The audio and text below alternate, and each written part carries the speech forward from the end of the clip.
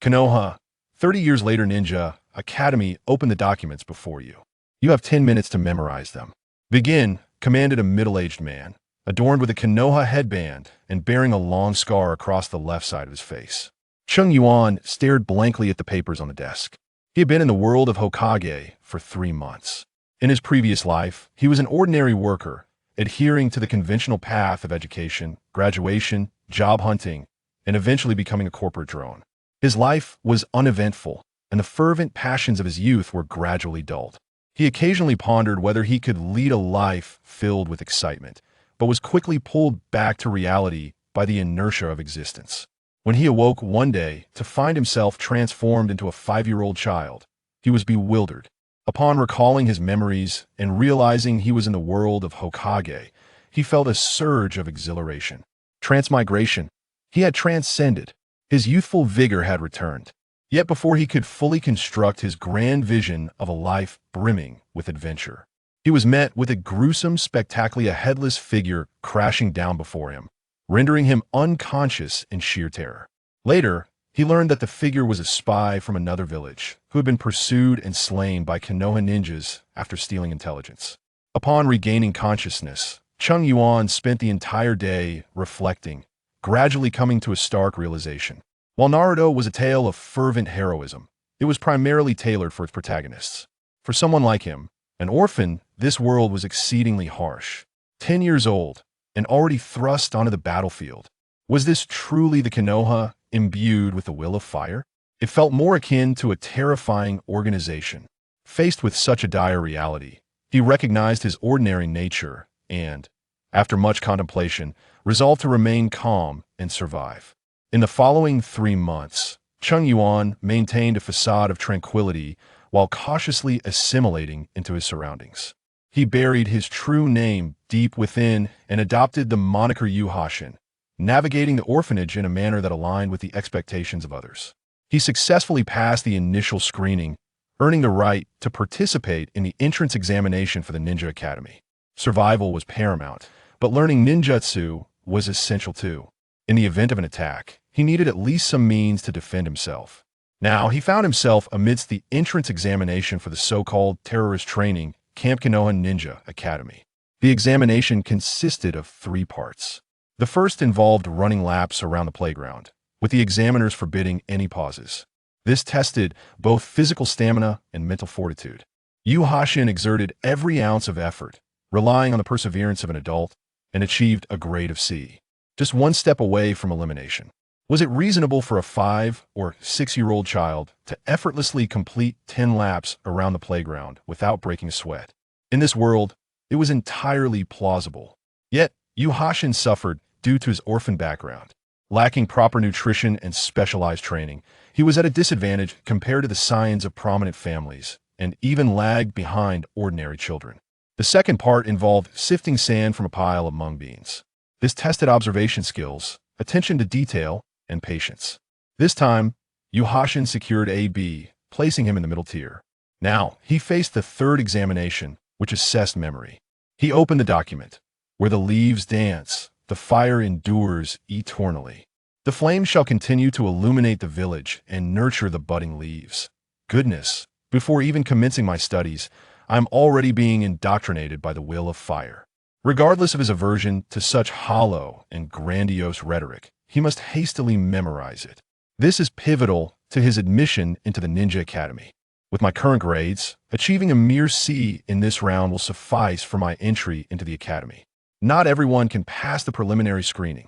Chakra is not an innate ability.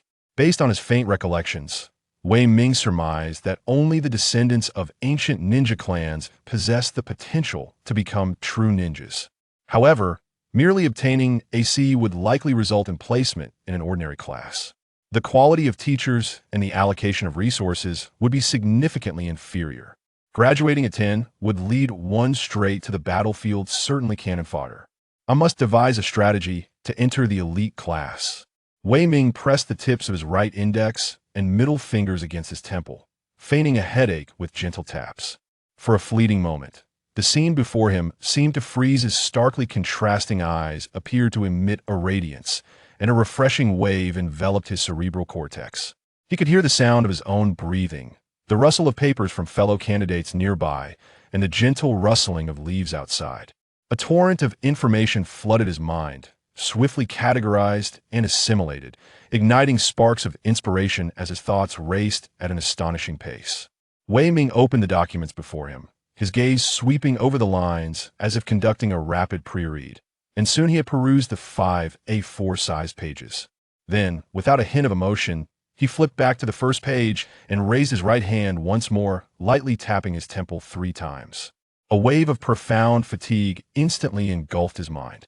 Wei Ming fought against the urge to yawn, resting his left hand under his chin, half closing his eyes, and mumbling as if reciting the documents.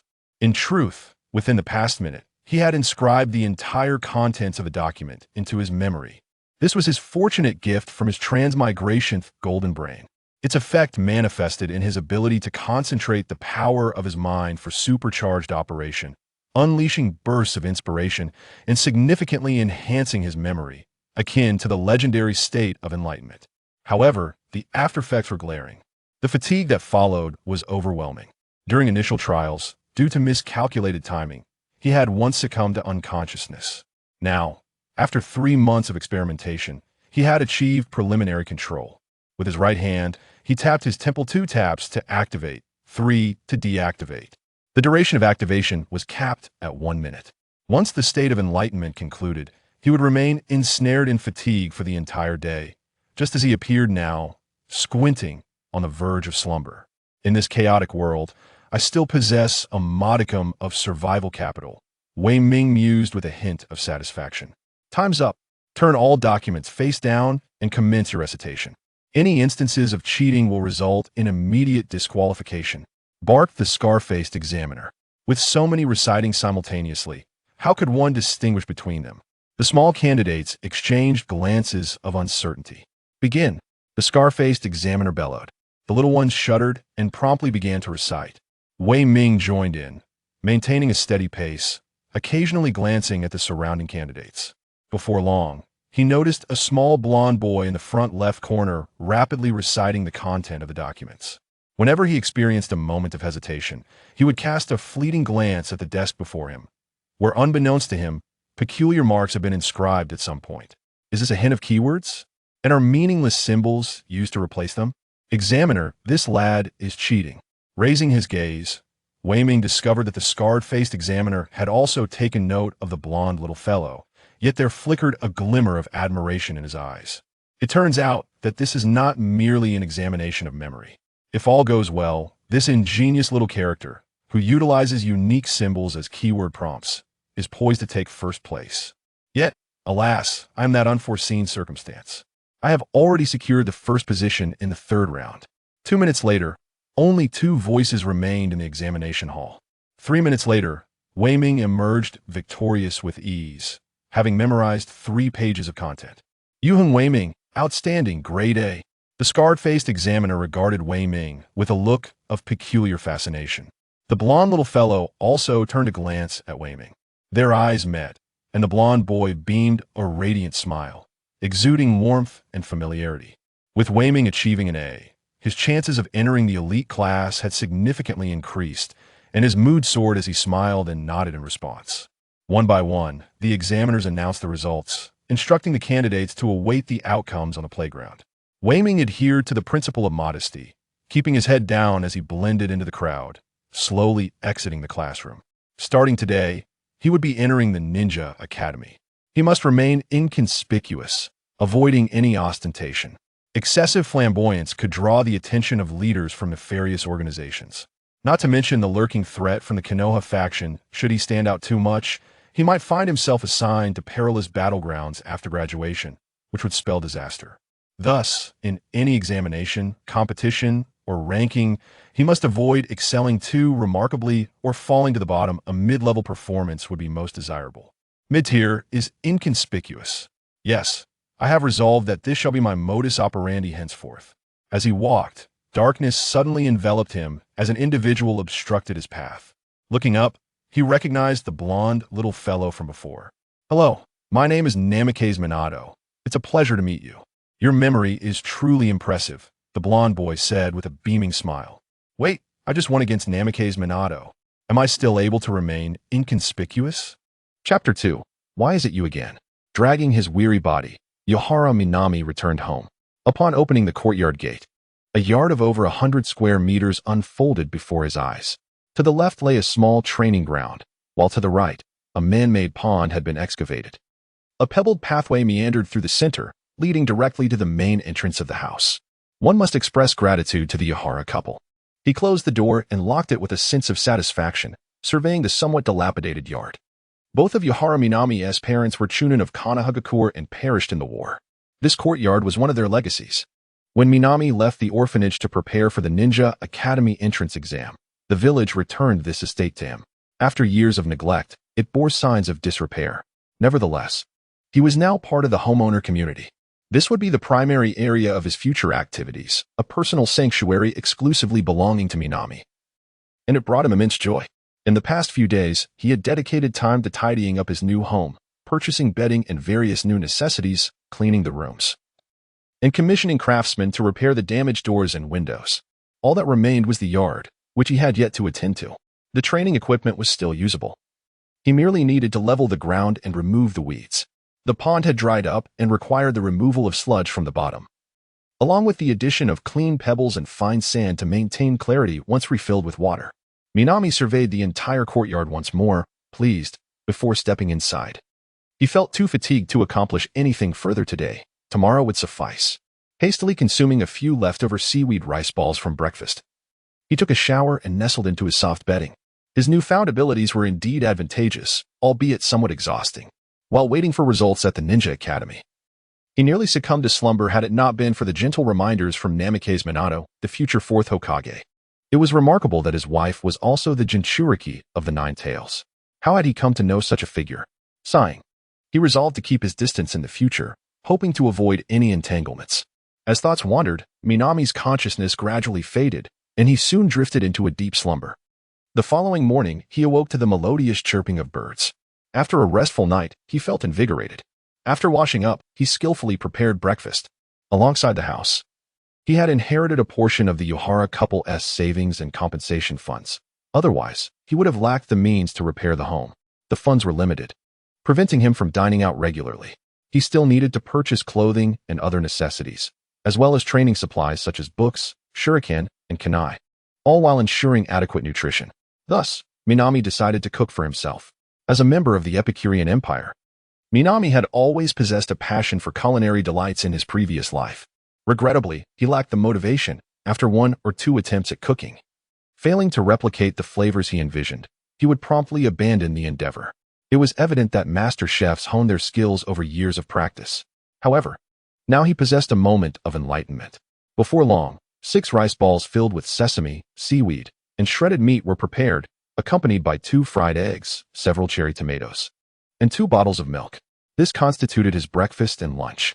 Packing half of it into a transparent glass container, he began to relish his morning meal. What I eagerly anticipate the most is the rice ball, a culinary creation born from his profound enlightenment. The roasting depth of sesame, the precise ratio of seaweed and meat floss, the moisture level of the rice, and the quantity of salad dressing are all perfectly balanced. A single bite reveals the dry, fluffy rice, the refreshing seaweed, the subtly sweet salad dressing, and the harmoniously salty sweet meat floss, all enveloped in an enticing aroma of sesame that instantaneously captivates the taste buds. Delicious. Truly, it is a delicacy earned through my moment of enlightenment. After breakfast, having tidied up the utensils, Wuming carries the lunchbox and stands before the full-length mirror to adjust his attire. He dons a white printed t-shirt adorned with the symbol of Konoha. Ah, splendid. This is a highly sought-after piece from the Konoha clothing store. Popularity signifies a multitude of buyers, a trend follower, an ordinary member of society.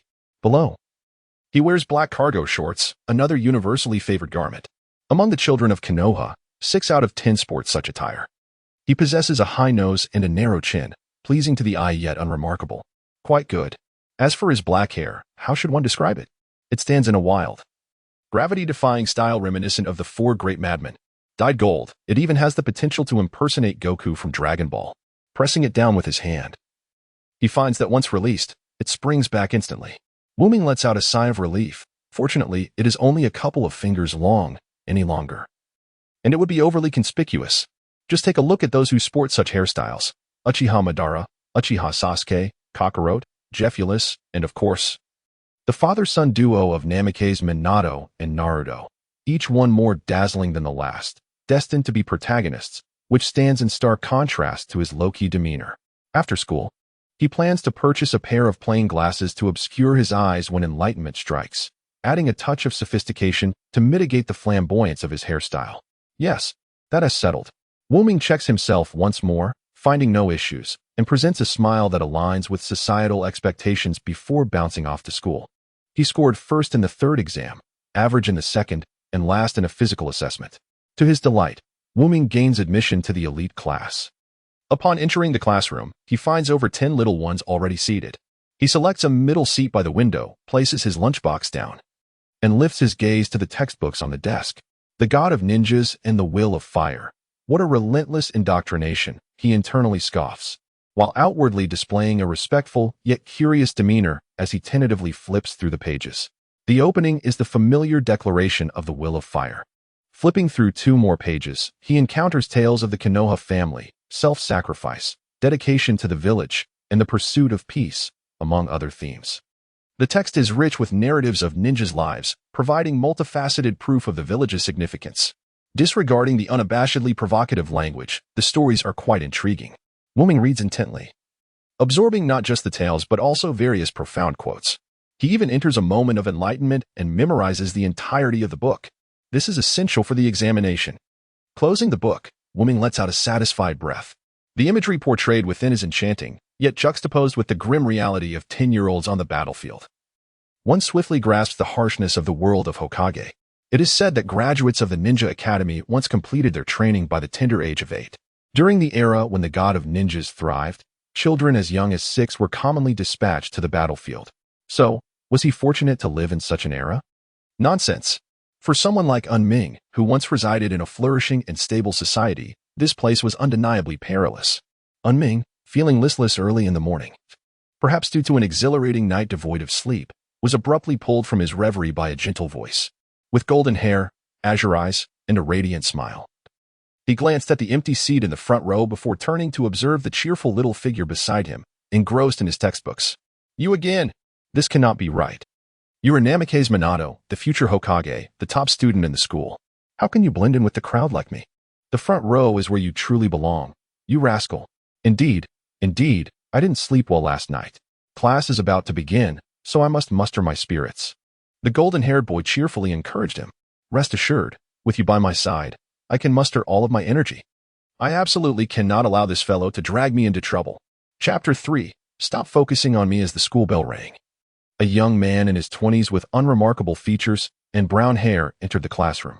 He surveyed the room with satisfaction, nodding approvingly, and greeted the students warmly. Hello everyone. I am Ishii Saburo, and for the next 4 years, I shall be your teacher. First, congratulations to all of you for passing the test and joining the class. Now, please introduce yourselves in order to become acquainted. Unming had anticipated this moment. In his previous life, whether at school or work, introductions were always a customary ritual upon entering a new environment. Yet amidst the plethora of words, only names held any significance.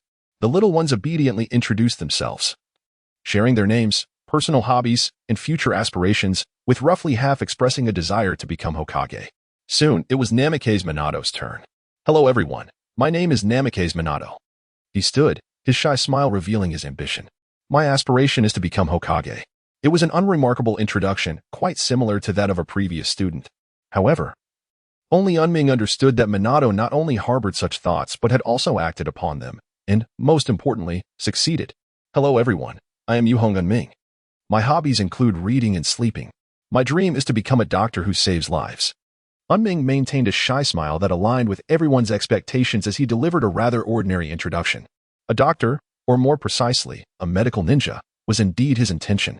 Medical ninjas rarely found themselves on the front lines. They predominantly remained in camps to heal the wounded.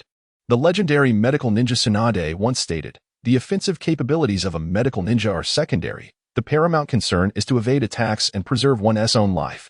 Isn't that essentially about safeguarding one's own existence? Well, since it was inevitable to find oneself on the battlefield, he resolved to be a prudent medical ninja. Although there existed even more steadfast roles, such as those in the sealing class that remained in the village, mastering sealing techniques was advanced knowledge. And he had no means to learn it. With the self-introduction concluded, the first lesson at the Ninja Academy officially commenced. Course content: the God of Ninjas and the Will of Fire. Despite the monotonous nature of the material and having completely memorized the textbook, Uzumaki Naruto maintained a spirited demeanor and attentively listened. He could not afford to show even a hint of impatience or disdain. Instead, he occasionally nodded in agreement and aspiration. Oh, this is what one might call political correctness. The morning class was rather tedious. As for the wondrous chakra, the God of Ninjas and the Will of Fire had yet to be fully covered. So how could it possibly teach the method of chakra extraction? Conversely, the afternoon's physical training class generously imparted the foundational exercises. For the esteemed clans such as Uchiha and Hyuga, this was mere common knowledge. However, for Naruto, who hailed from an orphan background, this represented invaluable knowledge for enhancing his strength. He meticulously recorded the information and diligently experimented. His deskmate, Namikaze Minato, similarly regarded the teachings as a treasure, tirelessly practicing in the expansive training grounds of the Ninja Academy, visibly improving his technique at an astonishing rate. Oh, genius is indeed genius, such as their capacity for learning. In contrast, Naruto's aptitude for physical skills seemed somewhat lacking. After merely half an hour of practice, he began to pant heavily, granting him no pretense of endurance. He was, after all, suffering the consequences of his physical limitations. That night, in his study, Naruto sat at his desk clad in a loose bathrobe. His home was quite spacious, featuring a large living room and 5 additional rooms. He had deliberately arranged the room on the west side of the living room to serve as his study. A pair of black-framed glasses rested at the corner of the desk, while notes on basic physical training methods lay open. A ninja is an agile assassin, cultivating muscles that possess both explosive power and endurance. Though not overly bulky, they are exceptionally functional. The movements, repetitions, and unique breathing rhythms are all accumulated wisdom from years of ninja training. With dedicated effort, one could at least achieve a physique that meets the standards of a genin upon graduation. Yet, such rigorous training is no easy feat. Few individuals in his past life could muster the resolve to lose weight. Years of sedentary work had dulled his already weak willpower, and now he was expected to endure grueling training akin to self-torture. If only there existed a less intense form of exercise. Naruto pressed his temples, deep in thought. Perhaps, just perhaps, it was not an impossible endeavor. With time for insight at hand, he could indeed tailor a method specifically for himself. He opened his notebook to record his thoughts. First, he would gather as much information on basic physical training methods as possible, as this was a tried-and-true approach. Second, he would compile knowledge related to human anatomy to avoid injuring his body. Third, he would seek out any unique training techniques that may exist, for there might already be similar methods available. Excellent, let us proceed with this plan. Tomorrow, I shall immerse myself in the library. This aligns perfectly with his persona, average in physical skills, a lover of literature, with aspirations of becoming a doctor, perfection. At the Ninja Academy, students busily engaged in running, push-ups, striking sandbags, kicking wooden posts, and exhausting their shuriken, creating an atmosphere of fervent activity. Naruto glanced at the target, accurately throwing his kunai to hit the bullseye, and then exhaled deeply, wiping the sweat from his brow. Ah, Wei Ming, your skills certainly need more practice, exclaimed a plump little fellow proudly, having just scored a hit in the 7th ring. For them, who had only recently begun their training in throwing, this was quite an accomplishment. I can't keep up. My physique is too weak compared to yours, Wei Ming responded, adjusting his glasses with a resigned expression. You should keep practicing, Yuan Tai. I'll rest under the tree for a bit. With that, he put away his shuriken and leisurely made his way to the tree, leaning against its trunk. After enjoying a brief respite, he retrieved a book from the gear pouch tied around his waist. This was a tome borrowed from the library, detailing techniques for utilizing breathing in exercise and combat. The content was quite enlightening, and he became engrossed in reading it. Wei Ming, I've noticed you slacking off again today. A voice suddenly jolted him from his concentration. He looked up to see that the sun had already begun its descent. It was Minato Namikaze. Is school almost over? I can finally go home, he exclaimed. Since when did we become so close? You don't need to keep an eye on me all the time. There are so many little girls in class chasing after you. Why do you always come near me? You know my physical skills are lacking. I can't compete with you in physical combat, and my shuriken throwing is far inferior to Yuan Tai and the others. However, I understand that my strength lies in my intellect. By accumulating knowledge now, I can become a better doctor in the future, Wei Ming said, pushing up his black-framed glasses with a smile, concealing his true thoughts. Stop deceiving yourself, Minato winked playfully, grinning. I know the reason you hit the 5th ring is that you only aimed for the 5th ring. How could you possibly have discovered my secret when I hit it so well? Wei Ming exclaimed, astonished. I've always been watching you, Minato said, observing Wei Ming's stiff expression with a smug smile. During the entrance exams, Minato had scored 3 hits, but in the 3rd round, he had been defeated by Wei Ming. Since then, he had taken a particular interest in his desk mate. The more he observed, the more he realized just how remarkable his companion was. While his own physical constitution was poor, making stamina contests quite challenging, when it came to technique, his desk mate was unmatched. For instance, he could hit the bullseye every time with his shuriken, while his extraordinary desk mate could score precisely what he aimed for. Such skill was surely the best in the class. Chapter 4. Breathing Techniques. Wei Ming surveyed the small pond, now free of the last remnants of silt, covered with a layer of clean river sand, and finally adorned with specially cleaned pebbles. He gazed contentedly at the newly refurbished pond. Beside it, he had installed a water supply system, a bamboo tube, as thick as an arm, resting on a beam.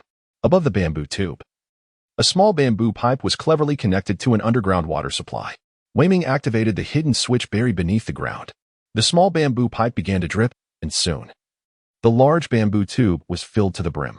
Under the force of gravity, the large bamboo tube suddenly tipped over, crashing against the stones at the pond's edge, sending a clear stream of water cascading into the pond. Excellent. This ambience has truly been elevated. Having traversed through realms, he naturally sought to possess a set of those ostentatious devices frequently depicted in anime. In his study, Wei Ming found himself somewhat troubled by the astute observations of Minato Namikaze. Fortunately, he managed to divert attention by alluding to his dream of becoming a doctor, which provided him a modicum of comfort. He silently hoped that no further complications would arise. With a slight murmur, he redirected his focus to the notes sprawled across his desk.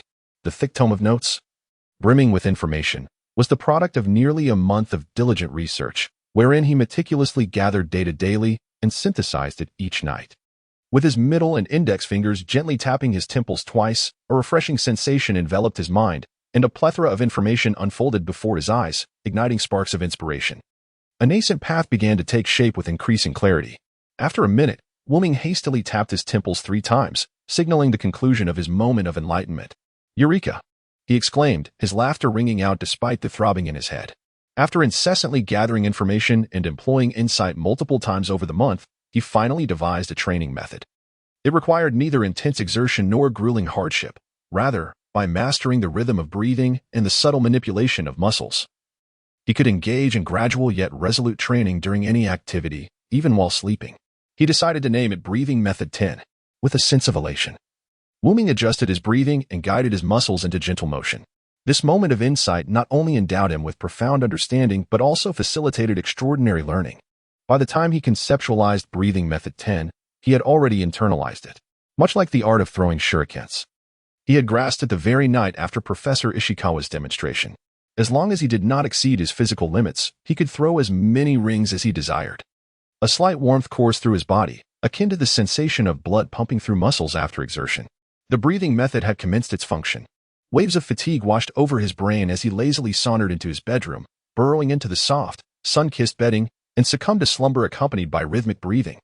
At the Ninja Academy, during midday, Wei Ming took his last sip of milk and, with a furrowed brow, rubbed his stomach. The breathing method is splendid, but it does seem to demand quite the appetite. The rice ball and milk set was no longer sufficient to meet his nutritional needs. He craved more protein. Or simply put, he yearned for meat. The thought of earning money flickered in his mind, only to be swiftly extinguished. He was not cut out for business. Even if he recalled certain classic success stories through insight, he lacked the courage to pursue them. A 6-year-old orphan cracking the code to wealth? That would surely invite trouble. Fishing appeared to be a promising alternative. Wei Ming recalled a river not far from his home, though he could not recall its name. Who would bother to name the river flowing past their door? The water, sourced from the confluence of highland streams, meandered through the hidden leaf village. Becoming an angler seemed rather appealing, he mused contentedly. Habitually, he pulled out a book to peruse. With Breathing Method 10 in his hands, Wuming found himself increasingly dismissive of the basic physical training techniques. After all, the breathing method was continuously refining his body, regardless of the activity. While others busied themselves with physical training, he sought refuge in the shade, absorbed in his reading. Wei-Ming, a physician, must also maintain good health. You cannot solely devote yourself to books. You must engage in reasonable exercise, urged Minato Namikaze earnestly from the side. He did not oppose Wei-Ming's pursuit of medical knowledge. Yet he firmly believed that a ninja must possess a certain level of physical fitness. Noticing Wei-Ming's indifference, Minato hesitated for a moment before resolutely stating, "Wei-Ming, I must share some unfortunate news. Please do not take offense." Fearing to provoke Wei-Ming's pride, Minato leaned closer and cautiously remarked, "Some classmates have secretly dubbed you a bookworm. Let shame fuel your ambition." He aimed to ignite his friend's drive for improvement. "Reading is fine, but you cannot spend all your time on it. Look, there are already those who call you a bookworm. Wei-Ming, you need to perk up. Someone called me a bookworm. What a delightful turn of events." Wei-Ming rejoiced. A frail individual with exceptional medical skills, does this not solidify his persona? Minato exclaimed, "Is this truly a delightful turn of events?" Watching Wei-Ming delve deeper into his studies, Minato felt bewildered. This was not what he had envisioned. Shouldn't Wei-Ming feel disheartened, prompting Minato to encourage him until he found the motivation to train diligently? Why then? Was he becoming increasingly engrossed? Wei-Ming paid no mind to the perplexed expression of his blonde classmate. He had often claimed to enjoy reading in his past life, but that was merely for show. Reading? At most, he glanced at internet novels, traditional literature, popular series, and scholarly texts, all requiring mental engagement. He considered it an achievement to read, even one in a year. Now, however, he genuinely enjoyed it. With diligent study, he could grasp an entire book in a single reading, returning home enlightened, the text etched into his mind, from which he could distill the essence. Had he possessed such a skill in his past life, he would have easily gained admission to any prestigious university. This time, everyone performed admirably. The top scorer was Yushu Wei-Ming. Ishii Saburo looked upon Wei-Ming with approval, to which Wei-Ming responded with a shy smile. The god of ninjas and the will of fire, indeed, was the subject of their examination. The second place went to Minato Namikaze, who garnered Ishii's commendation. "You have yet to surpass me," he remarked with a hint of chagrin. "Oh, it's merely this small talent of mine," Wei-Ming humbly replied.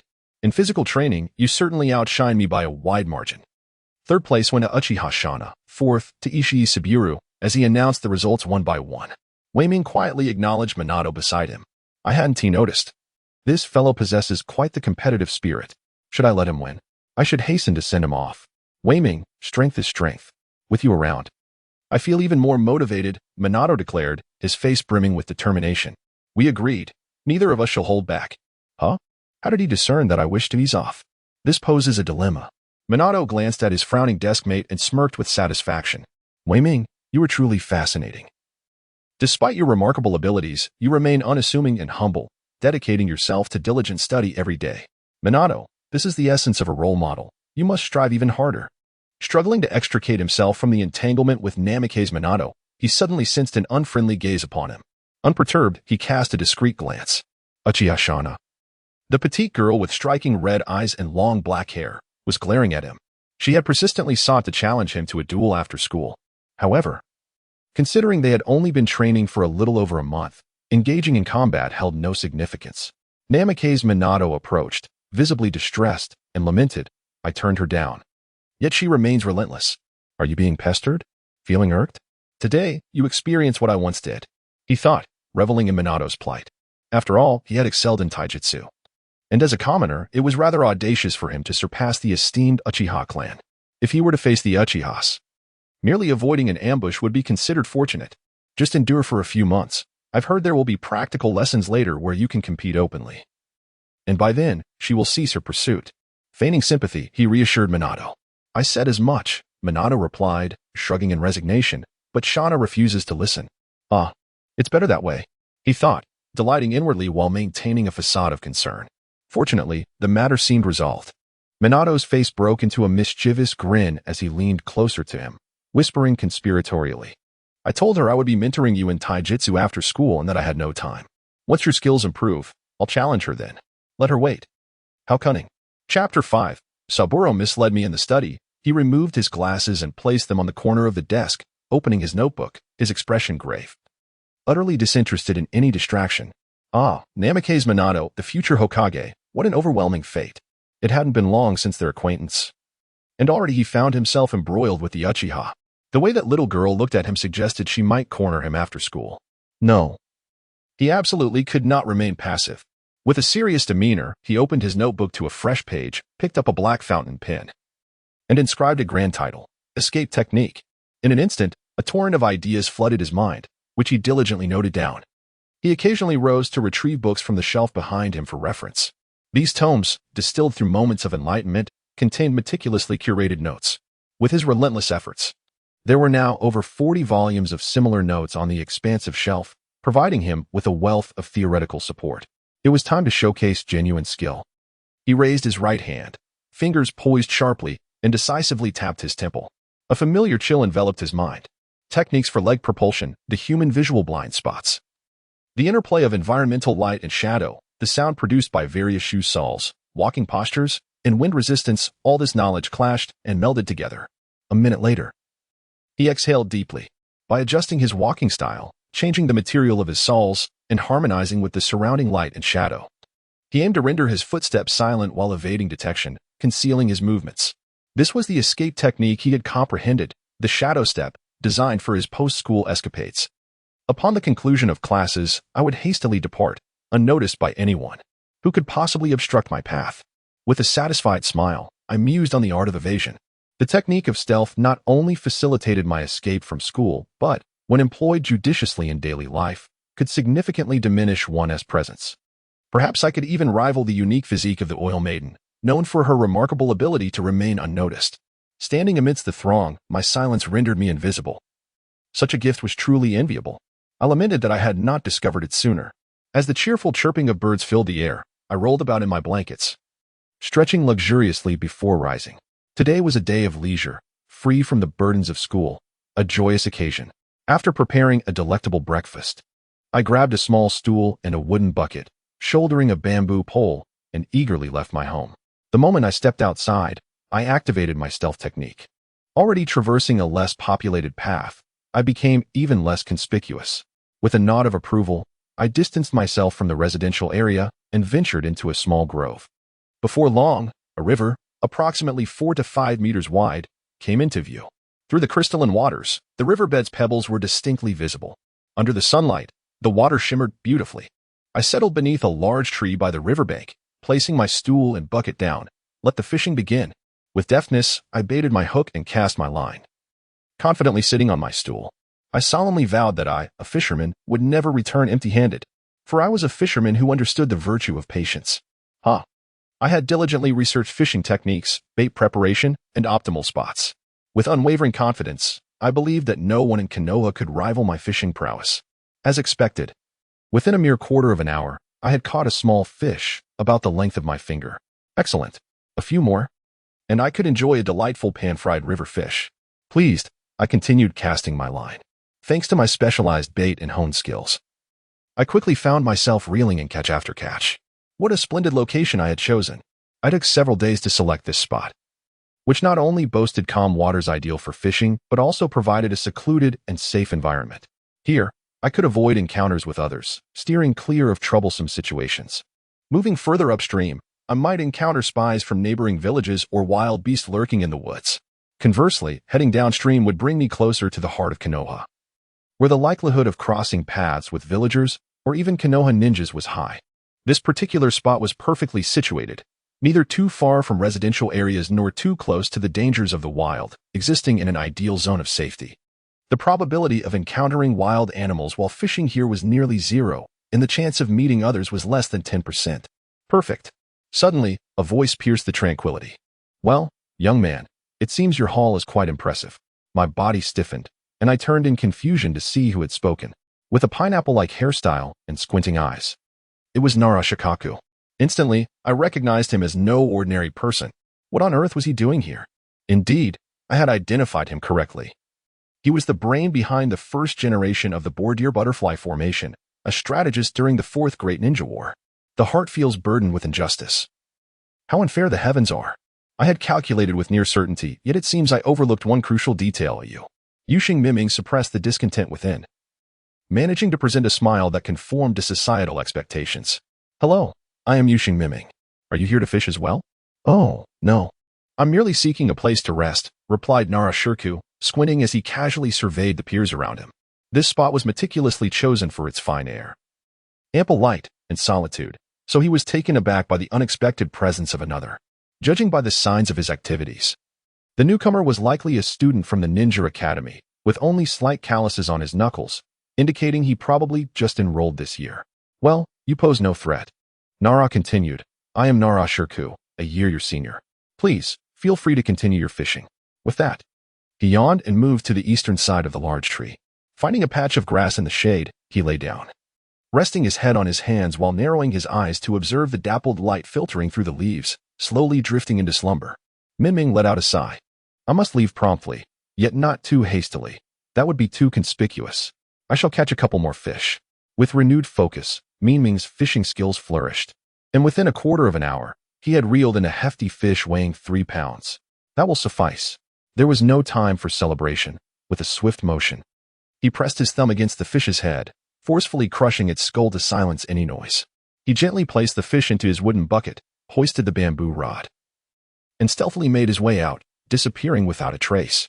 Once home, Miming finally exhaled in relief. Who would have thought he would encounter Nara Shirku? That place was now off limits. Returning might lead to more than just a pineapple head. Yet, glancing down at the bucket brimming with his catch, his spirits lifted. Perhaps he could buy some eggs and milk, managing his ingredients for a week's worth of protein. Should he prepare poached fish slices, pan-fried fish chunks, or a clear fish soup? At 2 in the afternoon, the sun had shifted slightly westward, yet the temperature felt even higher. However, in the wild, a gentle breeze rustled through the trees, creating a refreshing atmosphere under the shade. A leaf floated down gracefully, landing with a soft thud. Nara Shirku awoke, stretching luxuriously. That nap had been truly delightful. Indeed, avoiding Dingzhua and Hyde had granted him such tranquility. How goes the fishing, Yuxing Miming? He called out lazily, not bothering to turn around. Yuxing Miming? Nara Shirku instinctively furrowed his brow, realizing he had slept too soundly. Rising, he brushed off the grass from his trousers, inhaled deeply, and resolved to return to this serene spot for another nap. Would he encounter this quiet young man again? A smile graced Nara's lips as his gaze swept over the leaves around him, suddenly halting. Was I awakened by the sound of a leaf falling? Was Minming's departure quieter than that? Nara's mind began to analyze instinctively. Yuxing Minming? It seemed there was no Yuxing family in the village. He is merely a year my junior. Such an ability to move stealthily is truly remarkable. Surveying the surroundings, Nara Shikaku couldn't help but shrug his shoulders. Safe, tranquil, and undisturbed. The fishing spot chosen by Makoto was not arbitrary. Are we not in perfect accord? It seems I cannot return here next time. As he is someone who dislikes being disturbed, Shikaku mused, touching his nose. He avoids trouble and does not wish to inconvenience others. The following day, in the classroom of the Ninja Academy, a new week commenced. The excellent test results from the previous week indicated that everyone had adapted to the life of the ninja school. Ishii Saburo, with a gentle smile, announced, from now on, your coursework will gradually intensify and a new subject will be added. The little ones immediately erupted in lamentations. Saburo seemed to have anticipated this reaction, raising his hand to quell the noise and calmly stating, this subject is called ninjutsu. The little ones instantly perked up with excitement. It is not easy. If you fail again, who knows when you will be able to study ninjutsu? Makoto glanced at a few robust classmates behind him who were shouting exuberantly. Why are we starting ninjutsu lessons now? Because last week's exam on the God of Ninja and the Will of Fire saw the entire class pass, including those burly fellows at the back. Makoto, wearing a broad smile, inwardly scoffed. All right, everyone quiet down. Next, we will learn the most crucial aspect of ninjutsu, hand seals. Ishii Saburo, capitalizing on the surge of enthusiasm, hurriedly began teaching the tedious and challenging hand signs. Why not teach chakra refinement techniques? Must we endure more evaluations? The training philosophy of this terrifying organization's camp is indeed meticulous. While grumbling, he earnestly followed Ishii Saburo's lead in learning the hand seals. One must acknowledge that true ninjas rarely use hand seals. They merely clap their hands and summon what they desire. Unfortunately, for a long time to come, he would not become a proper ninja. Learning hand seals is hardly shameful. Even the likes of Itachi and Orochimaru must employ them. All right, everyone, follow my lead. Ishii Saburo suddenly clapped his hands, capturing the attention of all, including Makoto, The entire class instinctively turned to Ishii Saburo, mimicking his movements. First seal, second seal. Ishii Saburo carefully controlled the illusion, closely watching all the students. By employing a mild illusion to guide the students in smoothly performing the hand seals, he aimed to help them perceive chakra as swiftly as possible, which is a common teaching method at the Ninja Academy. The students are all elites. After initial practice, with the aid of the illusion, most of the students were able to seamlessly execute 5 seals in one breath. Beginning with the 6th, some stumbled and faltered. 8th seal, 10th seal, 11th seal. Very good, hold on. As long as you can smoothly perform 12 seals in one breath, there is a significant probability of refining chakra. The key is rhythm, a flowing rhythm. Keep going. Just 1 seal away. Oh. So the continuous execution of 12 seals from beginning to end is indeed the essence of chakra refinement that has momentarily enlightened Wuming. The restless energy within me must be chakra, I suppose. This doesn't seem too difficult. It feels as though pressing down my thumb to complete the final motion of the 12 seals will immediately ignite the chakra. Just as Sanling said, the key lies in the rhythm. Our breathing technique 10 is precisely about rhythm, isn't it? Wait, hold on, igniting the awakened chakra immediately? No, that cannot be. How can I refine chakra on my very first attempt? This does not align with my low-profile persona. At the very least, I must wait until half of the class has succeeded. Focus. With a thunderous command, Ishii Sanlang suddenly intensified the illusionary power, delivering a startling wake-up call. Wuming's meager consciousness, still in its nascent stage, was instantly suppressed. His right thumb naturally bent and pressed down. Buzz. It was as if electricity coursed through him, sending waves of tingling vibrations across his body. It felt akin to touching a static electricity sphere, every hair on his body standing on end. Bang! A surge of power erupted from within, causing his loose garments to billow as if caught in a tempest, emitting a deep, resounding boom. Wow! Everyone, look! Classmate Yuhong Wuming has successfully refined chakra. He is the first, and indeed the only successful student. Applause echoed around. Wuming thought, who am I? Where am I? And why are you all staring at me? Noticing the envious, astonished, resentful, and jealous gazes surrounding him, Wuming felt a prickling sensation at the back of his head. Wuming, congratulations! I knew you were a genius, exclaimed Minato Namikaze, clapping enthusiastically, his face alight with joy and determination in his eyes. Oh no, this kid has truly crossed paths with me. He then sensed an intensely discontented gaze directed at him. Without needing to look, he knew who it was, Uchiha Shana, the petite girl with long, straight black hair. Wuming forced a smile that was more akin to a grimace, raising his gaze to fixate on the beaming Ishii Sanlang, wishing he could leap up and pummel him into a pig's head. Sanling has misled me. Chapter 6. This accursed encounter. The black fountain pen glided across the page, sketching a symbol reminiscent of rippling water in his notebook. Wuming tapped his temples thrice, ceasing his moment of enlightenment. In recent days, Ishii Sanlang has been teaching information encoding and decoding. His notes are reflections on the reading materials from the library. Rising, he returned the notes to the third shelf behind him, where 5 similar notebooks already resided. Through Wuming's efforts, the shelf behind him was gradually being filled. Another week of abundant gains had passed. Wuming reveled in this increasingly fulfilling life. If only the matter of chakra extraction could be disregarded, it would be perfect. Wuming felt a gnawing resentment. Who would have thought that Ishii Sanlang would employ illusions as a teaching method? With those thick eyebrows and large eyes, I never imagined he could be so cunning. Out of the blue, he hit me with this. Isn't it said that those who have reincarnated possess formidable mental strength? Shouldn't immunity to illusions be fundamental? Why was I so easily overwhelmed? I need to arrange for enlightenment regarding illusion techniques as soon as possible. Wuming pondered anxiously. Naruto, also known as the Legend of the Eyes, features the adept illusionist known as the Uchiha clan, whose mastery of Genjutsu is unparalleled. With merely the willpower of an office worker, even Saburo Ishii could astound himself, let alone those Uchiha with their crimson eyes. It is indeed a fault of my own carelessness. Rumor has it that next week we shall learn the body flicker technique. This time, I must not seek the spotlight again. Unmei sternly admonished himself. Following the chakra refining incident, Unmei has held himself to stringent standards, meticulously considering every action he takes, striving to cultivate the persona of a theoretical genius while maintaining the faade of a clumsy practitioner.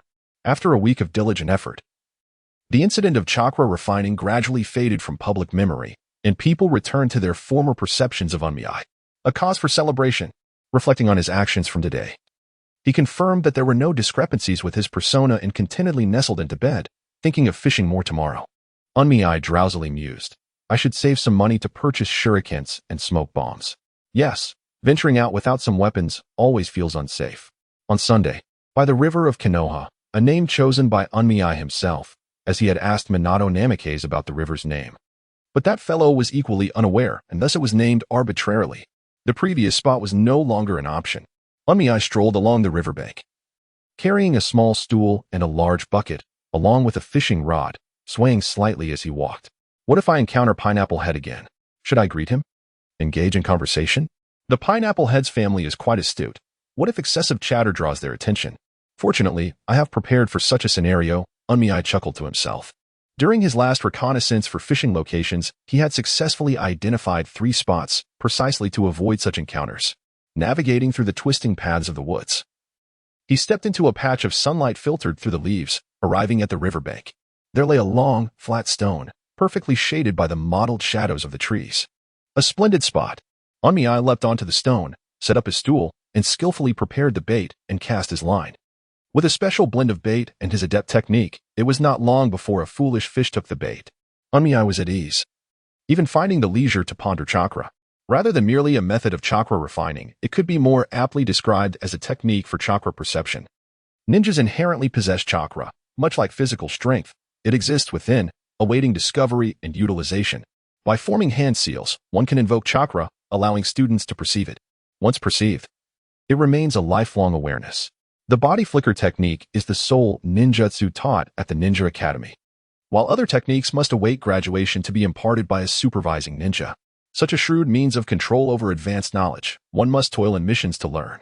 However, medical ninjas are different.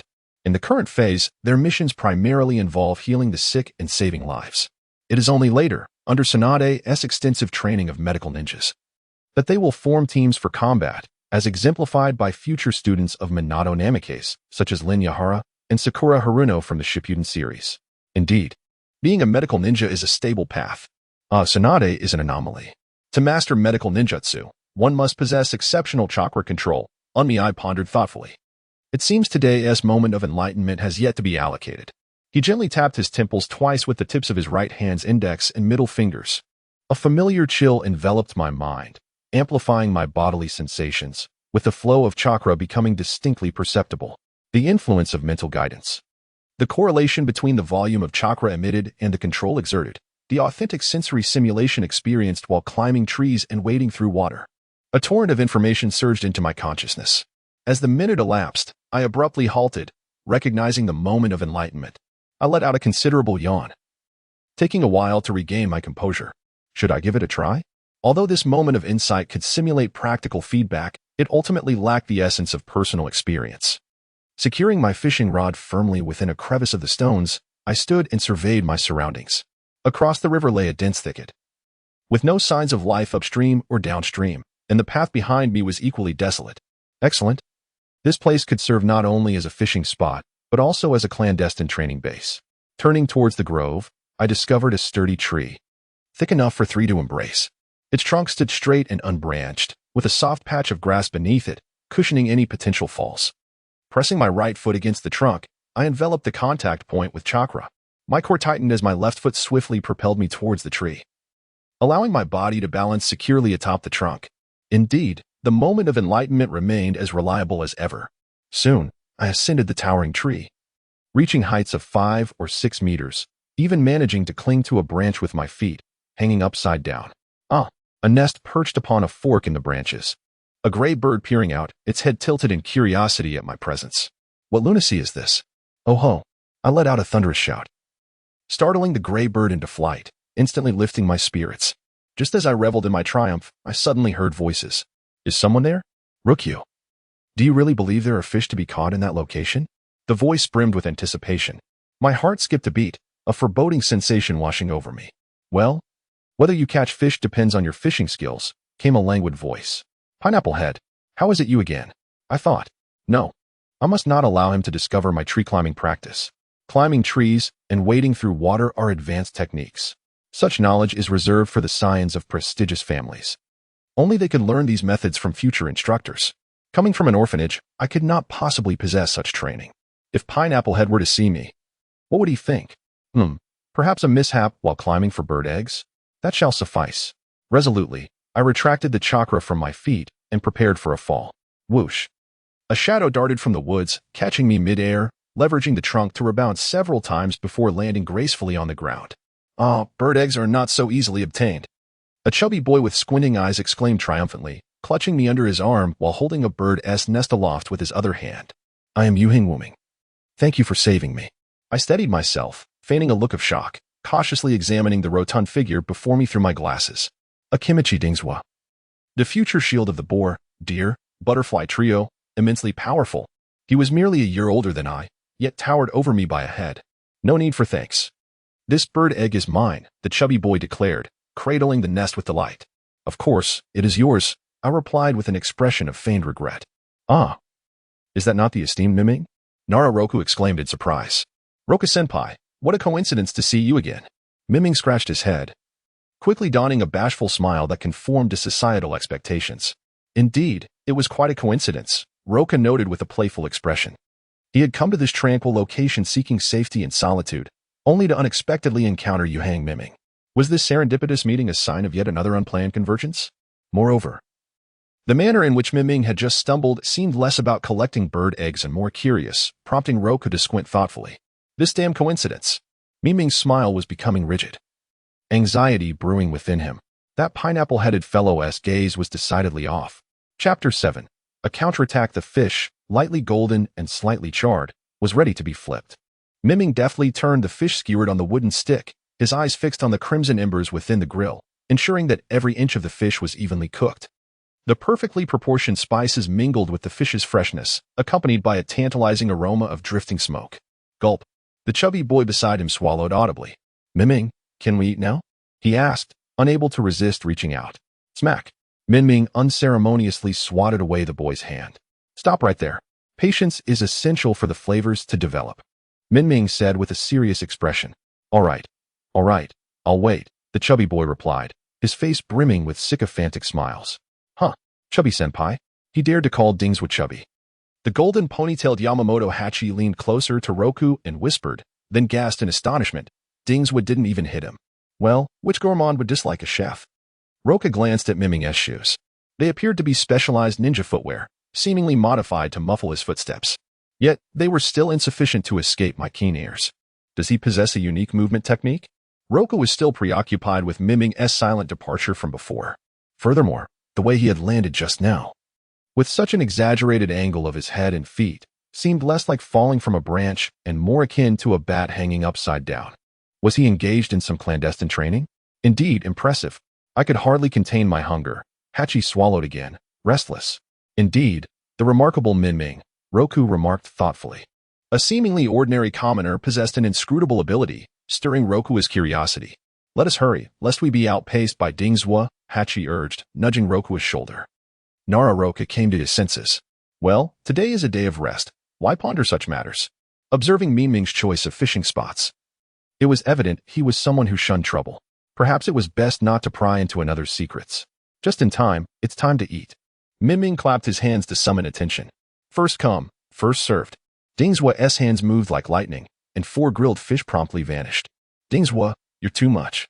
Leave some for me, Hachi exclaimed, quickly snatching 2 fish from the grill. The last one was stealthily claimed by Nara-Roku. Well, Brother Waming, would you like a skewer? The chubby Dingzhua hesitated for a moment, his face contorted with reluctance as he handed Waming a skewer of grilled fish. Go ahead and eat, Senior Fatty. I'll grill some more. Waming shyly waved his hand in refusal, but then deftly resumed grilling. Could Dingzhua truly part with his grilled fish? I was astonished, nearly forgetting to spit out the fish bones. The plump member of the Akimichi clan had an almost frightening obsession with food. Only the closest friends were granted a share of their culinary delights. After all, this fish belongs to Brother Waming, Lujin remarked, savoring the delectable morsel. Why? It was simply because Dingzhua had been utterly captivated by the deliciousness. He yearned for more exquisite flavors. Waming took a moment to bait his hook and then turned back to tend to the charcoal, grilling the fish. He wore a joyful smile, reveling in the delight of making new friends. Yet internally he lamented, how did things escalate to this? Having been saved from a feigned fall, He thought it only reasonable to offer a few fish in gratitude. Yet, the other party invited him to join a barbecue in the wild. Deep down, Wei Ming was inclined to decline. However, a blatant refusal would not do. If they had the leisure to collect bird eggs, how could they not find time for an outdoor barbecue?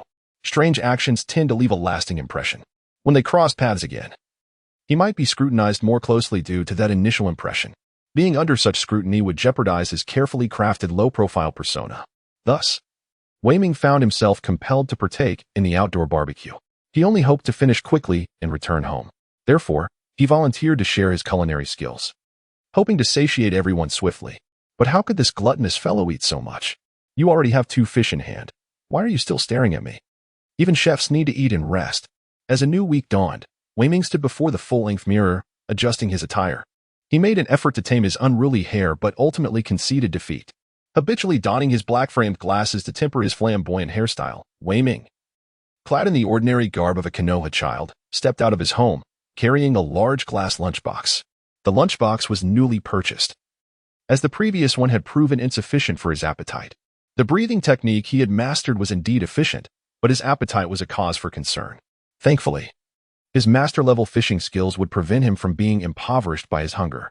Reflecting on his unexpected encounter with Zhu Luodai the previous day, Wei Ming found it difficult to articulate his thoughts. He would need to change locations next time. Life at the Ninja Academy was uneventful. Wei Ming diligently maintained his low-profile persona. The elite class lived up to its reputation. By the last day of the previous week, every student had successfully completed the refinement of their chakra perception. In addition to continuing lessons on intelligence gathering, interpretation, and disguise, Ishii Saburo began teaching transformation techniques, which could also be referred to as concealment techniques. A series of knowledge regarding methods to hide oneself in various environments occupied a significant portion of the curriculum. With only a small fraction dedicated to ninjutsu transformation techniques, an art that employed chakra to achieve optical illusions, the concealment technique seemed to complement the silent movement technique, making his actions even more discreet. As I pondered the integration plan, an overwhelming sense of disorientation washed over me. "Everyone, follow my lead and form the seal," shouted Ishikawa Saburo with fervor. "What the heck?" I exclaimed, sharply twisting my thigh in irritation, casting a cold glare at Ishikawa. "You little brat. Are you trying to ensnare me with your illusion again? I, Yohana Minagi, shall not stumble over the same stone twice."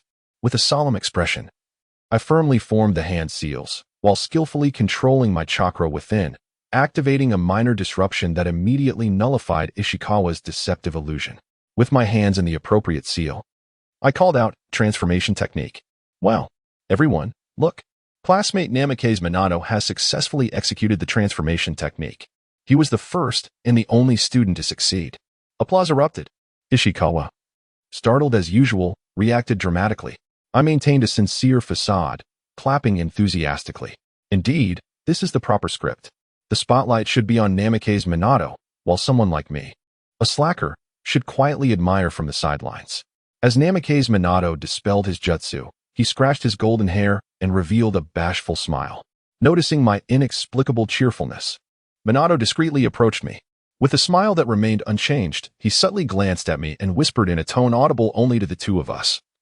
"I saw you pinching your thigh earlier. You're definitely skilled too." I replied. "You are the true genius." "I am not. I didn't. Don't say such things."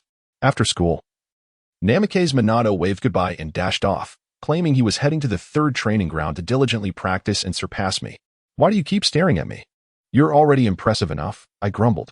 However, upon reflection, perhaps it was for the best. With Minato diligently training, I wouldn't have to be constantly urged to practice myself. Was I feeling liberated? Joyful? I couldn't quite decipher his thoughts. While he proclaimed his intent to surpass me, he also kept an eye on my training. I hardly had time to read in peace, often resorting to feigning illness. I would pretend to train for a bit, then immediately pause to catch my breath, engaging in a battle of wits to evade rigorous training. "Yohana Minagi." A cold voice resonated from behind. Who could it be? I turned, my body freezing in place. With long black hair, large eyes, and an oval face emanating authority, a sense of dread washed over me. Oh no, it was the Uchiha clan's harbinger of chaos. So that's why Minato was in such a hurry. He was fleeing from this battle-hungry little girl. Aside from myself and Namikaze Minato, this young lady had already bested all the boys in the class. Was she now extending her grasp towards me? I contemplated collapsing dramatically to avoid her wrath. No, that would be utterly foolish. I could very well be beaten to a pulp by this fierce little girl. Uchiha-san, do you need something from me? I altered my breathing rhythm, allowing my facial muscles to relax slightly, letting the blood drain from my face, rendering me pale and feeble. Uchiha furrowed her brow at the sight of the slightly hunched classmate before her. TCH, what a pathetic boy. There is no value in engaging with such individuals. A ninja must first recognize their own abilities. Otherwise, they risk causing harm to themselves and others, the young girl remarked solemnly. Huh. You are more suited for intelligence processing rather than attempting to rush to the front lines, she added, her tone growing increasingly blunt as she noticed the bewilderment on her companion's face. Intelligence processing personnel are merely office clerks, right? Perfectly suitable. This cold-faced little girl had unexpectedly captured my heart. Do not squander excessive time on physical techniques, Uchiha Shana admonished sternly. Indeed, you are absolutely correct. Unmei nodded vigorously. Seeing Unmei accept her advice, Uchiha Shana's expression softened. Tell Namikaze Minato to stop hiding and accept my challenge like a man. Trouble with Minato? Huh, that is quite delightful. Uchiha Shana had longed to confront Namikaze Minato. That fellow had the audacity to fabricate lies, shamelessly using Unmei as a shield, claiming he had no time to practice because he had to tutor himself after school. The entire class believed him. What a sunny-faced rascal, deceiving others without a hint of remorse. Little did they know, the straight-haired girl was about to pull the rug out from under him. Heh. Unmei's eyes twinkled mischievously. Today, she would turn the tables. With an abashed grin, Unmei scratched her head and chuckled. I have already delayed Minato for quite a while. My dream is to become a doctor, and I do not require exceptional combat skills. Uchiha Shana's eyes suddenly brightened. Exactly. It was this spirited gaze that was necessary. Minato wanted me to head to the third training ground, but I refused as I was exhausted from this afternoon's physical training class. Unmei said this seemingly casually, smiling. Listen, I have already made myself clear. Hurry and deliver a decisive blow to Namikaze Minato. Uchiha Shana's eyes sparkled with excitement. This was an excellent opportunity to complete the challenge and prove that the Uchiha clan was indeed the best. Shana, it's time to go home, a gentle voice called out. Not far away, a serene girl with long, flowing hair waved. Uchiha Makoto, Shana's deskmate and the future mother of Itachi and Sasuke, was a person of significant destiny. Let us go, Shana exclaimed, a rare smile gracing her face. She then turned to Unmei, her expression quickly shifting to one of seriousness as she prepared to bid farewell. Thank you, Unmei, huh? Where are you? Just a moment ago, Unmei had been standing nearby. Uchiha Shana's large eyes filled with confusion. A living person had silently departed right beside her, and she had not noticed at all. If the individual had attacked her, Uchiha Shana froze. It would have been disastrous. Chapter 8. The Jester is me. The following day, Unmei arrived early at the classroom, awaiting Namikaze Minato. After all, the straight-haired girl was still a member of the Uchiha clan.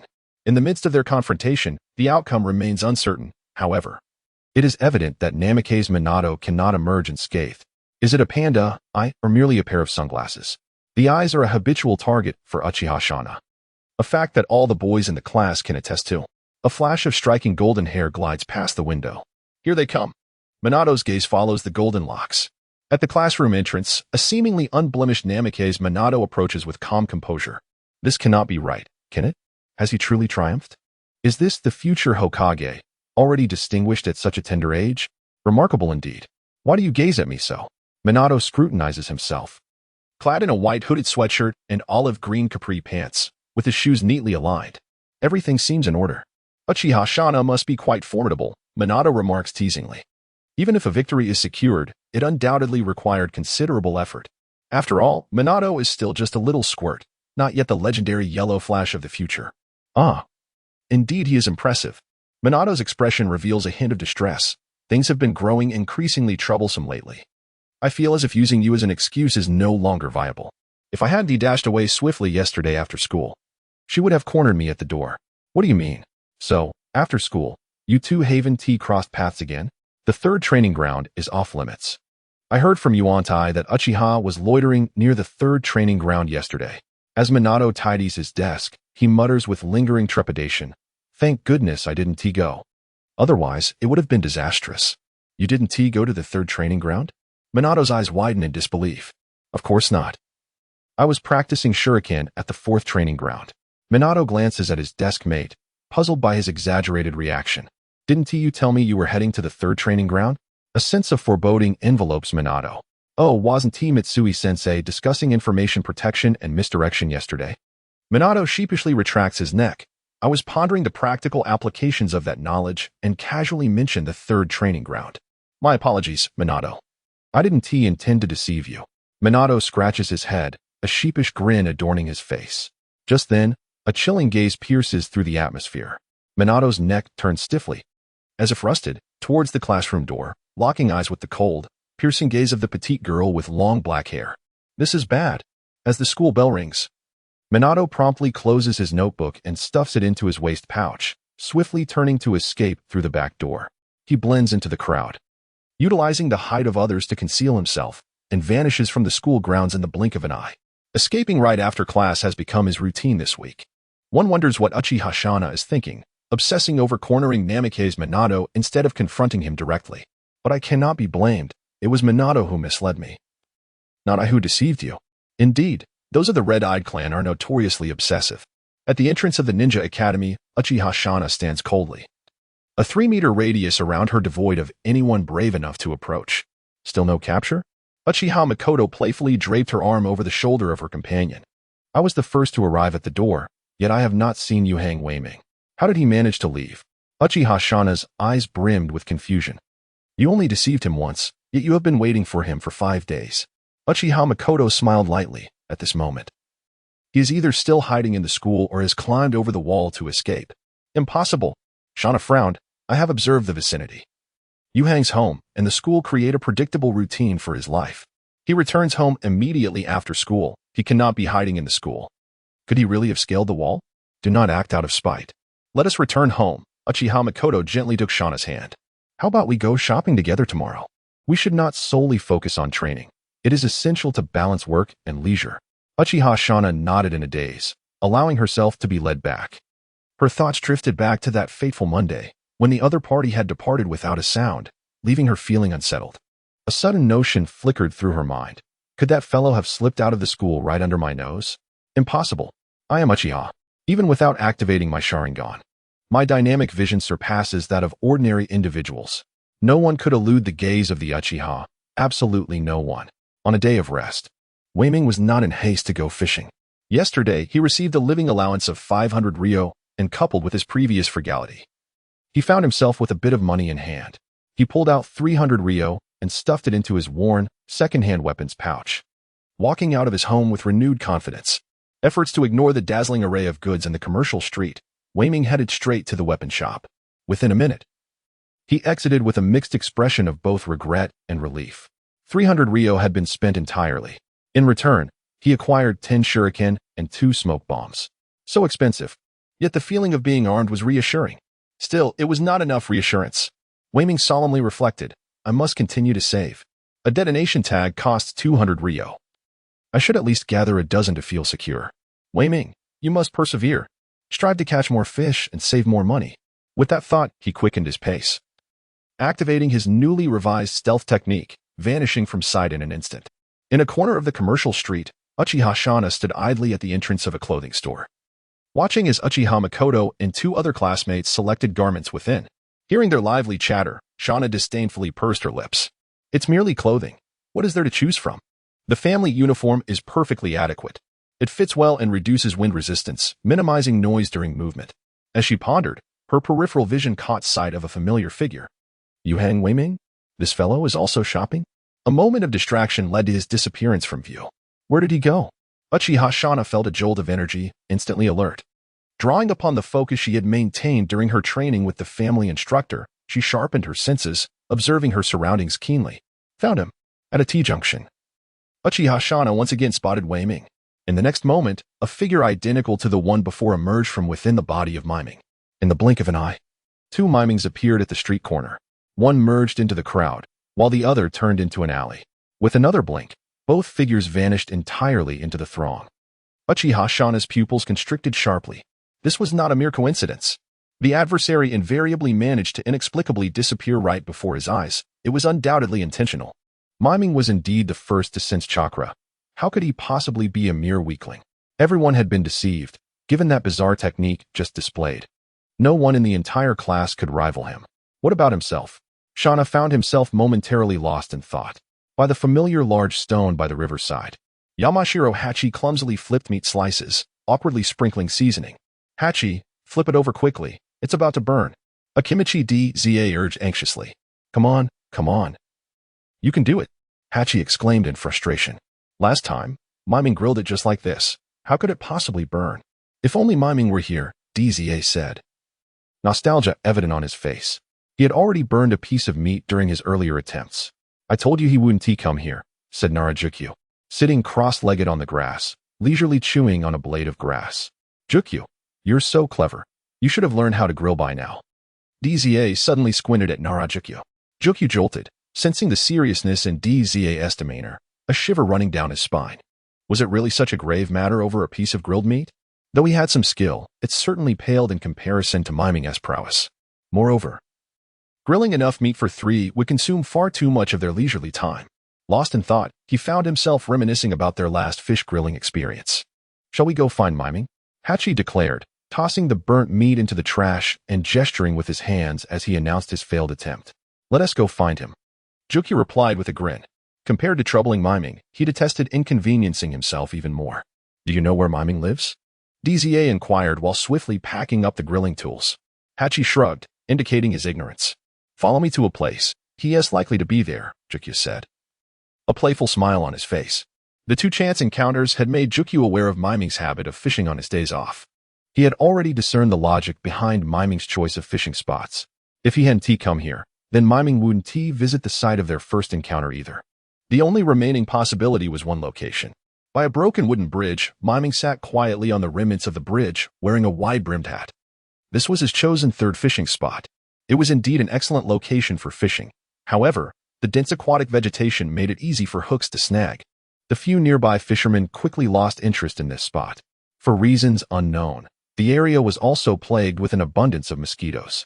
Yet, before the mastery of his fishing skills, none of these issues were of concern. The exquisite art of casting hooks allowed him to effortlessly evade the underbrush. As for the mosquitoes, Wuming glanced at the fist-sized hollow metal sphere beside him, from which a faint wisp of blue smoke was emanating through its perforations.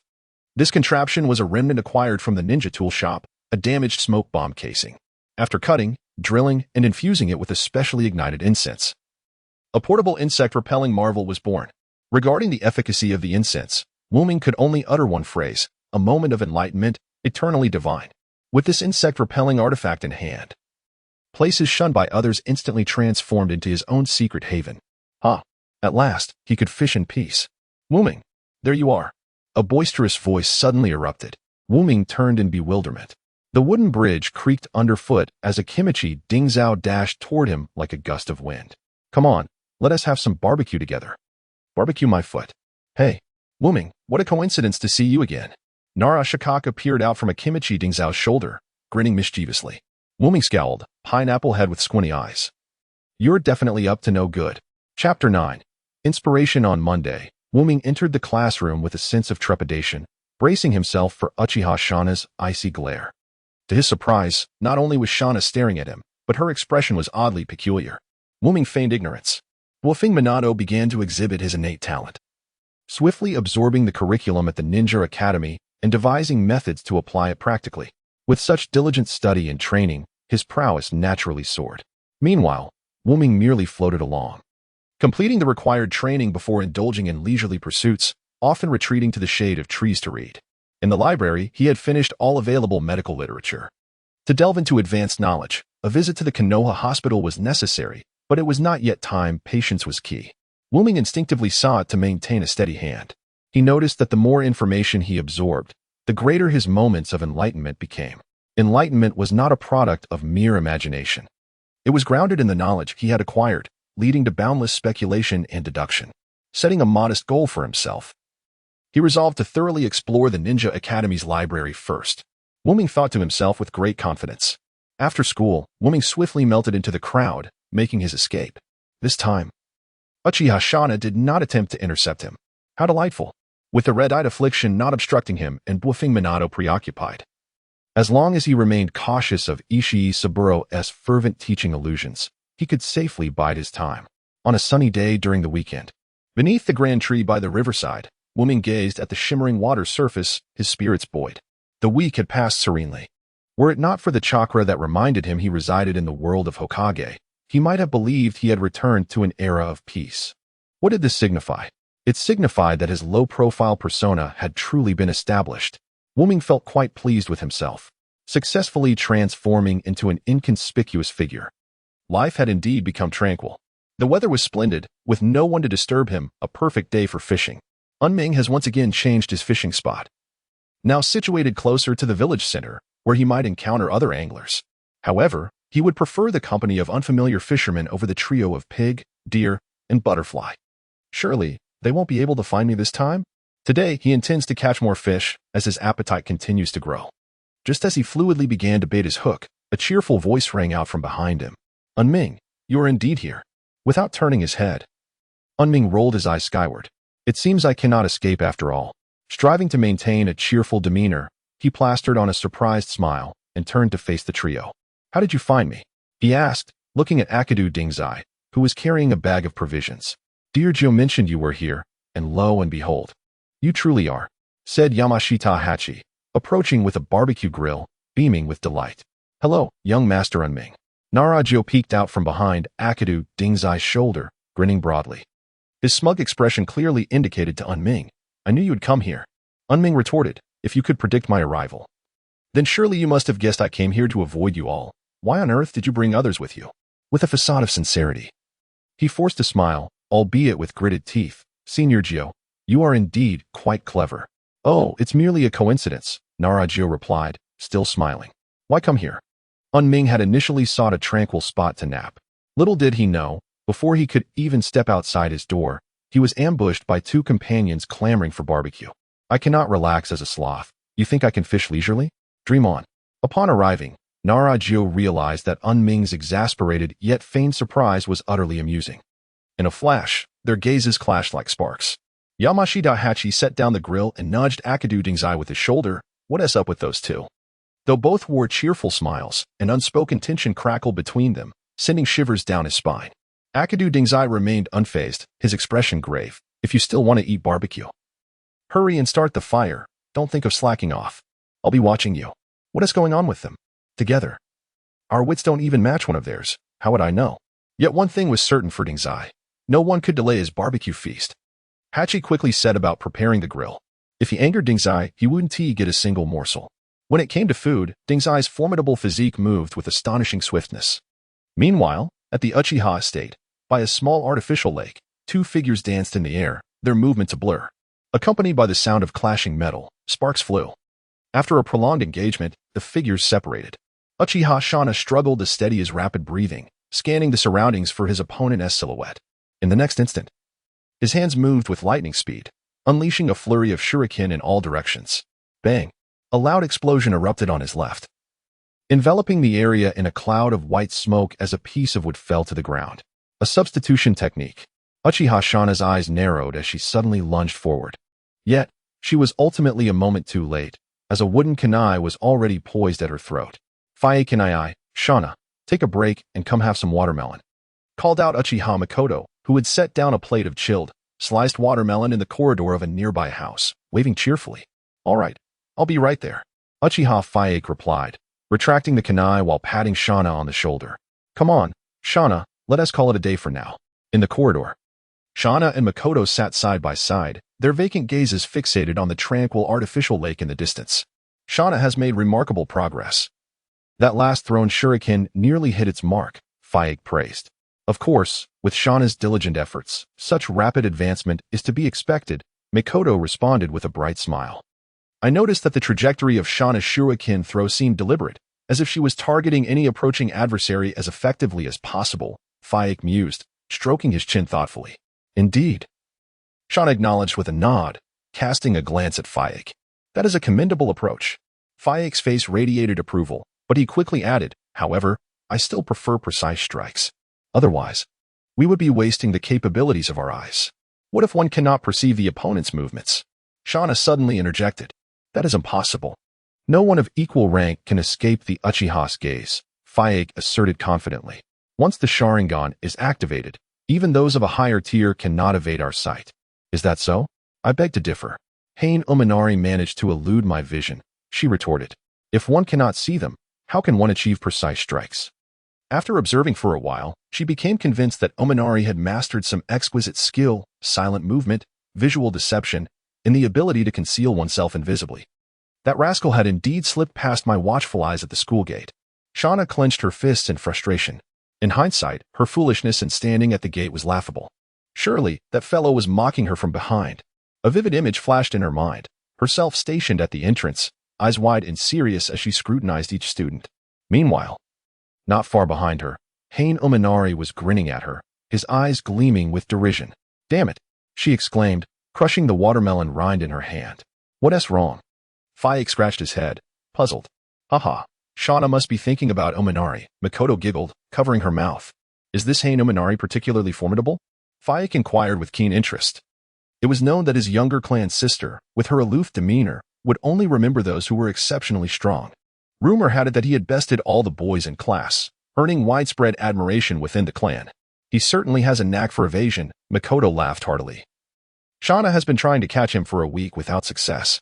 No wonder she's been so downcast. It seems there are peers she cannot apprehend. Faik remarked with a gentle smile, before pausing. In an instant, the blossoming attack method was seemingly tailored for this Yuhuan student, wasn't it? Is there truly someone capable of evading the gaze of the Uchiha? Uchiha Fugaka raised an eyebrow. At the Ninja Academy, he discovered the library. Unmei extracted a book.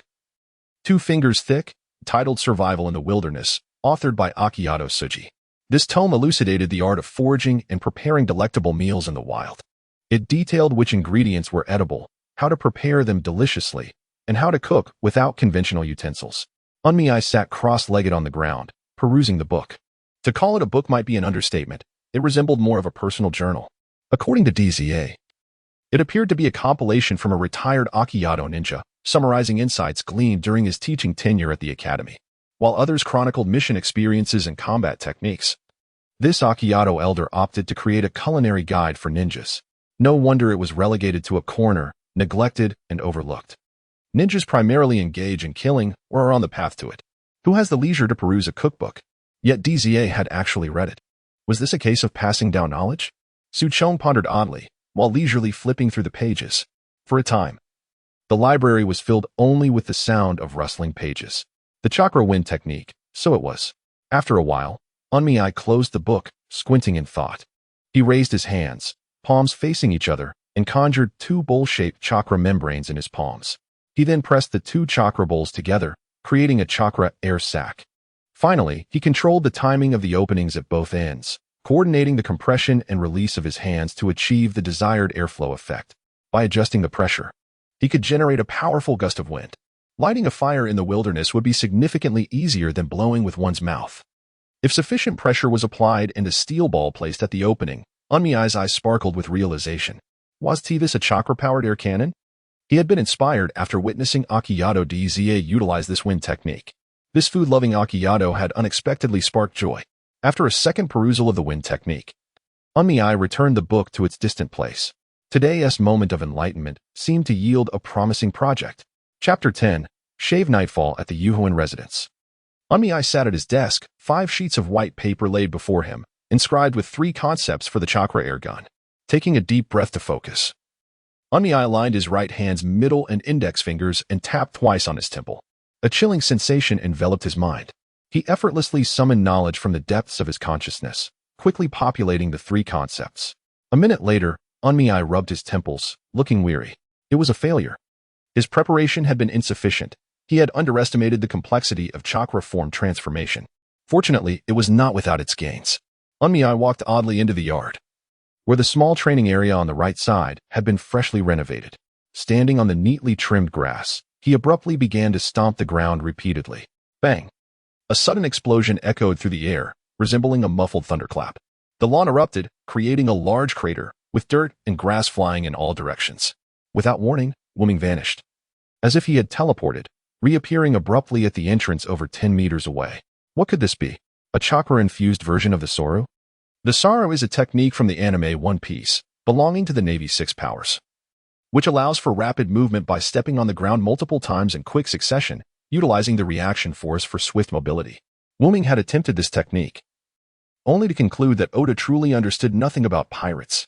The actual principle remains a mystery. However, Wuming's version of Saru evolved from the chakra wind technique. By creating two cavities beneath his feet and controlling the openings, he could continuously inhale and build pressure through repeated steps. Once enough pressure accumulated, he would suddenly release it, launching himself like a cannonball propelled by a fierce gust of air. If he were to discover a more effective method for pressure enhancement, perhaps he could even develop a chakra-infused version of the moonwalk. Wuming mused happily, with air propulsion on either side. His failure to take flight merely indicated that the jet pressure was insufficient. Uchiha Fugaku strolled along the street, his peripheral vision catching sight of a certain shop.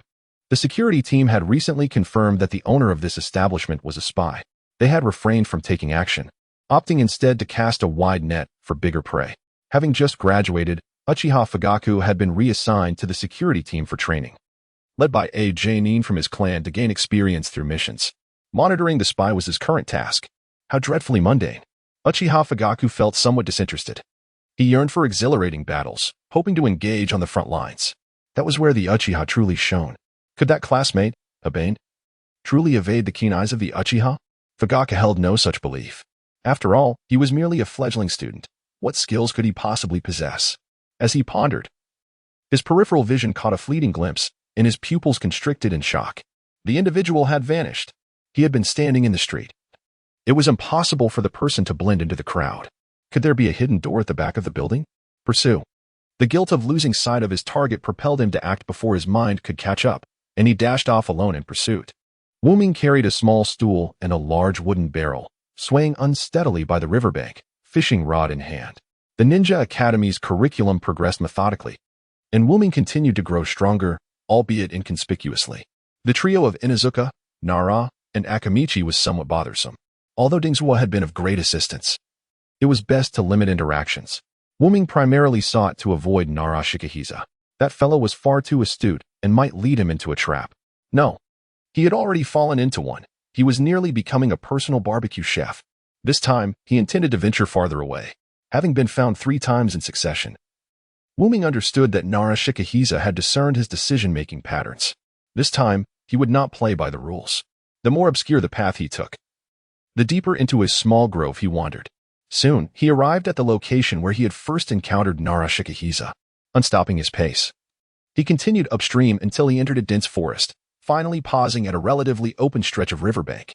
This area was far removed from the heart of Konoha, with lush vegetation thriving in the woods.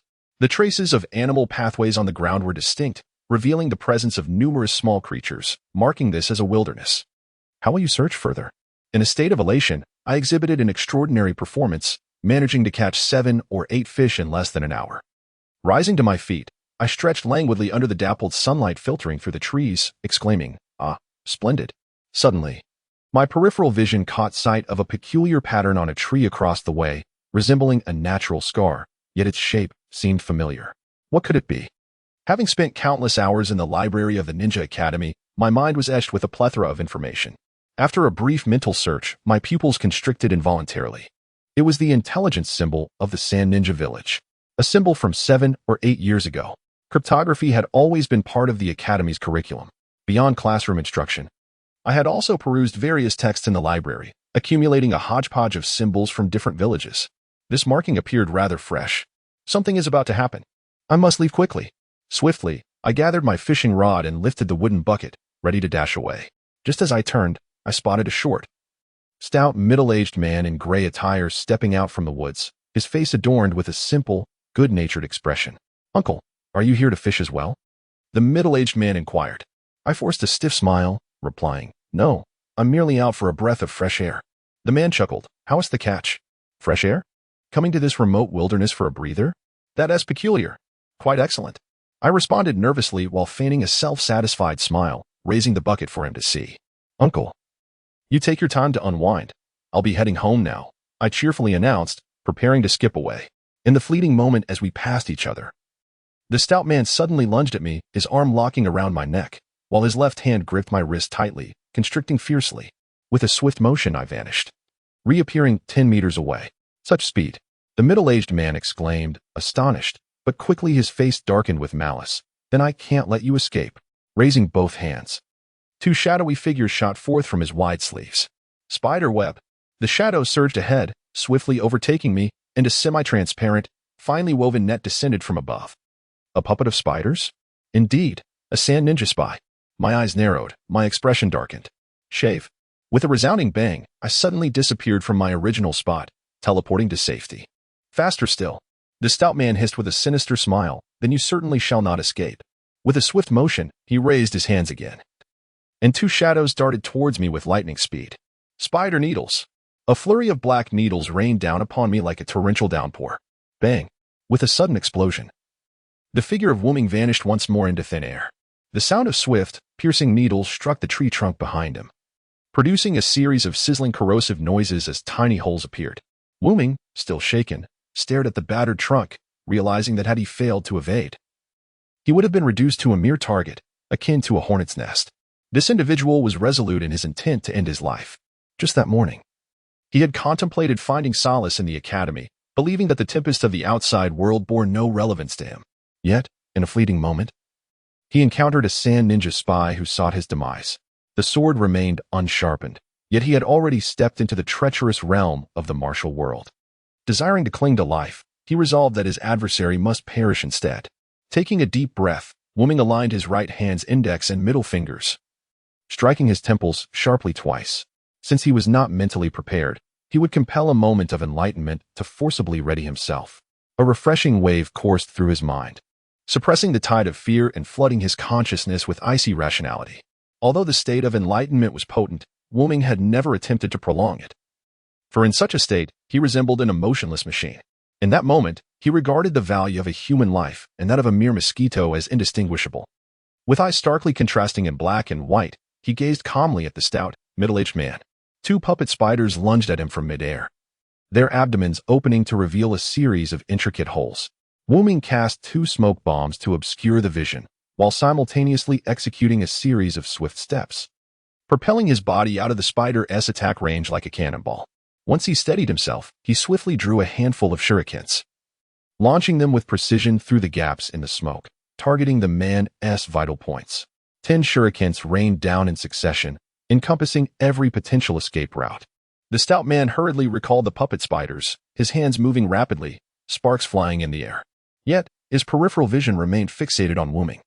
Wuming clasped his hands into a spherical shape in front of him, swiftly bringing them together in prayer before spreading them apart 3 times in succession, conjuring a silver sphere the size of a walnut between his palms. He then thrust his hands forcefully towards the stout man. With a thunderous explosion, a cascade of shining silver beads erupted from his hands, each the size of a soybean. Without sparing a glance, Wuming compressed his hands again and thrust them forward. A series of 5 thunderous explosions resonated through the forest, startling a flock of birds into flight. Wuming gazed calmly at the middle-aged man, now riddled with wounds and lying in a pool of blood, as he retrieved a relatively intact puppet spider. He returned to collect the nearby wooden barrel and fishing rod. Activating his stealth skills, accompanied by a flurry of afterimages, he silently merged into the dense thicket. Uchiha Fugaku's eyes darted in every direction, striving to gather any trace of movement. He swiftly navigated through the forest, determined that this individual must not vanish beneath his very nose. However, the adversary was exceedingly cautious. Once he entered the woods, Fugaku quickly lost track of him. Had he failed the mission? A sense of reluctance filled Uchiha Fugaku. He should not have allowed his focus to waver. He could already foresee the disappointment and reprimands from the family elders, just as he found himself at a loss. A series of thunderous sounds echoed through the forest. An opportunity. Without a moment's hesitation, he raced towards the source of the noise. In this remote thicket, any unusual sound was likely associated with the missing spies. He propelled himself through the dense woods with unparalleled speed. Whoosh! Leaves whirled past his ears as Uchiha Fugaku landed deftly on a branch, glancing down to see a short, stout middle-aged man lying motionless on the ground. Dead? Who could have done this? Raising his gaze, he caught sight of an elusive figure in the distance. Halt! He hurriedly pursued, his eyes fixed intently on the blurred silhouette. A leaf was swept away by the gentle breeze, flashing before his eyes. Instinctively, Uchiha Fugaku blinked. Suddenly, he froze on the branch, having lost sight of the other. He looked down at the ground, where dewy patches of grass bore no signs of passage. A void filled his heart, and a tremendous sense of loss washed over him. He had lost the chase. Chapter 11. Listening Splash. A pebble the size of a peanut fell into the water, sending ripples across the surface. Onmei leaned against a column in the corridor, clad in a loose bathrobe, lost in thought. Blood had been shed. Yet, he did not feel nauseated. On the very first day of his rebirth, he had encountered a headless corpse, which had made him vomit and faint. Now, upon facing death again, Onmei adapted more swiftly than he had anticipated. However, despite having foreseen the violence, the abrupt intrusion into his life still left him shaken. Knock, knock, knock. Onmei, are you home? A series of knocks resounded. Onmei lazily rose, traversed the pebble path, and opened the door. It was DZA. Please, come in. Onmei greeted him with an air of indifference, inviting the three guests inside. Are you unwell? Rikuju inquired, appearing somewhat bewildered. I am feeling a bit unwell. At that moment, Onmei's pale complexion indeed resembled that of someone ill, sparing him the need for further explanation. The group gathered in the spacious corridor leading to the living room. Sitting cross-legged on cushions around a small rosewood table, Onmei prepared some juice and snacks for the three, but refrained from eating himself, opting instead for a cup of herbal tea, sipping while engaging in casual conversation. They began discussing the Ninja Academy, then shifted to the frontline battles, and meandered through various village affairs, and before they knew it, the afternoon quietly slipped away. As evening approached, Onmei invited the three for dinner. Take care of yourself. How about we go for a barbecue in the wilderness next week? To everyone's surprise, the foodie Akimichi DZA declined. All right, then see you next week. Onmei readily agreed. Nara Rikuju cast a curious glance at Onmei, but ultimately said nothing. He noticed the fishing rod leaning against the edge of the pond, which seemed to have fresh soil on it. Onmei's illness seemed rather peculiar. Through leisurely observations, he endeavored to deduce the whereabouts of the elusive Wei Ming. Seeking to witness the subtle nuances of his reactions, this was a rare source of amusement for him. However, today proved to be a failure. Initially, he assumed that Wei Ming had remained indoors due to illness, but the traces left behind suggested otherwise. Well, it was best to dismiss such troublesome thoughts. Yet, the joy of searching for Wei Ming seemed to be extinguished for the foreseeable future. Having bid farewell to three individuals, Wei Ming settled into his study, having adjusted his mindset. The spear was now ready for use. After a week of continuous enlightenment, he had finally devised a plan for a chakra-powered air gun. The Sand Ninja spies had tragically fallen victim to the steel pellets emitted from the spear. However, the name spear seemed somewhat misaligned with its purpose. Wei Ming had originally intended to develop a mid-range attack ninjutsu, akin to a pistol, which could integrate with the 6 styles of ninjutsu. Yet due to the challenges of manipulation, it had to be fashioned into a shotgun, reducing the range of attack and necessitating the use of both hands for activation. Fortunately, the force and scope of the attack were still considerable. In the future, it might be transformed into a one-handed weapon. Some concepts remained unrealized. He decided to name it Thunderclap, inspired by the explosive sound generated during its activation. After all, he had no intention of using it for stealth attacks, so he deemed it unnecessary to silence it. Turning, he retrieved a wooden box, roughly the size of a sheet of paper, from the shelf. Inside lay today's spoils, a puppet spider. The coiled puppet spider was only as large as 2 fists.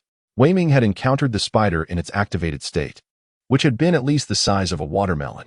It was remarkably intricate. Wei Ming took a screwdriver, tweezers, and other tools to meticulously dismantle the puppet. Each leg of the spider was a sharp blade, and its abdomen concealed a row of venomous needle launchers. Its back housed a cavity, presumably containing a semi-transparent silk net. He also extracted a sealed pouch from its mandibles, likely a venom sac. With razor-sharp legs, poisonous needles in its abdomen, a web on its back, and a venom sac in its mouth, this diminutive puppet served as a versatile arsenal suited for various tactical applications. Wei Ming formed a preliminary impression of the puppet troops from the Sand Ninja village. In battle, both hands could wield a maximum of 8 shuriken at once, and once thrown, they could not be immediately retrieved. However, the puppet technique functioned as a controllable weapon repository. A well-crafted puppet could hold a multitude of weapons, potentially numbering in the hundreds poisons, hidden weapons, lethal devices, and traps. It could even synergize with sealing techniques to unleash secret arts, such as the 10 sages of Chikamatsu's 3 treasures. The most formidable were the puppets of Sasori, which could utilize the ninjutsu they wielded in life. Wei Ming pondered the intelligence surrounding the red sand scorpion. This was a true force capable of single-handedly leading an army, having transformed himself into a human puppet. With a bit of effort, he could indeed obliterate a small nation. How he longed to learn such skills. Alas, there seemed to be no place to acquire them. After tidying up the spider puppet, Wei Ming securely locked the wooden box away. This creation could not be revealed to others for the time being. Had he left any trace of himself at the scene? Wei Ming once again reviewed his recent encounters. Shuriken and smoke bombs are commonplace weapons, easily obtainable from any ninja tool shop. The techniques of shaving and thunderclap, however, are uniquely mine, known only to me. The steel balls present a slight dilemma, as few people typically purchase them, leaving me uncertain about the possibility of scrutiny. By the way, it seems feasible to use steel balls to create weighted bags. That should allow for some deception. After all, I'm merely a student at the Ninja Academy. How could I possibly be associated with espionage ninjas? Teacher, is it truly possible for anyone to elude the gaze of the Uchiha? Uchiha Fugaku appeared bewildered. Uchiha Jin furrowed his brow, the reprimanding words lingering on his tongue before he swallowed them back. While it is permissible to admonish, one must not shatter confidence.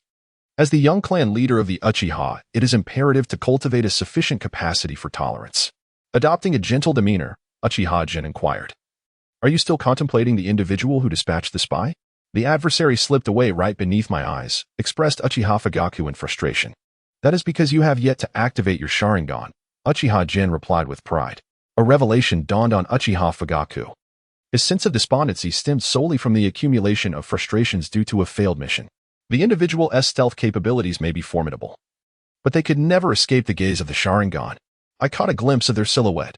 They appeared quite youthful, Uchiha Fugaku rationally remarked, furrowing his brow in analysis. Uchiha Jin gazed with satisfaction at his rapidly adjusting disciple. "Fugaku, let this matter rest for now. A young individual skilled in concealment.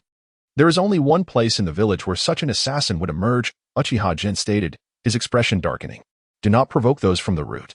They are mere tools of assassination, devoid of a past or a future, and are exclusively instruments of Danzo." Root? Uchiha Fugaku's countenance soured as well. No one holds an affinity for those lurking in the shadows, especially when such individuals harbor malice towards the Uchiha. As the young clan leader, Uchiha Fugaku possessed the authority to access clan intelligence and was aware of the persistent force within the village that explicitly targeted the Uchiha. He had not anticipated it would be them. "Prepare a mission report shortly to conclude this matter thoroughly. You need to proceed with your next training," Uchiha Jin commanded. "Yes." Uchiha Fugaku respectfully bowed and departed. Sighing, Uchiha Fugaku lamented the fact that, regardless of the circumstances, the mission had ultimately failed. On his desk lay all the materials related to the assignment, from the discovery of the enemy's espionage identity to their relational mapping, the subsequent long-term surveillance, and finally, the abrupt demise. He meticulously reviewed and organized the sequence of events, drawing lessons from the experience. A particular list caught his attention: the roster of weapon purchasers provided by the ninja tool shop. Shuriken and smoke bombs are consumables, purchased by many. A mere glance sufficed to set those aside. Uchiha Fugaku focused on the steel balls. The sand ninja spy had met his end beneath a barrage of steel balls. Upon realizing that the individual might originate from the root, he became deeply engrossed in thought. Uchiha Fugaku held little expectation for this information. The root organization possessed its own channels, making it impossible for ninjas to procure tools independently. Suddenly, Hanyu Minoru noticed a familiar name. A cold visage flickered through Uchiha Fugaku's mind. Was it that classmate who had humiliated Shana? A smile crept across Uchiha Fugaku's face as he recalled Mikoto's description. An inexplicable curiosity compelled him to glance at the list of shuriken and smoke bomb purchases. Hanyu Minoru. Was it merely a coincidence? A shadow of doubt crept into Uchiha Fugaku's heart. No, it couldn't be. As Elder Shien had stated, this matter must have originated from the root. How could it possibly be Hanyu Minoru? The individual in question was merely a newcomer to the academy. For 2 weeks, Minoru's heart was filled with trepidation. The village showed no signs of change, and he had not been unexpectedly taken away. It seemed that everything had passed. That short, stout spy had suddenly appeared and then swiftly vanished from Minoru's life. Aside from a spider puppet that he occasionally dismantled for inspection, nothing else had altered. Life at the ninja school remained uneventful, with Ishii Saburo sequentially teaching transformation techniques and substitution jutsu. Minoru remained vigilant against Ishii Saburo's Jinjutsu induction teaching method, maintaining a consistently proper demeanor. In contrast, Namikaze Minato's talents began to shine. He mastered the body flicker technique with ease, and his physical prowess visibly improved. Even without having engaged in actual combat, he had already instilled fear in many. On a day off, Minoru and the Inuzuka trio gathered by the river for a barbecue, which had become a regular affair for the four friends. The Inuzuka trio provided the tools, meat, and seasonings, while Minoru supplied fresh fish and took charge of the preparation. The grilling skills he had intuitively developed thoroughly captivated the trio. After feasting, Inuzuka Jukyu reclined on the grass, playing chess with Heya. Meanwhile, Minoru sat by the riverbank, continuing to fish, preparing enough protein for the week. Simultaneously, he pressed his left index finger against the ground, chakra seeping from his fingertip into the earth. Minoru, are you engaged in some sort of training? Inquired Dingzhua, who was nearby helping Minoru bait hooks and catch fish. His curiosity piqued. I found this technique in the library. It is said that one can sense vibrations in the ground through chakra, Minoru replied, squinting his eyes casually. What use does it have? Dingzhua fixed his gaze on Minoru's finger. It can be utilized to sense earthquakes and flash floods, among other natural disasters. However, that is merely the fundamental purpose of this ground-sensing technique. Isn't that rather limited? Dingzhua hesitated. They are ninjas, skilled in combat. Such auxiliary ninjutsu seems of little use to an ordinary ninja. It can serve as practice for chakra control, which is beneficial for learning transformation techniques. This was not a fabrication. He had discovered this method in a book titled Essentials of the Body Flicker Technique. My transformation technique has always been subpar. What is the name of this technique? Dingzhua expressed interest. Nearby, Heya cast a glance at Dingzhua and quietly remarked to Jukyu. What does one's transformation quality have to do with chakra control? It's just that he is too overweight. He turns into a fat version of whoever he tries to become. Why don't you speak a little louder? Jukyu teased. I don't want to get beaten up. Heya rolled his eyes in response. Thus far, only Wei Ming has dared to provoke Dingzhua the Rotund without facing retribution. He certainly does not wish to test the limits of the law. Originally known as the vibration technique, I have bestowed upon it a new name, listening to the truth. Wei Ming adjusted his black-rimmed glasses with a twinkle in his eye and smiled. Interested in learning? I can teach you. Alas, I can only impart to you the vibration technique, truly listening to the truth. Even if I wish to teach you, Dingzhua, you would not grasp it. Listening to the truth is a perceptive ninjutsu that utilizes the sensation of ground vibrations to ascertain enemy movements. It is a technique he developed based on the vibration technique, enhanced by his formidable chakra manipulation abilities, and took him a week of contemplation to master. Wei Ming, still haunted by the possibility of encountering spies, pondered this with trepidation. Chapter 12. What a major misunderstanding at the Yuhua residence. Wei Ming locked the door behind him. After bathing, he donned a comfortable, loose bathrobe and settled at his desk. Habitually, his left index finger touched the ground, sending a surge of chakra into the floor. Listening to the truth. All vibrations within a radius of 170 meters surged into his consciousness. What is that? Wei Ming rose and opened the door. In the training area to his right stood a wooden training dummy, from which a rhythmic vibration emanated. A shadowy figure appeared before him. A cat? The dark feline. Noticing Wei Ming's gaze, meowed softly before leaping down from the dummy and, using a nearby pine tree, gracefully scaled the wall. After casting a final glance at Wei Ming, it leapt from the wall and vanished. Where did that wild cat come from? Time slipped away unnoticed, and a year passed. Wei Ming had become a second-year student at the Ninja Academy. He had completed instruction in fundamental taijutsu, projectile throwing, kunai combat, chakra refinement, and finally the three-body technique. The academy had imparted all the essential combat techniques it had to offer. Students were required to hone these skills into instinctive abilities over the remaining 3 years, thus becoming competent ninjas. The practical combat competitions among students officially commenced. In the expansive training ground, Wei Ming gripped a wooden kunai, his gaze fixed intently on the figure across from him. A year had passed, and Yuan Tai had grown increasingly robust. After a brief moment of eye contact, both surged towards each other. The clash of kunai echoed with dull thuds. Fists flew, and feet struck in a flurry of action. After a considerable time, both retreated. Panting heavily, Wei Ming appeared particularly worse for wear, his complexion pale, breath coming in labored gasps. I concede. As Yuan Tai charged forward once more, Wei Ming hastily signaled to Ishikawa Saburo, the instructor. All right, I declare Yuan Tai the victor. Subsequently, the two formed a reconciliation seal. Ishikawa Saburo regarded Wei Ming with satisfaction. Classmate Yuhua, while your stamina is lacking, your performance was commendable. Having always been aware of Wei Ming's frail constitution, He recognized that achieving a mid-tier ranking despite the loss was indeed a remarkable feat. Wei Ming, regaining his breath and scratching his head, approached the crowd with a bashful smile. Acting is truly difficult. He had been striving to control his strength, fearing he might inadvertently knock Yuan Tai unconscious. This is merely the beginning. 3 more years lie ahead. Could it be that a moment of enlightenment regarding acting is still needed? Amidst the crowd, Minato Namikaze approached, casting a dubious glance up and down at Wei Ming. "What is the matter?" Wei Ming inquired, his expression one of utter bewilderment. "Nothing, just a bit peculiar," Minato replied, scrutinizing Wei Ming once more. Although Wei Ming appeared fatigued, the condition of the muscles beneath his skin seemed rather off. "You're not pretending, are you?" Minato suddenly asked. "Damn, my acting skills aren't that poor, are they?" Wei Ming's heart skipped a beat. Instead of concerning himself with me, he ought to reflect on his own situation. He thought to himself, don't let yourself be turned into a pig's head by Uchiha Shana later. Wei Ming feigned annoyance and rolled his eyes, deftly diverting the topic. "Evading the subject, are we?" "Wei Ming, you're not being forthright," Minato remarked with a mischievous glint in his eyes. He was well aware that this peculiar classmate relished concealing his true self. "Not being forthright? Nonsense. Look, Uchiha Shana is watching you." Wei Ming dared not engage further. Upon hearing this, Minato abandoned his scrutiny of Wei Ming and turned to observe Uchiha Shana, who had just decisively dispatched her opponent. "Why do I feel like she is staring at you?" Minato said, casting an odd look at Wei Ming. "Don't you know why she is looking at me?" The mere mention of this infuriated him.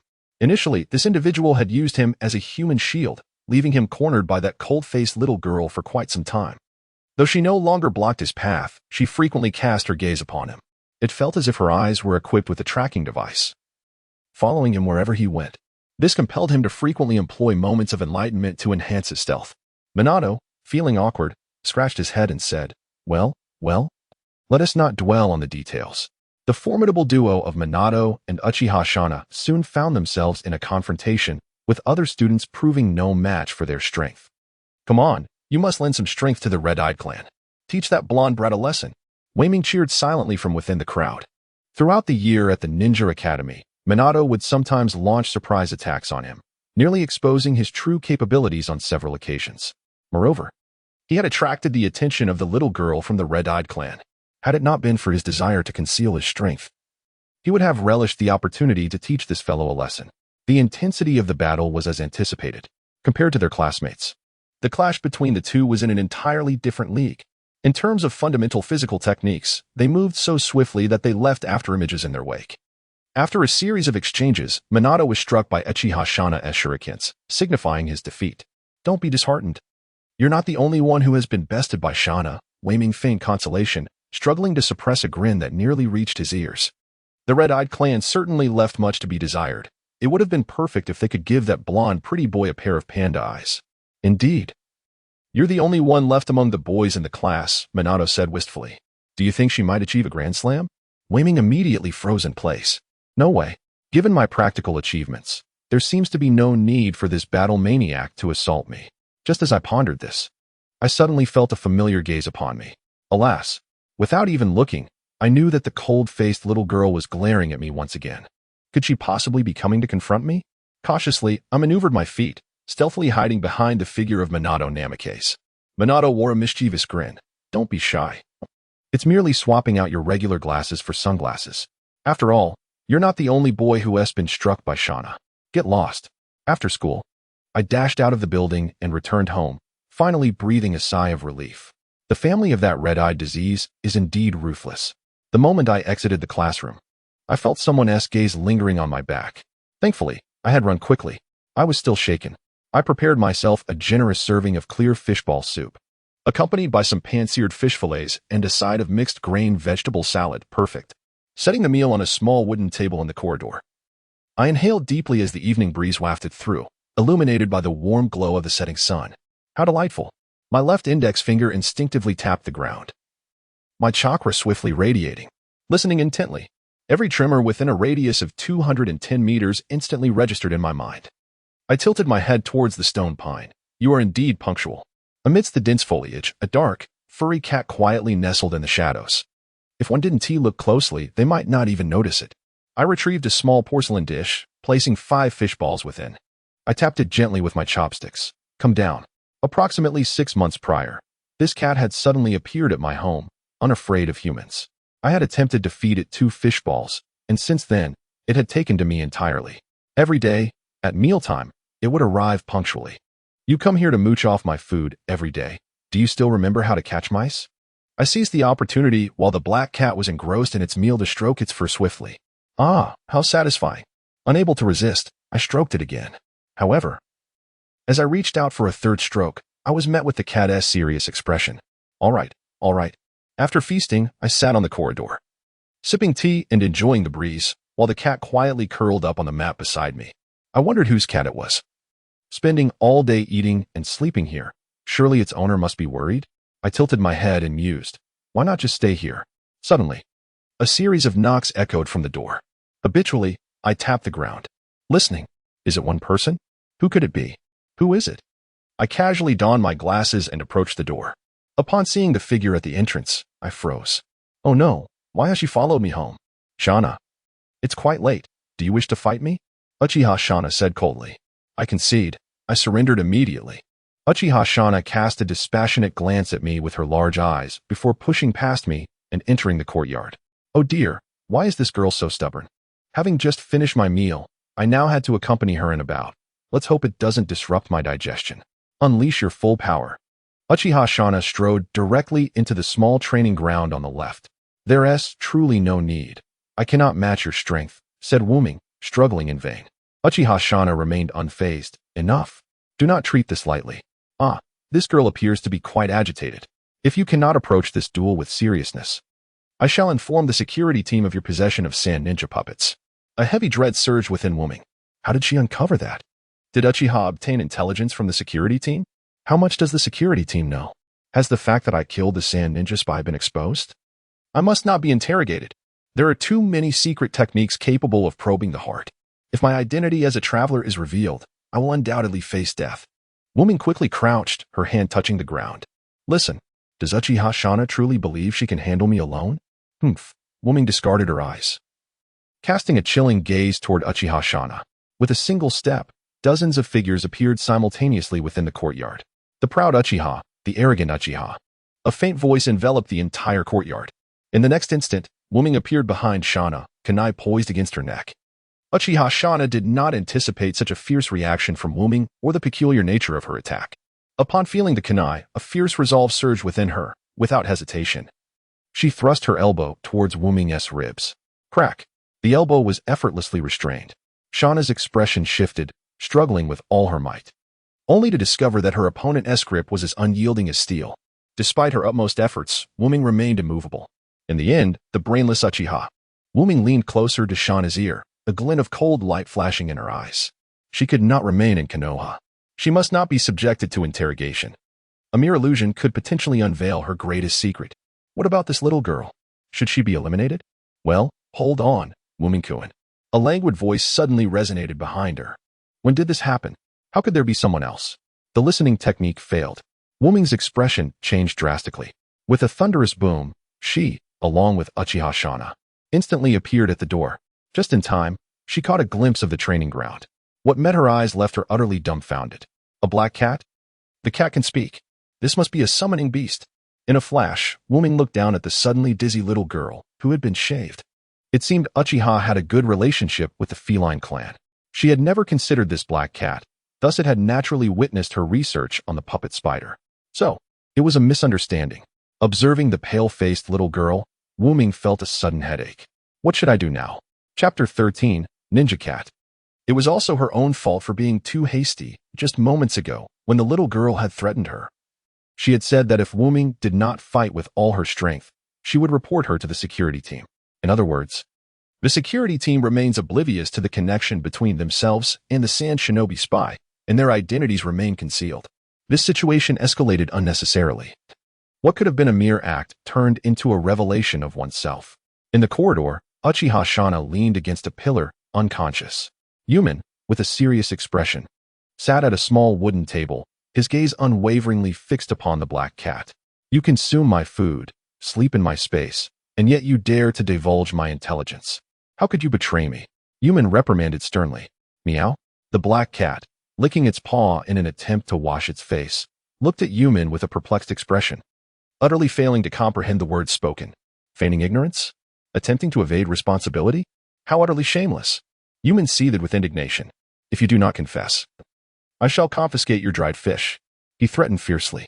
The black cat stiffened at this. The human child is upset. The dried fish is in peril. Oh, come now. It's not such a grave matter. Let us not dwell on the minutiae, the black cat retorted lazily, stretching its limbs as if to dismiss the situation. Were it not for your piercing gaze directed at me, I might have thought you were truly indifferent. Now tell me, what shall we do about this? Yumin straightened his back, his serious gaze locked onto the black cat. Unless I receive a satisfactory explanation, you shall not partake in another fishball from me. Or perhaps we could simply forget today's events, as if they never occurred? The black cat suggested tentatively. And then you could continue to enjoy your fishballs and sleep on your mat, correct? Dream on. I might consider forgetting, but can she? Yumin shot a sidelong glance at Uchiha Shana, who, despite being awake, pretended to be unconscious. With such poor acting skills, do you think you could fool me? The black cat raised a paw, solemnly swearing. I could absolutely forget. Yumin couldn't help but roll his eyes. I'm not particularly concerned about you. My fear lies with the Red-Eyed Clan's potential report against me. Should I be captured by the security team, they would immediately use Genjutsu on me. If I inadvertently reveal the truth about the traveler, it would spell disaster. What if I were to monitor her? Just as Shauna had me keep an eye on you. I could now keep tabs on her. The black cat's ears perked up, excitedly fixing its gaze on Yumin. As long as you engage in a serious battle with me, I shall not report you. Uchiha Shana opened her eyes, casting an annoyed look at Yumin. Is my character truly so lacking? We are classmates and know each other well. Would I betray you over a mere sand shinobi puppet? Konoha and the sand have clashed for many years, and many ninja households possess puppets in their collections. After all, puppet techniques are quite formidable. Everyone wishes to study them further. Aside from the peculiar origins of Yumin's puppet, there is nothing amiss. She initially intended only to frighten Yumin a little. Moreover, even if questioned by the security team, a simple explanation regarding the puppet's origin would suffice. Yumin's parents were, after all, Nin of Konoha, and it is entirely reasonable to have left behind some unique legacy in their home. She never anticipated Yumin's reaction would be so extreme. Wait, something's not right. The origin of the spider puppet, could it truly be problematic? Are you genuinely a sand shinobi spy? Uchiha Shana furrowed her brow as she gazed at Wei Ming. Is this girl foolish? Her life rests in my hands. Yet she dares to brazenly inquire, if I were a sand shinobi spy, your very words would seal your fate. Thus, it is settled. Let us proceed with the contract. The black cat, with a swift motion of its tiny paw, struck the ground. A series of black runes unfurled from its paw. Bang! A plume of white smoke ascended, revealing a scroll the size of a bowl, with an arm's length. The black cat adeptly unfurled the scroll and eagerly pointed to a blank space, urging, sign here. With your blood. Once signed, you shall be able to summon me at will, even to acquire intelligence on Shauna.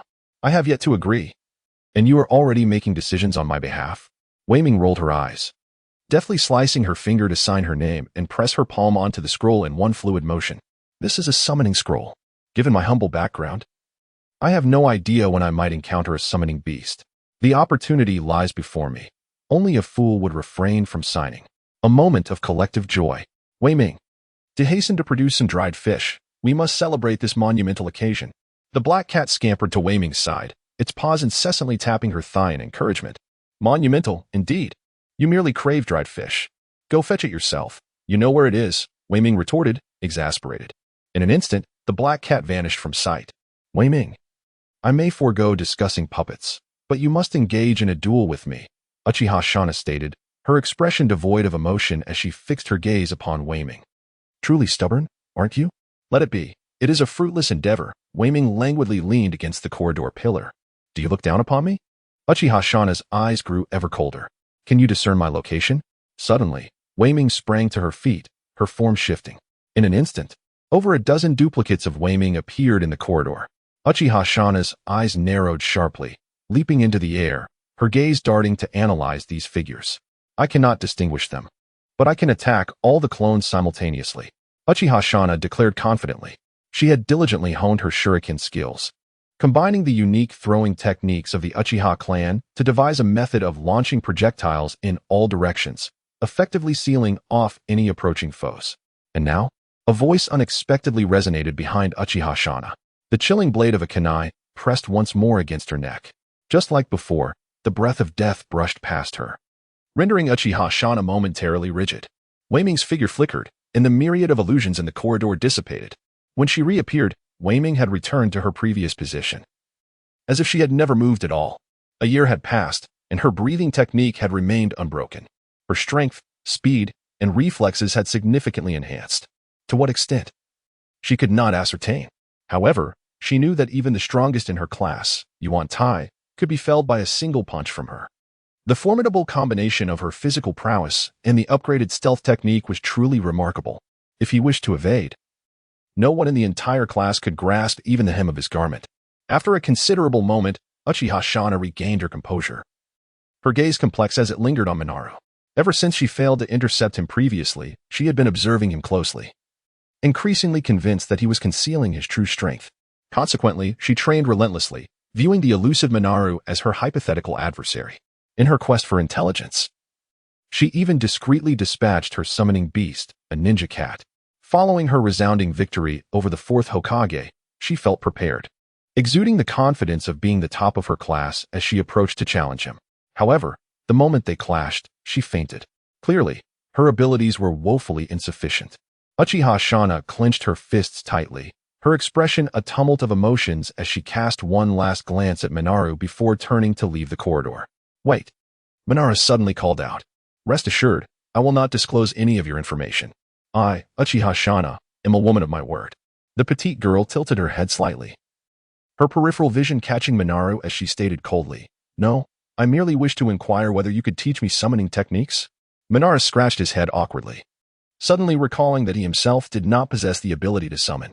What was the point of signing a summoning scroll if he lacked the technique? Oh, Minaru does not know summoning techniques. Uchiha Shana turned around, a smile involuntarily gracing her lips. It appeared Minaru was not as formidable as she had presumed. After all, he was an orphan, with all his knowledge of ninjas gleaned solely from the Ninja Academy, while she had the entire Uchiha clan backing her. A sense of superiority washed over her. What if he could not summon? It was of no consequence. If he weren't an Uchiha, he wouldn't be able to either. Minaru could not help but roll his eyes, retorting, Not knowing summoning techniques doesn't mean you can defeat me. The little girl's smile faltered, her expression returning to indifference. I can teach you, but when I challenge you, you must not evade the battle. She continued, Of course. Out of respect for your peculiar sense of mystery, I will not challenge you in public. It would be pointless. Minaru did not refuse, recognizing that his secret was already exposed, making concealment irrelevant. You cannot employ any strange movement techniques, nor can you use that high-speed body flicker technique. Our sparring must be a direct confrontation of taijutsu. Uchiha Shana's eyes sparkled with determination. A direct battle? Seeking to enhance her taijutsu through combat? Very well. Minaru reluctantly agreed, knowing it wouldn't require much effort. It's settled then. Shortly, I will have Yatsuba bring the summoning technique to you. A slight smile curled at the corners of Uchiha Shana's mouth before she swiftly masked her expression and exited Minaru's home. Not long after Uchiha Shana departed, the black cat Yatsuba leaped onto the wall, clutching a bag of dried fish. Minaru, ensuring that no one was approaching, quickly rose to gather his belongings, money, weapons, precious notes, and ready-to-eat food, all hastily stuffed into his backpack. Scaling the wall, he jumped out of his home, following the direction in which Uchiha Shana had left, employing the shadow step technique to vanish into the night like a specter. Outside the Uchiha clan's estate, a massive tree, thick enough for two people to embrace, stood tall. Namikaze perched on a branch, leaning against the trunk, his eyes narrowed as he gazed at the Uchiha residence. He hoped nothing untoward would occur, otherwise he would have no choice but to flee Konoha. Having spent the night without sleep, he noticed no one had departed the Uchiha grounds during the night. As dawn broke, he spotted Uchiha Shana leaving her home for school. Only then did Namikaze descend from the tree and quietly follow her at a distance, entering the Ninja Academy. He wore a facade of nonchalance, though his peripheral vision remained fixed upon Uchiha Shana. The moment he perceived any unease in her expression, he would flee immediately. The day passed cautiously, yet all remained serene. By evening, Namikaze returned home, weary and drained. With no time to rest, he employed his heightened senses to ascertain his surroundings. He did not even open his backpack, instead stuffing 2 more soldier pills inside, an agonizing purchase made after school. He placed the backpack in a readily accessible spot by the door, always prepared for a hasty retreat. After 3 uneventful days, Namikaze finally felt reassured that Uchiha Shana had indeed kept his secret. Phew. Thankfully, there was no need to run. While Konoha did not guarantee safety, the outside world was undoubtedly perilous. If he could avoid fleeing, it was better to do so. Namikaze felt a slight relief. He vowed to be more discreet in his studies of the spider puppets. He thought with a twinge of anxiety about how fortunate it was that Shana, the little girl, kept her word and remained silent. Had she mentioned anything to her family, it would have spelled disaster for him. How he wished for a secret hideout. Namikaze pondered, stroking his chin. Digging a basement himself? That seemed impractical. What tools would he use? How large would it need to be? How would he dispose of the excavated earth? How could he ensure it wouldn't collapse? He had no expertise in civil engineering. The last thing he wanted was to improperly excavate and cause his house to cave in. That would be a significant loss. Best to set that idea aside for now. He thought helplessly. Chapter 14. Do take care not to fall at the Uchiha estate. 2 figures separated mid-air. Shana was indeed worthy of her title as the top student in the class, Uchiha Fugaku remarked appreciatively. As usual, they had just finished sparring. In the corridor, Uchiha Makoto had prepared cool tea and invited the two to rest. The 3 sat in the corridor, enjoying the breeze and chatting while gazing at the lake surface. So, Shana, how has that classmate of yours, Hayabusa, been performing in practical assessments? Uchiha Fugaku inquired nonchalantly. The memory of the failed mission from half a year ago lingered in his mind, that lingering doubt never fading. Why was Fugaku interested in Hayabusa Namikaze? Ranked 29th. Uchiha Shana replied, her eyes glancing at Fugaku, her voice devoid of emotion. You still remember him? Uchiha Makoto looked at Fugaku with curiosity. Actually, he has improved considerably. Given his initially poor constitution, achieving a rank near the middle of the class is quite impressive, she added. Indeed, Uchiha Fugaku responded enigmatically. What prompted this recollection? Makoto asked. Inquisitive. Do you remember the espionage mission from half a year ago? Uchiha Fugaku replied with a wry smile. The spy has perished. I was investigating the murder weapon at the tool shop and came across the name of classmate Yuhong. Thus, Uchiha Fugaku shrugged. How could that be? Uchiha Makoto immediately countered. Classmate Yuhong is in such poor health. Indeed, how could it be? He is merely a newly enrolled child. A spy? That spider puppet? Uchiha Shana narrowed her eyes. Is that spy from Sunagakure? Yes, indeed, a ninja from Sunagakure and a puppet master at that. Uchiha Fugaku looked at Shana with curiosity. How did you deduce that? I heard there have been minor skirmishes on the front lines with Sunagakure, Uchiha Shana explained. A puppet master? The spider puppet. No wonder the reaction was so intense. With the chaos of war, everything is prioritized under the shadow of conflict. Once intelligence and espionage are involved, one is bound to face rigorous, even harsh interrogation. Yet, Uchiha Shana pondered, could a mere low-ranking ninja have been killed 6 months prior? A shadow passed through her mind. Could she still prevail in combat? No, she certainly could prevail, as long as she awakened her Sharingan. Was that classmate Yuhong truly suspicious? Uchiha Fugaku discreetly observed his cousin Shana. What did Shana know about the Sunagakure ninjas? Could it really be that classmate Yuhong? As the new week commenced, Wuming did not leave immediately after school. He held a file, about a finger's thickness, and knocked on the door of Ishii Saburo's office. Classmate Yuhong, is there something you need? Ishii Saburo inquired, surprised. He held great admiration for the student of humble origins. Though physically weak, his intellect was commendable, and his diligence was unparalleled, with a solid grasp of theoretical knowledge. Even if he could not traverse the battlefield, he could undoubtedly become an exceptional intelligence officer. Teacher, this is the battlefield first aid material I compiled. Wuming shyly presented the document to Ishii Saburo. It was a comprehensive summary he had created after perusing medical books at the library. While it contained no groundbreaking information, it consolidated previously scattered and miscellaneous data into a cohesive volume, providing a theoretical framework for rapid battlefield first aid training. Ishii Saburo hesitated. What are your thoughts, classmate Wuming? I wish to learn more medical knowledge at the Konoha hospital. I heard they have a library dedicated to medical techniques, Wuming said eagerly, gazing at Ishii Saburo. The small library of the Ninja Academy had been thoroughly explored by him, and he was in dire need of new sources of knowledge. Simultaneously, he sought to establish a foundation for his future career as a medical ninja by engaging with Konoha Hospital. Very well, I will inquire on your behalf, Ishii Saburo said, looking at Wuming with a sense of satisfaction. However, I cannot guarantee success. You must be mentally prepared. The training of doctors at Konoha Hospital does not align with that of the Ninja Academy, and I am unsure of the outcome. Thank you. Wu Ming respectfully bowed. In the clear waters of the river, a small fish, about the length of a forearm, gracefully swayed its tail. Its mouth and gills opened and closed as it leisurely glided along the pristine riverbed. A morsel the size of a soybean, imbued with an alluring charm, fell into the water. The river fish circled around the food, noticing a line above it. It seemed rather inappropriate. Just as it was about to heed its instinct to flee from danger, the pea-sized morsel suddenly darted into its mouth.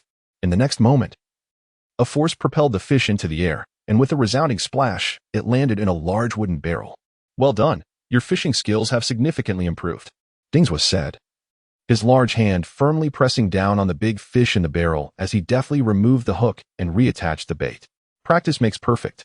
With a bit more effort, you two could excel. Wei Ming adjusted his glasses with his right hand and, with a grin, withdrew his left index finger from the ground. The prerequisite, however, is to learn the art of keen listening. Utilizing keen listening to locate the fish, he could control the hook to dive straight into the fish's mouth. Without bait, he could still catch fish. Glancing at the thrashing fish in the barrel, Wei Ming smiled proudly. Within the reach of my hook, all is truth. Once I master the strings of a puppeteer, I won't even need a hook. Unfortunately, I lack sufficient resources, Wei Ming sighed. He had studied puppeteer spiders multiple times, hoping to develop a protective puppet system. Carrying a portable arsenal that could both attack and defend would be absolutely secure.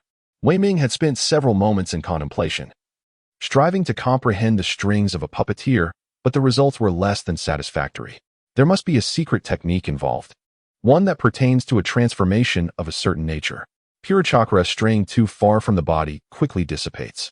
Yet, the puppeteer's strings can extend dozens of meters. Chiyo Sasori could even control puppets from over 100 meters away. Fortunately, it was not all in vain. Wei Ming looked at his right hand gripping the fishing rod. A thin layer of chakra enveloped the inner side of his palm, securely adhering to the rod. Utilizing the rod as a skeleton, it continuously extended upwards. This ability not only allowed him to deliver the bait into the fish's mouth, but also harness chakra for control. A wire as the bone. Chakra as the outer layer. A unique form of puppet string. Smoke rose gently into the air. Akimichi Dingswa savored a mouthful of roasted meat and grilled vegetables, his mouth glistening with grease. Slow down, Dingswa. No one is competing with you, Hai remarked, though his hands moved quickly, seizing a piece of meat while Dingswa was busy swallowing. At last, he had a taste. Dingswa's face beamed with happiness. What have you all been busy with this month? Wei Ming inquired, curious since their last gathering was a month prior.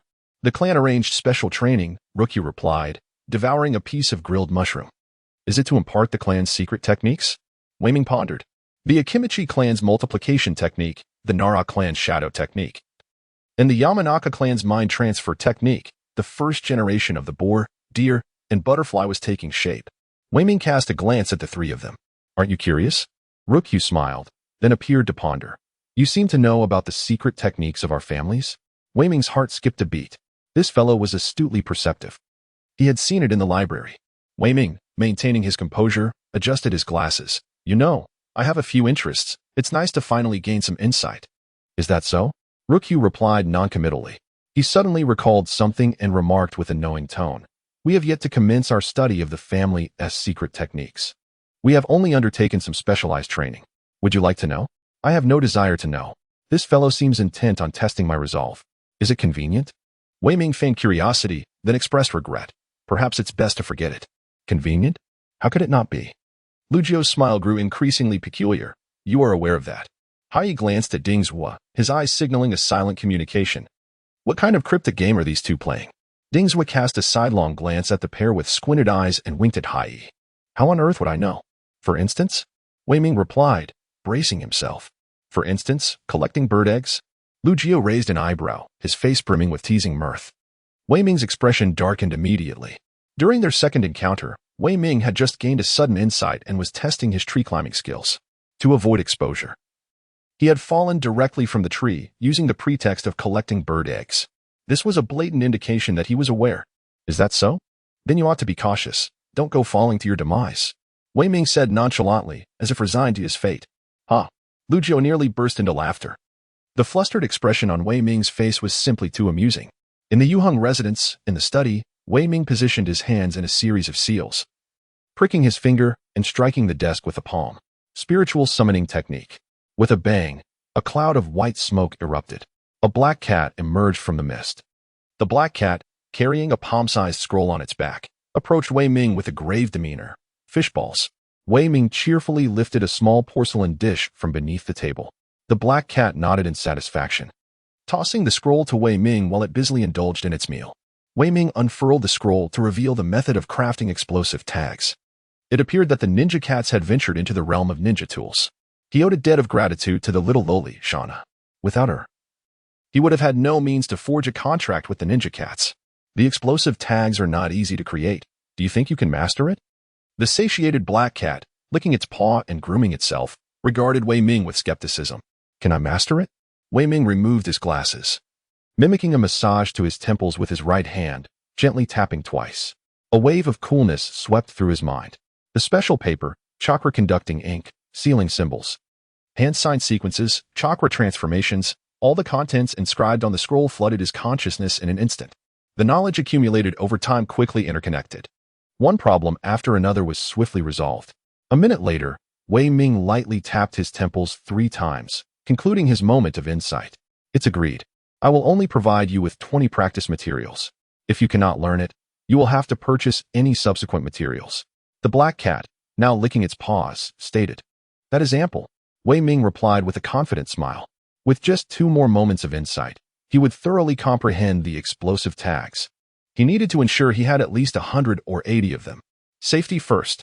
Chapter 15. Transaction in the Study of the Hanyu Residence. Rolls of special paper, as wide as a bowl, were piled against the wall, while to the left stood over a dozen dark ceramic pots. Scattered chaotically across the floor were dozens of explosive tags. Dipping his brush into chakra-infused ink, Wu Ming made the final stroke on a blank explosive tag, forming hand seals. A surge of volatile chakra materialized in his palm. With practiced ease, he pressed the chakra onto the center of the blank tag. A faint hum resonated as the chakra seeped into the paper, and the character for explosion emerged at the center. The lines were distinct, and the circuit was stable. It was complete. Casually tossing the explosive tag into a box, Wu Ming stretched languidly, having finally grasped the technique after 3 days of intense contemplation. He rose to gather the tags scattered on the floor, neatly arranging them in a wooden box on the bookshelf behind him. 3 identical boxes filled with finished explosive tags already occupied the shelf, cluttering the room. Opening the door for ventilation, he glanced around at the accumulated materials with dissatisfaction. If only I had a base, he lamented. Yatsuba, could you help me dig a basement? He playfully ruffled the fur of the black cat beside him. Yatsuba stared at him in shock. You want me to dig a hole for you? I'm a cat, you fool. Is that so? Can a cat dig? Wu Ming teased with a serious expression. Do you think I'm a mouse? Useless. You're even worse than a mouse. Do you believe I will confiscate your little fish treats? Meow? Ha. If only I knew sealing techniques, I could seal these items in batches and retrieve them only when needed. The ninja cats possess sealing scrolls, bringing the items into the room, and while some ninja cats might know how to seal them back, Yatsuba did not. Should I learn from the ninja cats? The price might be a bit steep, Wu Ming pondered, feeling a pang at the thought. His endeavor to learn explosive tag production was conditional. He needed to create them for the ninja cats at a low price to repay his debts. That was a significant amount of money. Clang. The kunai clashed together, sparks flying. Uchiha Shana exerted force against the kunai, attempting to overpower Wu Ming. Yet, despite her efforts, the 2 kunai squeaked under pressure but remained immovable. Had she failed? Distracted, Shana felt the force in front of her suddenly dissipate. Reacting too slowly, she stumbled forward several steps before halting. Is this where it ends? Wu Ming exhaled, standing tall with a smile. Winning in taijutsu against the top of the class felt quite gratifying. Don't get too smug. I'll eventually defeat you, Shauna declared, her brows furrowing as her wide eyes fixated intensely on Wu Ming. Well, let us see if you can defeat me first, Wu Ming shrugged nonchalantly. Huh.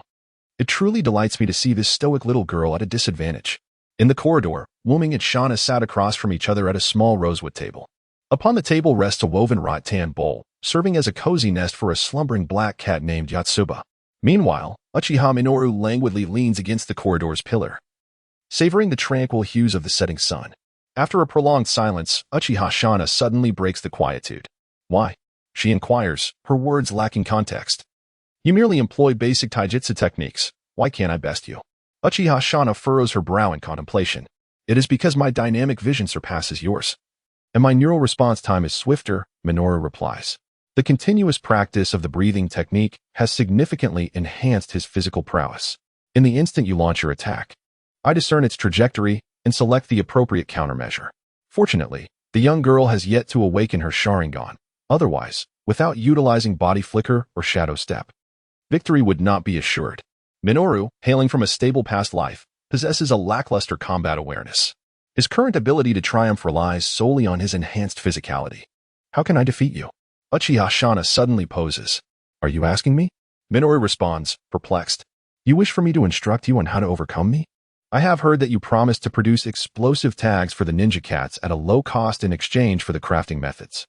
Uchiha Shana glances at the black cat Yotsuba and remarks nonchalantly. What the? Minoru nearly slaps the cat off the table in frustration. You have disclosed my information. I can offer you knowledge of advanced ninjutsu. Uchiha Minoru smirks slightly. But I am merely cheating with my physical attributes. Once you awaken your Sharingan, your dynamic vision will naturally improve. Minoru feels a twinge of resistance. Frequent interactions with those of the Uchiha clan often invite complications. Yet, advanced ninjutsu? Or perhaps the Uchiha clan sealing techniques? Uchiha Shana glances at the room to the right of the corridor, which houses Minoru's study. According to Yotsuba, it is filled with materials for explosive tags, and the other party has recently been troubled by how to conceal them. I can only assist you in devising a training regimen that may enhance your neural response time and dynamic vision to some extent. Well, it is merely a training method. It should not pose any trouble. The specifics of its effectiveness remain unclear. You must gauge it yourself. Thus, it is not a matter of innate talent, but rather a unique training method. This implies that he too could replicate or even surpass Minoru. Could you not impart your methods to me? Uchiha Shana's gaze flickers. I would like to teach you, but I doubt you would grasp it, Minoru shrugs. The breathing technique necessitates precise control over breathing and the muscles throughout the body, with distinct requirements for various postures. The comprehensive daily regimen involves intricate manipulation techniques that can be overwhelming, were it not for the moments of enlightenment that aid in learning. Even I would struggle. What about mastering sage arts? I have heard you wish to learn medical ninjutsu. Uchiha Shana glances at Minoru. An additional fee? She questions, still skeptical. Mastering the art of celestial techniques, an undeniably advanced medical ninjutsu, is a pursuit I wish to undertake. Unwillingly, Wuming rolled his eyes, expressing his exasperation. First, you must master 37 distinct breathing rhythms and 81 muscle movement patterns. You must also gain complete control over each muscle to execute these patterns effectively. Most crucially, you need to harmonize your breathing and muscle movements according to various daily activities. A single misstep renders the technique ineffective. Numerous errors could even incapacitate a person. Wuming cast a teasing glance at the astonished little girl. Do you still wish to learn? Are you attempting to deceive me? Uchiha Shana's eyes widened in disbelief. Is such complexity achievable by mere mortals? Trust me, I desire your success even more than you do. He yearned to master the celestial arts. When will you provide me with the training methods? Uchiha Shana questioned, still skeptical. Probably next week. I must also conduct a comprehensive examination of your health. Wuming contemplated the schedule for revelations. A full examination? What do you intend to assess? Uchiha Shana fixed a cold glare upon Wuming. Strength, speed, endurance, flexibility, what else is there? Wuming responded, bewildered. You'd best not entertain any peculiar thoughts, Uchiha Shana warned, her expression serious. What thoughts should I have? Wuming retorted. The following morning. Wuming stood before the full-length mirror, instinctively smoothing his hair before donning his black-framed glasses. Ah, just another ordinary day, he mused, casting a reassuring glance at his study. The previous evening, Uchiha Shana had sent a sealing technique through Yotsuba. The study had returned to its former tidy spaciousness. What had once cluttered half the room had been reduced to a handful of scrolls on the bookshelf. The sealing technique was a remarkable tool. It seemed prudent to devise an effective plan for the young lady. Wuming reflected on the Shippuden series, recalling how the two brothers engaged in a climactic battle, during which one had tied a sealing bracelet around his wrist. He could simultaneously draw shurikens while throwing them, resembling a human-shaped machine gun. That item appeared to be a modified application of the sealing technique. If only I could create something similar, how secure that would be. My previous research into puppetry was precisely to equip myself with a personal arsenal. Now, with the sealing technique at my disposal, I must put it to use. Filled with excitement, Wuming stepped outside, swiftly suppressing his presence and employing stealthy steps, merrily heading towards the Ninja Academy. In Ishii Saburo's office, Wuming hesitantly knocked on the door. During class, Ishii Saburo had specifically requested him to meet after school. Perhaps there were developments regarding his studies in medical arts. The secrecy surrounding Konoha's advanced ninjutsu was stringent, and he wondered if he would be accepted into Konoha Hospital's training system. I regret to inform you, Woman-kun, Ishii Saburo said, his expression apologetic. A sense of dread washed over Wuming. Clearly, the materials he submitted were not held in high regard. Would he need to disclose more information? Unbeknownst to him, Wei Ming squinted thoughtfully. He possessed an epiphany of time and memories from his past life. Drawing upon the existing emergency medical techniques, he had deduced numerous advancements. Nevertheless, prudence was paramount. Suppressing his thoughts, Wei Ming prepared to take his leave. As a mere second-year student, he still had 2 to 3 years to slowly devise his plans. Your documentation is commendable. Regrettably, most medical ninjas have been dispatched to the front lines, making it impossible for me to find you a teacher, lamented Ishii Saburo. Wei Ming, with his excellent memory, composed demeanor, and keen interest in medical arts, was exceptionally suited for medical ninjutsu. The materials he submitted had garnered the village's approval. Alas, medical ninjas in Konoha were exceedingly scarce and lacked the time to mentor students. Every Wednesday and Friday afternoon, you may intern at the hospital, where you can also borrow books from the hospital library for self-study, Ishii Saburo remarked with a smile. Is there truly such a fortunate opportunity? Then what was with your earlier expression of regret? Wei Ming rejoiced, as this far exceeded his expectations. Initially, he had merely intended to access the hospital library. The influx of medical ninjas to the front lines? Thankfully, there were no teachers available. A sudden thrill coursed through Wei Ming. If he were to find a teacher, he might inadvertently accompany them to the battlefield prematurely. How perilous! In his eagerness to learn medical arts, he had momentarily forgotten the current state of war, which necessitated physicians. There was a possibility of being conscripted. This lesson must be remembered. He must exercise greater caution in the future. Thank you, teacher. Here is your temporary identification, Ishii Saburo said, handing Wei Ming a work badge. Rest assured, I have made the necessary arrangements. I am well acquainted with Chunin Fujimura Taiga. Ishii Saburo winked conspiratorially. He will assign you an experienced nurse to guide you. Thank you, teacher, Wei Ming exclaimed, elated. Saburo had even facilitated a small favor for him. Having a familiar Chunin to greet him would save him considerable effort. Saburo was quite reliable. Chapter 16. Saburo has misled me again. The following day, Wei Ming rose early. After preparing breakfast and lunch, he rummaged through his wardrobe and donned a set of clothes. Although identical to his usual attire, this particular outfit was new. A white shirt paired with black trousers, the tailor had claimed this combination was the most popular, prompting Wei Ming to purchase 3 sets in one go.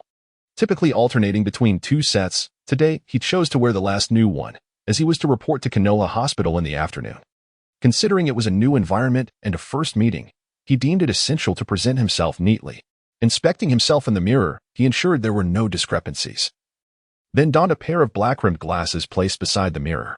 Gripping his oversized lunchbox, he stepped out of his home with a cheerful demeanor. At the Ninja Academy. In the classroom. Have you encountered some delightful news? You seem particularly joyful, inquired his desk mate, Minato Namikaze, with a curious gaze.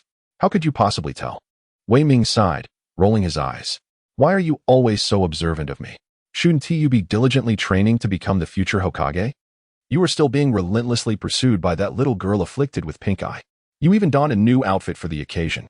The ever-curious Minato Namikaze inquired further. Do tell, I wear the same attire every day. How can you discern the difference between new and old? With a sidelong glance. Naruto Uzumaki seemed to have his thoughts read as Minato shyly smiled. Teacher Ishii said that a ninja must observe 6 directions and listen in 8. Constantly monitoring the enemy's movements and paying attention to every detail. Truly, he is worthy of being the future Hokage, applying knowledge and practice, continuously refining his skills, thus exponentially increasing his strength. Despite studying the same material, Minato stands out remarkably, contending for the top position against the Uchiha clan, and there exists a reason behind this. With so many classmates, doesn't he wear you down to observe so meticulously each day? Naruto mused, unable to endure such a burden himself. Thus, he developed a breathing technique, transforming enlightenment into instinct, reducing the pain of practice while extending the time for gains. Had it not been for the sophistication of the breathing method, his current physical prowess might not even match Minato's. Well, it's merely observing a few of you. Like Naruto and Shana, Minato chuckled. Naruto retorted, so I am treated like a mere lab rat. subjected to your daily scrutiny. You few are quite special, Minato replied, scratching his head, a hint of embarrassment in his voice. Observing and analyzing you yields greater insights. Uchiha Shana, being the top student in class, undergoing Uchiha training, possesses exceptional ninja qualities. Observing her and seeking out potential weaknesses significantly enhances his observational skills. He then regarded Naruto with a curious look. The most unexpected of them all is certainly Naruto. His attire, movements, and breathing patterns appear identical each day, yet there are subtle shifts, albeit within a seemingly repetitive spectrum. Naruto lamented, dealing with Nara Shikaku is already a headache, and now there's Minato watching me all day. I feel like my abilities might be exposed at any moment. Am I truly destined to have an epiphany in acting? He expressed his fatigue about reporting to the Konoha hospital for his internship in the afternoon. Aren't you going to practical training? Minato asked, furrowing his brow with concern. This is the foundational period. Lacking practice could widen the gap further down the line. Is my physical skill really that poor? Naruto pushed his glasses up nonchalantly. After all, he does not rely on basic physical training to enhance his prowess. Perfectly timed to pursue my dream, Naruto exclaimed happily. I'm one step closer to becoming a medical ninja. Is that so? Minato regarded Naruto with skepticism. Well, never mind. As Naruto said, being a doctor is indeed his dream. However, is Naruto's physical skill truly lacking? He has been urging Naruto to train for nearly a year. His stamina and endurance do appear somewhat deficient, yet Minato feels something is amiss. At Konoha Hospital, Naruto, sporting a pass around his neck, followed Ishii Saburo's instructions to find Chunin Fujimura Taiga. Excuse me, senior, I am Yohara Minami, Minami said respectfully, bowing slightly. Ah, greetings. Ishii has already informed me about you. Do not worry, I will take care of you, Takagawa Fujimura declared with a grand wave of his hand. Minami hurriedly expressed his gratitude. I will find someone to show you around shortly. We shall begin with the fundamentals of wound cleaning and bandaging, followed by a gradual introduction to pharmacology and various medical techniques. A physician must possess a vast reservoir of specialized knowledge. There is a large library to the left on the first floor where you can find resources on battlefield first aid, human anatomy, and the properties of medicinal herbs. Numerous classic case studies are also available. You can borrow materials with your temporary work permit. If you encounter anything you do not understand, make a note of it. And come to see me every 2 weeks. I will provide thorough explanations. Yes. Thank you very much. This must be what it feels like to have someone backing you. Although I have just arrived, everything has been arranged so clearly. This is indeed a steady first step toward becoming a medical ninja. As I have always said, Saburo is reliable. Come, let me find you a dependable nurse. Takagawa Fujimura led Minami to the emergency department on the first floor. The nurse I have found for you is not very old, but she is exceptionally skilled, he said with a cheerful smile. She excels in battlefield first aid and has reviewed the materials you submitted, giving them high praise. It seems she has a discerning eye. Minami nodded in satisfaction. With this understanding, even if he were to display a modicum of talent, it would be comprehended. This would allow him to request further learning, accelerating his growth and leading him to become a medical ninja sooner. The future is indeed bright. Takagawa Fujimura approached a cheerful girl wearing glasses and said, Yohara-kun, allow me to introduce you to the finest nurse at Konoha Hospital, the pharmacologist Nanao. Is this the same Nanao I know? The most formidable spy under Danzo? Minami thought, panic surging within him. Oh no, I have plunged right into Danzo's domain. Saburo, you have led me astray. At 5:30, Minami returned home, dragging his weary body. Pharmacologist Nanao's demeanor was warm, her medical skills deft, and her teaching detailed and patient. If one were to overlook her identity as a root ninja, she would indeed be an exceptional teacher. Unfortunately, Minami spent the entire afternoon in a state of anxious tension, playing the role of a somewhat gifted novice. Were it not for his breakthrough in breathing techniques, which helped stabilize his emotions, his heart would have raced out of his chest. It felt akin to walking a tightrope, exhilarating yet perilous. I must, without fail, master my performance. The persona I have crafted for my future is that of a doctor with notable talent. What if I cannot act and catch Danzo's eye instead? A shadow darted into the courtyard, curiously observing Minami, who was leaning against the door, drenched in sweat. Minami, what is the matter? The black cat Yatsuba inquired, her expression perplexed. Did you encounter a mouse? Give me 2 bags of fish jerky, and I shall help you catch it. Encounter a mouse? Why would I fear a mouse? And fish jerky? Dream on. Has the explosive talisman been completed? I intend to bring it to Granny Cat. Shurya brushed against Wei Ming's pant leg and gracefully leaped onto the corridor. Hurry, hurry, you are cats. Why the impatience? Wei Ming, in a fit of frustration, muttered curses under his breath. Turning back to the house, he retrieved a bag of dried fish, tore it open, and poured it into his small porcelain dish. Even in this alternate reality, how could one escape the fate of a laborer? And worse still, a child laborer. It seems another sleepless night awaits me. I am but 8 years old. Granny Cat mentioned that business has been thriving lately, with goods flying off the shelves. Shurya, contentedly munching on the dried fish, lazily explained. Is there any downside to the arms trade? Wei Ming rolled his eyes. It appears the frontline battles are quite fierce. The explosive talismans have become scarce commodities. Speaking of which, where is my salary? Wei Ming suddenly realized. He had been so preoccupied with delivering the goods that he had forgotten about his own wages. Salary? What salary? The black cat's ears drooped, looking utterly confused. No way. Are these cats trying to dodge their debts? I remember Granny Cat asking me to bring you some paper scraps. That stuff is heavy and smells awful. I didn't bring any, the black cat nonchalantly replied. Paper scraps? Heavy? Smelly? That is my salary. Quickly give me my wages, or I shall confiscate your dried fish. Chapter 17. Have you eaten? In the Yuheng residence, Wei Ming stroked the black cat with a furrowed brow. In the future, the pharmacist Nanoyu would become the most exceptional spy under Danzo's command, having also served as the head of an orphanage where he adopted Yukushi Kabuto. During the Fourth Great Ninja War, Yukushi Kabuto played a crucial role, utilizing the impure world reincarnation technique to summon deceased ninjas, equating to the power of several ninja villages. How did she end up under his command? Wei Ming originally intended to gradually reveal his talents, paving the way for future studies in medical ninjutsu.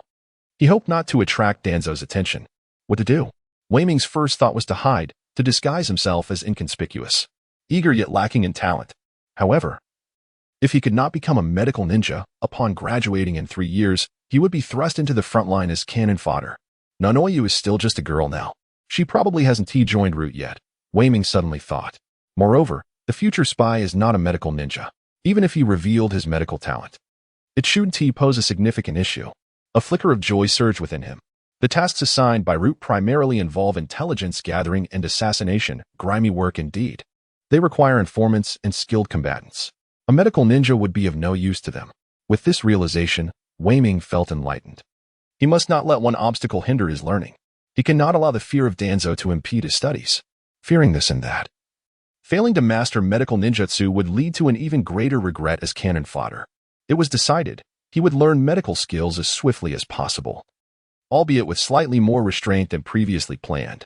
Adjusting his mindset, Wei Ming no longer felt excessively anxious.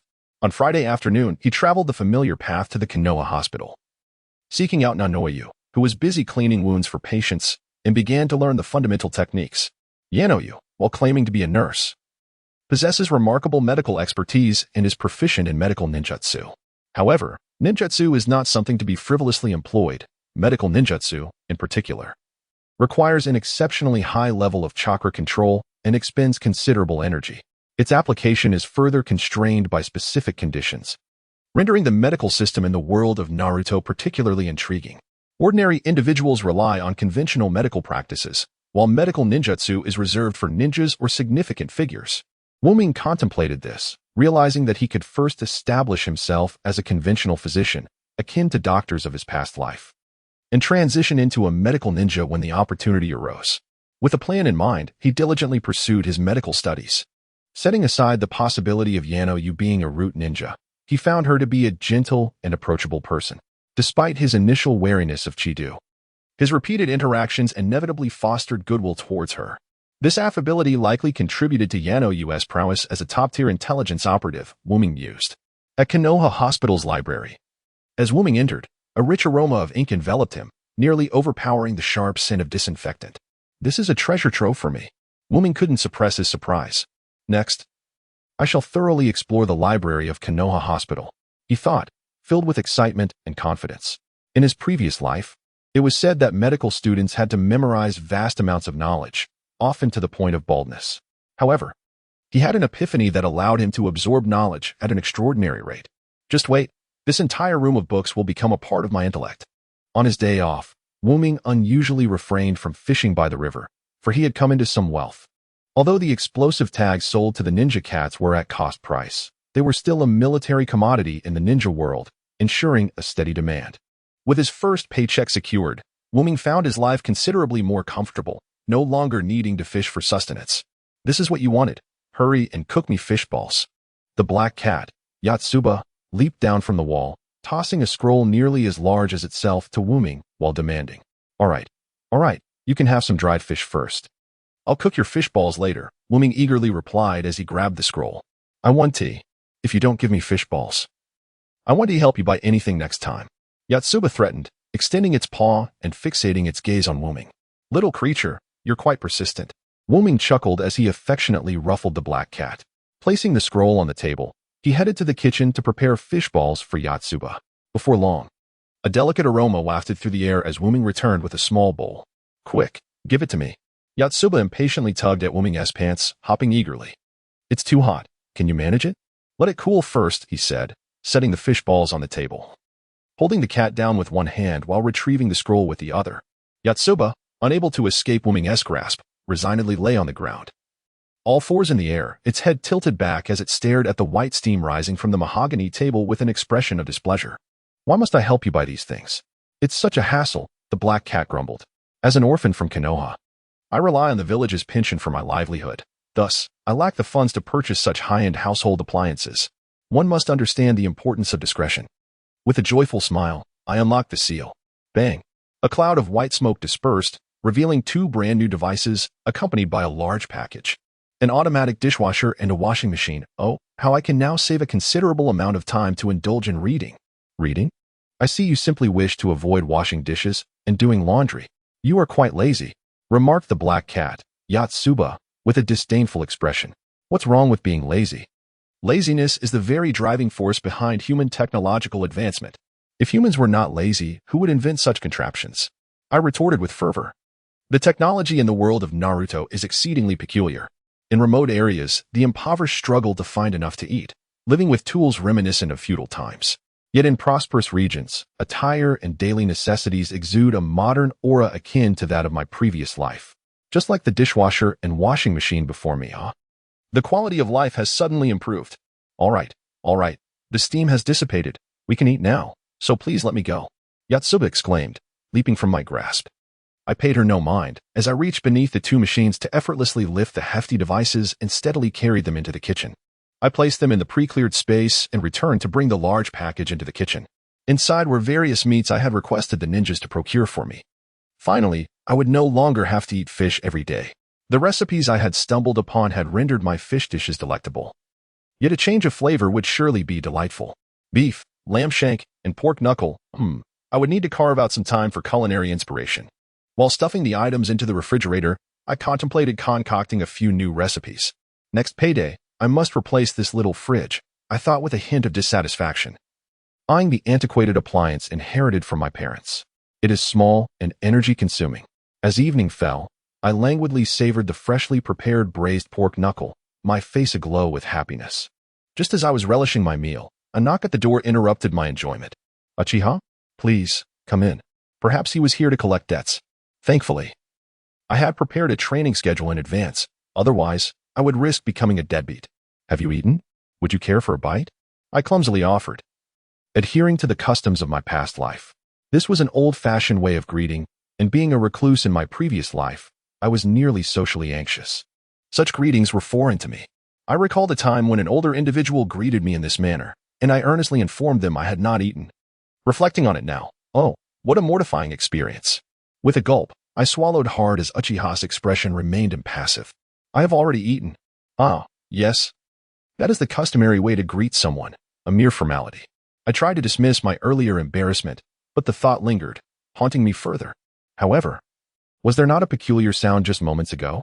Please wait a moment while I fetch the project proposal for you. Without alerting Uchiha Shana, I stepped into the study. This was not Uchiha Shana's first visit to the Yuhang residence. Sitting at the edge of the pristine corridor, her legs dangled over the wooden platform. Her large eyes vacantly fixated on the training grounds to her right. A peculiar aroma wafted into her nostrils.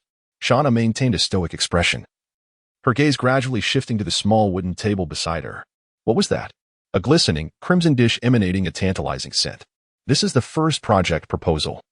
You should practice according to it, I said, feeling a sudden tension. Uchiha Shana knelt solemnly before the small table, her eyes glued to the braised pork elbow before her. What is going on? The little girl glanced back at me, her expression turning grave as she focused intently on the dish. Is there something wrong with this braised pork elbow? I couldn't help but hesitate. Could someone be trying to poison her? Was it Danzo's doing? Attempting to control me with poison? Had Yanoyu revealed my existence to the root? No, the elbow had not left my sight for a second. And neither had I detected anyone else. How could they poison her? I was uncertain. The little girl spoke with a serious demeanor. Is there a way to confirm it? I instantly became serious. It concerned her life. I couldn't afford to be careless. The Uchiha clan, as a prestigious family, must have some hidden techniques unknown to others. Hadn't I seen it on television? Ancient emperors used silver needles to test for poison. In a world filled with strange ninjutsu and toxins, perhaps these noble families had developed such secret arts. You must taste it to confirm. The little girl shot me a cold glance. Are we to test it on ourselves? It won't cause you any harm, will it?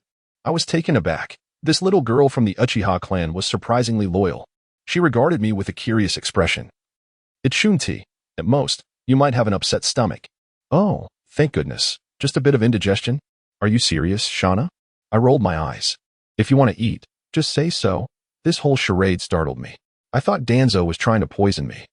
I shot a disgruntled look at the still-cold little girl before heading to the kitchen to fetch her some utensils, watching Uchiha Shauna eat silently yet swiftly. I felt a strange sensation in my heart. She was just like Yatsuba, a true foodie. Was I destined to be the chef on my day off?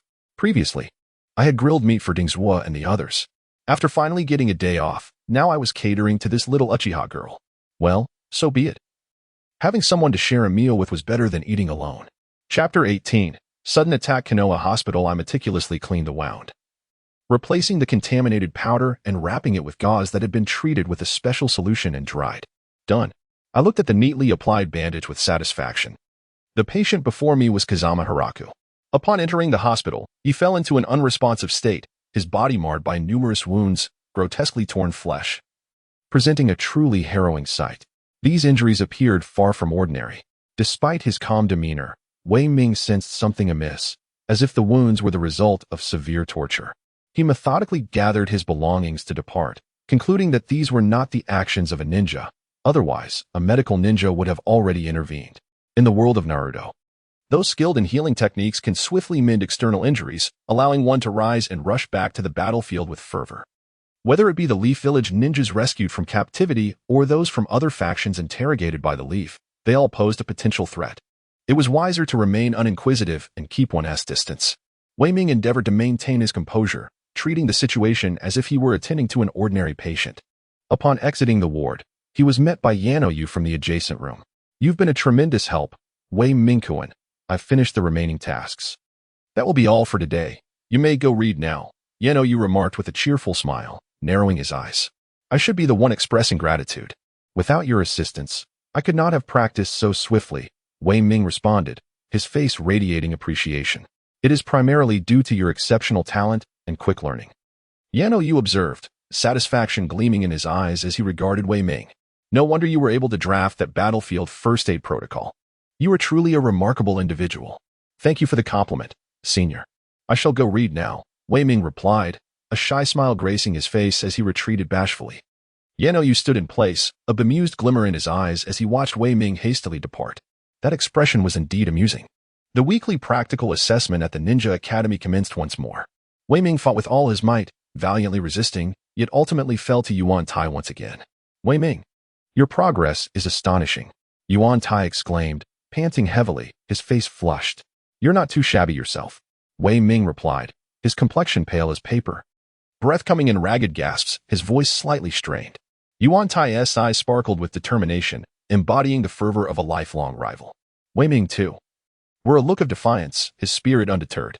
Yuan Tai advances, while Wei Ming falters. Excellent, let's conclude with the reconciliation seal, declared Ishii Saburo, praising both students for their indomitable fighting spirit. I witnessed their unwavering determination. Everyone should learn from them. Applause. Amidst the crowd's admiring gazes, Wei Ming shyly returned to his peers, expressing gratitude to each for their comforting words. Hypocritical. Uchiha Shana appeared beside Wei Ming, her expression inscrutable as she spoke softly. So strong, yet feigning weakness. Cunning. Had it not been for Wei Ming's robust physique and keen hearing, he would have scarcely detected her words. Keeping his gaze fixated on the ongoing duel, he remained motionless, as if diligently absorbing tactical techniques. A fleeting glance at the cold-faced little girl revealed her ignorance. She did not comprehend that this was merely humility. Is the second plan ready? Uchiha Shana questioned, oblivious to the concept of modesty.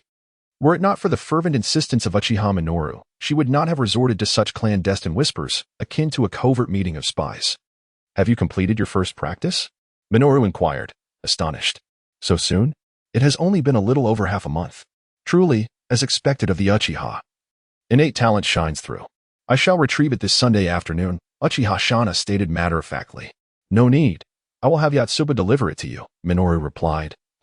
Wishing to minimize interactions with Uchiha, I have matters to attend to that require Yatsuba's assistance, Shana remarked, casting a fleeting glance at Minoru. Very well. I shall await your return at home, Minoru conceded with a hint of resignation. A few encounters should pose no dilemma. It was necessary to allocate time for enlightenment and to hasten the schedule. In contemplation, it was Shana's turn to take the stage. The ordinary classmates were no match for her prowess. Soon, she found herself pitted against Namikaze Minato. What remarkable speed and neural reflexes! Minato has made significant strides. Minoru observed with raised eyebrows. Truly, as the future Hokage, his innate gifts and diligent efforts were impeccable. It was precisely due to his exceptional reflexes that he had mastered the Flying Thunder God technique as a conventional offensive ninjutsu, enabling him to execute swift attacks immediately after a teleportation. Alas, he was confronted by Shana. With a training regimen tailored specifically for her, Uchiha Shana exhibited rapid advancement. Their neural reflexes appeared closely matched. However, Shana's dynamic visual acuity surpassed her opponent's. Minato, it seems you cannot escape that panda eye. She jested, eliciting a chuckle from Minoru. Reflecting on her own contributions brought Minoru further delight. After all, it was Minato's incessant scrutiny of her that led to this moment. I may not be able to strike you directly, but I can train someone else to do so. She laughed. An intense battle ensued, filled with the sounds of clashing. Ultimately, Namikaze Minato could not turn the tide and was bestowed with a panda eye courtesy of the petite Shana. Such a pity. Minoru sidled up to Minato, feigning sympathy. Shana has made considerable progress. I shall continue to strive as well, Minato declared, still brimming with determination. I meant to say, it is truly unfortunate that Shana only managed to give you one panda eye. Another Friday afternoon arrived, and Minoru, adhering to routine, provided Kazama Hirakatsu with his medication. This world is saturated with an abundance of natural energy. Even the average individual boasts superior physical prowess compared to her previous life. Kazama, nearly devoid of any unscathed flesh, had remarkably healed over half of his injuries in just 2 weeks. Yet, it remained uncertain whether the trauma to his brain had caused his unyielding unconsciousness. Anticipating complications, Minoru was relieved to find that the fortnight had passed without incident. Each visit brought her face to face with the apothecary, Yanoyu, whose incessant scheming kept her on edge. Any hint of irregularity set her heart racing, fearing the machinations of Danzo. After assisting the doctors, Minoru habitually retreated to the library on the first floor. Merging theoretical study with practical application, complemented by moments of enlightenment, she felt increasingly capable of handling simple external injuries. By 5:30 in the afternoon, at the Yohana residence, she returned the borrowed books to her study, preparing to prepare herself a delightful dinner. The boiled beef is quite delightful. This is the recipe he comprehended in a mere 30 seconds yesterday. He placed his glasses on the table beside the full-length mirror and, as was his habit, tapped the ground with his left index finger. He listened intently. The chakra dispersed into the earth. Vibrations emanated from within a radius of 240 meters. It felt as though he were gazing down from midair, a familiar three-dimensional image materializing in his mind. This was a small application of his listening ability. By integrating his mental recollections, he constructed a spatial representation of his surroundings based on the vibrations. However, in a new setting, this would not be feasible. He needed to first memorize the new environment. Habitually, he withdrew his finger and rose. At home, he activated his listening ability several times a day, as the environment remained nearly unchanged, executed with the precision of a well-rehearsed assembly line. Just as he stood, he abruptly halted. How could there be someone in the tree 173 meters west of his front door? Without delay, he touched the ground again. Listening. Indeed. A stranger had appeared nearby. His expression shifted. Was this person approaching him? Those who lived around him were all ordinary folk. He alone was a student from the Ninja Academy. Perhaps he was mistaken. An hour later, the individual remained motionless in the tree. Who was he? What was his intent? What should he do? Should he run? First, he could summon the black cat to return, then reverse summon himself away. No, time was of the essence. Once he activated the summoning technique, the stranger would undoubtedly notice. With the speed of a ninja, it would take no more than 5 seconds for him to reach his side. There wasn't enough time. Should he venture out to seek help? No. Running was not an option. He could only walk slowly. The journey to the Hokage building would take at least 10 minutes, and to the security department, 7 or 8 minutes. Even if he managed to escape, he would inevitably face questioning. Who was this person, and why was he fixated on him? Was it that sand ninja spy from before? He was the first person he had ever killed. How had this individual tracked him down? That puppet. Impossible. He had never taken the puppet outside, and it was currently sealed within a scroll. Ah, the poison pouch. Suddenly, he turned toward the study. The poison contained within that pouch might possess some volatile properties, allowing the sand ninja to trace him using specialized techniques. There was no time to lose. The later it grew, the more perilous his situation became. He grabbed his wallet and, under the cover of the encroaching darkness, stepped outside. Feigning a casual shopping trip as he made his way toward the commercial street at the village center, he deliberately chose the main roads, ensuring that he was not the sole person on any given path. Along the way, he crouched to tie his shoelaces, tapping the ground with his left index finger to probe the area. Indeed, he was being followed. His countenance darkened. If the stranger truly intended to lie in wait, he would risk being questioned and make his way to the Konoha building to report the situation. He aimed to gravitate toward more populated areas, particularly taverns, where he might encounter fellow ninjas dining and could seek assistance. He rose nonchalantly, quickening his pace slightly. Just as he passed an intersection, his heart suddenly raced. Before me lies a narrow alley, flanked by humble abodes. Beyond this passage, one could glimpse the bustling commercial street. Yet, this thoroughfare is eerily devoid of life.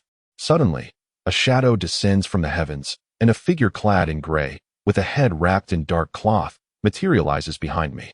A kunai pierces the air, mercilessly aimed at my neck. The stealthy approach is so swift that there is no time to react, no time at all. Instinctively, I raise my hand to block the attack. Bang! The gray-clad assailant furrows his brow. The force is considerable. He has been thwarted. With a swift motion, he pivots his hand, transforming the kunai's thrust into a slicing attack aimed at my carotid artery. Crack! Just as his hand moves, it is unexpectedly seized. My heart races as I attempt to withdraw my arm. I had anticipated that even if he held on, I would easily shake him off. Instead, I find myself utterly immobile. Oh no!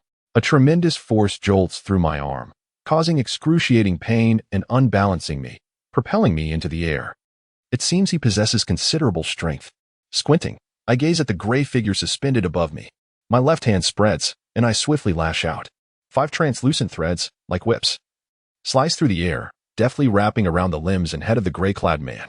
Just as he regains his footing, he perceives a flicker before his eyes. A faint sensation emanates from his forehead. His eyes involuntarily roll back. The familiar chakra threads come into view. Puppet strings. Before the boy's thoughts can fully coalesce, an immense force surges from the strands, catching him off guard and yanking him into the air. Swiftly, his legs pound against the ground, sending debris flying as I materialize within the embrace of the gray figure. My right hand extends, expressionless, pressing against his chest. Thunder. Boom. A profusion of blood erupts from his back. My left hand releases the puppet strings, connecting to a nearby utility pole. With a forceful tug, I am propelled like a projectile from a slingshot into the sky. My body instinctively curls and spins, my right hand aimed at the gray figure's head. Thunder. Boom. The resounding blast echoes as the gray man's head is reduced to a mass of destruction. Utilizing the recoil from the thunderous force, I soar over 10 meters away. With relentless determination, I unleash my hands, the puppet strings executing my command once more. In mere moments, I vanish into the obscurity of the night. A gentle breeze stirs the leaves, leaving behind only the lifeless form of the gray-clad man, sprawled in a pool of blood. Chapter 19. Aftermath. I streak through the air, navigating several streets before descending into a desolate alley. Summoning the art of spirit communication. Bang! A cloud of white smoke billows, revealing the languid figure of a black cat named Yatsuba. Are you hungry, Namikaze? Yatsuba stretches, arching her back and extending her legs. Yatsuba, return home immediately. Use reverse summoning to take me back. I command with gravity. Is there danger? Yatsuba's demeanor turns alert. Not at the moment. To evade potential pursuers. I cannot return home directly. He glided through the air like a marionette, leaving no trace upon the ground. Yet, he feared the possibility of someone detecting his scent. Reverse summoning? It truly had come into play. Shuriya expressed her astonishment. I shall return swiftly. With that, she leapt onto the wall, transforming into a shadow that swiftly vanished. Fortunately, her caution had paid off, as coercion and inducement had taught Shuriya the art of reverse summoning. Otherwise, navigating the current predicament would have been exceedingly difficult. Weiming felt a sense of relief as he stepped lightly, quickly departing the alley, stealthily making his way towards the dense forests of the eastern suburbs. He aimed to distance himself as much as possible to mislead any potential pursuers. Just as he reached the riverbank, a sudden pull emanated from beside him. Bang! A cloud of white smoke erupted, and Weiming looked up to find Shuriya collapsed on the ground, her face etched with tension as she stared at him. Thank you. Weiming lifted Shuriya and placed her into the wicker cat nest. I desire a steak. Well done. The black cat yawned while stating her demand. Can you even bite into it? Weiming rolled his eyes. I fear there may be bugs. Shuriya expressed her concern. Such trivial matters. Very well. When you awaken, I shall prepare whatever you wish to eat. Reverse summoning is no simple task. Shuriya's chakra was insufficient, leaving her drained and drowsy after each attempt. Gently stroking Shuriya's soft ears, Weiming smiled and rose. Striding into the study. Unlike the chaos he felt while dispatching the Sand Ninja spy, this time he remained composed and unruffled. The poison sacs must not be left behind. He retrieved a sealing scroll, carefully storing the poison sacs he had removed from the spider puppet. Weiming swiftly bathed and changed his clothes, holding the discarded garments and shoes. He took out the scroll, preparing to seal them away. Once Shuriya awakened, he would have her dispose of them in the wild. What is this? A small black spot the size of a peanut on the corner of a white shirt caught Weiming's attention. He pressed his hand against it, sensing a faint chakra fluctuation. A sealing technique mark? Weiming's expression darkened instantly. When had it been planted? It could not have been at the Ninja Academy. It was impossible at home, as he had never come into direct contact with anyone on his way back. Moreover, it could not have been from the ninja he had just slain. Konoha Hospital. That was where he had interacted with the most strangers. A jolt of realization struck Weiming. Kazama Hirokatsu, the unidentified patient who had been interrogated and remained unconscious.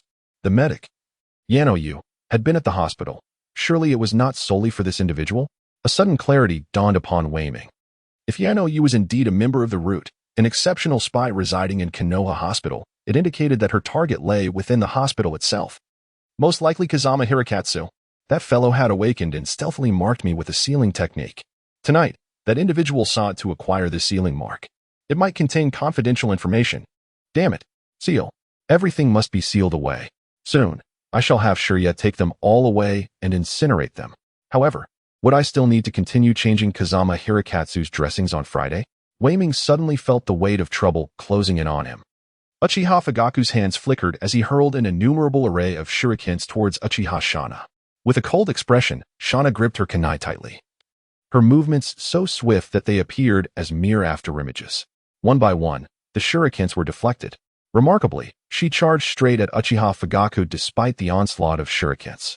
The sound of clashing metal echoed, sparks flying as the two engaged in a fierce exchange, their weapons colliding 19 times within mere moments. Uchiha Fugaku's brow furrowed, the weight of pressure mounting within him. Shana's combat prowess had evidently grown formidable, leaving him puzzled as to how she had honed such skills. Suddenly, a moment's distraction cost him dearly as he received a punch to the abdomen. Focusing intently, the duel continued until both combatants paused to catch their breath. Fugaku exhaled deeply, astonished as he observed his cousin's stern visage and rapid breathing. Shana, your fighting skills are on par with mine, he remarked, to which she replied, no. My stamina is lacking. Uchiha Fugaku couldn't help but roll his eyes. Being 5 years her senior, he mused that if his stamina were inferior, it would reflect poorly on him. Among our peers, none possess greater stamina than you. It's merely a limitation of age. There's nothing to be done about it, he advised, hoping to steer his talented cousin away from self-doubt. Having such physical capabilities is already commendable. You should channel your energy into learning ninjutsu as well. Engaging with Uchiha Fire Release early on will expedite your combat effectiveness. Truly, Shana is the top of our class. Even older brother Fugaku finds it challenging to contend with her, Uchiha Mikoto remarked, embracing Shauna with a smile. Fugaku nodded in admiration, reflecting on his own lack of such prowess at her age. Age limitation? Top of the class? Not necessarily, Shauna thought, her expression unwavering. Yet her heart brimmed with unyielding determination. Despite her efforts, she felt she could not surpass that individual. Suddenly, a shadow appeared before the trio. "Ah, Brother Tsubasa. Is there an urgent mission from the security department?" Uchiha Fugaku inquired, his demeanor shifting to one of concern. "A corpse has been discovered in an alley adjacent to the commercial district," Uchiha Tsubasa replied gravely. "The deceased has been riddled with steel pellets." "Steel pellets?" Fugaku gasped. "Could it be that individual?" "It is likely the person you have been monitoring," Tsubasa continued. "A noticeable crater in the ground resembles the movement patterns of that person from before. Neighbors reported hearing a thunderous noise, prompting them to investigate, ultimately leading to the discovery of the body," he added. "Let us go." Fugaku's interest was piqued. Was this yet another scheme orchestrated by the Roots? Why would they commit murder without ensuring closure? Who was this individual wielding steel pellets? Fugaku remained troubled by his previous failed mission. Uchiha Makoto sighed in resignation. Steel pellets? Is it that person? Uchiha Shauna's expression remained unchanged, though a flicker of contemplation crossed her eyes. Why commit murder in the village? Is he a spy? Does he hold a special position? In an instant, a multitude of questions filled Shauna's mind. In the Hain family residence, Nara sat at his desk, clad in an oversized bathrobe. Supporting his chin with his left hand, he gently tapped the table with his right index finger. The man in gray unleashed a lethal attack, targeting only the ceiling mark. Should he return to the hospital unscathed, Kazama Hirakatsu might assume the transfer of the mark had failed. It is highly probable that he would take the risk to strike again. It is imperative to distance oneself from Kazama Hirakatsu. One cannot be certain he would not attempt to place a mark a second time. Omi's eyes narrowed slightly. Furthermore, it is best to ensure he remains in a perpetual state of unconsciousness. If the other party were to awaken and be interrogated again, it could potentially implicate him. The members of the Yamamoto clan possessed the ability to probe the mind. They would undoubtedly uncover that a sealing mark had been placed upon him, resulting in an unavoidable examination. Should poison be employed? No. If he were to truly succumb to poison, all who had contact with him would be investigated. He could not guarantee that he could deceive the apothecary, Nanoya. In retrospect, it seems Nanoya frequently appeared near Kazama Hirakatsu's hospital room. Nanoya is indeed a root ninja. He must not only maintain distance from Kazama Hirakatsu, but also devise a means to ensure his eternal unconsciousness or demise. A probing team, perhaps? Omi's eyes sparkled with interest. This department is rather intriguing. It bears resemblance to the radiology department of hospitals in his previous life, which detects internal ailments within the human body. In the past, they relied on instruments to utilize rays and sound waves for examination. Here, they employ ninjutsu, a form of ninjutsu probing technique that is not highly regarded. By controlling chakra fluctuations and infiltrating the body, they observe internal ailments through chakra feedback. Kazama Hirakatsu undergoes probing once a week, initially thought to be for treatment. It now appears to be to ascertain the speed of his recovery, preventing him from escaping. One could subtly manipulate things during the examination. The probing technique seems familiar. He recalls having seen it in the hospital's library. This technique is of little use to ninjas, especially on the battlefield. What is truly useful are healing techniques, hemostatic techniques, and rapid treatment ninjutsu for external injuries. The probing team comprises mostly ninjas who have retired due to injuries. Probing techniques require exceptionally high chakra control. Retired ninjas from the battlefield possess considerable chakra control, making them well suited for this. He raised his right hand, aligning his middle and index fingers, and gently tapped his temple twice. He had initially intended to reveal a glimpse of his talent to accelerate his medical studies, and the probing technique seemed a worthy choice. A familiar cool sensation enveloped his mind. The sequence and rhythm of hand seals, the fluctuations of chakra, the output of chakra, and how feedback information is visualized flooded his mind in a torrent of information. Did it even involve a hint of yang release property transformation? He raised his hand and tapped his temple 3 times, straightening his insights dawned upon him. Upon serious consideration, it is indeed a medical ninjutsu. By utilizing a touch of yang release property transformation, it transforms chakra to harmonize with the human body, enabling it to penetrate and investigate internal conditions. He reached out to stroke the black cat, Yatsuba. A faint green light flickered in his palm. Skin, bones, internal organs, blood circulation, nerve conduction, a 3-dimensional image in black and white filled his mind. Was there also a sensation akin to the Byakugan's perspective? Omi was astonished. Regrettably, it is merely of limited significance.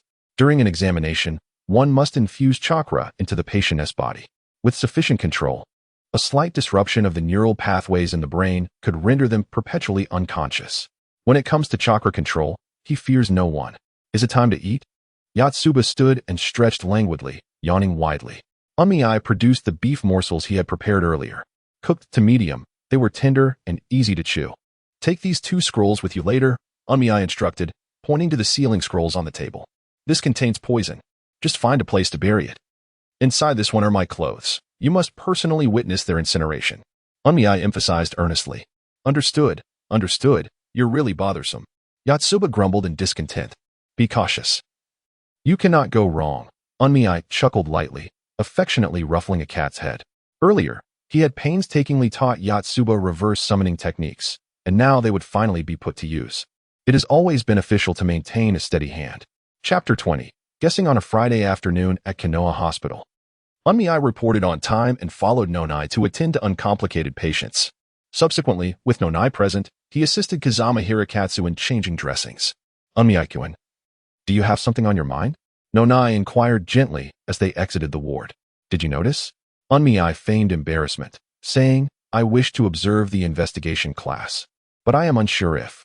To attend the investigation class, you must be proficient in the investigation technique, Nonai explained with a smile. I've learned it. I simply want to give it a try. Onmei pretended to be anxious, exclaiming, if you don't believe me, I can demonstrate on the spot. Really? Nonai looked at Onmei with surprise.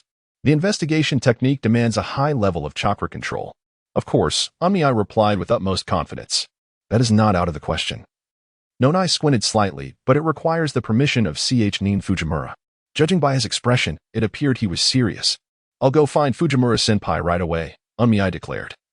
Turning to leave, displaying a sense of urgency. Let us go together. I have great faith in your abilities, Onmei-kun, Nonai said cheerfully. Have you truly mastered the investigation technique? Although often underestimated as a medical ninjutsu, its learning curve is surprisingly steep. If Onmei has self-studied, then his chakra control must be quite formidable. Fujimura Taiga. Upon hearing that Onmei intended to demonstrate the investigation technique, hesitated momentarily before consenting. He had heard of Onmei's modest talent in medical arts and thought this would be a good opportunity to observe. Furthermore, as a student valued by his friend Ishii Saburo, it would not be difficult to offer him some appropriate assistance. In the investigation class, a middle-aged man in a white coat, seated in a wheelchair, was performing the investigation technique. Taiga, is there something you need? The middle-aged man bore a prominent scar shaped like a single line across his forehead, suggesting he had narrowly escaped a grave injury. Ryota, this is Saburo's student, Omi Onmei. He wishes to try the investigation technique. Fujimura Taiga introduced directly. Onmei. This is Kinoshita Ryota, a Nin, and he was a classmate of both your teacher Ishii and myself, Fujimura Taiga elaborated. Sailang indeed has a wide circle of friends. Yuhu and Minming, our hospital's prodigy, remarked Fujimura Taiga with a cheerful tease. Minming feigned shyness, scratching his head. The persona of a medical genius has been crafted quite successfully. Now, let us give it a try. Liang Tian maneuvered the wheelchair back to clear a space. Minming approached the patient's bed. The individual was a middle-aged man in his 40s who seemed intrigued by Minming's presence, observing intently as he conducted the examination. With hands forming seals, chakra surged into his right hand. Diagnostic technique. A pale green glow enveloped his hand as he gently pressed it against the man's chest. A three-dimensional pattern in black and white materialized in his mind. There appeared to be signs of fibrosis in the lungs and a slight shadow on the liver. Only one kidney? Minming withdrew his hand in astonishment. Quite precise, Liang Tian praised. With a bit more knowledge of human anatomy, you could easily work here. Ishii has a promising student. Fujimura Taiga chuckled, saying, Minming, you should join the diagnostic class. If you wish to explore new techniques, come find me. Thank you, Senior Fujimura. Why does it feel like he suddenly became so enthusiastic? Afterward, Fujimura Taiga offered some encouraging words, which made Minming leave in high spirits. Yano Yu observed with a gentle smile, his gaze calm and warm. However, Minming felt an odd sensation, as if he had revealed something. He had indeed been rather lively today. Never mind. It was best to keep his distance from Kazama Hirate for now. Minming, don't hold back. Feel free to ask me directly if you don't understand, Liang Tian said cheerfully. Thank you, senior. This Chunin is quite warm-hearted. Sanlang seems to be quite popular among friends. After completing 2 more examinations, Liang Tian grew increasingly enthusiastic, proactively sharing operational experiences with Miming. Soon, the doors swung open. Yano entered, pushing Kazama Hirate ahead.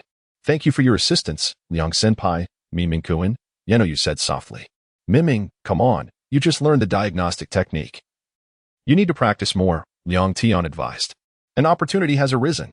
Miming endeavored to control his expression, feigning the nervousness of a novice. He formed seals to release chakra, the familiar pattern flooding his mind. Methodically, Miming examined from head to toe, simultaneously articulating his findings. A thread of chakra, discreetly beneath the watchful eyes of Yanoyu and the others, seeped into Kazama Hirate's mind. Diagnose, touch, sever. A faint sound echoed in his ears. Miming's heart raced. Yet his expression remained unchanged. Success. Outside the diagnostic class, Miming assisted Yanoyu in pushing the hospital bed out. Miming-kun, you truly possess exceptional talent. You have the potential to become a medical ninja, Yanoyu remarked with a smile. Medical ninja? Miming feigned ignorance. Being a doctor and a medical ninja are 2 entirely different matters. The number of medical ninjas is quite limited, even in the Grand Library on the 1st floor. He had yet to discover any definitive records regarding medical ninjas. Indeed, it was a ninja requiring exceptional chakra manipulation skills. Minoru had an innate talent for learning the art of exploration. Yanoyu praised. Both Chunin Fujimura and Chunin Kinoshita hold you in high regard. Minoru, scratching his head shyly, felt a tightening in his chest. Why did Yanoyu say such things? On the surface, she was merely an exceptionally skilled nurse. Do you wish to learn medical ninjutsu? Yanoyu suddenly inquired, gazing at Minoru. I do, he replied, but I cannot learn from you. Wouldn't that lead me straight to the root? Wait. Could this be a summons to the root? You are not being entirely honest, Minoru, Yanoyu chuckled. What do you mean? Minoru felt a chill run down his spine. It appears you are quite fearful of me. Leaning closer to Minoru's ear, Yanoyu whispered, From the moment we first met, you have been afraid of me. Do you harbor any secret thoughts? Minoru's heart raced, nearly leaping from his chest. Haha, just teasing you. Yanoyu straightened up, observing Minoru with keen interest. As a ninja, you must master the control of your expressions, she remarked meaningfully. Sometimes, subtle facial expressions can betray one's true thoughts. With that, she gently nudged Kazama Hirato and began to depart. Minoru felt drenched in sweat from the tension. Subtle expressions, true thoughts? Could Yanoyu perceive one's heart through micro-expressions? This must be the reason she excelled as a top intelligence officer. Had he inadvertently exposed himself from the very beginning? Yet, Yanoyu seemed disinterested in delving deeper or recruiting him into the root. What was her true intention? Minoru, still shaken, endeavored to maintain his composure until the end of his shift. Upon returning home, he utilized sealing techniques to pack his belongings, stuffing a backpack full of scrolls, which he placed by the door. He even summoned Yatsuba, ready to dispel the summoning at the first sign of trouble and swiftly complete the reverse summoning. He spent a restless night, yet no disturbances occurred. The following day remained tranquil. On the 3rd day, while intentionally passing by the Konoha hospital, he encountered Yanoyu. She was accompanied by 2 individuals carrying a stretcher upon which lay Kazama Hirato. Upon noticing Minoru by the roadside, Yanoyu offered a gentle smile before turning to follow the stretcher as it departed. Was this a transfer for Kazama Hirato? Seizing the opportunity, he slipped into the hospital to inquire. He received news that brought him immense relief. Kazama Hirato's family had come to take him home, and they had hired Yanoyu as a dedicated nurse. She had left. How much did she truly know about me? Would she still cause me trouble? Minoru pondered, feeling utterly perplexed. Indeed, he could not afford to be too reckless. Having merely showcased a hint of talent and medical skills, he had immediately attracted Yanoyu's attention. An expert in micro-expressions, leaving him unaware of how much he had inadvertently revealed. He needed to exercise greater caution. Returning home with a perplexed expression, Wuming removed the transparent glasses that obscured his vision. He leaned against a pillar in the corridor and quietly observed the bamboo tube as it rhythmically struck the stones. Yanoyu noticed his unusual demeanor but chose not to inquire further. Wuming faintly sensed a gesture of goodwill, gradually letting go of his chaotic thoughts. Let this be a lesson. One should never underestimate anyone, nor should one act recklessly, shedding his fade and disregarding the various disputes of the ninja world. Wuming languidly sat in the corridor, allowing his thoughts to wander freely. Time slipped away unnoticed until he was jolted awake by a knock on the door. Let us have a spar. Upon entering, Uchiha Shana fixated on Wuming with an impassive expression. Whether it was an illusion or not, Wuming seemed to discern a flicker of anger in her calm eyes. I haven't offended you, have I? If you wish to fight, then let it be. Debts must be repaid eventually. With a swift motion, Uchiha Shana launched her attack without mercy. Wuming, quick-witted and agile, countered her strikes with ease. He even found himself contemplating what to have for dinner that night. The audacity to be distracted. Shana, her face set in fierce determination, charged towards Wuming. Her movements, so rapid they nearly left an afterimage. Wuming, caught off guard, could no longer afford to let his mind wander. After all, Uchiha Shana was a member of the esteemed Uchiha clan, renowned for their exceptional martial arts. Shana had diligently honed her skills, employing unorthodox techniques that momentarily gave her the upper hand. Faced with her rapid assaults, Wuming's lack of combat awareness became glaringly apparent. At one point, he narrowly avoided receiving a black eye, relying solely on his physical prowess to endure until the end. In the corridor, the two sat across from each other at a small redwood table. Uchiha Shana stared blankly at the courtyard, lost in thought, until, unexpectedly, she spoke. Are you a spy? Wuming rolled his eyes, retorting, if I were a spy, would you still be alive? An operative? Uchiha Shana continued her line of questioning. This was becoming increasingly absurd. I am simply myself, an ordinary student at the Ninja Academy. Don't start guessing that I'm associated with the Roots later on. Why can't I defeat you? A trace of anger reemerged in her eyes. This girl was remarkably competitive. Even Uchiha Madara could not guarantee invincibility. Why was she so preoccupied with winning? Wuming, exasperated, advised. Besides, you are already the top of the class. Uchiha Shana fell silent, pondering for a considerable time before responding. Your combat awareness is lacking. As long as I can outpace you and throw you into disarray, victory is assured. Oh, you are truly relentless. Wuming thought to himself, devising a strategy to persuade her. Perhaps he could purposely lose a match next time? Do not purchase steel balls within the village. The security department is monitoring their source. What on earth? Wuming nearly jumped at her sudden remark. What do you know? Uchiha Shana glanced at the now tense Wuming, a glint of mischief in her large eyes. Guess. Wuming, Chapter 21, Red Hair. What does it mean to guess? What do you truly comprehend? Uncertain and anxious, Minami felt a surge of tension. Uchiha Shana's lips curled slightly as he supported himself on the wooden floor of the corridor, nimbly leaping down. He resolved to venture forth alone, striding confidently ahead. Minami thought to himself, is this not a test of my composure? How does she possess such knowledge? Has she secretly cast a genjutsu on me? Feeling as though misfortune had befallen him, Minami lamented the string of ill events that had plagued him of late. Within the study, he sighed deeply. Life must go on, and he would take it one step at a time. The Konoha hospital had settled into a temporary tranquility. From here on, he would rotate through various departments, gradually acquiring medical skills. There was no need for years of foundational work. He had attained enlightenment in a timely manner. Although the Ninja Academy offered no new insights, he would attend diligently, playing the role of an ordinary student. As a second-year student, he could not afford to stand out. He had vowed to maintain a low profile, yet his life seemed excessively thrilling, rife with sand ninja spies and assassination plots. Not to mention his brush with the enigmatic Yanayu. Such a tumultuous existence was proving too much for his fragile heart. He could not afford to leap into action again. Minami slowly reflected, meticulously planning for the future. Yanayu had vanished entirely from his life, like a fleeting specter.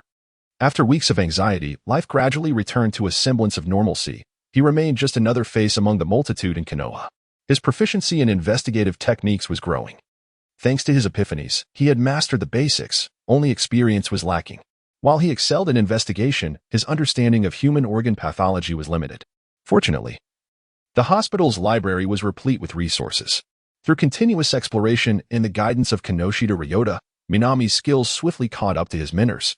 I might soon find myself unemployed, joked Kinoshita Ryota, teasingly. Minami responded with a habitual shy smile.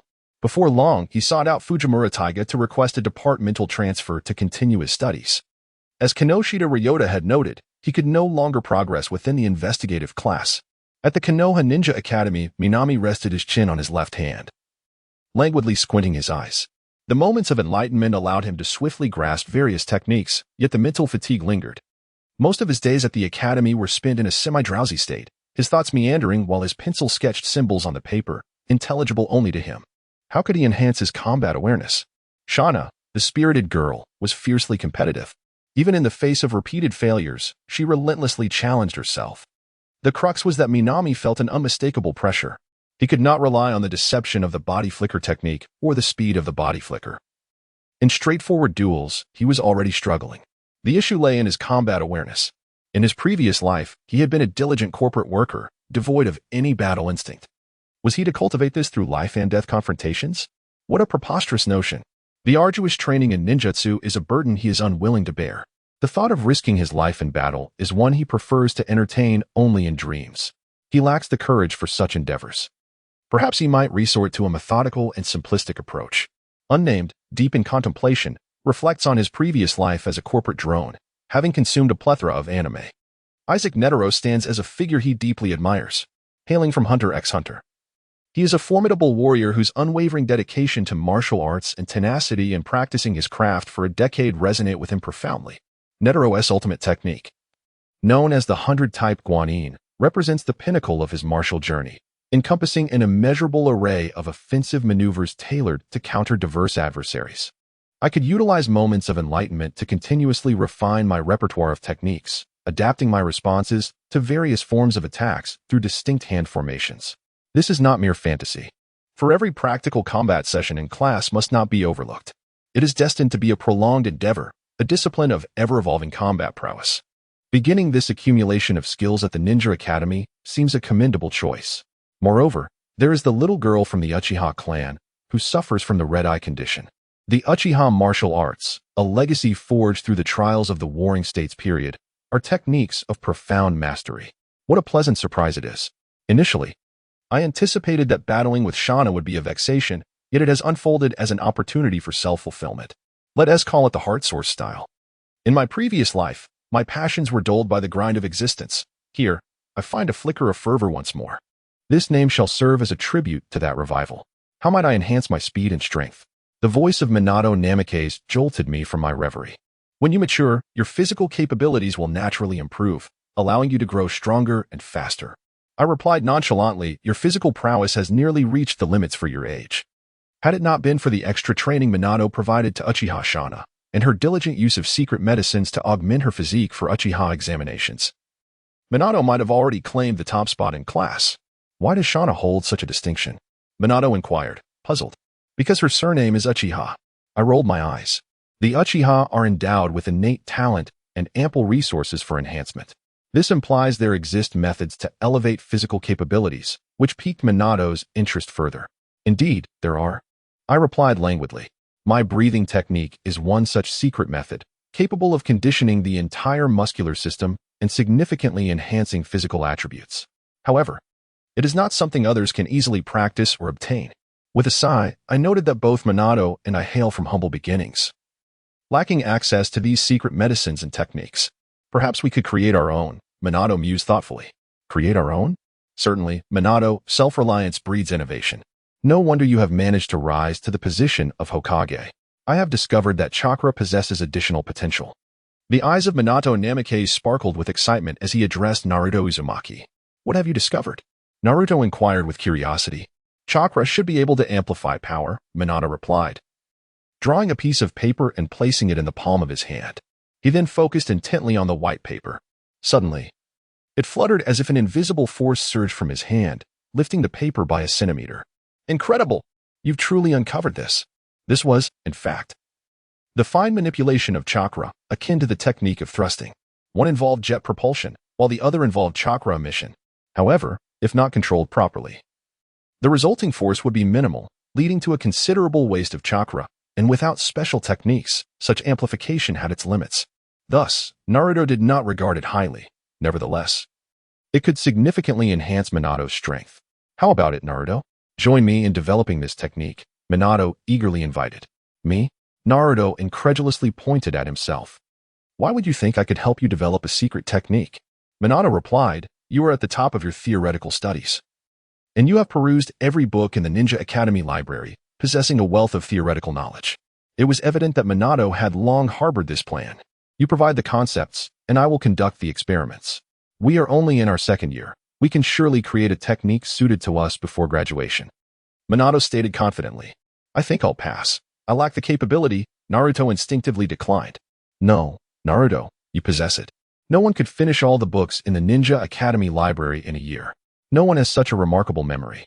Do not underestimate yourself, Minato asserted solemnly. Why do I feel you have more faith in me than I do? Yet, Naruto still wished to refuse. He had become increasingly composed and low-key during this time. Remaining unperturbed in both the hospital and the academy, he did not want to stir any trouble. Naruto, war is imminent. Our time is limited, Minato pressed, gripping Naruto's shoulders with a serious expression. We must accumulate sufficient strength before we step onto the battlefield. You see the situation clearly. Once we succeed in our development, utilizing chakra amplification can entirely compensate for your physical shortcomings. My aspiration is to become a medical ninja. I have no desire to be on the front lines. Regardless of Minato's arguments, Naruto remained resolute in his refusal. Just as Minato attempted to persuade him from various angles, Saburo Ishikawa suddenly pushed the door open. Following him was a young girl with striking red hair. Why is her hair so red? Naruto thought, observing her round face, reminiscent of a tomato. Indeed, she looks just like a tomato. Ah, classmates, I shall mourn for you, he remarked. Not a tomato, but a blood-red chili pepper. A force of violence. Just wait for your doom.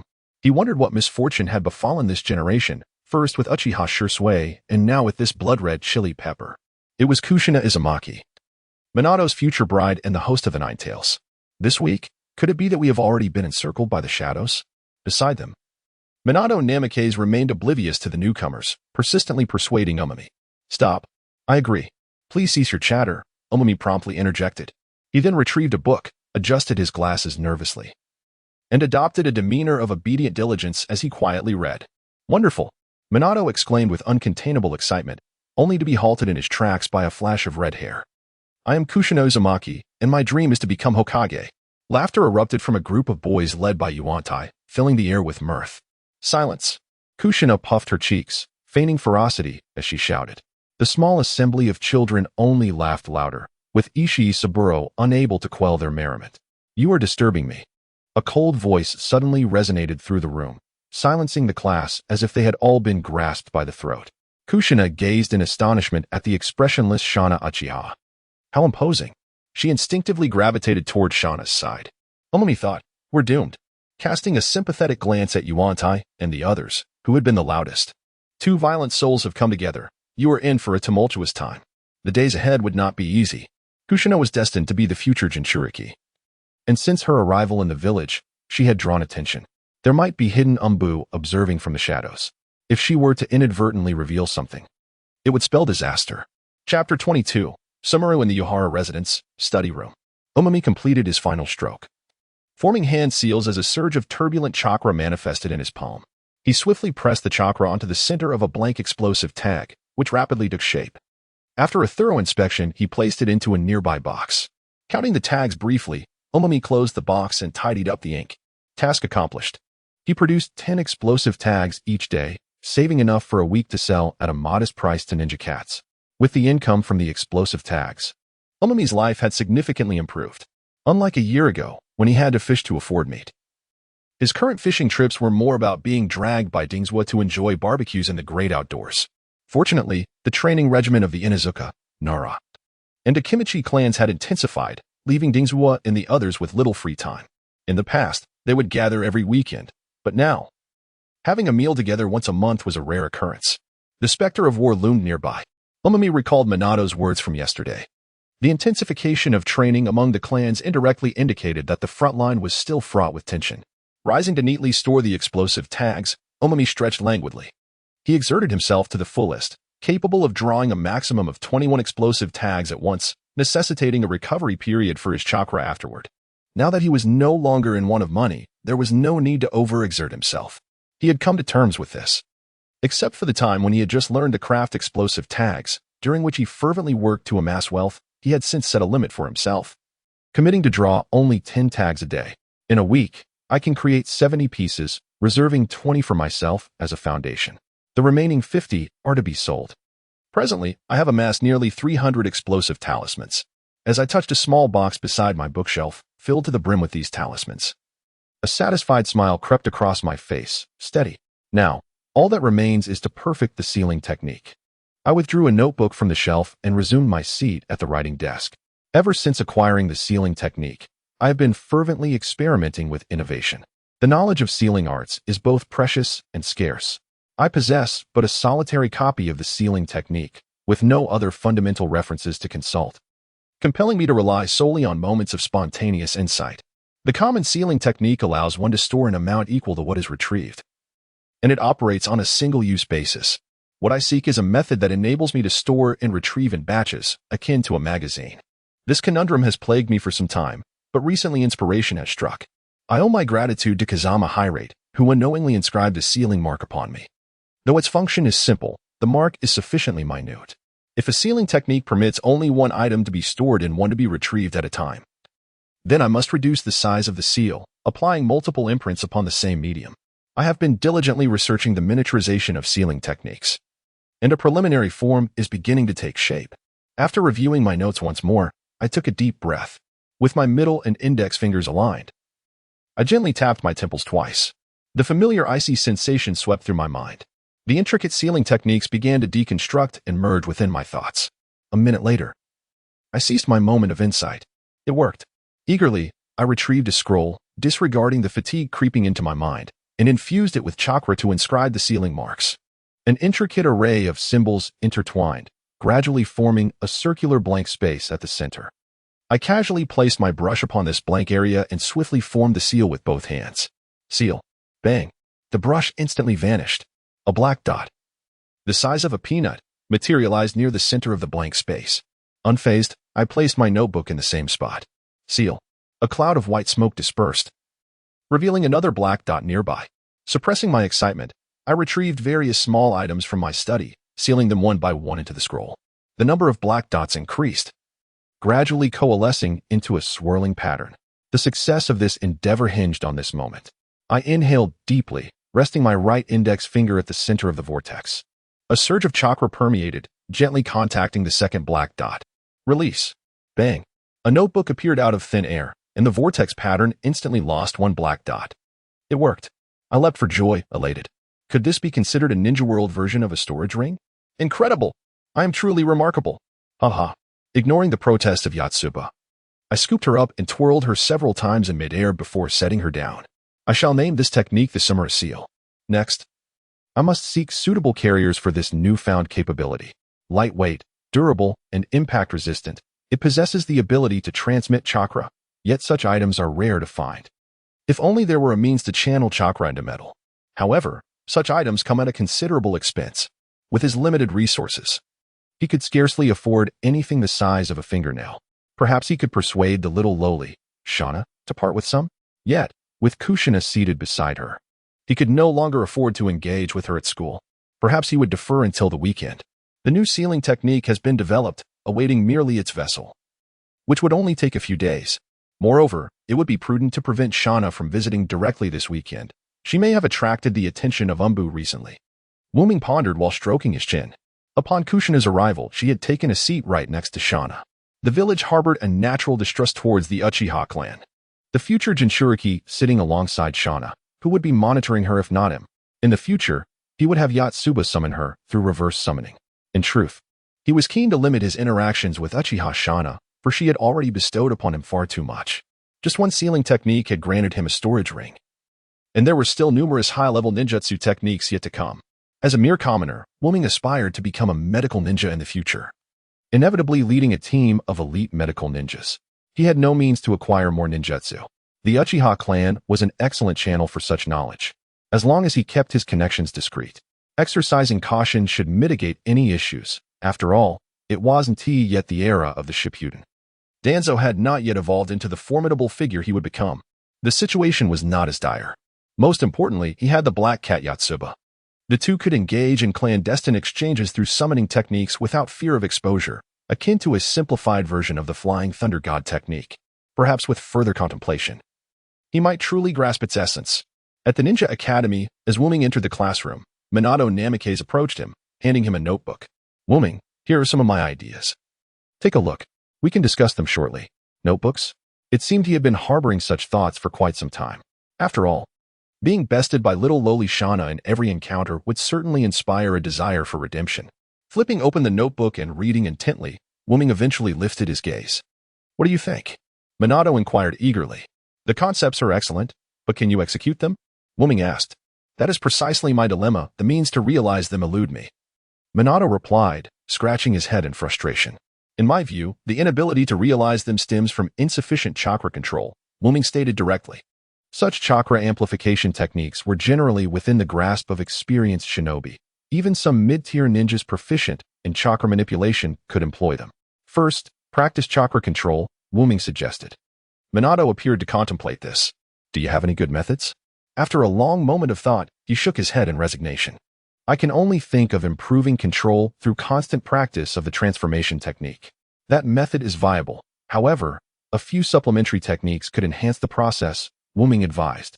Unbeknownst to him, Minato quietly handed a piece of paper to the fourth Hokage. Climbing trees, walking on water? Minato looked at him with surprise. Do not underestimate these two simple techniques. They are sufficient to train you until graduation, he said with a smile. Take tree climbing as an example. Once mastered, you can apply the same method to scale cliffs, and later even carry additional weight on your body. Similarly, walking on water can also progress in stages, from a basin of water to a still pond, a rippling lake, flowing river, and ultimately, you may even attempt to ascend a waterfall. Practice, Watergate, and refine your chakra control. Your aspirations will come to fruition. Minato, you are indeed concealing your true capabilities. The fourth Hokage declared with certainty. Think what you will, Minato rolled his eyes, indifferent. This fellow observed him daily, akin to a spy. He had sensed abnormalities on more than one occasion and did not believe he could maintain the ruse for long. He might as well reveal a bit to spare himself from being scrutinized endlessly. Minato, have you already begun to amplify your strength with chakra? The fourth Hokage suddenly asked, excitement gleaming in his eyes. Minato nodded helplessly, disinclined to engage with such perceptive individuals. Just a hint of revelation, and they could detect so much more. No wonder Shana treated you differently, the fourth Hokage said, dawning comprehension on his face. Differently? I was unaware of that. In the entire class, you are the only boy who actively approached Shana without taking action. What have you been observing daily? Did you defeat her? Minato's eyes sparkled with curiosity. What are you plotting? Minato felt a prickling unease. That spirited gaze of yours should be directed at Uchiha Shana. What are you staring at? Minato-kun. Let us have a match, he proposed. Get lost. At the Yuhai residence on the weekend, Yuzu slammed his palm hard against the ground. Bang. Uchiha Shana materialized on the wooden corridor, her expression cold and displeased. Why must I resort to such means? I fear complications, she replied, perplexed. What complications? Shana did not understand. Your new deskmate is quite the troublesome character, Minato remarked meaningfully. Kushina? The young girl furrowed her brows. This friend suited her taste well. And in just a few days, they had already become good friends. She merely dealt with a few boys. What trouble could that cause? Minato rolled his eyes. So it was you who instigated her. Vortex Kushina has already begun to throw punches, targeting anyone who has mocked her. Unlike Shana's preference for striking eyes, she favored striking noses. Yuan Tai's nose was broken, and he cried terribly when I encountered him in the hospital. I could hardly suppress my laughter. Be cautious moving forward. She is often accompanied by several ninjas, Minato offered a subtle warning. He had once stealthily employed his listening abilities and indeed discovered traces of the Umbu. A future Jinchuriki walking alongside an Uchiha would undoubtedly draw the Umbu's scrutiny even closer. In the future, when you come here, it must be through reverse spiritual communication. Chapter 23. Don't leave after school. Is there something wrong with Kushina? Setsuna furrowed her brow. She was quite pleased with this new friend and did not believe she had any issues. Was it simply because she hailed from another village? Setsuna could not comprehend. It is because her surname is Uzumaki, Minato remarked casually. Those bearing the Uzumaki name are the prime candidates for the Jinchuriki. She is destined to be the future Jinchuriki. Uzumaki? This is information you need not concern yourself with. Sometimes, the more one knows, the more troubles one encounters. Minato chose not to elaborate further. If he were to reveal her identity as a Jinchuriki, and Setsuna inadvertently let it slip to the Anbu, it could lead to unforeseen complications for her. Should I keep my distance from Kushina? Setsuna's large eyes reflected her displeasure. No. Just let things unfold naturally. Being overly deliberate may attract unwanted attention. As long as you do not engage with me directly, it will suffice. Minato thought of Minato Namikaze and felt compelled to add, especially in school, do not interact. At the Ninja Academy, he and Setsuna had exchanged very few words, yet it had already caught Minato Namikaze's attention. That guy was convinced of his hidden prowess and insisted on having a match, which was becoming increasingly irksome for Minato. Your future bride is here. Why aren't you making a move? Why are you constantly watching me fight? Fighting is out of the question for now. I can only delay. If that fails, I will just increase my visits to the hospital. After all, I've learned most of what I need at the Ninja Academy, Minato pondered. Come on. Let us have a match. After much internal conflict, Setsuna decided to stop overthinking. She firmly believed that all her troubles stemmed from her lack of strength. This time, Minato did not resist. He needed to rely on Setsuna to enhance his heartstring flow martial arts. As usual, the sparring commenced with the sounds of clashing. However, this time, Minato felt quite adept. He had already gained some insights and established a preliminary foundation in heartstring flow, with previous techniques cataloged. Even when Setsuna deliberately quickened her attack speed, Minato countered with a methodical response strategy, parrying each blow in kind. You've grown stronger. In the corridor, Setsuna stared blankly at the courtyard. I still have a long way to go, a long way to go. Minato, feigning humility, felt a sense of achievement within. As an ordinary office worker, being able to contend with a Uchiha using martial arts was quite gratifying, and he anticipated facing even more formidable opponents in the future. I want the final training regimen. Setsuna shot a cold glance at Minato. I've prepared it for you in advance. Minato hurriedly dashed into his study and retrieved a palm-sized scroll. I made braised pork knuckle today. Would you like to try it? Minato asked, slightly apprehensive. Gulp. Setsuna's throat constricted as she glanced at Minato. What do you want to say? Having spent so much time together, she was well aware of Minato's demeanor. After a bout, he would almost immediately wish to send her away. Yet this time, he had gone so far as to cook for her, preparing a dish she had once enjoyed. It was evident that this was a premeditated act. By the way, do you happen to have any chakra metal? Asked Wei Ming, slightly embarrassed. Do you have the funds to purchase it? Shauna retorted. If I had the money, I would acquire it myself. Wei Ming suppressed the urge to roll her eyes. What will you offer in exchange? Can it help me master that secret technique of yours? Shauna's expression remained impassive, yet her large eyes sparkled with a knowing glint.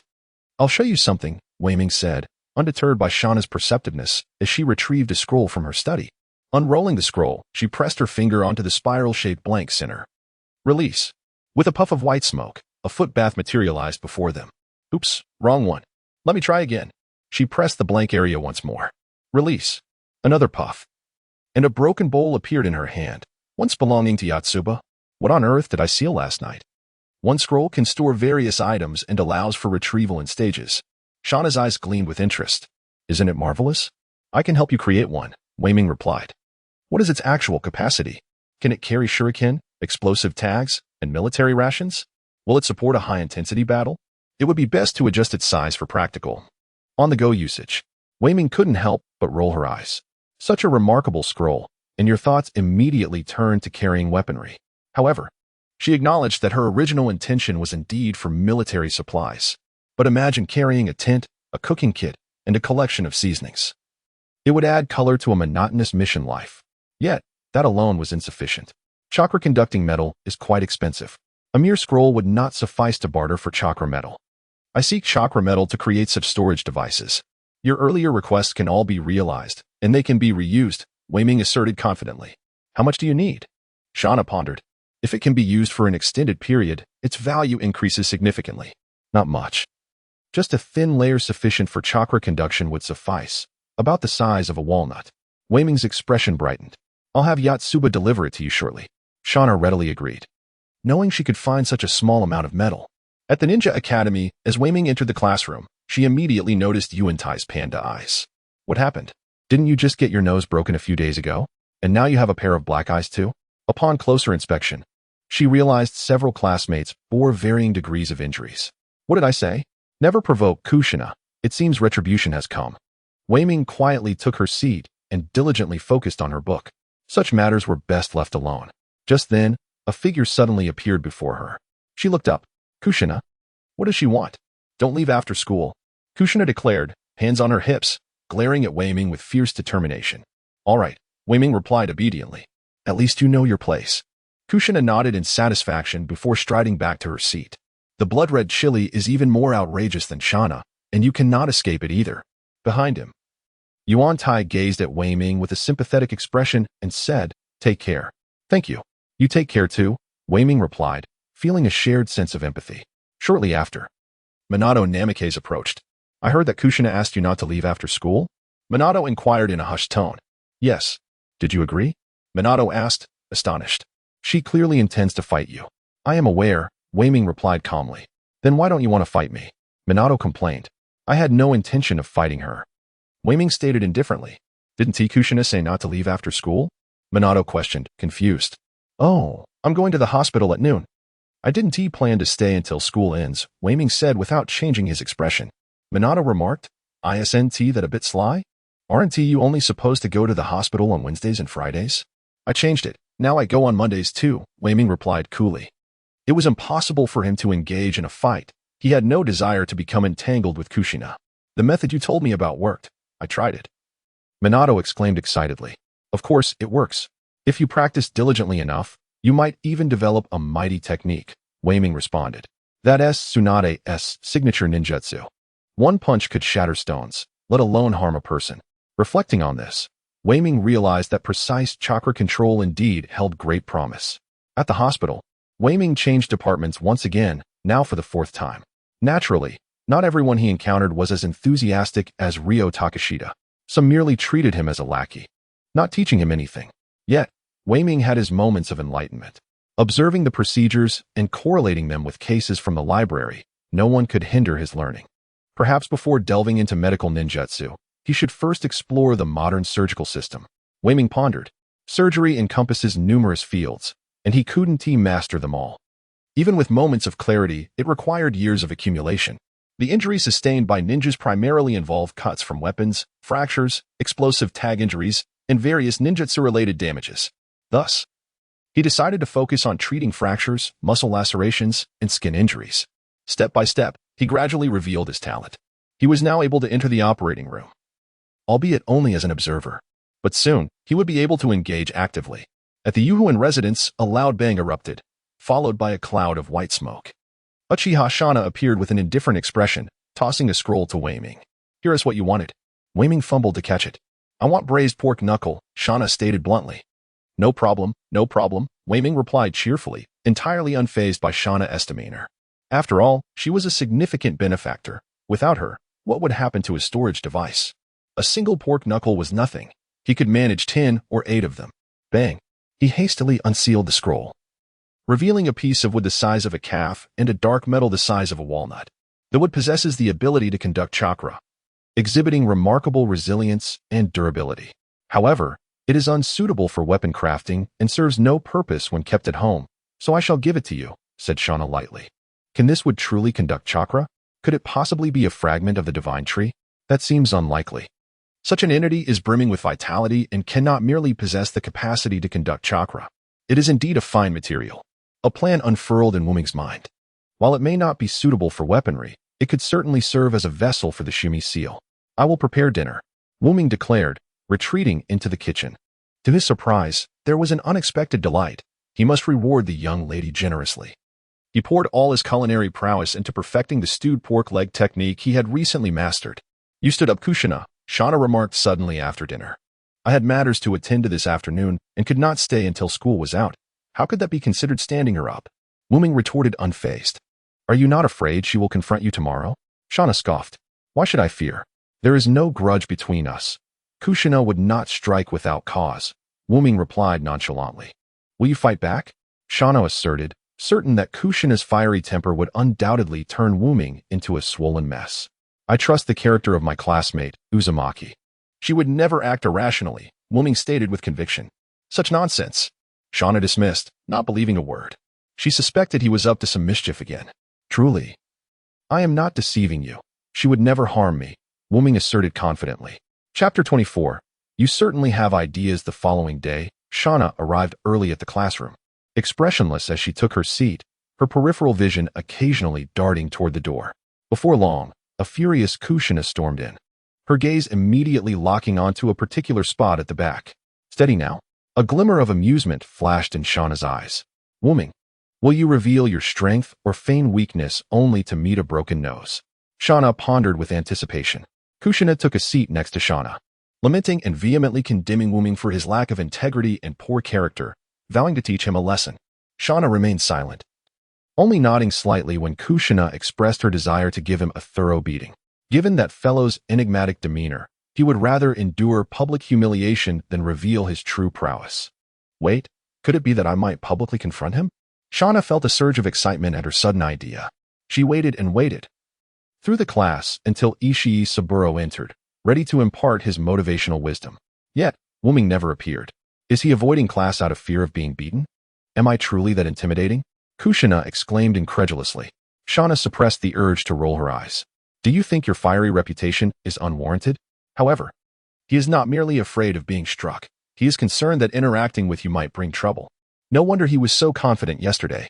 This feels a bit underhanded, doesn't it? If we do not meet, then he cannot be struck. In a fleeting moment, I felt the need to refresh my understanding of Uzumaki. Of course, he did not skip class. He was in the operating room of Konoha Hospital. Yesterday afternoon, he requested leave from Ishii Saburo through Fujimura Taiga. For today, he was to step onto the surgical stage. Although he was merely assisting, helping with the sutures, it marked a commendable beginning. Despite his youth, he had already entered the Konoha hospital system. Little Uzumaki, should you attempt skin suturing? The procedure was a resounding success, and Dr. Agawahara, the lead surgeon, proposed with a smile. He was thoroughly satisfied with Uzumaki's assistance. His coordination was seamless, his movements steady, and he remained composed and humble. Most notably, Uzumaki was a student of the Ninja Academy, with a promising future as a medical ninja. He was merely an ordinary doctor, despite his exceptional skills. He could only aspire to be a subordinate to the medical ninjas. Wasn't this the perfect time to establish a relationship? Very well, I welcome your guidance, Uzumaki feigned excitement. Nodding earnestly, he took the needle holder and completed the suturing slowly yet steadily. Well done, Dr. Agawahara nodded in approval. Your senior's advice is invaluable, Uzumaki sincerely replied. Dr. Agawahara was indeed kind to him, providing dedicated guidance and even allowing him to participate today. One opportunity leads to another. He began to formally engage with the medical framework of Konoha Hospital. This was primarily due to Uzumaki's diligence and eagerness to learn. Dr. Agawahara remarked with a smile. With your suturing skills, you are more than adequate. Continuing to practice is unnecessary. Next time we encounter a simpler procedure, I shall let you take the lead. Dr. Agawahara beamed. Thank you, senior. Uzumaki exclaimed, his face alight with enthusiasm. Adequate suturing skills? No further practice needed? Was he referring to medical ninjutsu? Indeed. The mastery of healing jutsu is remarkable. Ordinary surgeries require suturing, but with healing jutsu, wounds can mend within minutes. What need is there for suturing? Yet, healing jutsu has its limitations. A medical ninja's chakra is finite, and the number of times one can deploy healing jutsu at once is also restricted. The perfect synergy lies in the combination of conventional surgical techniques and healing jutsu. Relying solely on medical ninjutsu to confront every wound is a waste. Thus, before truly mastering healing jutsu, it is wise to first excel in the ordinary medical practices of this world. If one aspires to be a medical ninja, one must strive for excellence. Otherwise, there is a risk of being dispatched as mere cannon fodder. He aimed to survive prudently, not to hide like a mouse in the earth. On Wednesday, at the Ninja Academy, Uzumaki arrived as usual, quietly sitting down with a book. He had yet to complete his modest goal of exploring the hospital's library. Not long after, a figure appeared before him. Looking up, he was met with the furious gaze of Kushina. I'm sorry. Uzumaki immediately stood and earnestly apologized. Uzumaki Kushina, is this person really so cowardly? I wanted to teach him a lesson. Why did you deceive me? Uzumaki replied, it is my fault. I forgot that I had to intern at the hospital on Monday afternoon. With a face full of shame, Wuming confessed, previously, I only had duties on Wednesdays and Fridays. But starting this week, I must also include Mondays. I accidentally forgot. I am truly sorry. He continued, as for yesterday, a patient urgently required surgery. And due to insufficient staff at the hospital, I had to assist. My sincerest apologies. Wuming's sincerity was palpable. All right. Do you still need to go to the hospital this afternoon? Jusanai asked, her impatience evident. I am very sorry, he replied. Fine. You must not run away after school tomorrow, Jusanai said, her skepticism apparent, yet she refrained from expressing her frustration outright. Casting a fierce glare at Wuming and establishing a new agreement. Absolutely, I shall keep my word this time, Wuming promised with a serious demeanor. Very well, Jusanai said, returning to her seat with a lack of enthusiasm. Why didn't you hit him? Uchiha Shana inquired, her expression devoid of emotion. Yet a flicker of disappointment danced in her large eyes. Jusanai, this sister is rather volatile. Yes, he cowers faster than my fist can fly, Jusanai mused. Reflecting for a long moment before offering such an assessment, Shana remarked, can I say this was expected? Rest assured, after school this time, I will surely succeed in striking him. Jusanai's spirits lifted, her eyes sparkling with excitement. I remain doubtful. Perhaps he will run away once more, Shana replied. Her gaze filled with disbelief. On Thursday, the schedule included information in coding in the morning and physical training in the afternoon. In class, Wuming exhibited an unusual earnestness during training. Wolfing Minato observed him curiously. Why are you so diligent today?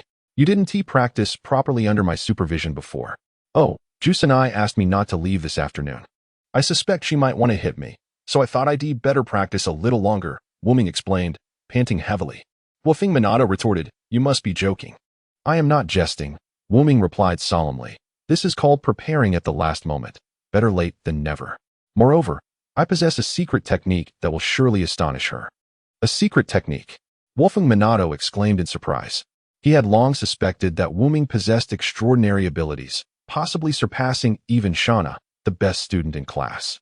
Furthermore, Wuming could provide him with chakra control training methods, suggesting that his strength was indeed formidable. It was conceivable that he was genuinely preparing some secret technique. Wolfing Minato cast a worried glance at Jusanai, who was not far away. After school, Wolfing Minato, feeling uneasy, discreetly followed Wuming. In a small park beside the school gate, Jusanai had been waiting for some time. Wuming approached, his face pale and breathless, saying, Uzumaki, do you need something from me? If not, I might need to go to the hospital. Trembling, with a pallid complexion and gasping for breath, he thought to himself, with such a small frame. If I land a punch, I hope nothing serious occurs. You go ahead, Jusanai expressed her concern. Everything is fine. Wuming managed a strained smile before limping away from the school gate. Wolfing Minato, hiding at the entrance of the small park, leaned against a large tree to conceal himself. And upon seeing Wuming emerge, couldn't help but roll his eyes in exasperation, his face a canvas of disbelief. Is this your secret technique? Certainly not, Wuming retorted. What is it then? Wolfing Minato asked, perplexed. In the midst of the unfolding drama, Uzumaki Naruto and Namikaze Minato found themselves embroiled in a playful confrontation, with the latter expressing a desire to engage in a duel. With a swift motion, Naruto seized Minato and turned to shout at Kushina Uzumaki. In an instant, he vanished into thin air. Later that evening at the Yohana residence, a sudden crash heralded the arrival of Shana, who emerged from a cloud of smoke. I'm here, she announced nonchalantly, while Naruto remained composed, enjoying his tea in the corridor. That effeminate fellow has fled, Kushina remarked. Effeminate? Minato chuckled heartily. Shana, seated at a small wooden table, cast a sidelong glance at the exuberant Naruto and coldly remarked, shameless. Thank you for the compliment, Naruto replied with a self-satisfied expression. Minato was undeniably formidable, and Kushina was no less impressive. Once they became entangled in a scuffle, it would surely become a ceaseless affair. Kushina, however, had no time to spare for such trivialities. Here, this is for you, Naruto said, pushing a wooden box towards Shana. Upon opening it, she discovered a palm-sized scroll. A metal plate the size of half a playing card, and 6 wooden tags of the same dimensions. The scroll contained the Sumura seal, a technique designed for the sealing of objects. The cards served as storage devices. The metal plate was crafted from chakra-infused metal, while the wooden tags were fashioned from a tree branch. Naruto possessed an identical set of equipment, with both types of wooden tags capable of accommodating 12 groups of items. The distinction lay in the metal plate's capacity to hold larger objects, with each group capable of containing items the size of a human head, whereas the wooden tags could only accommodate smaller items. I've tested the wooden tags. Each group can hold around 10 shurikens or 6 kunai. As for explosive tags, they can house 100 or more without issue, Shana noted, inspecting the metal plate. Its silver-white rectangular surface was adorned with intricate black patterns, and the central area featured a circular void reminiscent of a blazing sun or a fiery orb. Will the contents deteriorate? Shana asked, scrutinizing the metal plate. Deteriorate? Kunai are made of metal. How could they spoil? Explosive tags are resilient enough to last 2 to 3 years without issue. What do you intend to store inside? Naruto inquired, intrigued. Braised pork knuckle, she replied. Ah, you certainly have your ideas, he responded, amused. The following day, Minato arrived with a look of forlorn betrayal. Are you truly going to abandon me like this? How can this be construed as betrayal? I am merely assisting you in your training, Naruto asserted boldly. Keep spinning your tales, Minato retorted skeptically. Kushina is no slouch, is she? Naruto pressed earnestly. Indeed, Minato conceded. But you wouldn't want to face her, would you? Naruto teased, raising an eyebrow. She is your future wife. Perhaps you should reconsider.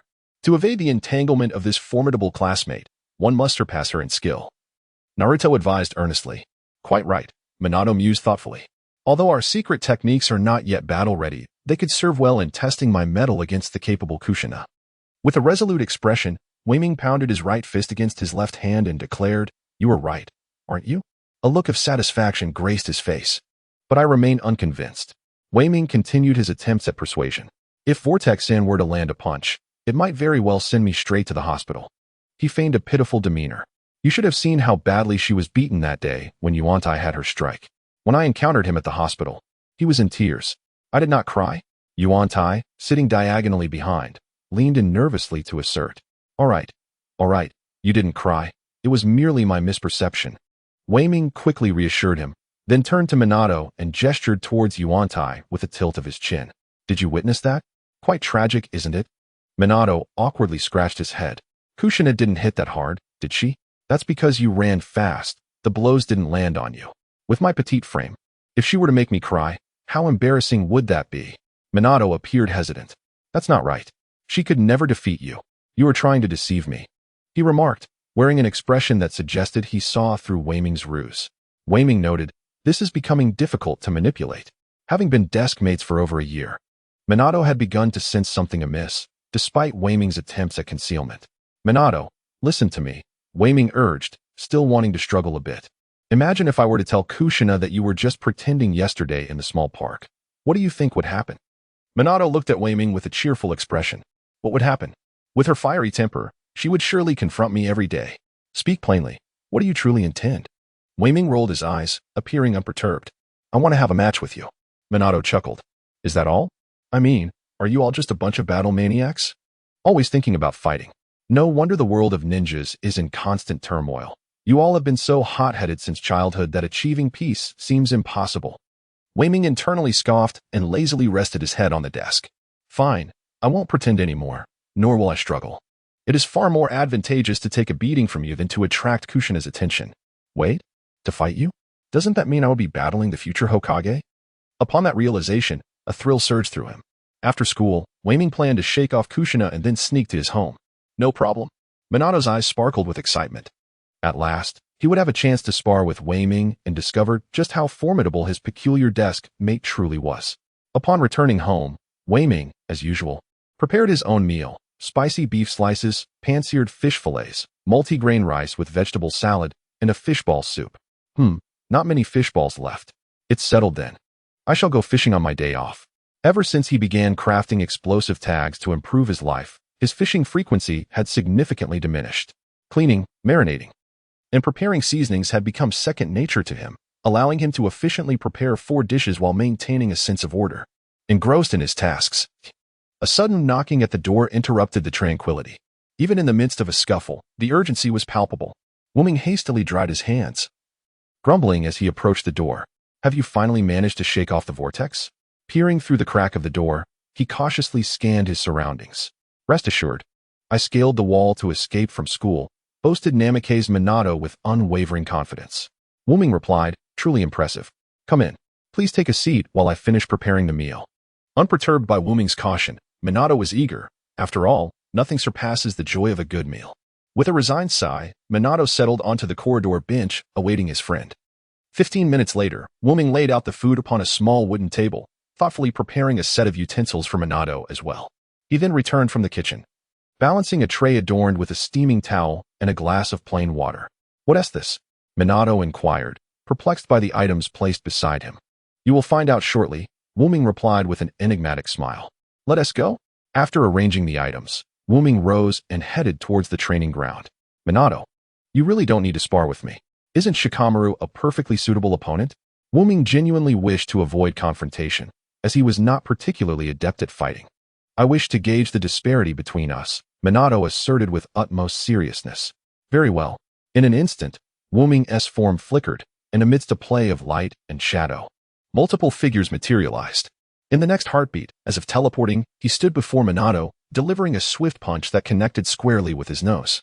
Minato felt a flash of pain as his vision blurred, tears springing forth unbidden.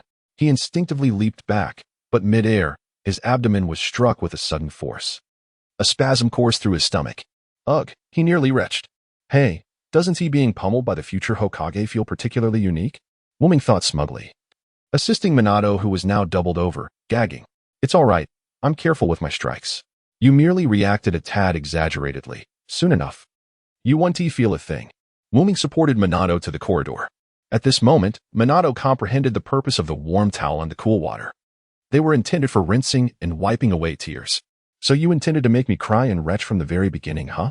After a considerable time, Minato regained his composure, the pain in his stomach subsided, tears ceased to flow. Were it not for the lingering soreness in his nose, he might have dismissed the earlier beating as a mere illusion. He then cast a reproachful glance at Wuming, who was leisurely enjoying his meal. What are you looking at? Did you not seek out this fight yourself? It's not my fault, Wuming retorted boldly. Hurry up and eat. Very well. Minato began to chew, savoring the moment of silence. As the food touched his palate, his eyes immediately brightened. Wuming's culinary skills were surprisingly impressive. After finishing the meal, Minato sat in the corridor, his mind a whirlwind of thoughts. How long did Shana hold on? Asked Minato with a hint of concern. How long? Naruto pondered for a moment, recalling that he had been rendered dizzy after just a brief encounter. Probably about the same as you. Minato exhaled a sigh of relief. It seemed that it wasn't merely his own inadequacy, but rather that Naruto was exceptionally formidable. I have gained some insights into the training for chakra amplification and strength. Once I master it, I shall not be available for you to bother me.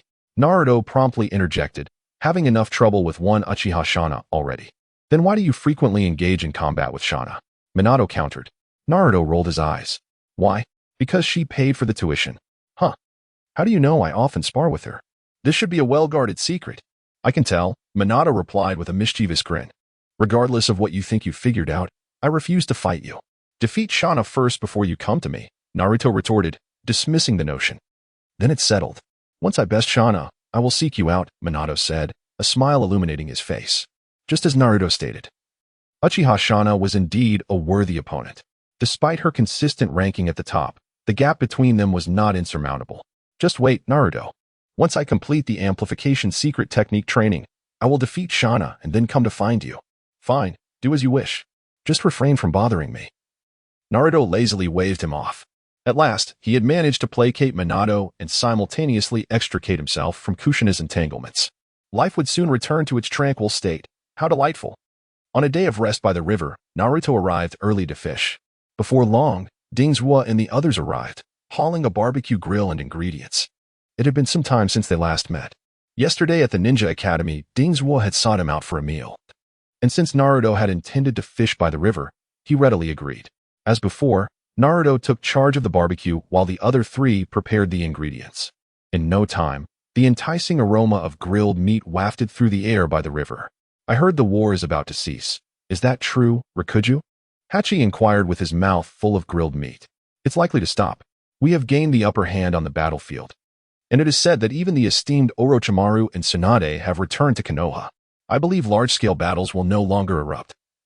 Rikuju mused while holding up a grilled mushroom. It's wonderful not to be at war, Dingzhua remarked, swallowing his food with a blissful expression. Not be at war? How could that be possible? Naruto replied, diligently tending to the grill in silence. Since the death of the Great Pillar until the birth of Naruto Uzumaki, the intervening 30 years had been tumultuous and never-ending. There had hardly been a few years of peaceful existence. Even if a ceasefire were achieved, large battles ceased, but minor skirmishes persisted. I truly envy Lord Orochimaru and the others for attaining the illustrious fame of the legendary three ninjas of Konoha. I wonder when we might achieve such greatness, Hachi expressed with a face full of aspiration. Unbeknownst to him, the gaze of Wuming fell upon Hai. However, such fame was hardly a testament to true valor. It was merely a concession made by Hanzo for the sake of the ranged shinobi, allowing the three to escape unscathed. Had there been a genuine confrontation, the three shinobi might well have met their demise. Did Wuming envy their renown? The perceptive Lukia discerned the indifference in Wuming's eyes. Why would I not envy them? I hold a deep admiration, Wuming replied, flipping a grilled fish, a jovial smile gracing his lips. But alas, My petite stature confines me to mere admiration. There's a saying that goes, admiration is the farthest distance from understanding. Wu-Ming paid no heed to the fame of the three shinobi, even shunning it. The path to their current prominence was paved with countless sacrifices, their hands stained with the blood of many. Presently, Wu-Ming held no fear of bloodshed. He would not hesitate to eliminate anyone who dared disrupt his life. However, serving the Leaf Village was a notion he would reject vehemently. In his eyes, the Leaf had always retained the semblance of a terrifying organization. I am a pacifist, he mused, wishing only to diligently enhance his abilities and enjoy his tranquil existence. The following week unfolded in tranquility. Wu-Ming remained at the Konoha hospital, diligently absorbing knowledge. Recently, the influx of patients had surged, leaving the doctors and nurses frantically occupied. Due to the shortage of personnel, Wu-Ming found himself bestowed with numerous practical opportunities. With moments of enlightenment propelling him forward, he had even begun to perform minor surgical procedures. It seemed the front lines had indeed quieted. Exiting the operating room, Wu-Ming noticed several injured shinobi, leaning on crutches and bandaged, seeking medical attention. They were veterans returning from the battlefield. The mass withdrawal of injured shinobi signified that the war in the Land of Rain was gradually coming to an end, allowing for a period of stability. Yet, this did not concern him. Wu-Ming thought apathetically, turning to enter another operating room. Chapter 26. The Unforeseen. In truth, the easing of frontline conflicts did affect Wu-Ming. At the Shinobi Academy, within Ishii Saburu's office, he learned the village intends to establish an elective course in medical ninjutsu. The third Hokage has asked us, the teachers, to recommend students. Ishii Saburu, with a beaming smile, held out a form. I have recommended you. Thank you, sensei. Wu-Ming exclaimed, his heart soaring with joy. He had previously contemplated first mastering conventional medicine, gradually revealing his talents, and then seeking to integrate into the Konoha hospital system, hoping to learn from a medical ninja. If that failed, he had considered acquiring medical ninjutsu from his classmate Shana. If all else failed, he would await graduation to see if he could connect with a leading shinobi. However, fate had suddenly shifted. Ishii Saburu explained. It is said that Lady Tsunade proposed this elective to the third Hokage. No wonder the development of medical ninjutsu flourished, largely due to Tsunade's vigorous promotion. Wu-Ming had not anticipated that Tsunade had already begun advocating for it. Rapidly completing the form and handing it to Ishii Saburu, Wu-Ming joyfully dashed back to his classroom. Now, he could legitimately aspire to become a medical ninja. After graduation, even if the front lines of war reignite, he must step onto the battlefield. Yet he will receive care due to his identity as a medical ninja. Early the next morning, Wu-Ming arrived promptly at classroom 311 on the third floor, the designated venue for the medical ninjutsu course. Upon entering, he found a few individuals already waiting, familiar faces from the adjacent class. Habitually, he chose a seat in the middle by the window, extracting a book from his waist pouch to read quietly. As more students arrived, it became apparent that only about 20 individuals occupied the classroom by the time the bell rang. The turnout was somewhat sparse. He also noticed that the students were generally slender, with a significant proportion being female. At this time, the higher-ups of Konoha did not yet place great importance on medical ninjas. Wu-Ming realized that if it weren't for Tsunade's insistence, the existence of this class would be uncertain. One must exhibit a certain level of talent, but stability and speed is crucial. Tsunade had just begun to make a name for herself, and the status of medical ninjas was still low, not prioritized by the village's leadership. It seemed likely that most individuals in this room lacked exceptional talent. Otherwise, they would not be pushed towards studying medical ninjutsu. A slight advantage could secure a position at the forefront, while excessive ambition might attract trouble. Wu-Ming resolved to establish a course of action. As he contemplated, the door to the classroom was suddenly thrust open. A striking female ninja with a headband, light yellow ponytail, and brown eyes appeared at the entrance. Tsunade, the granddaughter of the first Hokage and one of the legendary three. Tsunade surveyed the class, her eyes flickering with displeasure before being replaced by resignation. She advocated for the expansion of the medical ninja corps to provide timely aid. But the village's leadership considered the value of a combat ninja far superior to that of a medical ninja. She could immediately discern that the majority of these students were lacking in talent. For a brief moment, Tsunade felt a twinge of discouragement, but she quickly regained her composure. Regardless of the outcome, having more medical ninjas was always beneficial, and the fate of this group now rested in her hands. Failing to master medical ninjutsu could hinder their traditional ninja training, and those who entered the battlefield unprepared faced uncertain fates. I am Tsunade, and from today onward, I will teach you how to become medical ninjas. Tsunade focused her mind, delivering her lessons earnestly. In addition to medical ninjutsu, you must also learn first aid knowledge. The tasks are demanding, and there can be no negligence. She warned sternly. She immediately began instructing them on battlefield first aid, leaving the students bewildered. However, Wuming listened intently.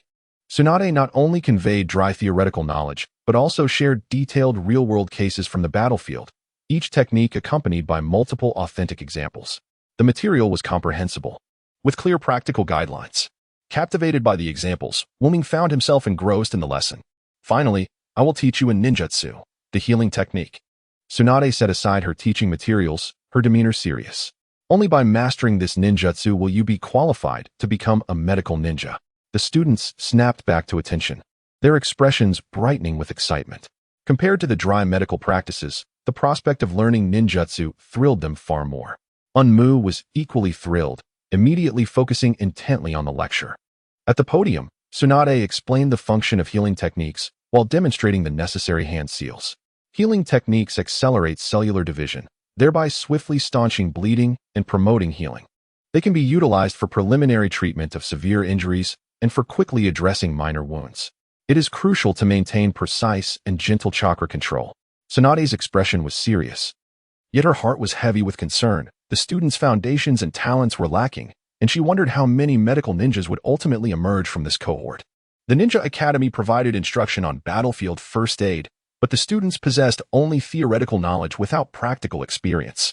After a single class, they were left in a daze. Tsunade contemplated arranging for this group of students to intern at the Konoha hospital. If they couldn't master healing techniques, at the very least, they should acquire a competent understanding of battlefield first aid. Healing techniques involve the manipulation of yang release, which is difficult to learn. Yang release corresponds to the physical body, while yin release pertains to the soul. Every living being possesses the potential for both yin and yang release. However, some individuals are exceptionally gifted, swiftly mastering medical ninjutsu, while others struggle. It seemed necessary to find a way to guide these students. Tsunade narrowed her eyes, having made a decision. The sensation of chakra transformation resembled that of the sensory technique. Unmu had long since perfected the sensory technique, while others struggled to comprehend the healing techniques. His eyes sparkled with understanding. After practicing twice, he grasped the concepts with ease, saving himself the time of enlightenment. His prior efforts bore fruit, culminating in a sudden breakthrough. Come, everyone, follow my lead to form the hand seals, Tsunade softly instructed. She deliberately slowed her hands, a unique rhythm beginning to resonate. She intentionally amplified the chakra transformation tempo, allowing the students to personally experience it. The students in the classroom stared intently at Tsunade, as if her hands possessed some magical allure that captivated their gaze. Unconsciously, their hands began to follow Tsunade's rhythm in forming the seals. Unmu, too, was entranced, his hands moving involuntarily. Chakra trembled within him, and an astonishing transformation gradually unfolded. Buzz! A flash of green light suddenly blossomed in his palm. Unmu awakened with a start, suddenly raising his head to meet Tsunade's astonished gaze. What an unexpected turn of events! What on earth is happening in Konoha? One after another. They seem to be using illusions in class. Are they trying to trick me? What is your name? Tsunade asked, her eyes filled with delight as she regarded Unmu. Surprised to have encountered such a promising talent. Senior Tsunade, I am Unmu Yuhing, he replied honestly, standing up. Excellent. You possess a remarkable aptitude for learning medical ninjutsu. Tsunade generously praised. This was not her first time teaching others healing techniques. To successfully execute it on the first attempt was a clear indication of exceptional talent. At the very least, his chakra control was far superior to that of the average person, making him inherently suited for the delicate manipulation required in medical ninjutsu. That concludes today's lesson. We will continue the course the day after tomorrow morning, at which time I will assess what you have learned today. Class dismissed. Tsunade cast one last glance at Unmu before turning to leave the classroom. Unassuming and maintaining a bashful smile, Wuming felt an overwhelming sense of anxiety within. Particularly after that last glance from Tsunade, it was evident that he had captured her attention. He hoped it wouldn't lead to any trouble. Chapter 27. Opportunity. The training to resist Jinjutsu needed to be prioritized. Wuming sighed involuntarily. It was disheartening to be so easily subdued by an illusion. If he were to find himself on the battlefield, a mere Jinjutsu could spell his doom. He pondered whether Tsunade's attention was a blessing or a curse. Over the past few years, she seemed to have been plagued by misfortune, first losing her brother, then her beloved. After enduring several tribulations, she had developed a fear of blood. For a medical ninja to suffer from such a phobia was a significant setback, diminishing her prowess by 70%. After a decade of silence, she had only begun to reclaim her identity during the time of the Shippuden, ultimately ascending to the position of the 5th Hokage. Would being too close to Tsunade invite her ill fate upon him? Wuming was skeptical about the concept of bad luck, yet he thought it prudent to maintain some distance. The problem was that he had no control over Tsunade's intentions. He mused helplessly. He decided to take each step as it came. At least he had embarked on the path of a medical ninja. With renewed spirit, Wuming felt a sense of reassurance. The next 20 years would see the ninja world in constant turmoil, with wars erupting and subsiding. He would inevitably have a part to play in it. Medical ninjas enjoyed a high survival rate, and being one of them brought him some comfort. In the Shinobi Academy, in Ishii Saburo's office, the atmosphere was electric. "Tsunade-sama!" Ishii Saburo exclaimed, his eyes alight with excitement. Although Tsunade was younger than him, she was a J-nin and one of the legendary San-nin, evoking the same exhilaration a fan feels upon encountering a celebrity. "Ah, Ishii Ch-nin, allow me to introduce Wuming," Tsunade replied, her expression composed. Ever since her return from the Land of Rain, she had encountered this look before. Initially, it had unsettled her, but she had since grown accustomed to it. "Henkuen?" Ishii Saburo questioned, his curiosity piqued, before suddenly recalling Tsunade's status as a medical ninja, which ignited his enthusiasm. Surely, Tsunade-sama had recognized Henkuen's aptitude in medical arts. Henkuen excels academically and possesses exceptional talent, ranking first in all subjects, Ishii Saburo declared eagerly. "Oh, if he is so gifted, why was he recommended for medical ninjutsu training?" Tsunade asked with a knowing smile. "Ah, it's just that his physical constitution is somewhat lacking," Ishii Saburo replied, a touch awkwardly. Tsunade understood. A poor constitution would undoubtedly impair combat effectiveness. For a recent graduate from the academy, physical prowess was primarily demonstrated through taijutsu. Henkuen has begun interning at the hospital, and the doctors speak highly of him. He is already capable of performing appendectomies, Ishii Saburo added hastily. Capable of performing surgeries? Tsunade's eyes widened in surprise, her expression shifting to one of keen interest. To master healing techniques and possess a foundation in medical skills marked him as a promising candidate for a medical ninja. "Prepare a dossier for me," Tsunade instructed, her eyes sparkling. She had initially thought the students would be mediocre, but this revelation was an unexpected delight. "Certainly," Ishii Saburo replied, filled with joy. In the study of the Hanyu residence, Wuming sat at his desk, clad in an oversized bathrobe. Upon the desk lay a notebook, within which he meticulously inscribed the final characters with his fountain pen, nodding in satisfaction. He was penning insights on the nature of yang transformation. Both the human exploration technique and healing technique involved the essence of yang transformation, and he had finally completed a prior hypothesis with this last piece of insight. He believed he could successfully manifest it.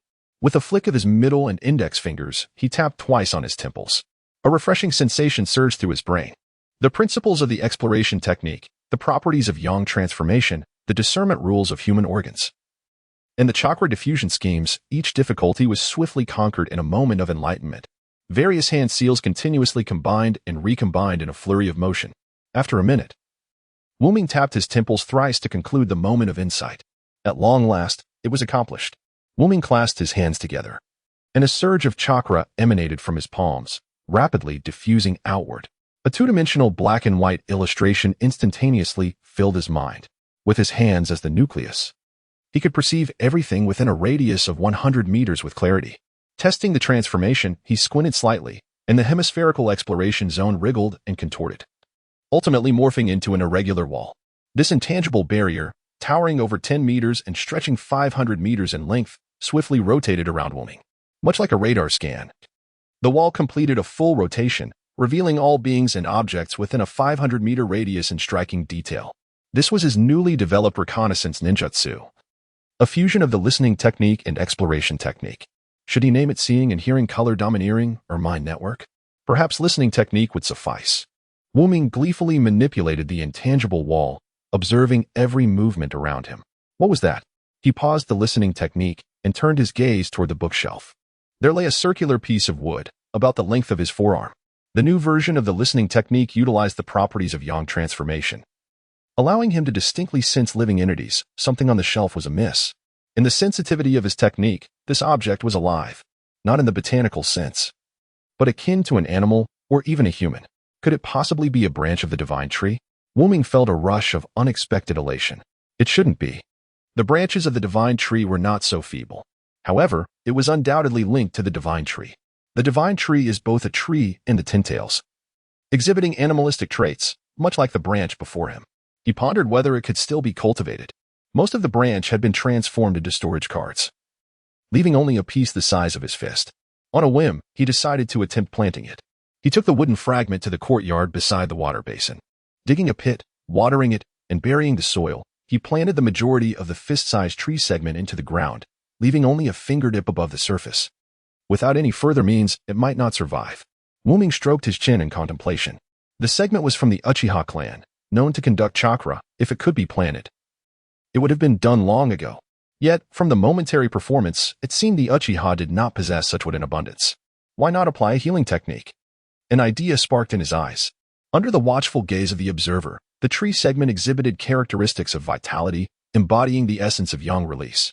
Perhaps a healing technique could invigorate the tree's cells, facilitating the regeneration of its branches. Unnamed formed hand seals, a soft green luminescence enveloping his palms as chakra surged forth, pressing against the branch. The yang release chakra, barely absorbed by the tree segment, was akin to a nourishing rain upon parched earth, swiftly absorbed in its entirety. It worked. After a moment, Unnamed, panting slightly, withdrew his hand. The amount of chakra seemed rather limited. As a transgressor of realms, shouldn't he possess an abundant chakra reserve? This was his first earnest attempt at employing a jutsu, and the outcome was clear. His chakra levels were merely mediocre. Glancing down, he observed no discernible change in the tree segment. With hands clasped together, he invoked observation. A hemispherical field of vision emerged, revealing that the tree segment was radiating an even more intense vitality than before. Success. With a few more attempts, he might truly restore it. Unnamed gazed curiously at the brown tree segment on the ground. The ability to heal it suggested a plant with animalistic traits. He increasingly felt a connection between this branch and the divine tree. Unnamed's eyes sparkled with excitement. The chakra within the entire world of Naruto originated from the divine tree itself. Before Kagaya Otsutsuki planted the divine tree, this world was devoid of chakra. Practitioners then harnessed natural energy. It was the divine tree that absorbed this natural energy and transformed it into chakra. Perhaps he could uncover some secrets from the branch. Unnamed's breath quickened in anticipation. Tsunade returned to the Senju estate, holding documents in hand. Perhaps I could take him on as a disciple, she mused. Orochimaru had taken her brother as a student, and Jiraiya was teaching 3 youngsters in the Land of Rain. Could she not also mentor a disciple? Yet, his physical constitution left much to be desired. Tsunade felt a twinge of dissatisfaction. The records indicated that Unnamed possessed considerable medical talent. His performance today suggested he could master the healing technique in a single attempt. With diligence, aside from a few specialized jutsu, he would likely inherit her medical ninjutsu. However, his physical techniques, particularly her super strength technique, would prove ineffective without a robust physique. His frail body and presumably limited chakra left Tsunade in a state of indecision. Sister, I'm back. A boisterous voice echoed from outside before the figure was even in sight. A smile broke across Tsunade's face at the sound of the familiar voice. Just as she rose to open the door, a figure burst in, enveloping her in a great embrace. Let go, you're all dirty. Tsunade chided with a laugh. Hee. The newcomer scratched the back of his head with a silly grin. Tsunade's expression softened. Was the mission successful? Did Orochimaru give you any trouble?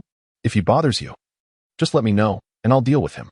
The mission went smoothly, and teacher Orochimaru was very kind. He began to recount the details of the mission in an enthusiastic stream.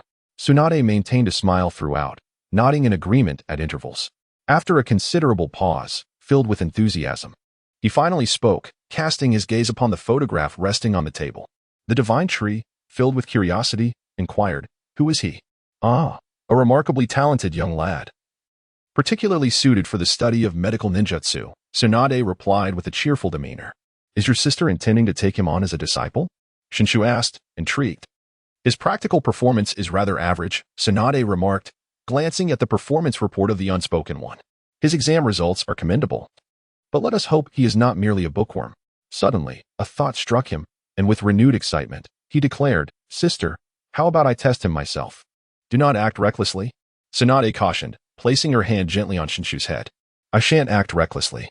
I merely wish to ascertain whether he possesses the qualifications to be your disciple."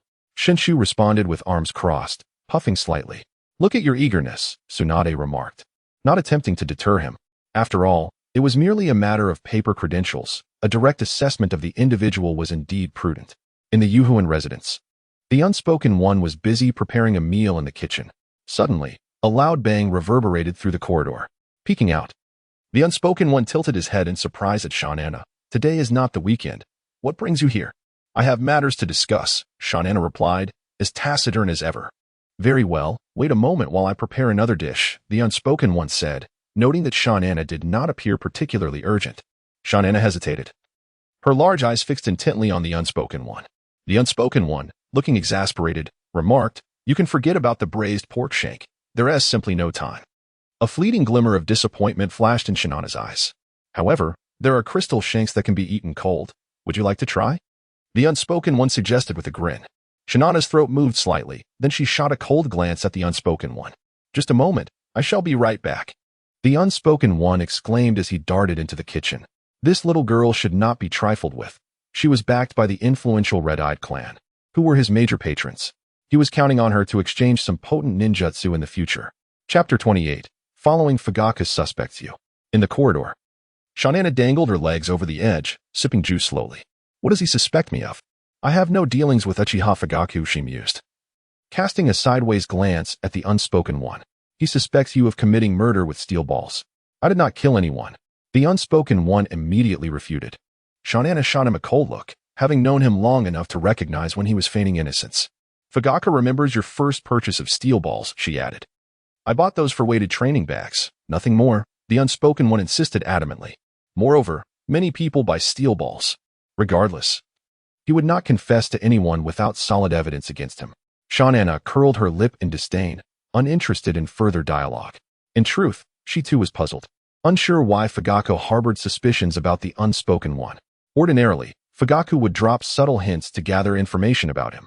Although he had ceased his inquiries for a time, recently, for reasons unknown, he had resumed his scrutiny. "Be careful," Shanana advised before vanishing with a loud bang. The Unspoken One flicked his right index finger, causing the cup that had been falling from midair to abruptly halt. It seems as though an invisible hand gently places the cup upon the table. The puppet strings, not merely tools for controlling puppets, can transform into a third or even a fourth hand. This is a recent application he has been contemplating. During surgery, two hands can wield at most two instruments. However, with the assistance of puppet strings, he could simultaneously manipulate 10 instruments, allowing one individual to function as an entire team. The crux lies in mastering the art of multitasking. After some contemplation, he decided to temporarily set aside his thoughts. Why Uchiha Fugaku harbored doubts is inconsequential. The critical factor is to prevent him from grasping any incriminating evidence. Could it be that he only approached the matter obliquely due to a lack of direct proof against me? Thus, excessive actions are unnecessary. As long as Lei Ming remains concealed, Uchiha Fugaku shall continue to harbor suspicions. With clarity emerging in his mind, he felt a sense of relief. Nevertheless, he resolved to exercise greater caution moving forward, content to play the role of a humble medical ninja apprentice. Turning, he entered his study. Adhering to his routine of reflecting upon and organizing the materials he had reviewed that day to avoid forgetting them. At the entrance of the Ninja Academy, SHK sat on a swing in a small park, absent-mindedly gazing at the academy's gates. His sister is one of the legendary Sannin. Not just anyone can become her disciple. He mused to himself, clutching a photograph, as he scrutinized the students emerging from the academy, occasionally comparing their appearance. He resolved to observe for a few days, inquire with his classmates, and eventually engage in conversation. He needed to see some skill. An ordinary student was unworthy of being his sister's apprentice. Spiky hair, this one won't do, nor this one. Huh. The spiky hair in the photo isn't wearing glasses. SHK muttered in confusion, glancing down at the photograph before looking up again. Where did he go? He had clearly seen him just moments ago. Was he imagining things? Yes, he must have mistaken him. The spiky-haired individual he had spotted earlier was wearing glasses, while the photograph depicted him without. Clinging to a shred of hope, SHK reassured himself. He ceased swinging and kept his gaze fixed on the academy's entrance. As the sun dipped toward the horizon, painting the sky crimson, and with no sign of the suitable spiky-haired individual, he concluded the stakeout had failed. How would he explain this upon returning home? At the Senju clan residence, Ki returned home in a dejected mood. How did the test go?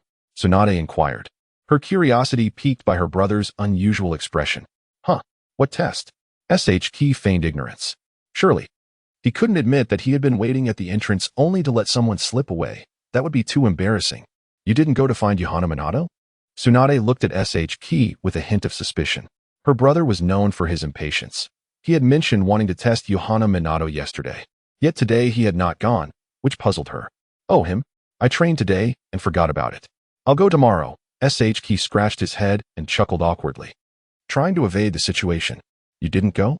Tsunade's expression remained skeptical. The behavior of my younger brother seems reminiscent of deceit. Shoshu's scalp tingled, and he immediately exclaimed, I will definitely go tomorrow. Very well, but remember to exercise caution. Yoharu's constitution is rather frail, and he is merely a second-year student at the Ninja Academy. Do you understand? Tsunade's admonition was firm. Understood, Shoshu replied promptly. Just wait, for tomorrow I shall catch you without fail. Today. He had learned his lesson and had meticulously committed the photo to memory, his gaze fixed intently on the entrance of the hospital. He had prepared himself. Knowing that Wuming was due to arrive at the hospital for an internship this afternoon, that distinctive hairstyle and those black-framed glasses? He indeed wore spectacles. This time, I shall see where you run. Shoshu promptly followed in pursuit, intending first to observe his daily routine in social circles, later seeking insights from his acquaintances. He pondered as he watched the figure ahead turn a street corner, hastening his steps to keep up. Just as he rounded the corner and glanced up, where had the person gone? Had he lost sight of him? On the first day, he had failed to track him. On the second day, he had located him only to lose him again. How would he explain this at home? Truly, one must never underestimate anyone. Shoshu clenched his fist to rally his spirits. Tomorrow, he would ensure he kept a close watch on him. On the third day, Shoshu arrived early at the small park, sitting still on the swing, his gaze unwavering at the entrance of the Ninja Academy. Last night, he had returned home without properly eating, dreading his sister's inquiries. To lose a second-year ninja student was quite embarrassing. That distinctive hairstyle and black-framed glasses, it's you. He immediately followed, his eyes locked on Wuming. He maintained a normal pace, avoiding direct eye contact to prevent raising suspicion, instead opting to observe from the corner of his vision. But this individual was merely a second-year student at the Ninja Academy. How could he possibly detect my following? Shoshu trailed at a distance of 50 to 60 meters, leisurely pursuing his target, thinking to himself that there was no way he could escape this time. As he walked, a figure suddenly emerged from a side street, and they collided head-on. Shoshu, disregarding the identity of the person he had bumped into, quickly looked up. The individual who had been merely 50 to 60 meters ahead of him had vanished without a trace. Once again, he had lost him. Infuriated, he glared at the person responsible for the collision.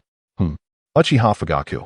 Uchiha Fugaku furrowed his brow, his expression grim as he regarded the young boy before him. A member of the Senju clan, troublesome. Recently, the third Hokage had made a definitive statement. The murderer using steel balls was not a Konoha ninja.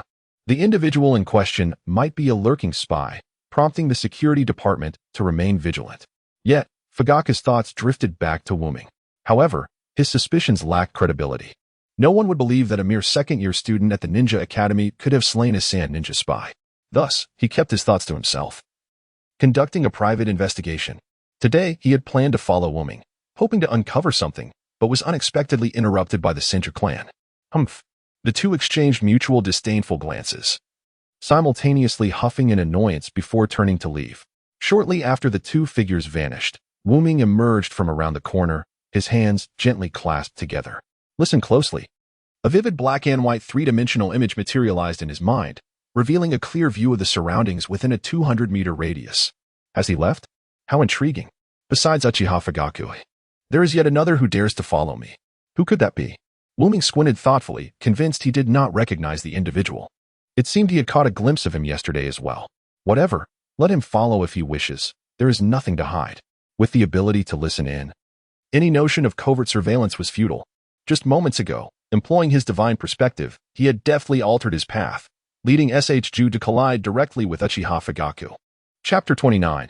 I am unworthy. Knowing he was being followed did not alter Wuming's life in any significant way. He attended classes and read at the Ninja Academy in the morning, then interned at the hospital in the afternoon. His life was stable and routine, devoid of any turbulence. That afternoon, as usual, Wuming strolled leisurely back home. Upon reaching his doorstep, he spotted a familiar youth.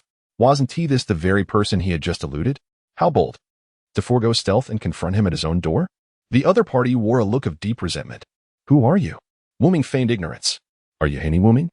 Ju interrupted brusquely. That would be me. Wuming nodded in acknowledgement. Tsunade is my sister, Ju stated without preamble. Do you believe you are worthy to be her disciple? I am unworthy, Wuming replied earnestly. Ju exclaimed, that cannot be right. Shouldn't you feel indignant for being looked down upon? Shouldn't you be unable to restrain yourself from attacking me? This left Ju momentarily speechless. Wuming smiled benignly at the bewildered Ju, took a few steps around him, and simply entered his home. Bang! The sound of the door closing jolted Ju back to reality. Had he succeeded in passing the test, or had he failed? Surely, it was a failure. He turned and began to pound on the door. Wuming opened the door, smiling brightly at Ju. Is there something you need? The fierce Ju faltered instantly. Nothing. But could we have a spar? He asked eagerly. He had reviewed Wuming's records and acknowledged his medical talent. However, Wuming's frail physique left his combat ability uncertain. He wished to help his sister ascertain her disciple's true strength. A disciple of his sister must not be lacking in prowess. Wuming nodded thoughtfully, a subtle smile gracing his lips. I cannot. Bang. Ju stared, bewildered, at the door that almost slammed into his face. Inside the Haney residence. Wuming clasped his hands together. Listen closely. He observed Ju, who had struggled at the entrance and ultimately departed, and chuckled softly. So carefree and untroubled. Such a disposition is indeed rare in this harsh world. Ju. He shook his head, choosing not to dwell on him any further. Tsunade wishes to take me on as her disciple? Wuming felt a twinge of concern. It seems that the healing technique demonstrated that day was indeed etched in Tsunade's memory, albeit with a hint of hesitation. Otherwise, she would not have sent Shinjiro to assess him. It appears that his underwhelming physical constitution has served its purpose. Thought Unmei with a semblance of reassurance. After all, the world of ninjas is one governed by strength. Tsunade is primarily a ninja, and only subsequently a medical ninja. Her first disciple must meet certain standards of personal prowess. While Unmei's medical skills are commendable, his individual strength does not meet her expectations. Tsunade, still in her youth, is not particularly eager to take on disciples, which is fortunate for him. Others might seek to cultivate connections with the legendary Sannin, but Unmei prefers to maintain his distance. This realm is not as radiant as the spirited anime suggests. The true world of Naruto is rife with power struggles and intrigue. As a member of the Senju clan, Tsunade's background is inherently complex. Getting too close to her could potentially entangle him in a maelstrom of trouble.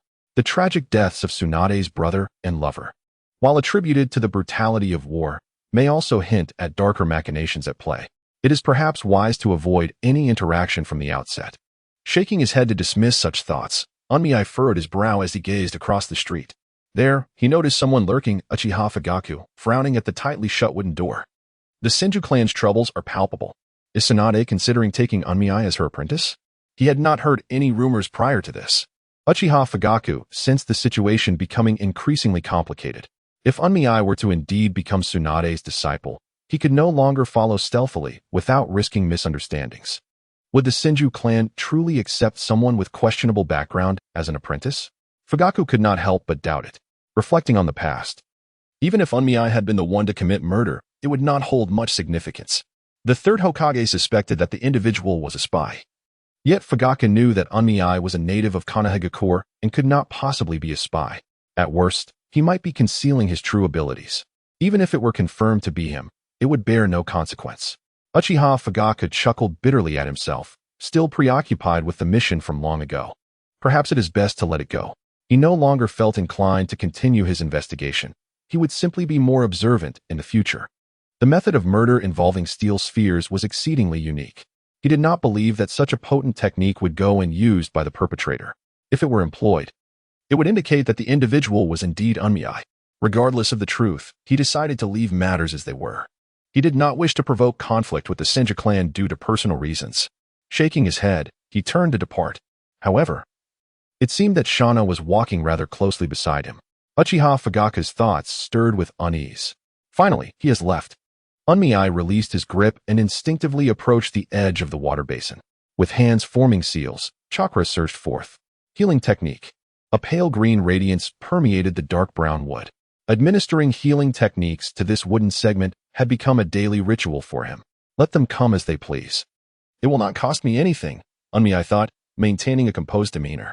He merely resolved to use his stealth techniques sparingly in the future. 2 lower-ranked ninjas consistently failed to keep track of a second-grade ninja academy student, which undoubtedly reflects poorly on their capabilities. The salary for this month is soon to be dispersed. Well, there isn't too much beef left at home. I should send Yatsuki to procure a fresh supply. And perhaps purchase a large refrigerator as well. While contemplating what to have for dinner, I was inadvertently captivated by a delicate shade of yellow. Has it sprouted? Unmi curiously observed a tiny sprout, the size of a grain of rice, emerging from a brown tree stump. To my surprise, this spontaneous idea had indeed come to fruition. What a delightful surprise! In classroom 311 of the Ninja Academy, after concluding the theoretical lesson, Tsunade began to expound on the practical applications of healing techniques. Although only 3 students in the entire class had mastered the healing art, she deemed it necessary to impart this knowledge. Those who had learned could apply it, while those who had not would benefit from laying a foundational understanding for the future. She produced a prepared selection of injured live fish and, while illustrating the intricacies of the healing process, began to tend to a stunned fish. Now, it's your turn to try, Tsunade announced, placing 3 fish on the table for the 3 students, including Unmi, to attempt the technique. With measured composure, Unmi formed the necessary hand seals and successfully invoked the healing technique, enveloping the fish in a soft green glow. The vitality of the active chakra gradually mended the wounds within the fish's body. In this practical application, he came to realize that healing techniques not only demanded exceptional control but also consumed a significant amount of chakra. After a considerable effort, the once motionless fish began to leap energetically, while Unmi found himself gasping for breath. This was no pretense. He truly felt fatigued. His chakra reserves were, indeed, limited. Casting a glance at his 2 classmates, he noticed they too bore pale faces and were panting heavily, while the fish lying on the table had succumbed entirely. Well done, Tsunade remarked, casting a regretful glance at Unmi. His medical talent was commendable, yet his physical constitution was lacking, and his chakra reserves were evidently insufficient. The previously wavering thoughts within him began to waver even more. Tsunade dismissed her musings and turned to explain the reasons for the failures to the other 2 students. Unmi feigned attentiveness, though his thoughts wandered elsewhere. With his limited chakra, relying solely on medical ninjutsu for healing would lead to his own exhaustion without remedying many patients. However, if it were merely to facilitate initial wound recovery, he could significantly conserve chakra. He envisioned a synthesis of medical ninjutsu with conventional surgery. By employing standard medical techniques to treat injuries, he could utilize medical ninjutsu solely for preliminary healing. Seizing the moment, that very afternoon, he ventured into the hospital to experiment. After suturing a patient, he first employed the healing technique to stimulate initial cellular regeneration, followed by bandaging. Once the anesthesia wore off, the patient experienced a notable reduction in pain. Observing over the following days, the patient's recovery was remarkably swift. Originally expected to remain hospitalized for 2 weeks, the patient walked out after just 3 days. This bodes well. Unmi felt invigorated. Mastering surgical procedures and integrating them with healing techniques would allow him to expedite recovery, even with his limited chakra reserves, thereby saving lives. This is the path he intends to pursue as a medical ninja. In the realm of the Ninja Academy, the practical session unfolded, with Wei Ming, as usual, panting heavily after a narrow defeat at the hands of Yuan Tai. Following a fervent exchange of heartfelt declarations, Wei Ming slipped into the crowd. "What do you desire?" whispered Bo Feng Shui Min, gazing at Wei Ming with a look of bemusement. "What did you say?" "I cannot comprehend," replied Wei Ming, feigning ignorance with utmost seriousness. "Is this amusing?" Bo Feng Shui Min could not help but roll his eyes. "Watching you get pummeled by Jiu Xin Nai is quite entertaining," Wei Ming remarked nonchalantly. "Isn't it all your fault?" Bo Feng Shui Min lamented, burdened by his recent encounters with Jiu Xin Nai, which had left him in a state of utter disarray. "If you possess the courage, reveal the truth to her," Wei Ming retorted, emboldened by his own confidence. Bo Feng Shui Min had long been at odds with him, constantly seeking an opportunity to engage in combat. He would never betray Wei Ming for a chance to spar. You wish to fight me? First, you must defeat Shauna, Wei Ming smirked. You mean it? Bofeng Shui Min raised an eyebrow, intrigued. So confident? You must have completed that chakra amplification training, Wei Ming expressed with surprise. Bofeng Shui Min said nothing, his face beaming with delight as he observed the duel among their classmates. Soon, he found himself matched against Uchiha Shauna, their combat as exhilarating as ever. The two shadows danced in a relentless exchange, their use of the shadow clone technique impeccable, resulting in a stalemate. Just as the tension reached its peak, Bofeng Shui Min's speed surged dramatically, breaking through Shauna's defenses, his kunai poised dangerously against her neck. A chorus of cheers erupted from the male students. Bofeng Shui Min, strike her. Yuan Tai shouted fervently. Hit her with the panda eyes. Wei Ming called out from behind Yuan Tai unexpectedly. Shauna turned abruptly, her icy gaze sweeping the room. Yuan Tai, with hands raised in fervor, froze in place. It was Timmy who shouted, he exclaimed, nearly in tears. Wei Ming stealthily blended back into the crowd, reveling in the sight of the terrified boys, their confidence shattered by Shauna's fierce glare, filling him with delight. Observing Shauna, who perpetually exuded an aura of chilliness, brought him great satisfaction. The fearsome presence remains. Bofeng Shui Min approached Wei Ming with a grin. Wei Ming, I have emerged victorious. I saw that, Wei Ming replied, rolling his eyes at his friend's exuberance. Look at your smugness. You truly managed to complete the chakra amplification secret technique. The control over chakra demonstrated by your opponent must be exceptionally strong. No wonder you are destined to become the future Hokage. Your talent and diligence are remarkable. I am eager for another match against you, Wei Ming. Let us do it today after school, Bofeng Shui Min declared with confidence. In a hurry to get beaten? You merely caught Shauna off guard once. Don't let that inflate your ego. The outcome remains uncertain. Bofeng Shui Min exclaimed, filled with fighting spirit. Is that so? Wei Ming replied noncommittally. Shall I perform a trick for you? Bofeng Shui Min appeared puzzled. With hands forming seals, he proclaimed, boom. Suddenly, Wei Ming transformed into Yuan Tai. Goxin Nai. Shui Min claims you are a blood-red chili. Naruto Uzumaki, how could you be so unkind? Chapter 30. My creation after returning home, Namikaze Minato, as usual, performed a healing technique on the little divine tree. He speculated that the branches might be connected to the sacred tree, so he decided to call it the little divine tree. This little divine tree grew at an astonishing rate. What was once merely a sprout had now reached the height of his knee. Under the gaze of the listening spirit, the little divine tree thrived with vigor. The surrounding air seemed to be more refreshing than in other places.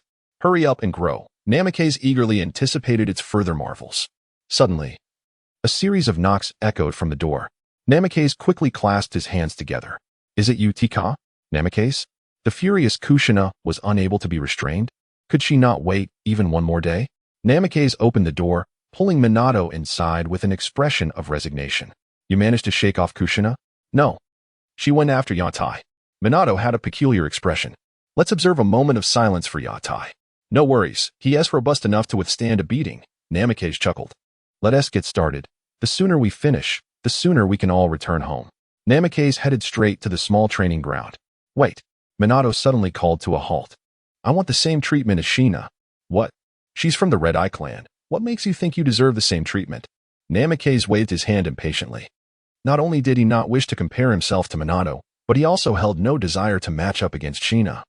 As long as his techniques were recorded by the Heart Source, they held no value for him. The Uchiha clan's fighting techniques had already been nearly exhausted by him. Battling Shina would merely serve as practice. If you don't agree, I'll tell Kushina that you gave her a nickname, Minato declared confidently. Her nickname is already Blood Red Pepper. Did I really need to give it to her? Namikaze shrugged nonchalantly. Who told you she was called Blood Red Pepper? Minato looked bewildered. Wasn't he that nickname coined by me? Oh dear, this could end poorly, he mused, recalling how Kushina rarely bothered boys in the class. The boys had learned to behave, avoiding provoking Kushina out of fear of being beaten. For a time, Kushina had been at peace with her classmates. This nickname had been uttered for the first time. No wonder Minato had disregarded everything and chased after Yanai after school. Poor Yantai was bound to suffer. Let us hope he doesn't end up in tears again. All right, let me see how well you've mastered this chakra amplification technique. Namikaze waved his hand dismissively. With the chakra control that Namikaze had attained through enlightenment, he had intuitively grasped the simple chakra amplification method. Without the aid of secret techniques, the upper limit would remain modest, thus he did not place much importance on it. However, for Minato to achieve it was indeed remarkable. Even a graduate of the lower ninja ranks might not stand a chance against him. Remember, it can't be like last time, Minato reiterated. Observing closely, he noted that Uchiha Shina had sparred with Namikaze more than once. If he were to be taken down in one fell swoop, it would render the fight utterly meaningless. Namikaze would surely be required to restrain his movements.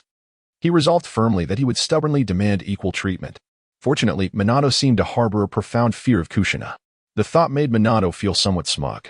Eager to witness Minato's prowess, a subtle surge of chakra flowed into his feet, an amplification technique he had mastered, capable of unleashing a breathtaking burst of speed in an instant.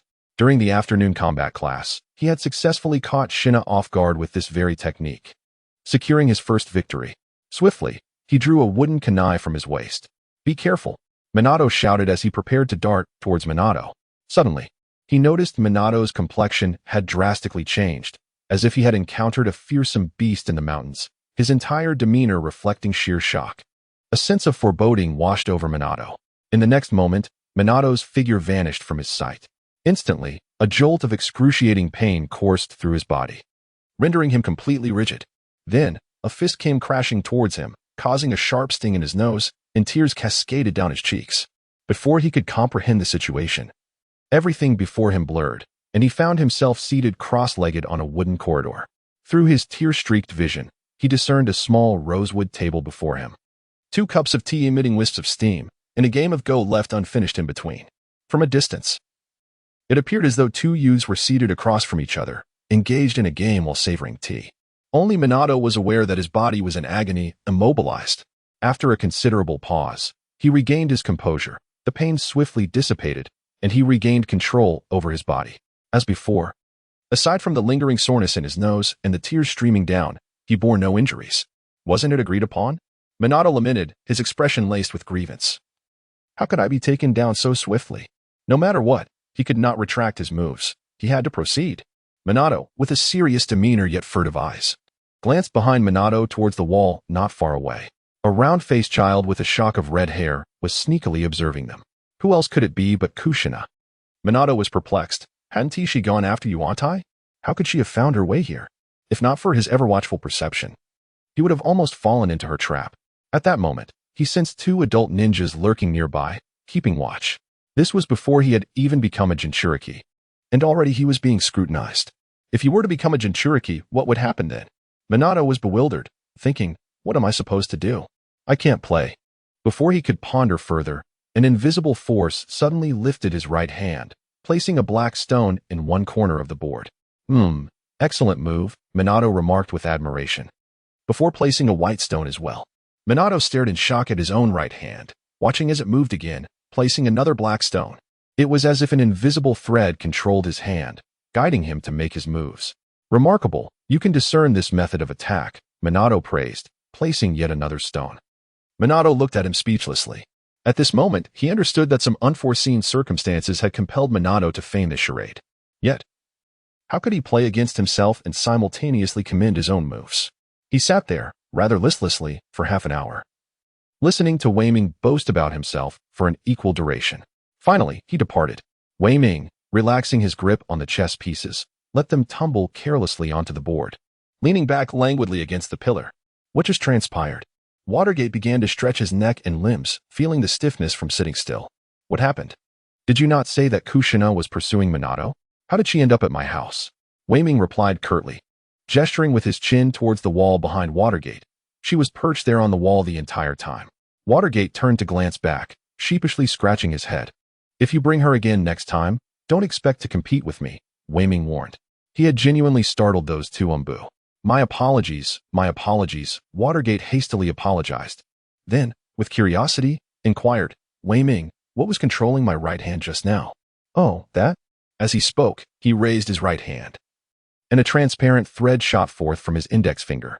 Immediately, a surge of chakra swiftly traveled along the thread. With a flick of his finger, a teacup was ensnared by the chakra thread and gently floated before him.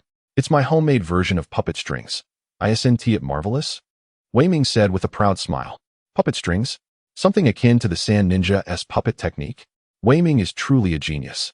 Watergate couldn't help but exclaim. So powerful, skilled in medical ninjutsu, capable of developing puppet strings, an excellent cook, and adept at chess. How remarkable. The more Watergate spoke, the more profound his admiration became. Chess. I don't know how to play. Then what was all that talk about the grand harmony of heaven and earth and the divine move? Watergate's eyes widened. Oh, I made it up. Watergate, you don't play chess, yet you boasted for half an hour? Boasting about my own fabrications? After seeing Watergate off, Wei Ming tidied up the remnants on the wooden table when the black cat, Shirya, suddenly leaped down from the wall. Can you shake people? Shirya stared at Wei Ming. Understanding her intent, Wei Ming clasped his hands together. Listen, ensuring no one was eavesdropping, he nodded. Reverse summoning technique. With a puff of white smoke, a little girl with a disgruntled expression emerged. At this moment, Shirya was already shaking her head, sprawled on the ground. Her chakra reserves were still too limited. Is there any other method to enhance physical capabilities?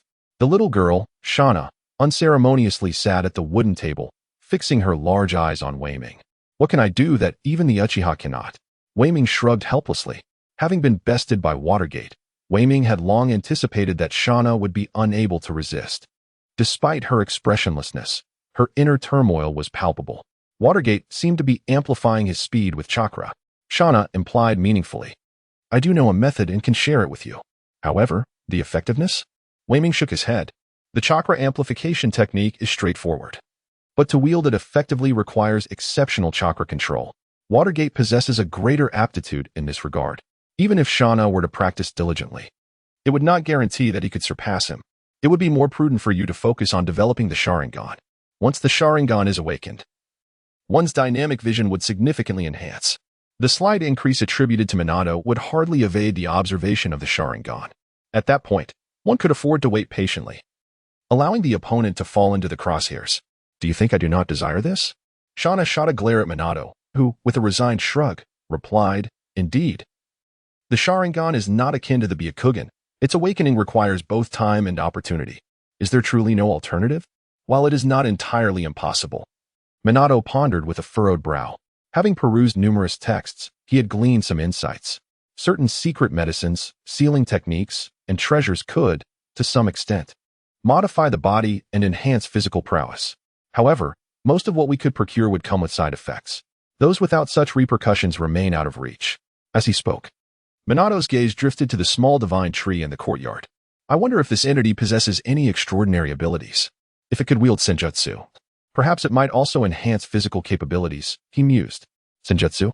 Shauna's eyes sparkled with interest. Don't even think about it. Your ancestor, Uchiha Madara, could not master it. Where would you learn? Minato rolled his eyes. Is there truly no other method? Shauna was unwilling to concede. Minato sighed, pondering why this young girl was so competitive. Chapter 31. The small divine tree in the Yohana residence. Minato had acquired a rocking chair, reclining comfortably beneath the small divine tree. Over the course of a month, the tree had grown rapidly, its crown surpassing the height of the wall. Why this accelerated growth? Minato had been contemplating this matter. Typically, such rapid growth would imply a softer wood density, yet the small divine tree possessed a hardness comparable to iron. A kunai thrust would only leave a minuscule dent. Its vitality was also abnormally vigorous. Through his perceptive vision, the small divine tree appeared as a blazing entity, perpetually radiating life force. Where did this nourishment originate? This perplexed Minato. The fertilizer applied to the small divine tree was not superior to that given to the nearby pine. Could it truly be natural energy? Minato hesitated to confirm. The divine tree possessed the ability to absorb natural energy, perhaps the small tree did as well. He had spent several moments of enlightenment on the small tree, yet the results were unsatisfactory. Suddenly, Minato realized that it was not the small divine tree that lacked extraordinary qualities, but rather his inability to perceive them. Thus, he resolved to alter his observational approach. Minato decisively abandoned further futile endeavors. Aligning his right hand's index and middle fingers, he tapped his temples twice. A refreshing sensation enveloped his mind. The probing technique, which he had long mastered, surfaced in his consciousness. Beginning from the fundamentals, Minato swiftly enhanced and developed his probing technique. While ordinary eyes could not discern anomalies, he aimed to forge a pair of more astute eyes for himself. A minute later, Minato tapped his temples 3 times, concluding his moment of enlightenment. One instance of insight would not immediately elevate his probing technique, but Minato was not anxious. After all, there was an opportunity for enlightenment every day. Sooner or later, he would unravel the intricacies of the newly discovered exploration technique. Rising to his feet, he plucked a vibrant green leaf, intending to take it to the hospital the following day to observe its structure through the microscope. By employing a dual approach, he hoped to glean some insights. In his study, Wuming relocated a small wooden box from beside the bookshelf and extracted over 100 explosive tags from within. One by one, he fashioned the tags into balls and secured them within the holes of his shurikens. The lightweight nature of the explosive tags necessitated their combination with the shurikens for effective distance throwing. After crafting 10 explosive shurikens, Wuming retrieved a sealing wooden plaque, which already bore 2 black dots, indicating the storage of 2 sets of items. With both hands forming seals, Chakra surged forth. Sumera seal, seal. Boom. The 10 explosive shurikens were stored within the plaque. Wuming patiently repeated his previous actions, sealing away a total of 100 explosive tags into the plaque. Rising again, he took a small wooden box, the size of a 16-page sheet, from the bookshelf and gently placed the plaque inside. Having accumulated 5, he resolved to continue his efforts. Nodding with a hint of satisfaction, he had never ceased the creation of explosive tags, consistently stockpiling his arsenal. In total, he had 60 sets, equating to 600 explosive shurikens. How wonderful it would be if he could possess as many explosive tags as Conan one day, he mused. At the Konoha hospital, Wuming exited the operating room amidst the appreciative gazes of numerous doctors and nurses, smiling broadly. Once again, he had skillfully combined healing techniques with general surgery, swiftly completing a high-risk operation. With each accumulation of experience, his insights deepened, and his medical skills flourished. He had garnered a certain reputation throughout the Konoha hospital. Thus, the prospect of becoming a medical ninja was all but assured. While smiling and nodding at passing doctors, Wuming contemplated his future path. Upon graduation, it was highly likely that he would directly join the Konoha hospital. The higher-ups had not prioritized the cultivation of medical ninjas, believing that combat ninjas held greater value. Nevertheless, the demand for medical ninjas had never waned. With his ever-strengthening skills and mastery of healing techniques, Wuming was firmly on the path of a medical ninja, and the Konoha hospital would undoubtedly be eager to welcome him. After changing his clothes and thoroughly cleaning and disinfecting, Wuming pocketed a small leaf from the divine tree, preparing to head to the laboratory to borrow a microscope. Just as he stepped outside, he encountered a familiar face, Tsunade, his teacher. Wuming respectfully greeted her.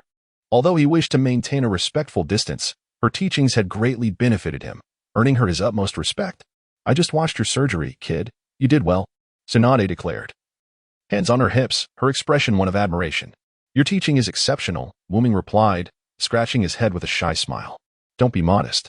Your classmates lack your talent," Tsunade remarked, shaking her head. Wuming smiled but chose not to respond.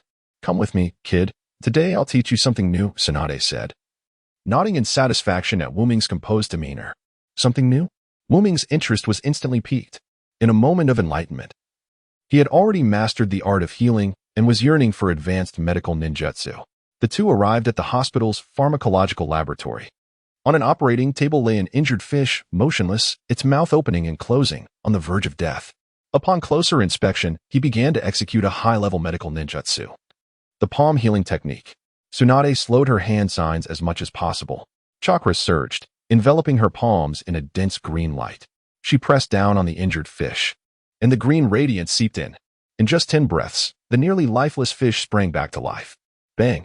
Tsunade struck it with her fist, and the revived fish fainted once more. "Is it really that violent?" asked Naruto. "Why don't you give it a try?" Tsunade said with a hint of expectation. "Should I hide my abilities?" Naruto pondered. After observing Tsunade's palm healing technique, a realization dawned upon him. He could replicate it. In the realm of medical ninjutsu, Naruto had attained profound insights, fully grasping the principles of yang release. Although the palm healing technique was a high-level ninjutsu, it still fundamentally involved yang release transformations. Knowing the hand signs, he understood how to perform it. The crucial question was whether he should attempt it.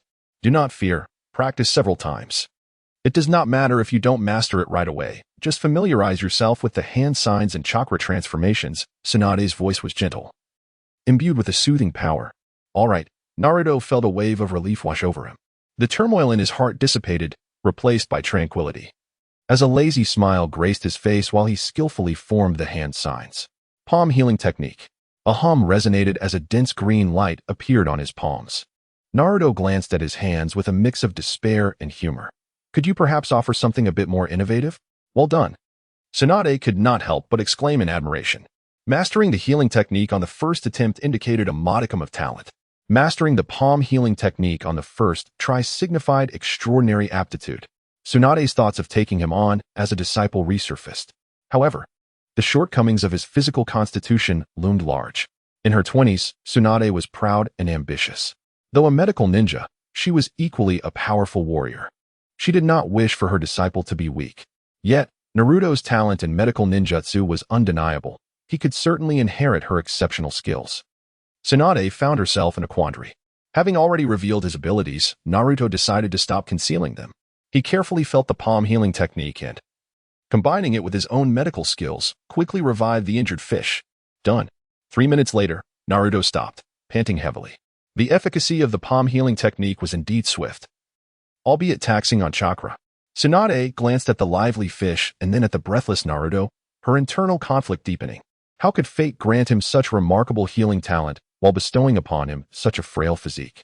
Suddenly, a loud bang echoed, and a cloud of white smoke billowed as Shikamaru emerged with a stern expression. Speak quickly. I still have training to attend to, he said impatiently. Lately, he and Minato had been competing fiercely, taking turns at the top. With the slightest lapse in her vigilance, her opponent would immediately close the distance. I prepared braised pork knuckle. Would you care for some? Unnamed wore a grin that reeked of flattery. What do you wish for me to do? In a moment of stoic expression, she swallowed hard and unceremoniously took her seat at the small table. Her large eyes were filled with disdain as they regarded Unnamed. She knew him all too well. If there were no pressing matters, he would prefer to avoid her altogether. In the past, she assumed he harbored a dislike for her, only to later realize that he was reluctant to engage with any member of the Uchiha clan. Recently, she noted that her new friend Kushina seemed to endure a similar fate, as if they were nothing but an inconvenience in the eyes of others.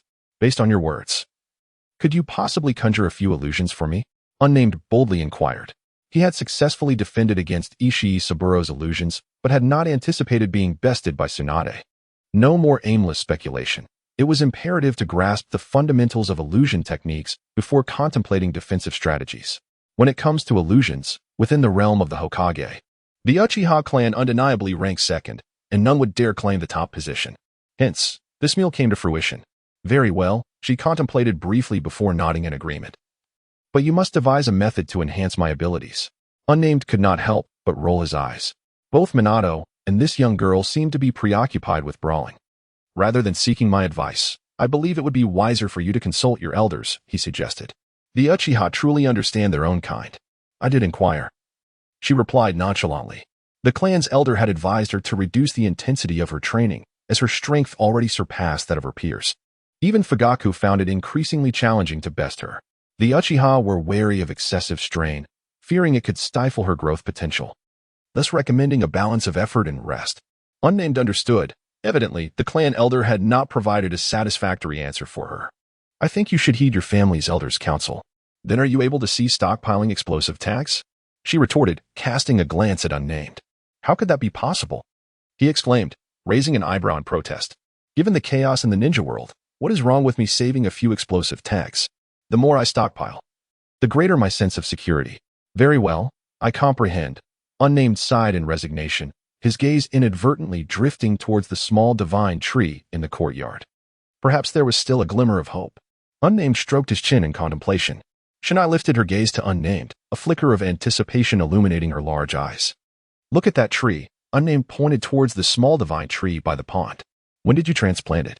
Shinai asked, perplexed. After all, it was merely a tree. It was grown from the branch you gifted me. Unnamed replied with a beaming smile. Is it truly useful? She frowned. It can merely transmit chakra. It can only be deemed a curiosity. Of course, it is useful. Unnamed chuckled. Mastering sage techniques would deepen his understanding of the transformation of yang release. With just a couple more moments of enlightenment, he could utterly upgrade his sensing technique and unveil the mysteries of the small divine tree. Perhaps he might discover a method to enhance his strength. Chapter 32. Overwhelmed with joy at the Yuhuan residence, beneath the small divine tree, Wu Ming gazed up in wonder at the expansive canopy, his heart brimming with astonishment. At this rate, within 6 months, the courtyard would be entirely engulfed. The growth was astonishingly rapid. The roots had even displaced a considerable portion of the pond. He hoped the umbu would not take notice. In Konoha, such swift growth could be quite conspicuous, easily evoking thoughts of wood release. The prowess of the great pillars wood release was legendary, making the upper echelons of Konoha yearn to once again wield such power. Show me your secrets, Wuming thought as he tapped his temples twice with his fingers. A brand new exploration technique flowed effortlessly from his mind. A faint greenish glow emanated from his left hand as he gently pressed it against the trunk. Suddenly, a vibrant, kaleidoscopic world unfolded before his eyes. The small divine tree seemed to spring to life, radiating an overwhelming vitality. A deep, resonant sound of breathing echoed in his ears. Wuming instinctively lifted his gaze toward the treetop. The lush, verdant leaves swayed rhythmically, as if in a dance of respiration, drawing in flecks of white luminescence. Each leaf, in turn, mirrored this phenomenon, collectively creating a weighty rhythm of inhalation and exhalation. Within this cycle, it was as if the small divine tree was being infused with life, its vitality surging ever more robustly. So this is your secret. Wuming's heart swelled with awe. From this perspective, the small divine tree resembled a living deity, brimming with immense vigor. At the Yuhuan residence's training ground, Wuming, donning his glasses, stood casually in the center. A shadow darted around him, continually leaping and attacking. Yet, with each collision, the adversary was effortlessly sent flying. After a quarter of an hour, as the shadow lunged toward him, Wuming swiftly pointed a finger. Time seemed to freeze as his finger deftly slipped past the opponent's block, landing squarely on their forehead. Suddenly, the figure of Minato appeared, collapsing to the ground as if struck by electricity. Wuming withdrew his finger, nodding in satisfaction. By employing yang release to stimulate the opponent's nerves, he induced rigidity, pain, and tremors, swiftly concluding the battle. With his growing understanding of medical ninjutsu, these small applications had become second nature. In the corridor, Minato drained the juice from his cup, a look of resignation on his face. Another defeat, huh? I told you, Shunshin is your best match. Wuming adjusted his glasses and replied. The two were evenly matched, aware of their differences, yet more motivated to advance. Through continuous sparring, they had surpassed their peers significantly. Battling Wuming was far more challenging. Minato scratched his head, a sunny smile gracing his face. Wuming rolled his eyes, finding both of them to be battle enthusiasts. Glancing inadvertently at the courtyard's small divine tree, Wuming squinted. You all seem to enjoy the fight, while I'm left exhausted, gaining nothing. He feigned impatience in his complaint. I'd rather recline on a lounge chair and take a nap. Next time, I want you to join the fray. Uncertain and languid, Wuming leaned against the pillar. His eyes narrowed, casting a sidelong glance at the water gate. Don't. The water gate exclaimed, suddenly agitated. You won't attack, so you won't, Wuming replied nonchalantly. If you don't, I shall inform Jioshinai of the nickname you gave her. Watergate chuckled, teasingly. Wuming retorted. I never would have guessed that a man with such pronounced brows and eyes could be so shameless. A nickname? What nickname? I don't recall. Wuming feigned sincerity. Don't think you can wriggle out of this. I distinctly remember you calling her blood red chili. Watergate, full of pride, replied. Is that so? That was Yuan Tai who said it. It has nothing to do with me. Wuming chuckled. Watergate continued. Well, here I am waiting for you. Why did you insist on transforming into Yuan Tai that day? Speak up. What do you want me to do? Watergate wore an expression that suggested he had already seen through Wuming's intentions. Hey, do you want to enhance your strength? Wuming tempted him. Such a good fortune exists? Watergate replied, somewhat skeptical. The chakra amplification method was completed with Wuming's assistance. Given Wuming's already formidable power, he had no doubt about his ability to provide a means for enhancement. However, something about his demeanor gave Watergate an uneasy feeling. Just tell me if you want it. Wuming raised his voice. All right then, Watergate conceded, genuinely wishing to increase his strength. Wuming promptly brightened. Wait here. With that, he swiftly entered the kitchen. Moments later, he emerged carrying a wooden basin. Placing it on the small square table, he revealed that it contained a large portion of a pale green solution. This is a secret potion I devised, Wuming declared with enthusiasm. Upon activating his new investigative visual technique, he noticed that the tender shoots of the small divine tree were exceptionally vibrant.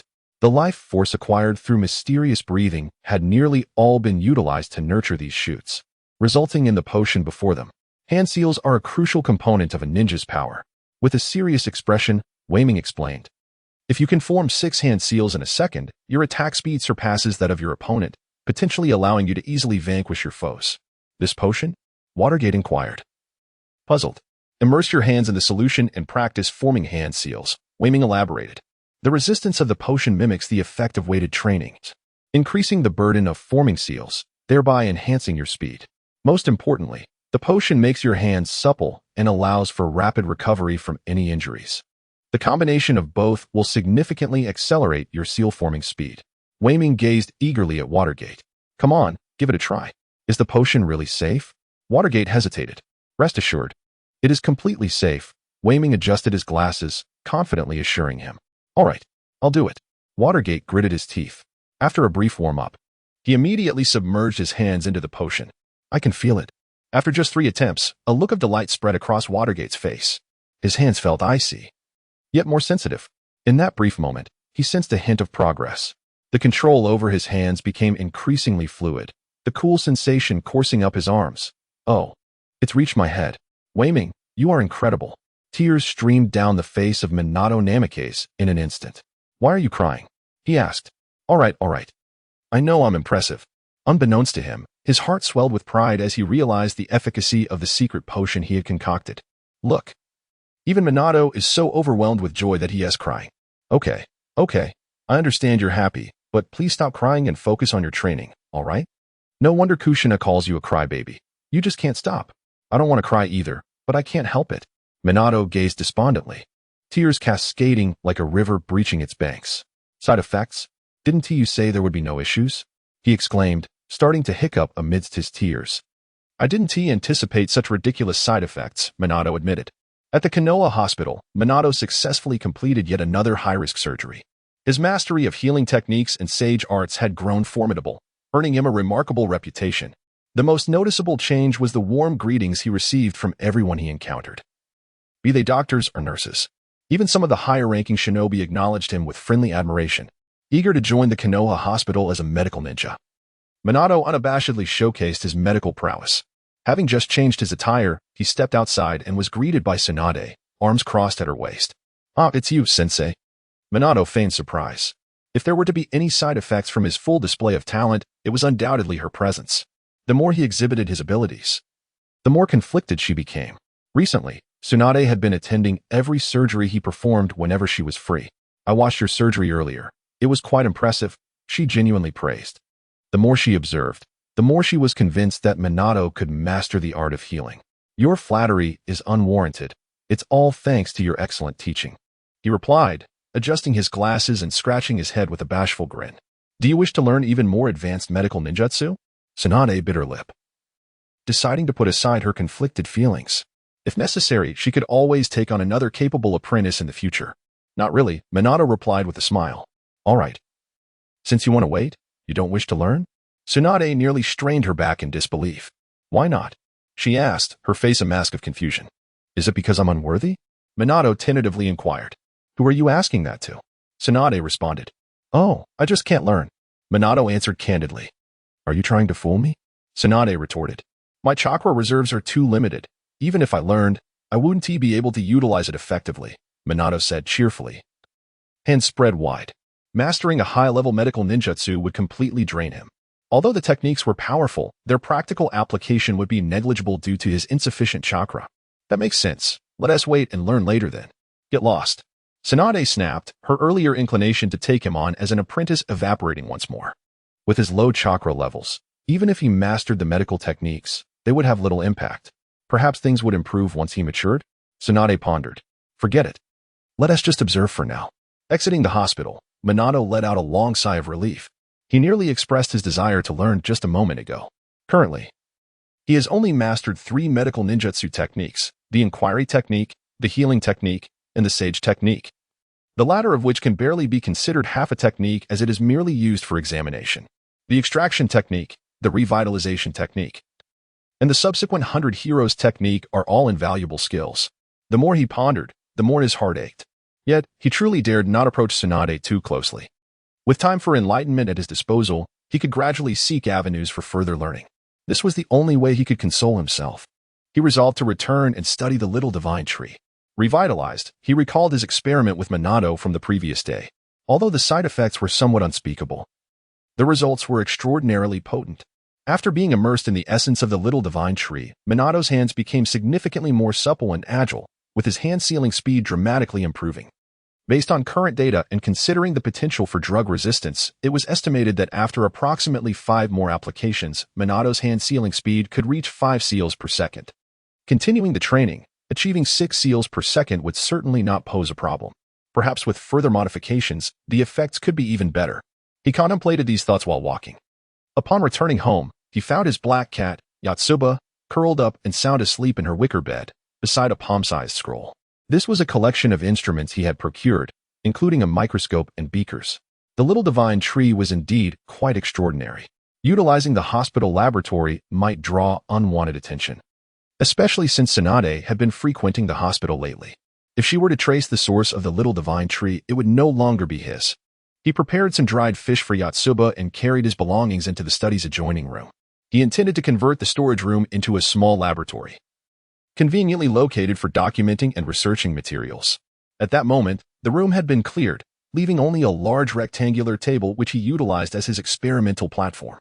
The lighting needed to be improved, as well as the installation of a constant temperature cabinet and refrigeration unit, along with the purchase of experimental supplies. He scratched his head in frustration.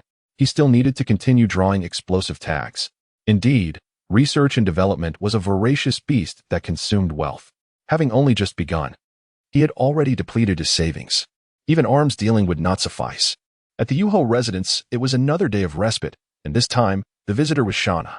During Saturday's practical competition, Shauna had narrowly claimed victory. This was the fruit of her late-night training. Observing the dark circles around her large eyes, it was evident how hard the young girl had worked. While lost in thought, a sudden gust of ill intent rushed toward him.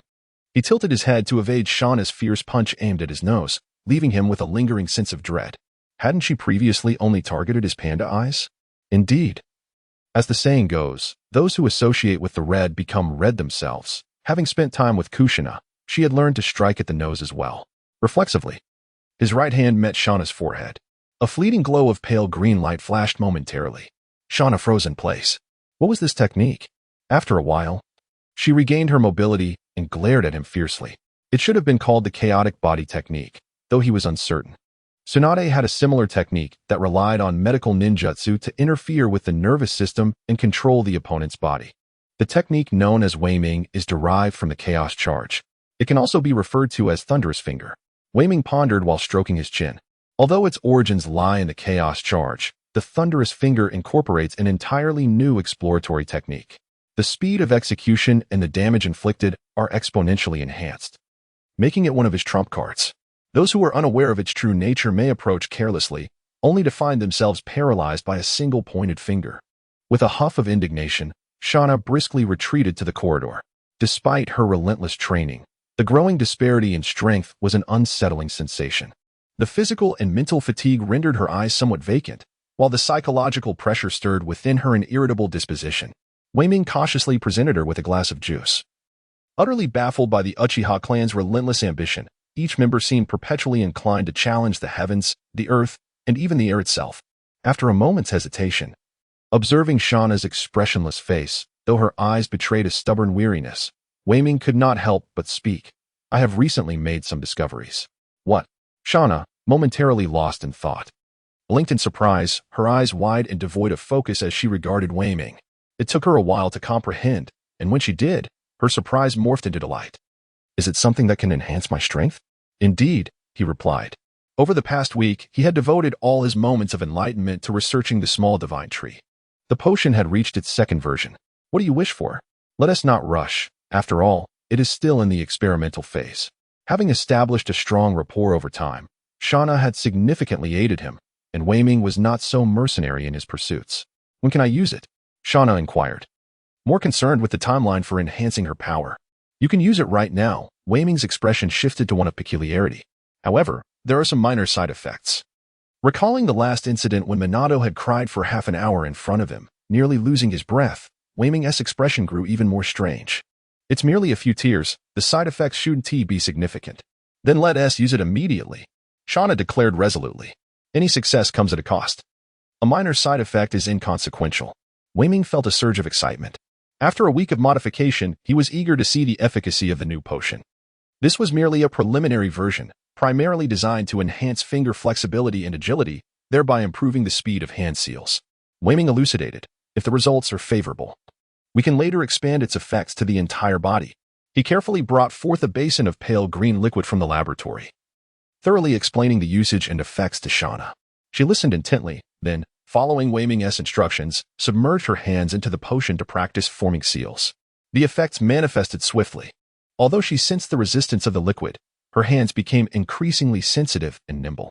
A flicker of joy danced in Shauna's large eyes as a refreshing sensation coursed through her hands. Curiosity piqued. She fixated on the basin of potion. The coolness traveled up her arms. Shauna glanced at Wei Ming, who feigned nonchalance, though he was internally anxious, his gaze fixed intently on her eyes. He hoped she wouldn't burst into tears. If she did, she might retaliate fiercely afterward. A chilling sensation enveloped me, saturating my entire mind with a refreshing coolness. In that instant, I could not resist closing my eyes. I fixed her gaze intently upon my eyes. Fortunately, I managed not to shed a single tear. Ha ha ha ha. I exclaimed, what a sudden surprise. Ah ha ha ha. I cannot seem to stop. The side effects are utterly outrageous. She continued, watching the young girl laugh uncontrollably for half an hour. All right, that's enough. You can now join the ranks of the Uchiha's four-man squad and debut. In the end, the girl uttered not a single word to Unmi, her icy, lethal gaze fixed firmly upon her as she vanished in a puff of white smoke. Unmi wore a look of embarrassment. The elixir had indeed worked, but the side effects were decidedly awkward. This past week had not been in vain. At least I was no longer crying. Unmi felt helpless. The crux of the matter was, he was clueless as to where the problem lay. The potion, named Life No.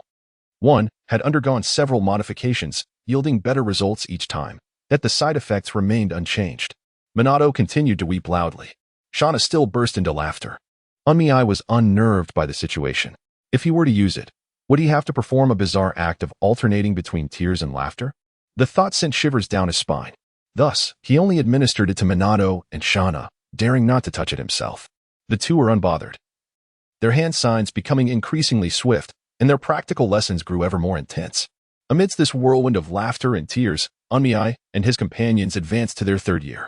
Their merry band of friends, consisting of the trio of boisterous companions, would soon become fourth-year students. After this year, they would graduate. Fortunately, the situation at the front lines was not overly tense. Even after graduation, there should still be a grace period. Unmi continued to play the role of the diligent student, showcasing his talents at the Konoha hospital. Tokumura Daiga secretly informed him that whispers of his potential recruitment into the hospital were circulating among the higher-ups. It was said that Tsunade had a hand in this development. Unmi felt immense gratitude. Though he had no desire to entangle himself with Tsunade, her actions were indeed commendable. She had taught him medical ninjutsu and shared her medical expertise, and now she was advocating for his inclusion in the Konoha hospital to focus on mastering the healing arts. Recently, Tsunade had been subtly hinting at wanting him to take the initiative to become her apprentice, but he had managed to feign ignorance. Should he yield to her? Unmi pondered, conflicted. Becoming a disciple of one of the legendary Sannin, while fraught with danger, also presented numerous advantages. Just as Unmi was deliberating whether to respond to Tsunade's overtures, she abruptly missed a medical class. Subsequently, she did not appear before him for an entire week. A sense of foreboding washed over him. As it turned out, after her 2-week absence, the medical ninjutsu elective course that had been in existence for 8 months was cancelled by the Ninja Academy. The reason given was that Tsunade had gone to the front lines, leaving no one to teach. It was evident that the village still did not prioritize the training of medical ninjas. Was it truly so difficult to find a medical ninja to conduct classes?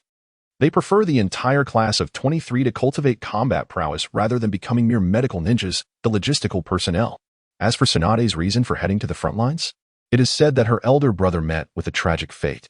Riku murmured softly, reminiscing about that carefree and innocent youth who ultimately succumbed to death. Although he had never aspired to change anything, when reality struck, Namikaze still felt utterly powerless. The last notable male of the Senju clan, indeed. The world of Naruto is far from a mere spirited anime. Outside the limelight of the protagonist, it is rife with brutality and cold-heartedness. Rumor has it that the border with the Sand Ninja is unstable, having witnessed several skirmishes recently. Yamano Hachi, his face etched with concern, remarked. We won't be thrust onto the battlefield immediately after graduation, will we? Riku's expression darkened, leaving him silent. It is not a matter of whether or not, but rather a certainty, Namikaze lamented internally. If memory serves correctly, the ensuing years will be fraught with unrelenting warfare. Even he, after graduation, would likely find himself on the battlefield. Perhaps it is best to remain a humble medical ninja, Namikaze thought, relieved by his choice. Chapter 34. The Jinchuriki in a humble abode. Namikaze stood atop a small divine tree that sprawled across half the courtyard. With a small wooden bucket in his left hand and a brush in his right, he diligently applied a concoction to the tender branches and leaves. The divine tree grew at an astonishing rate, compelling Namikaze to devise means to temper its growth. The bucket contained an inducing liquid he had concocted. When applied to the tender shoots, they absorbed nutrients at an accelerated pace, flourishing remarkably. Once they reached a certain size, Namikaze would pluck the leaves to create life. 1. The divine tree continuously absorbed and exhaled natural energy, generating immense vitality. The rapidly growing shoots consumed this vitality at an artificially hastened rate. It was akin to a pool of water, where while water is poured in, several small holes let it out, maintaining a delicate balance to slow the tree's growth while simultaneously yielding a substantial quantity of Life Number 1 potion. In the laboratory, he gazed at the rows of test tubes filled with leaf extract stored in refrigerated units. With such a rich reserve, he could now embark on the development of Life Number 2. While Life Number 1 was tailored for the hands, Life Number 2 would cater to the entire body, enhancing the physical attributes of the user through the vitality of the divine tree. It primarily utilized natural energy, which ordinary ninjas cannot perceive, and even if sensed, they cannot wield it due to its ferocity. However, after being absorbed and transformed by the divine tree, the natural energy becomes a gentler form of vitality, easier to control and absorb. On yet another day of respite, here's the illusion technique you requested. Shauna coldly handed a scroll to Namikaze. What kind of illusion is this? Namikaze inquired with curiosity as he accepted it. This was not the first time Shauna had provided him with an illusion technique. Ordinary illusions were easily grasped after a single glance, often without the need for deep contemplation. Their utility was limited. The profound mastery over chakra he had acquired allowed him to learn any ninjutsu with remarkable ease. The technique was known as the Enchanted Shackles technique. In an instant, Shauna found herself seated at the small wooden table, her entire being involuntarily tensing up. It was this ninjutsu. Wuming's eyes sparkled with excitement. This was reputed to be the pinnacle of Jinjutsu, known as the Lesser Tsukuyomi. Both Madara and Obito wielded this technique to dominate the fourth Mizukage of the Mist. However, it seemed that the Sharingan was a prerequisite for its execution, right? You'd better not take it away from me, Shauna glared fiercely at Wuming. Her small face clouded with displeasure as she gazed at the wooden basin before her. How could I possibly part with it? Wuming hastily tucked it into his waist pouch. Even if he couldn't use it, it could serve as valuable reference material. Moreover, the unique principles behind this ninjutsu sparked a flurry of inspiration within him. Yet, there was no time to delve into the intricacies of Jinjutsu at this moment. He retrieved a test tube and poured the pale green liquid into the basin. All right. Let us begin, Wuming said, suppressing a smile. Shauna's eyes widened in astonishment, filled with intense concentration as she extended her hands into the potion and swiftly began to form hand seals. In the next moment, her expression twisted into a grimace, her facial muscles convulsing. Ah ha ha ha. Wuming thought to himself, I want to laugh, but I mustn't. It could be fatal. His hands quickly covered his mouth, his shoulders trembling uncontrollably. I can't hold it in any longer. There is no professional training for suppressing laughter in the Ninja Academy. Half an hour later, Shauna withdrew her hands. Her face as cold as ice, her gaze capable of killing. Wuming obediently presented her with 2 lunchboxes. The left one contained braised pork knuckle, and the right one also held braised pork knuckle. Shauna glared fiercely at Wuming, snatched a lunchbox in each hand, and vanished amidst a puff of white smoke. Was Shauna, the little lowly, perhaps the 5th member of the notorious Laughter Quartet? At the Konoha hospital, Wuming emerged from the operating room as usual. He was now indistinguishable from the hospital doctors, capable of independently attending to patients and conducting surgeries. In his previous life, this would have been utterly fantastical. From theory to practice, without 7 to 8 years of rigorous study and training, one could hardly hope to practice medicine. Even in the world of Naruto, where chakra could be seen as a shortcut, Wuming's accomplishments were still remarkable. After disinfecting and changing clothes, Wuming stepped outside and immediately spotted the cheerful face of Fujimura Taiga. Did you need something from me? Wuming inquired with a smile. Upon entering Konoha Hospital, the first person he encountered was this Chunin, Fujimura. Their relationship had always been amicable, especially due to the influence of Ishii Saburo, and Wuming held this in high regard. Good news. Fujimura Taiga leaned closer to Wuming. We are about to become colleagues. Has the hospital made a decision? Wuming's eyes brightened with anticipation. He had received word earlier that the hospital intended to recruit him, and today, it seemed, there was finally some movement. Come, I'll take you to your office, Fujimura Taiga said as he pulled Wuming along. On the second floor, they arrived at a 30-square-meter office, bathed in sunlight from the window.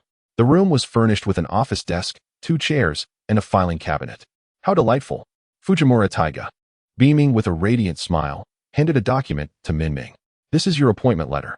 IGA Chiz, the elite Jonin, originally intended to present it to you personally, but regrettably, he was summoned by the third Hokage. Thus, it falls upon me to deliver it, Fujimura Taiga remarked with a grin. IGA Chiz is Fujimura Taiga's superior and one of the leaders at the Konoha Hospital. I kindly ask for your guidance, esteemed senior, Minming replied, glancing at the document with a smile. You are still a student at the Ninja Academy, but you need not attend classes. Simply participating in the exams will suffice. Upon graduation, you will be a genin, assigned to my team, Fujimura Taiga said, waving his hand with a satisfied expression. He led Minming into Konoha Hospital, witnessing the latter's continuous improvement in medical skills. Now that Minming belonged to his team, Fujimura Taiga was equally pleased with the enhancement of their medical prowess. Tonight, let's enjoy some barbecue, my treat. We should invite teacher Ishii and senior Agawahara to join us, Minming exclaimed joyfully. No problem at all, came the reply. Following a delightful evening filled with food and laughter, Minming listened to the 3 middle-aged men exchange stories, all the while wearing a cheerful expression. As the clock approached 9, he bid farewell to the 3 inebriated gentlemen and made his way home under the cloak of night. After a comfortable bath, he sat back on the porch, gazing contentedly at the full moon. Having toiled for more than 2 years, he had finally made significant progress toward his goals, and a sense of pride welled within him. Not only had he acquired formidable skills, but he had also become a composed medical ninja. Reflecting on his initial arrival, he recalled how he had fainted at the sight of his new surroundings, only to awaken in Konoha Hospital. I wonder if someone is watching over me from above. He mused lazily, observing the luminous moon. The moon in the world of ninjas is a man-made construct, sealing away Kagaya Otsutsuki. It is said that the descendants of the Otsutsuki clan reside there, perpetually observing the entirety of the ninja realm with their Byakugan. I am but a mere shadow. Unnoticed by such prominent figures, Minming chuckled to himself. Once I gain sufficient power, I'll ensure to create an underground chamber, one fortified with sealing techniques to thwart any probing eyes. He had no desire for his endeavors to be laid bare before others. After finishing a warm glass of milk, he brushed his teeth and, feeling languid, slid beneath the covers.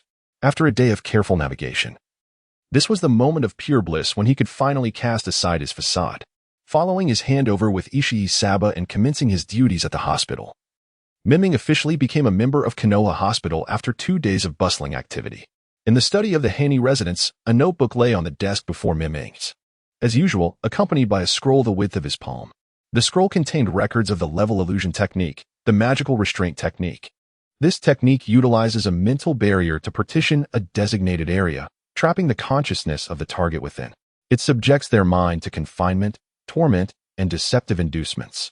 The concept of a mental space divided in such a manner bore resemblance to the embryonic form of Tsukuyumi.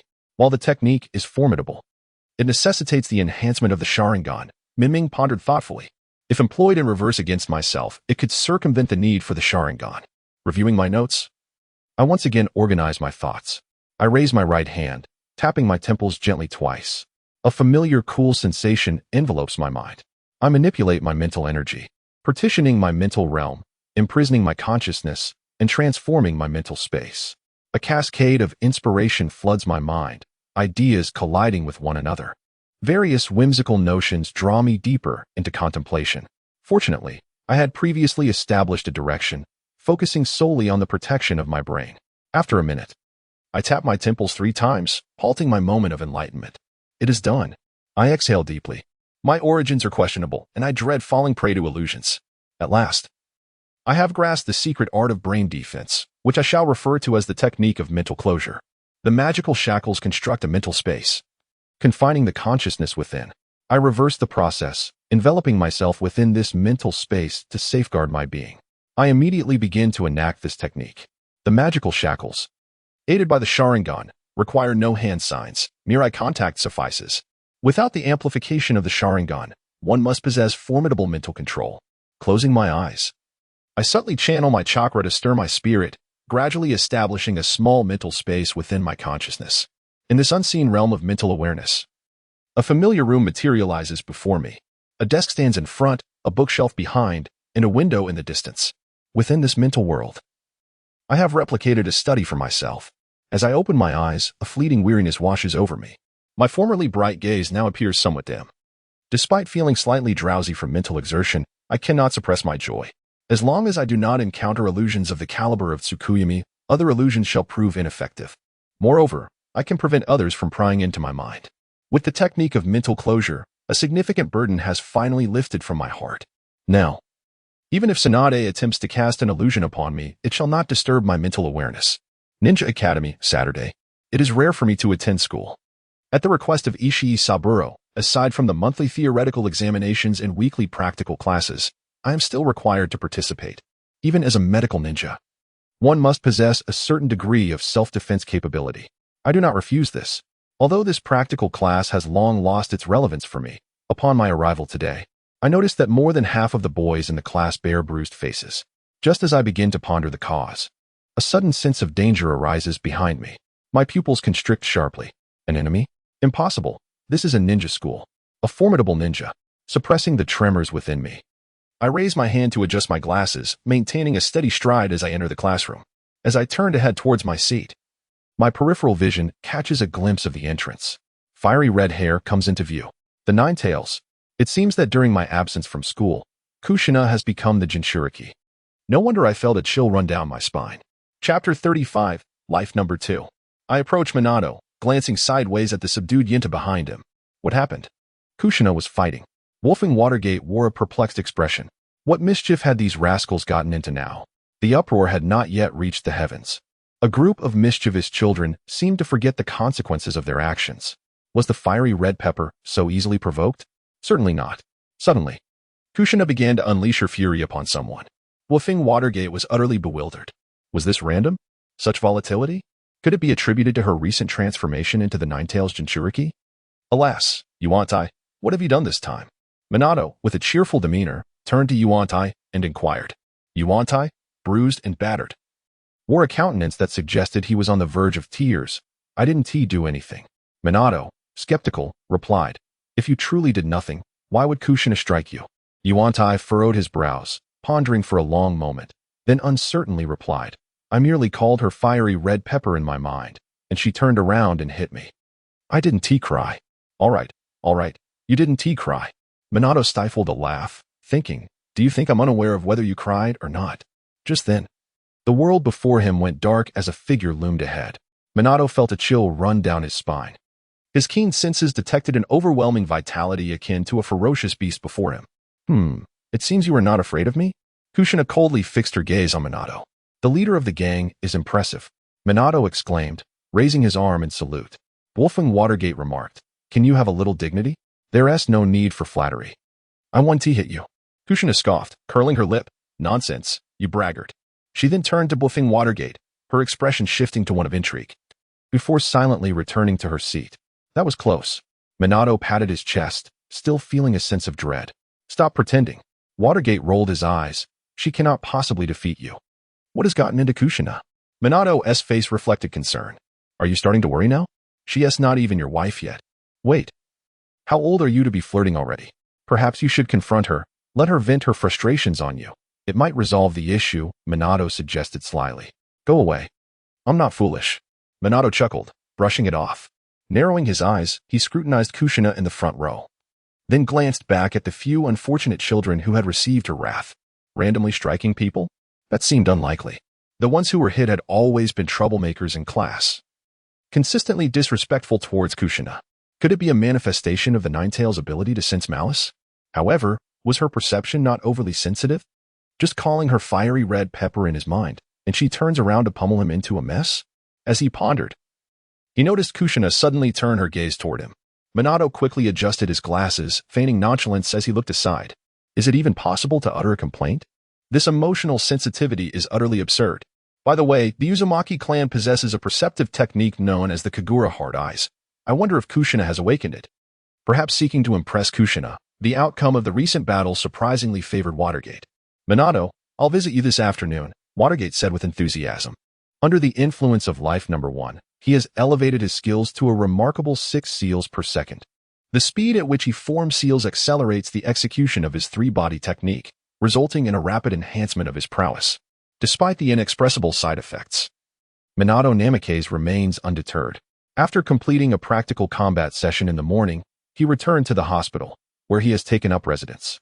Aside from his medical duties, he often spends his time in the library on the first floor, still striving to achieve his modest goal of exploring the entire collection. As evening descended upon the YGA residence, not long after arriving home, a loud knocking erupted at the front door. Upon opening it, Minato welcomed him in and instinctively inquired, "Have you shaken off Kushina?" "Fear not," Minato replied. "Kushina has gone to confront Yantai again." He chuckled. "What a mischief! Yantai is simply too stubborn. Why not feign a bit of compliance to avoid some punishment?" However, he soon realized that Kushina possessed the ability to read hearts, rendering any pretense futile.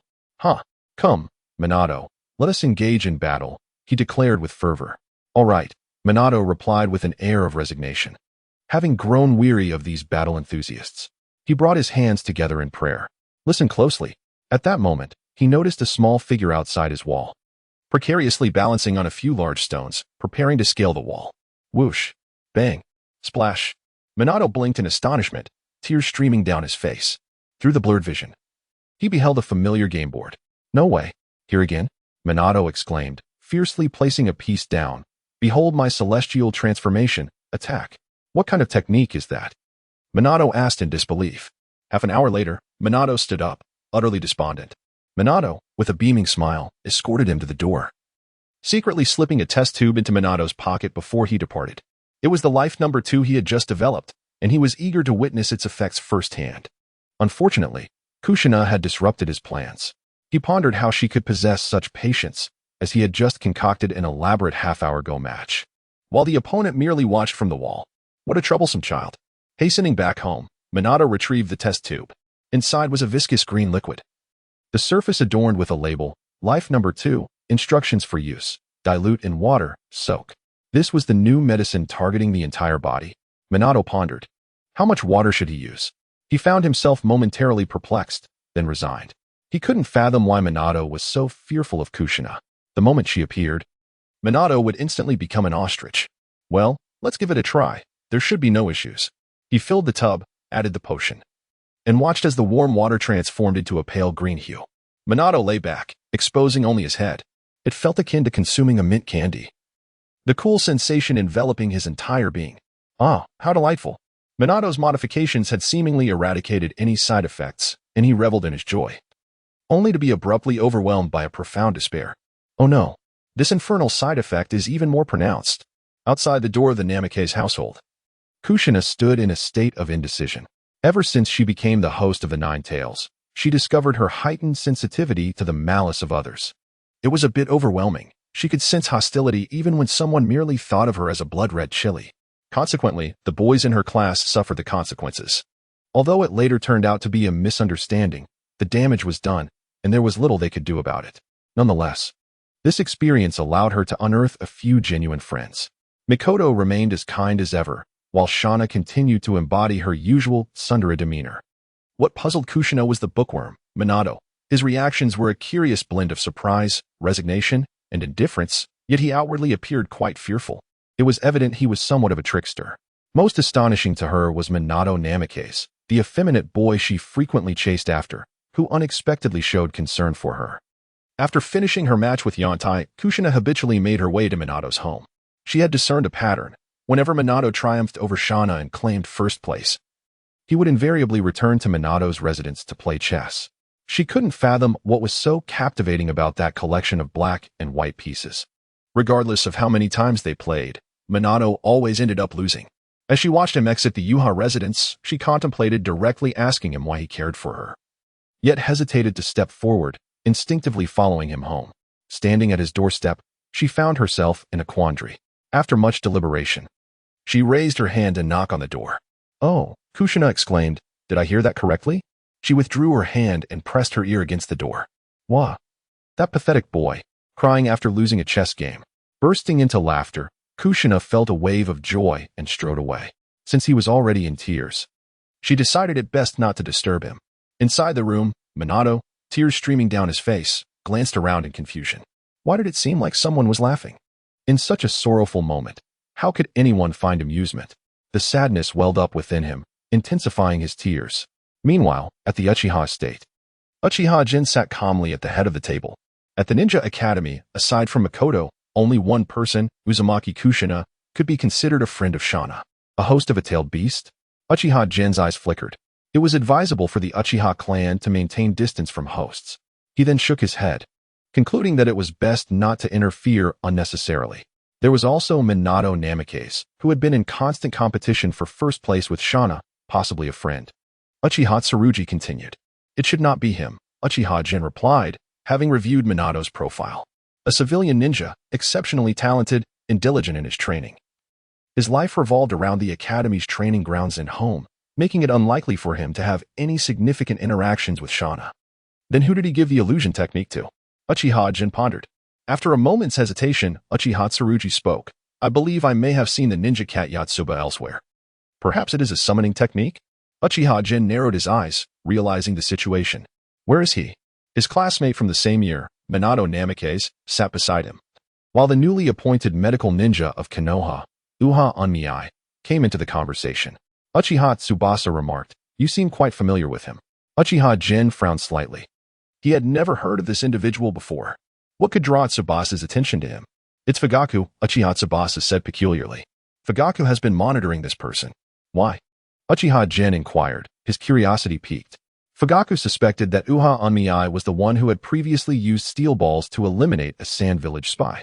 Uchiha Tsubasa chuckled. "A student from the Ninja Academy?" Uchiha Jin shook his head in dismay but suddenly paused, pondering the possibility.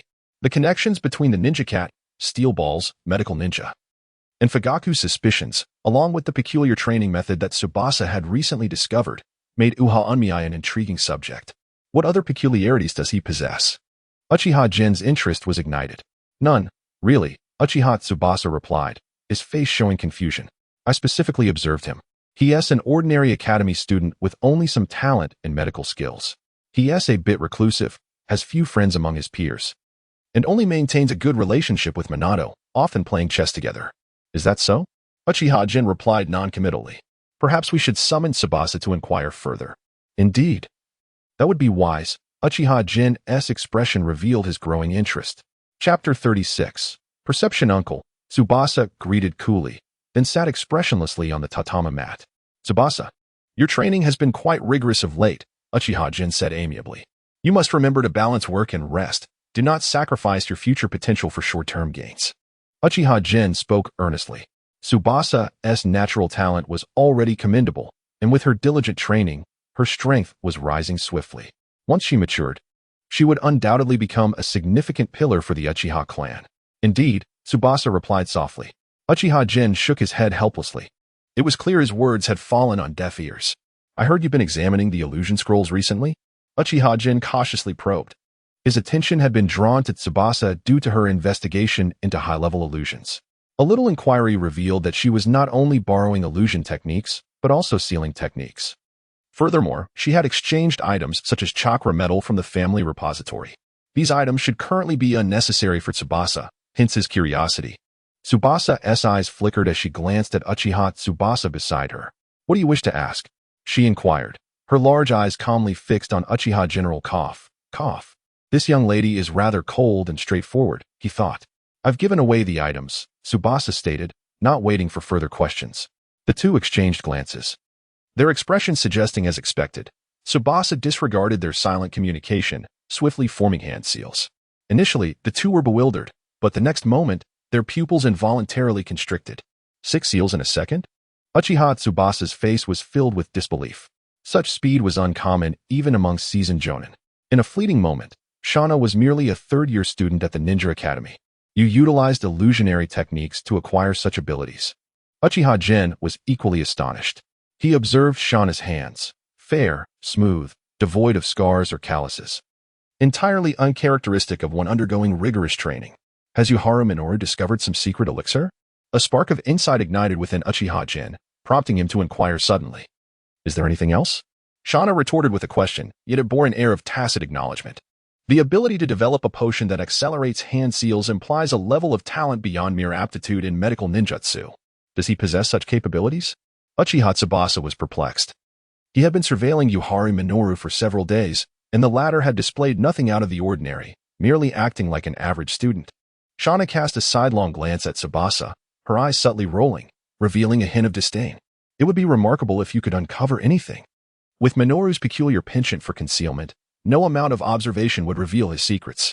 Uchiha Jin noted the expression on Shauna's face, his smile widening. No need to worry. Do not overexert yourself in training, and be sure to rest adequately. Shauna nodded in acknowledgement, rising to leave without hesitation. Is there truly something amiss with Yuharu Minoru? Uchiha Tsubasa pondered, casting a skeptical glance at Uchiha Jin, asserting, I have observed him for a week with no irregularities. The absence of irregularities is, in fact, the greatest anomaly. Uchiha Jin chuckled. From Shauna, it was confirmed that Minoru had undoubtedly developed some form of potion to enhance the speed of hand seals. Tsubasa's surveillance yielded no discoveries, indicating that Yuharu Minoru had detected Tsubasa's watchful eye. He noticed my tracking? Uchiha Tsubasa's face was a canvas of disbelief. After all, he was a Nin. Nothing is impossible. The existence of genius often defies comprehension, Uchiha Jin remarked. Thus, Uchiha Tsubasa found himself in a quandary. Uncertain whether it was prudent for Shauna to continue her interactions with Minoru. Just act as if nothing has transpired, Uchiha Jin advised, exuding an air of calm. Forming alliances with geniuses is advantageous for the Uchiha clan. Cultivating friendships is even more beneficial. Shauna's talent and diligence are both exceptional, and her thirst for strength is unparalleled. Perhaps one day she will awaken the Manjiki Sharingan, rekindling the brilliance of a bygone era. To unlock the Manjiki, one must have a close companion. The act of slaying a friend, a source of heart-wrenching emotional anguish, serves as a shortcut to the Manjiki. Shauna has already discovered the key. Uchiha Jin mused with a mysterious smile. When that time arrives, for the glory of the clan, Uchiha Jin would not hesitate to take matters into his own hands. As for illusions and chakra metals, consider them a form of advance payment. After all, every gift carries a predetermined price. Minoru remains blissfully unaware that he has been earmarked as the sacrificial key, still reveling in his perceived success.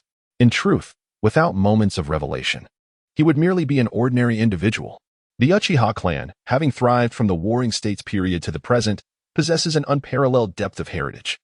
Once they set their plans in motion, no matter how well concealed, the hidden threads of their intentions can be traced.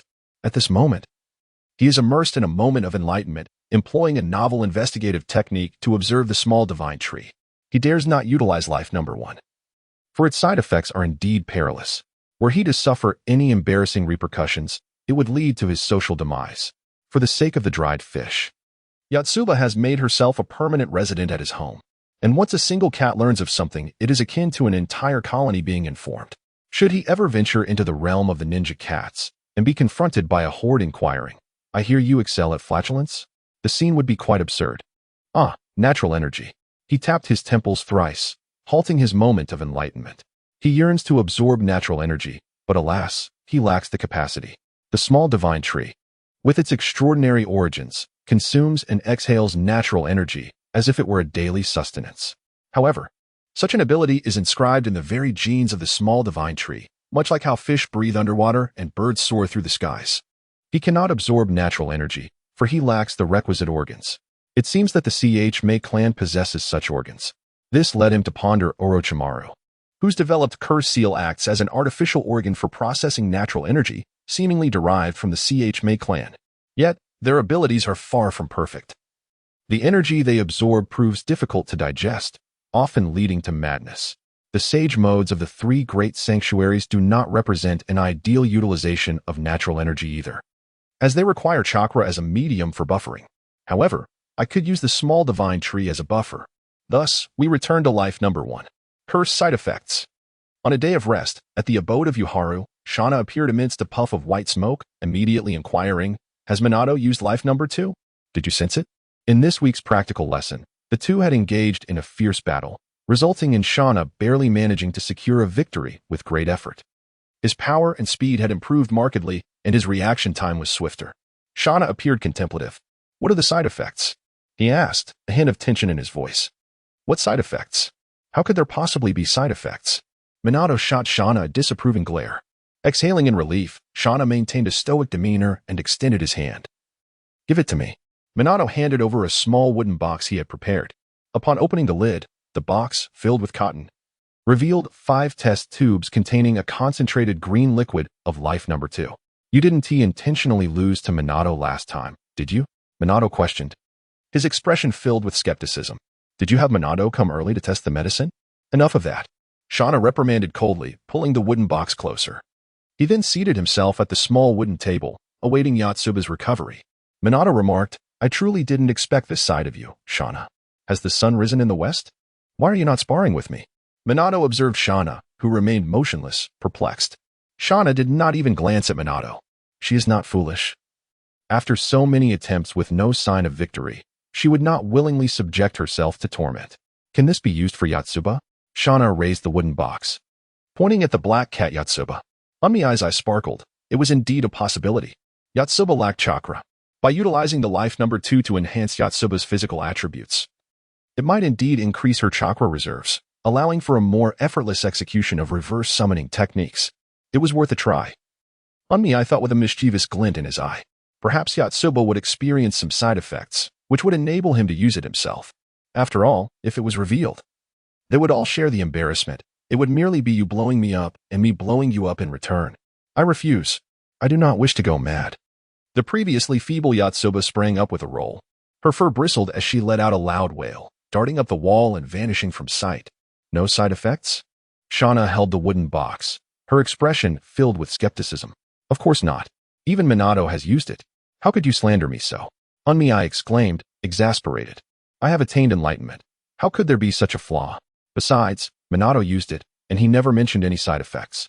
"No, if there were indeed side effects. Would he even tell me?" "The probability is high. It is very likely it should not be mentioned." Shauna." Bang. A cloud of white smoke erupted. "Shauna." The little lowly vanished with a face full of confusion. Unmi's smile froze on his face. What a disaster. That night, in the quiet Uchiha residence, a sudden burst of raucous laughter erupted, causing chaos. It startled several pairs of Sharingan as well. It was quite sudden, in that very room. Uchiha Jin and Uchiha Tenki exchanged glances. "Is it confirmed? It's Shauna. Is the pressure too much?" Uchiha Jin expressed concern. He had long warned about balancing work and rest. But now it seemed she was on the brink of madness. "You handle the handover of the security department, and then come back to teach Fugaku and Shauna fire release techniques," Uchiha Jin said with a tone of resignation. "We are Uchiha. We cannot always be fixated on taijutsu." "All right," Uchiha Tenki replied, equally resigned. "This little girl is far too strong-willed." Uchiha Jin felt a headache coming on. At the hospital, the ninja academy, and home, Unmi flitted between these 3 locations, living a life as tranquil as an ordinary villager of Konoha. Of course, it was not without the laughter and tears of Shauna and Minato, as well as the cacophony of the black cat Yotsuba. He remained perplexed by the life series potions. No matter how he altered the concentrations, those damned side effects never seemed to dissipate. As a result, he still dared not use the life series medicines. Fortunately, it was not entirely without direction. His advancements in medical skills, enriched knowledge, the changes in yang release, and the mysteries of the small divine tree had all contributed to Unmi's substantial accumulation. His breathing technique had finally found a path of advancement. As long as the side effects of the life series elixirs are resolved, I can immediately produce the 20th version. Chapter 37, War. By the banks of the Konoha River, a long-awaited gathering commenced once more, albeit with an atmosphere that felt somewhat off. Yumino diligently grilled meat, while Dings was silently devoured large bites. The others remained uncommunicative, creating an eerie ambience. Observing the expressions of Ino, Shika, and Cho, it seemed their spirits were quite low. "Yumino, this may very well be the last time we enjoy your grilled meat." Lugio finally broke the silence with a bittersweet smile directed at Yumino. "What is the matter?" Yumino inquired, concern etched on his face. "Is something significant about to happen in Konoha? The Ino Shikacho trio is affected. Next week, we will be heading to the battlefield." Hachi growled, biting down fiercely on a piece of grilled meat. his face a mask of sorrow. Next week? ISNT graduation still a month away? Can't we wait? Yumeno's expression shifted dramatically. Engrossed in his duties at the Konoha hospital, he had almost forgotten that he resided in the world of shinobi. The words of his companions jolted him back to reality. He had never truly distanced himself from the brutal realities of war. Indeed, the front lines are fraught with peril. Our cohort is graduating next week and will soon be deployed to the battlefield, Lugio lamented with a resigned shake of his head. Yumeno fell into silence. All three were but 10-year-old children, and he himself was only 9. To be sent to the battlefield at such a tender age, what a wretched world this was. He found no solace to offer them, so he poured his heart into preparing the most delectable grilled meat for this meal. As they prepared to part ways, Dingswa patted his belly in satisfaction, slapping his oily hand on Yumeno's back. Don't worry about us. We've been preparing for this moment all along. It just feels rather sudden. Yumeno regarded Dingswa with a mix of admiration and melancholy. This carefree, jovial fellow had become the one with the most resilient spirit. I heard you've become a medical ninja. Keep up the good work. Who knows, we might rely on you to save our lives someday, Dingswa chuckled, before shouldering the barbecue grill and striding away. Watching the trio's retreating figures, a tinge of sadness welled up within Yumeno. According to the original timeline, they should be fine. Yet, every moment in this world held countless possibilities. No one could guarantee their survival on the battlefield. His interactions with the Inoshikacho trio had been limited to shared meals, yet having spent 3 years together, the impending separation, with life and death uncertain, stirred a profound sorrow within him. Do your best. Perhaps one day, I truly might save their lives with medical ninjutsu, Yumeno mused wryly. Compared to these children heading to war, he, with a mature mindset, felt akin to a timid turtle. Yet, the thought of fighting for Konoha was utterly unpalatable to him. He merely wished to live his life peacefully, helping friends within his means, and that sufficed. Fortunately, he had become a medical ninja. He need not risk his own life while having the ability to save others. This was a matter of conscience and survival. He had not anticipated the urgency of the war. A month was simply too soon. Thankfully, being in the 3rd year, he did not need to worry about forced conscription. Yumeno felt a flicker of relief. As Yunyu returned home, he found Shauna sitting coldly at the side of the corridor. Nearby, in a cozy cat bed, lay the slumbering Yatsuba. You've exhausted life number 2, haven't you? Yunyu exclaimed with delight. How effective was it? It had been a month since Shauna last visited his home, and he was unaware of the efficacy of life number 2. You'll know once you engage in a fight, Shauna replied nonchalantly. Oh, so you believe your strength has significantly improved and wish to reclaim your honor? Come, let me witness the results. Yunyu boldly strode into the training arena. A sudden clap. Yunyu raised his hand to shield his nose, a flicker of surprise coursing through him. The speed and power had increased by at least 20%. And this was merely after a month. His anticipation for life number 2 grew ever stronger. He adeptly countered, defending against the swift assaults. After 20 minutes, Shauna's attack speed began to wane. Yunyu understood that Shauna had reached her physical limits. He needed to accelerate his breathing technique to level 20. Thoughts of the Life Series potential danced in his mind as he positioned his right hand, fingers poised, aiming for Shauna's forehead to execute the Thunder Finger and conclude their spar. However, upon lifting his gaze, he was met with a pair of crimson eyes. The Sharingan. A sudden clang echoed in his mind, as if struck by a hammer. An illusion. Shauna's expression, previously devoid of emotion, now radiated with cunning satisfaction. Ignoring Yunyu's poised fingers, she unleashed a powerful blow towards his nose. For this moment, she had endured a month of hardship, laughing maniacally in the dead of night. Whispers had circulated in her clan, claiming she was training to madness. How could she face others now? It was all because of this fellow before her. Die. Her fist was mere inches from his nose, and Shauna could even feel the warmth of his exhaled breath. A surge of electric sensation coursed through her body, halting her fist in its tracks. Oh, can't you let me land a hit? Yunyu observed her angry countenance with a bemused smile. She had been waiting for him. Secretly awakening her Sharingan and subtly binding him with an illusion, how much did she wish to strike him? Alas, it remained impossible. Fortunately, with the brain-sealing technique, as long as he avoided illusions of the Tsukuyami level, the Sharingan posed no threat to him. On the wooden corridor, Yunyu prepared a lavish meal to reward the little girl. He was curious about how her Sharingan had awakened. Could life number 2 also stimulate her bloodline?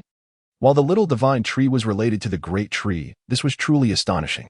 I don't know, Shauna replied casually, taking small bites of the sticky pigskin. Yunyu shifted the braised pork elbow in front of him. What does I don't know mean? He inquired, only to be met by Shauna's cold, piercing gaze. Very well. If one is unaware, then one remains so. Unming obediently returned the dish to its original place. This is a significant benefactor, one not to be trifled with. Shitona of the Uchiha clan has driven herself to madness through relentless training. Upon hearing this, she erupted in laughter that very night and awakened her Sharingan. Nearby, Yotsuba observed the entire process of Shitona's eye awakening, unhesitatingly betraying her master. Unming remarked, "What a spectacle!" laughing uproariously at midnight and letting the entire clan know? That would be tantamount to social death. After all this, your Sharingan was stimulated into awakening by social embarrassment? How amusing. Unming quickly took a sip of water to compose himself, fearing he might burst out laughing. Without a moment's hesitation, Shitona delivered a playful slap to Yotsuba's rear. Yotsuba, in a huff, turned away to continue munching on dried fish. Unming suppressed his laughter, increasingly finding the little girl before him utterly delightful. It is often said that the Sharingan is an evil eye, requiring negative mental stimuli to awaken.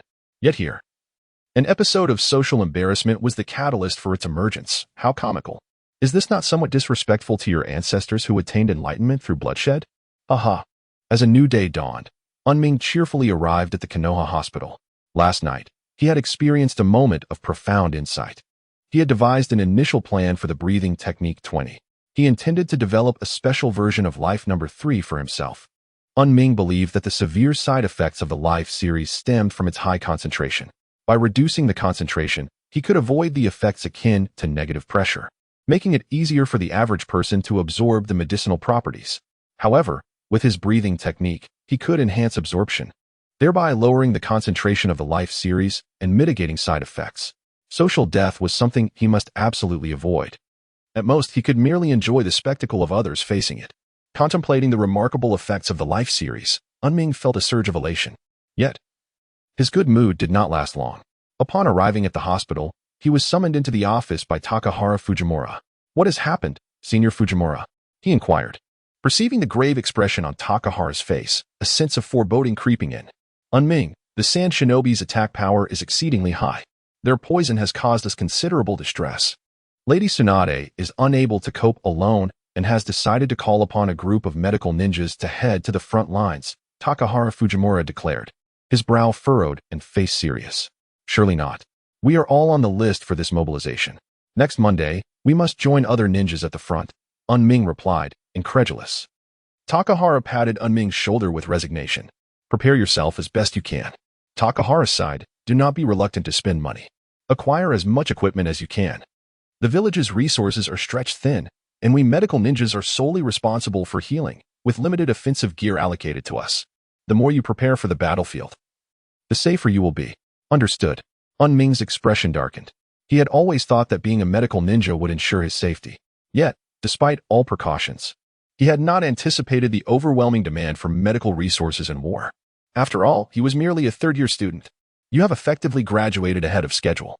Shortly, you will be registered as a genin of Konoha, and you will undoubtedly see a considerable enhancement. Timur Taiga tugged at the corner of his mouth, revealing a bittersweet smile. If he had a choice, he would prefer to avoid the battlefield altogether, in the perilous realm of warfare, especially against the cunning sand shinobi who excel in the use of poison. Even the healers like them risk falling victim to their own craft. As Yumina exited the office, he felt a sense of disorientation throughout the morning. Just yesterday, he was preoccupied with concern for the Inoshikacho trio, and now the looming threat had turned towards himself. In the afternoon, he visited the Hokage building, where he registered as a genin alongside a group of peers, all of whom were fourth-year students at the Ninja Academy. Each face radiated excitement, blissfully unaware of the battlefield that awaited them. At the Yohana residence, Yumina gazed solemnly at the 4 scrolls before him. These were the final remnants of his parents, the Yohana couple. Now that he had become a genin and was officially participating in the war, the village entrusted him with their belongings. Both were nin who had met their demise on the battlefield, their deaths occurring so abruptly that they left no parting words. To Yumina, they were merely names etched upon a memorial stone. Little did he anticipate that he would receive their legacy in such a manner. Perhaps he would purchase a bouquet of flowers to pay his respects tomorrow. Not only to honor the Yohana couple, but also to commemorate the original owner who had long since departed. Among the 4 scrolls, one contained the sealing technique. which included treasures, ninja tools, explosive tags, and headbands among the belongings. The other 3 scrolls documented 3 ninja techniques: the Earth Release Decapitation Technique, the Earth Release Mud Wall, and the Fire Release Phoenix Fire Technique. The Johanna couple excelled in earth and fire release, and it was likely that his innate chakra nature also leaned towards these elements. Yamina speculated, if only he possessed wind release, he could directly learn the Rasengan technique. In the study of ninjutsu, prioritizing the innate elemental affinities yielded the greatest efficiency. He decided to focus on mastering these 3 techniques first, leaving others for a later time. Chapter 38. The Gathering. He picked up the scrolls, glanced at them, yet found himself unable to absorb the content. For 3 years, Yamina had adhered to a disciplined routine, diligently honing his skills to avoid becoming cannon fodder. After much wandering, he was now thrust into the battlefield ahead of schedule. Despite the ninjutsu laid out before him, he lacked the motivation to study. He set aside the scrolls and decided to indulge in a relaxing bath, allowing himself to waste a moment of enlightenment for the first time. Abandoning all concerns, he nestled into his soft bedding and fell into a deep slumber. The following morning, he initially planned to indulge in a lie-in. However, 3 years of disciplined habits compelled Yamina to awaken promptly. He felt a delightful softness throughout his body, his mind clear and invigorated. Was this what it felt like to be free of lingering fatigue? Previously, he had spent each day in a state of drowsiness. But today marked the first time he felt so revitalized. With the impending journey to the battlefield and the hospital affairs already handed over, there was no rush to return to work.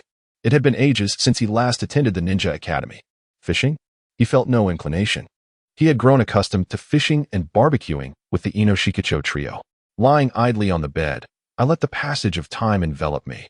It was not until past 10 that my growling stomach compelled me to rise. I savored my meal of seaweed rice balls, fried eggs, ham, and vegetable salad with deliberate slowness. I must not succumb to despondency. The battlefield awaits, and preparations must be made swiftly. First, I need to procure a sufficient quantity of inducement agents. My gaze fell upon the small divine tree that cast a shadow over half of the yard. Without restraint, the tree would grow uncontrollably. I must entrust its care to Yotsuba. The Nikko clan has numerous members in Konoha. By preparing the inducement agents in advance, I could enlist the Nikko clan's assistance in their application. At worst, they could assist me in crafting a batch of explosive tags for free. I had signed a contract with the Nikko clan, yet apart from Yotsuba, I had yet to encounter any others. Our relationship was a secure and stable partnership, one that I found quite appealing, simple, and comfortable. I gathered shurikens, explosive tags, a first aid kit, and essential supplies for daily living. Alongside my Life Series potions, my own Life No. 3, and Watergate and Shauna's Life No. 2, I was well equipped. With the small divine tree and the Shumi seal, I could carry a multitude of items. As I prepared for the battlefield, uncertain of how long I would be away, I resolved to exhaust my resources and bring as many supplies as possible. Indeed, tasks seemed perpetually endless. I managed a wry smile, rubbing my face in exasperation, donning a pair of black-rimmed glasses to obscure the light in my eyes. I rose to begin my bustling day. Grabbing my coin pouch, I stepped outside, purchasing 2 bouquets of fresh flowers as I retraced my memories to the cemetery. Placing the flowers before the gravestone of the Hayashi couple, I stood in solemn silence. This was my first visit in 3 years. For my predecessor, perhaps departing this world early was a blessing, sparing them the horrors of war. Yet, as a time traveler, I lacked the standing to voice such sentiments. For me, all I could do was strive to live well in my current identity. I cleared the weeds surrounding the grave, arranged the flowers as offerings, and bowed respectfully before turning away. Just before leaving the cemetery, I noticed a somewhat familiar figure, with shoulder-length black hair, pale skin, and striking purple eyeshadow. It was the mesmerizing Orochimaru, the mad scientist of the ninja world, indifferent to life, cold-blooded, and relentlessly pursuing immortality, with both parents deceased and disciples perishing before him. The fragility of life had ignited a certain obsession within Orochimaru. This was likely the inception of his irreversible path. As if sensing my gaze, Orochimaru turned to look at me, our eyes meeting, his penetrating gaze clashing with the calmness behind my glasses. I slightly inclined my head in a bow before turning to leave. Such prominent figures held no relevance for me. My aim was simply to fulfill my role as a medical ninja. Orochimaru swiftly concealed his tumultuous emotions, observing the retreating figure. Has silent movement become second nature? In that gaze, he recognized me. Orochimaru pondered, but he had no recollection. He turned his eyes back to the distant gravestones adorned with flowers. In this place, such a tranquil gaze is truly intriguing. From that day forth, Yumin shrank within his home, tirelessly crafting explosive tags day and night.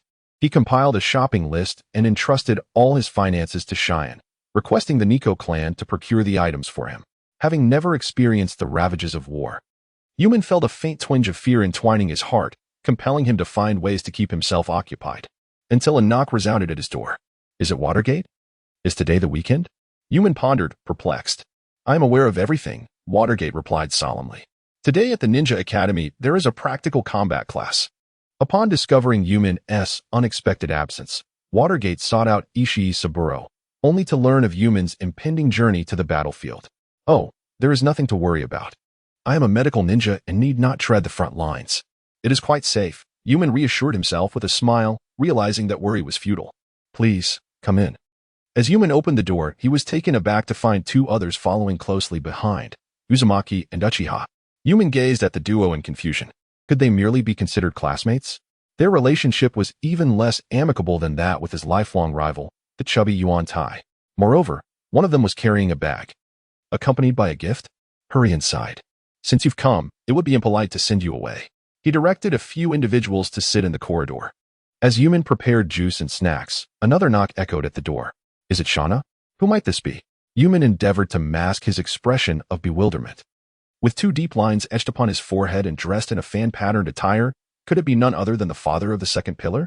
Yumin realized he had no connection whatsoever with this individual. I have come to deliver something to you. Shauna, as taciturn as ever, entered without hesitation. As if returning to his own abode. Uchiha Fugaku followed suit, his face beaming with a smile. I am also bound for the battlefield. I heard that Yumin is heading to the front lines as well. I hope you don't mind my intrusion. I came to acquaint myself with Yumin in advance. In the event of injury, I would need to rely on you. Yumin, Uchiha Fugaku jested. Senior, you are too courteous. Please, come in. Yumin welcomed him into the corridor. The group soon engaged in lively conversation beneath the wooden corridor. Very well, given the hour, a meal is certainly in order. Yumin encouraged the others to converse while he slipped into the kitchen. He did not rush to prepare the food. Instead, he brought his hands together in prayer. Listen well. Centered in his thoughts, he focused on everyone within a 100-meter radius. Indeed, it was impossible for no one to be watching Kushina. 50 meters from his doorstep, two ninjas lurked in the shadows, observing. Another, audaciously employing a special concealment technique, brazenly hid within the canopy of the small divine tree. Let them be. I shall be on the battlefield the day after tomorrow, and I have no concern for your affairs. Yumin dispelled his focus, dismissing all thoughts, and selected 10 recipes that came to mind, crafting a sumptuous dinner of both meat and vegetables. The 6 of them gathered in the wooden corridor, feasting and enjoying each other's company. Yumin, this is a gift for you. Halfway through the meal, Watergate produced a notebook from his pocket and presented it to Yumin. This is the complete record of the methodology we have researched together. With a hint of embarrassment, Minato scratched his head, unsure of what more to offer. Upon glancing through the contents, Namake's eyes sparkled with delight. Not only did it contain amplification techniques, but it was also filled with a plethora of ingenious ideas. No wonder the Rasengan was later developed. No, Minato, I am thoroughly satisfied with this book. It will prove invaluable to me, Namake said earnestly as he accepted it. Minato let out a sigh of relief, his face lighting up with a joyous smile. Ah, Namake's-kun, I have brought you a gift as well, suddenly interjected Fugaku Uchiha, who was seated beside him, pulling out a bag from behind. I heard that you enjoy using steel balls for weight training. So I had a craftsman forge a batch for you. The material is special, resistant to rust, and possesses remarkable hardness, enabling it to withstand tremendous impact. Please use them with confidence. Namake's pondered whether to accept the gift. Was this a subtle hint? He narrowed his eyes at Fugaku, who wore a smirk as though he had uncovered a secret, his gaze briefly darting towards Shio, who was struggling with a small fish, before returning to the expressionless Shauna. Ninja cats? Shauna? How could I have missed this? Namake's thought. It was evident that the Uchiha clan had formed an alliance with the Ninja Cat clan. Their clandestine communication must have been discovered by the Uchiha family. However, it appeared they were not inclined to interfere for the time being. As for the matter of the Sand Ninja spy, that was merely Fugaku's speculation. Namake's was beginning to connect the dots and casually accepted the steel balls. He was heading to the battlefield, so he hardly cared about such things. Recently, The thunderclap upgrade had made ordinary steel balls inadequate against ferocious pressure. They tended to shatter upon impact, diminishing their lethality. This high-quality batch of steel balls might very well save his life. Fugaku's expression grew even more cheerful. He had no concrete evidence, but judging by Namake's demeanor, he was certain he had not misjudged. The task that had loomed over him for nearly 2 years was finally coming to a close. Now it's my turn. My turn. Here's my gift. Kushina exclaimed eagerly as she produced a large bag from behind her. I heard you enjoy playing chess, so I brought you a chessboard in pieces. Namake's replied. Heard? I suspect you have seen it with your own eyes. I dare say there are even traces of your hair on that wall behind you. He added, however. I do not know how to play chess. That was all just a ruse to tease you. He shot a peculiar glance at Minato, only to meet his equally bewildered gaze. Well, in light of this chessboard, you must go easy on Minato in the future. He is already somewhat delicate. And if you make him cry from losing, he will truly become a softie, Kushina remarked, swallowing a piece of braised meat with a loud gulp. Namake said, Isn't this a bit too much information? Crying from losing. He turned to look at Minato, who appeared utterly perplexed. Could the side effects of life know to have revealed this to Kushina? Haha. Snap. Your cup seems to be of rather poor quality. In a fleeting moment, Shauna flicked the wood shavings from her hands and discarded the shattered cup into the trash bin. Yuman, nearly forgetting, recalled how he had once fervently assured Shauna that life number 2 had no side effects whatsoever. The result was Shauna's uncontrollable laughter at midnight, leading to an embarrassing social demise. Having also used life number 2, Shauna instantly understood the reason behind the weeping at the doorway. It conjured memories of a rather reminiscent scene. As if sensing the subtle shift in atmosphere, Uchiha Mikoto smiled subtly. Yuman-kun, I present you with a ninja tool pouch.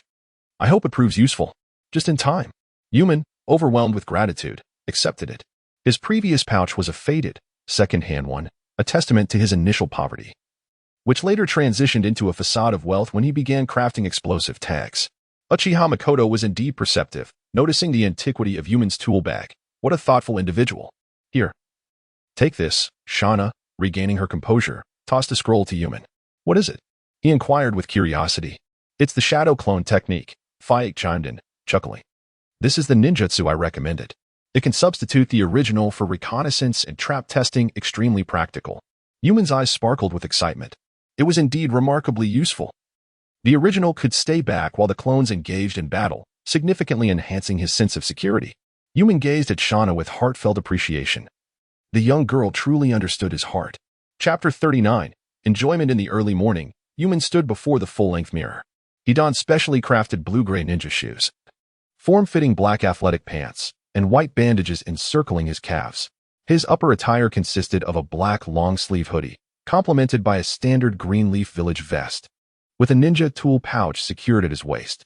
Adorning his forehead was the Leaf Village forehead protector, while gloves covered his hands, and 2 gray protective wristbands adorned his wrists. This was the quintessential attire of a Leaf Village genin. Amidst a crowd, he would blend seamlessly. Taking a deep breath, Yuman adjusted his black-framed glasses. Yatsuba, I entrust everything to you, he murmured, gently patting the slumbering Yatsuba sprawled atop the table. I've left enough dried fish and fish balls in the fridge for you. Remember to eat the fish balls first. They have a shorter shelf life. How annoying. Yatsuba's ears flicked as she swatted Yuman's hand away, her expression one of impatience. I'm off. Grabbing his grass-green backpack, Yuman strode purposefully out of the room. At the doorway, he turned back to glance at the towering tree, a faint smile gracing his lips before he locked the door and departed. Upon reaching the Leaf Village gates, he found nearly 100 individuals gathered. Spotting Samura Taiga, he nodded in acknowledgement and quietly slipped into the ranks. Before long, the assembly was complete. The third Hokage presided over the ceremonial rites, delivering a fervent and impassioned speech. Yuman, concealed within the crowd, kept his head bowed in silence. After all, he was capable of reciting the god of ninjas and the will of fire in its entirety. The third's level of oratory elicited no response from him. It was merely a concoction of empty platitudes. The ninjas responsible for combat, equipped lightly, swiftly departed as the ceremony concluded. The medical ninjas and logistical personnel, burdened with heavy supplies, followed slowly behind. Leading the group was his direct superior, the elite jonin, Iga Chizoku. Before departing, Minoru glanced back and spotted Shauna and Minato among the farewell crowd. He smiled gently, waved his hand lightly, took a deep breath, and turned to step through the gate. As soon as he distanced himself from Konoha, a wave of tension washed over him. He felt as though lurking eyes were hidden everywhere, as if an ambush was imminent. Minoru cast a wary glance around and, seizing a moment of distraction, he pressed his palms together. Listen. The air vibrated as everything within a radius of 120 meters was imprinted in his mind. Oh, what a relief! With the ability to observe continuously, he no longer had to fear a surprise attack. Little Minoru, are you frightened? Instead of praying to the gods, why not prepare a grand feast for us? Let us protect you, teased a familiar voice beside him. Turning in feigned surprise, he saw the familiar trio of Ino, Shika, and Cho. Just last week, he had been worried about their early departure to the battlefield, and now he was on the verge of joining them. Ah, it's you guys, Minoru exclaimed, feigning astonishment. As he activated his ability, he noticed the trio stealthily approaching from behind. Haha, Minoru, did you know? The moment we left the gates of Konoha, I started thinking about you. What a coincidence to see you so soon. Dingzu clapped Minoru on the shoulder, laughing heartily. I see you're craving my grilled meat. Minoru rolled his eyes. Dingzu simply smiled, his expression unwavering. Encountering friends at such a time was indeed comforting. When we arrive, whatever you wish to eat, just come find me, Minoru said, with an air of mystery. I've brought all the spices, tools, and ingredients. Really? Dingzu exclaimed with delight. Minoru chuckled. He had poured his heart into preparing supplies, and food was of utmost importance. After exchanging a few pleasantries, the trio of Ino, Shika, and Cho proceeded to the periphery, as they were among the ninjas tasked with guarding the supply convoy. Watching their retreating figures, Minoru quickened his pace to keep up with the main group. Though his smile gradually faded, his ability required refinement. The method of activation was still too conspicuous. He had a direction in mind, only needing a few moments of enlightenment. He aimed to perfect his new technique before reaching the battlefield. In the face of danger, foresight was crucial to evade threats. The world of the Hokage thrived with natural energy, and the average physical constitution was already formidable. With chakra amplifying their abilities, ninjas exceeded ordinary limits. A group of 50 or 60 individuals, laden with heavy scrolls, maintained an average marching speed exceeding 20 miles per hour. After a brief rest at noon, they resumed their journey in the afternoon, finally finding a place to set up camp by evening. In just one day, they covered nearly 100 kilometers. With such speed and stamina, there were countless endeavors they could undertake, rather than merely engaging in endless combat. The training ninjas received was comprehensive, encompassing skills for outdoor camping and survival. On the open ground, piles of bonfires were soon ignited. The crowd settled beside the flickering flames, engaging in soft conversations while slowly savoring the rudimentary rice balls distributed to them. These rice balls, collectively crafted by the village of Konoha, were rather unremarkable in taste. However, they contained shredded meat, peanuts, essential fats, vitamins, and were exceedingly high in calories. Just one could suffice to sate hunger, making them particularly suitable for sustenance during their march. As they were eating, an alluring aroma of barbecued meat wafted through the air. Upon lifting their heads, they beheld a group huddled together by the edge of the campfire. Resembling squirrels as they eagerly devoured grilled meat, steam rising from their meal. Was this truly fair? Everyone else was preparing for battle, consuming heavily salted and oily rice balls. While they reveled in sumptuous barbecued meat, the rice balls suddenly lost their appeal. With a resigned sigh, Fujimura Takahiro approached the bonfire. I say, we are heading into battle. How can you still indulge in barbecue? He then received an oil paper package from Onmei, who grinned sheepishly. Here, this is for you, and also for the IGA shinobi. Please deliver it to them as well. Onmei scratched his head bashfully, having not brought much, and hoped not to be scorned. Nearby, 3 others from the team furtively eyed this chunin, their mouths busy as they devoured the grilled meat, fearful that someone might try to snatch it away. After tasting Onmei's barbecue, the rice balls were truly hard to swallow. All right, this shall not be a precedent, Fujimura Takahiro remarked as he leisurely walked away with the grilled meat. At another bonfire, IGA Shizuoka glanced at Fujimura Takahiro. What is going on? He inquired. A few youngsters brought some grilled meat. Probably dissatisfied with the rice balls, Fujimura casually responded while handing over the oil paper package. IGA Shizuoka frowned slightly. They are going to battle, not out for a picnic. It's from the Akimichi clan. They likely only brought enough for a day. So it's fine if they indulge a bit, Fujimura replied. The Akimichi? That is understandable. I've heard of their family's obsession with food. He nonchalantly popped a warm piece of meat into his mouth. Let them keep it discreet. Everyone else is eating rice balls. And their special treatment is not fair to the rest, IGA Shizuka stated, his brow relaxing. All right, I will warn them shortly. Fujimura hastily followed suit, shoving another piece of grilled meat into his mouth. Oh, I didn't expect Unmei to possess such culinary skills. This meat is quite well cooked. Just as he intended to grab another piece, he found his hand empty. Fujimura Takahiro cast a disgruntled look at IGA Shinobi, who nonchalantly held the oil paper package. Are you hoarding it all for yourself? It's merely a few pieces of grilled meat. What are you still doing here? Hurry and remind them not to act special. Came the reply. Very well, you are AJ Nin, so your word is final. The next day, they continued their journey. The novelty of the first day had faded, replaced by a numbing rhythm of leaping and running, both body and spirit wearied.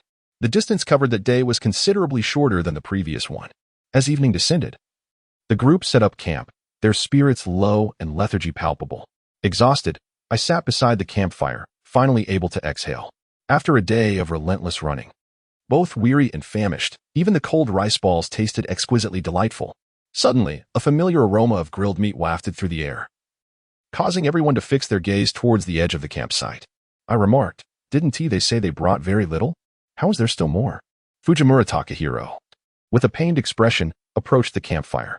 It was forcibly shoved upon me by Rokuhisa's mother, fearing that I wouldn't get a chance to eat if I didn't take some. It's not much, so please bear with it. Wuming once again presented an oil paper package. Glancing at a few youngsters nearby, who were engrossed in their meat, Fujimura Takahiro rolled his eyes. I'm not stealing from you. Is it really necessary?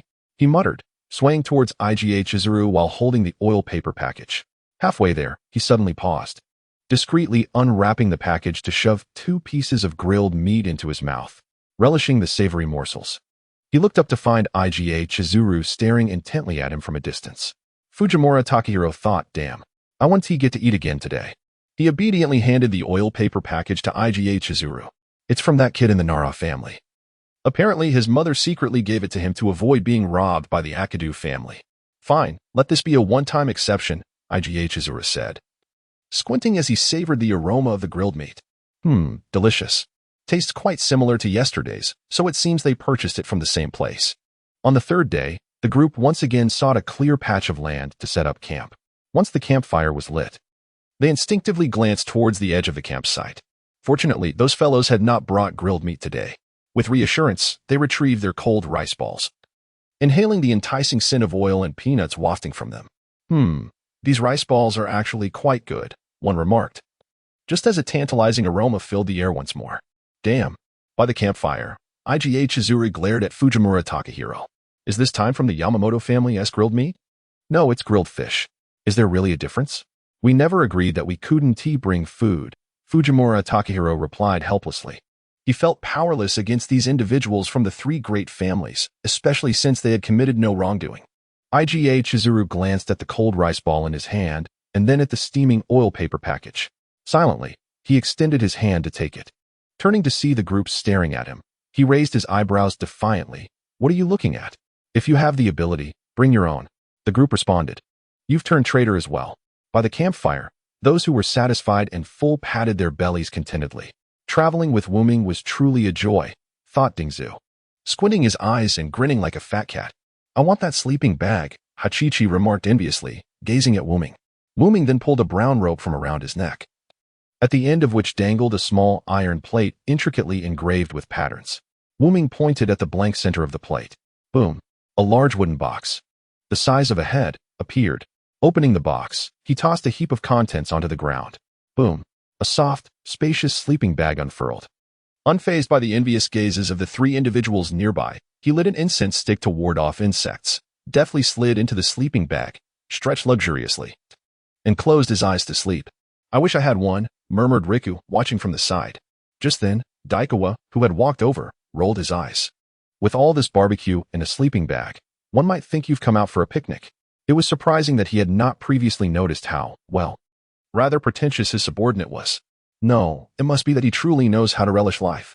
Chapter 40. The hilarious group lying in the sleeping bag. He was not in a hurry to drift off.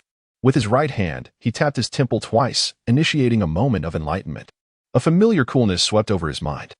The vibrations of perception began to probe, employing a novel technique of solar exploration alongside various other mystical methods he had heard of. A wealth of information melded and fermented in his consciousness.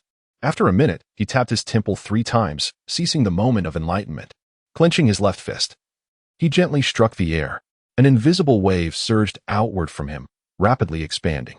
The flow of the wind, the rustle of leaves, the tremors of the earth, both grand and subtle sounds resonated and entered his ears, traveling to his brain. Coupled with the feedback of natural energy, a vivid, three-dimensional image formed in his mind. Within a 200-meter radius centered around him, all sights and sounds were absorbed into his consciousness. This could truly be called the mastery of observation haki. It was now more versatile, with an expanded range and the ability to morph the investigative space. Let us name it the Heart Network.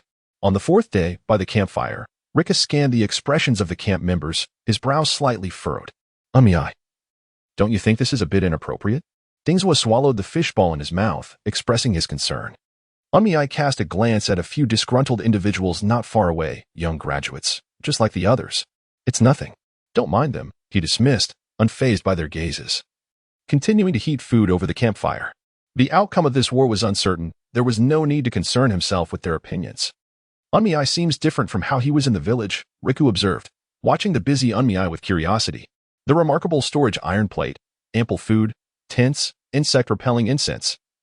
Disposable toiletries, such thorough preparation felt less like gearing up for battle and more akin to a picnic. His unconventional behavior starkly contrasted with Unmiai's past demeanor. Unmiai reflected, I don't want to suffer before I die. Despite his ample preparations, he knew that should he encounter a tailed beast ball, no amount of readiness would save him. Riku fell silent at this. Even with the combined might of the 3 factions, there was no guarantee that their direct descendants would survive the battlefield. Let alone someone like Unmiai, an ordinary person. Do not concern yourself with the opinions of others. I am a medical ninja. And the most they can do is glare at me. With a light-hearted smile, I acknowledge that on the battlefield, a medical ninja is a lifesaver. Who would be foolish enough to offend one? After all, I have done nothing more than indulge in better food and enjoy more restful sleep. Even my superior has not uttered a word of discontent. With a chuckle, I remark on this. However, my comrade, Rikuju, rolls his eyes, questioning why my superior remains silent. Implying that I am well aware of the reason, his mouth is silenced by my culinary delights. I brush this off with a smile. In previous years, I had to tread lightly, fearing being cast aside as cannon fodder. Now that I have become a medical ninja and stepped onto the battlefield, I no longer harbor such fears. Perhaps my lack of ambition might even dissuade certain individuals from attempting to recruit me. As we converse, Fujimura Takahiro approaches. I, understanding the situation, offer him 2 oil paper bags filled with fishball skewers. He hesitates before returning 1 bag to me and whispers, "Save it for me. I'll be back shortly." I glance sideways at him. What are you staring at? Who asked you to make such delicious food? If you take it all, what will I eat? Takahiro shoots me a look, then glares at DZA, instructing Rikuju beside him, keep an eye on this fellow. Don't let him steal any food. For the sake of good food, Takahiro-senpai is quite something. I chuckle. Last time we dined, I should have let you cook instead of going to a restaurant. Takahiro, while savoring his skewers, reflects, after the war, I'll gladly partake in 10 meals prepared by you. I respond with a smile. Once the battle concludes, I will ensure you enjoy a grand feast. None can guarantee survival in this tumultuous time. Based on my recollections, after the Second Shinobi World War, although Konoha emerged victorious, it suffered significant losses. Such a simple phrase encompasses countless lives, and they may very well be among them. Noticing the weighty atmosphere, Takahiro understands the need to prevent these young ones from descending into anxiety, as it would adversely affect morale. He takes a hearty bite of the fishball and declares, "These past days have been relentless. You must be exhausted. Tomorrow morning, we will reach the frontline camp, and you'll finally have a chance to rest. If it weren't for the fear of encountering enemies at night, we could have entered the main camp tonight. Being here is already safe. We are close enough to the camp to avoid ambushes." With that, Takahiro lets out a sigh of relief. The convoy escorting supplies is often the target of enemy attacks. I cannot help but roll my eyes at Takahiro, not fearing my own pessimism, yet I know better than to speak recklessly on the battlefield. Clenching my left fist, I gently shake it twice through the air. Mind SI. Instantly, my vision encompasses a radius of 200 meters, vividly imprinted in my mind. Fortunately, there are no enemies. The flags must not be carelessly planted. With this thought, I adjust the shape of my probing space, transforming the hemisphere into a cylindrical form that extends into the distance. Then, I can't help but widen my eyes in astonishment. In a small grove 800 meters away, a group of masked ninjas lay in silent ambush. Unmi cast a fierce glare at Fujimura Taiga.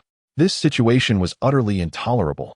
Concealed within the thicket, they were either preparing for a morning ambush or orchestrating a night raid.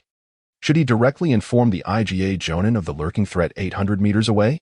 Unmi immediately shook his head, unable to disclose the source of his intelligence. He was reluctant to reveal his abilities. The guards at the camp would not reach that distance and could not detect the hidden assailants. A method to alert everyone was imperative. The ambush party was substantial, with a strong chakra response indicating at least 3 Jonin. Therefore, immediate assistance was essential. What to do? Unmi's mind raced. He needed to incite a commotion, one sufficient to alarm the 2 leading Jonin into believing they were in imminent danger.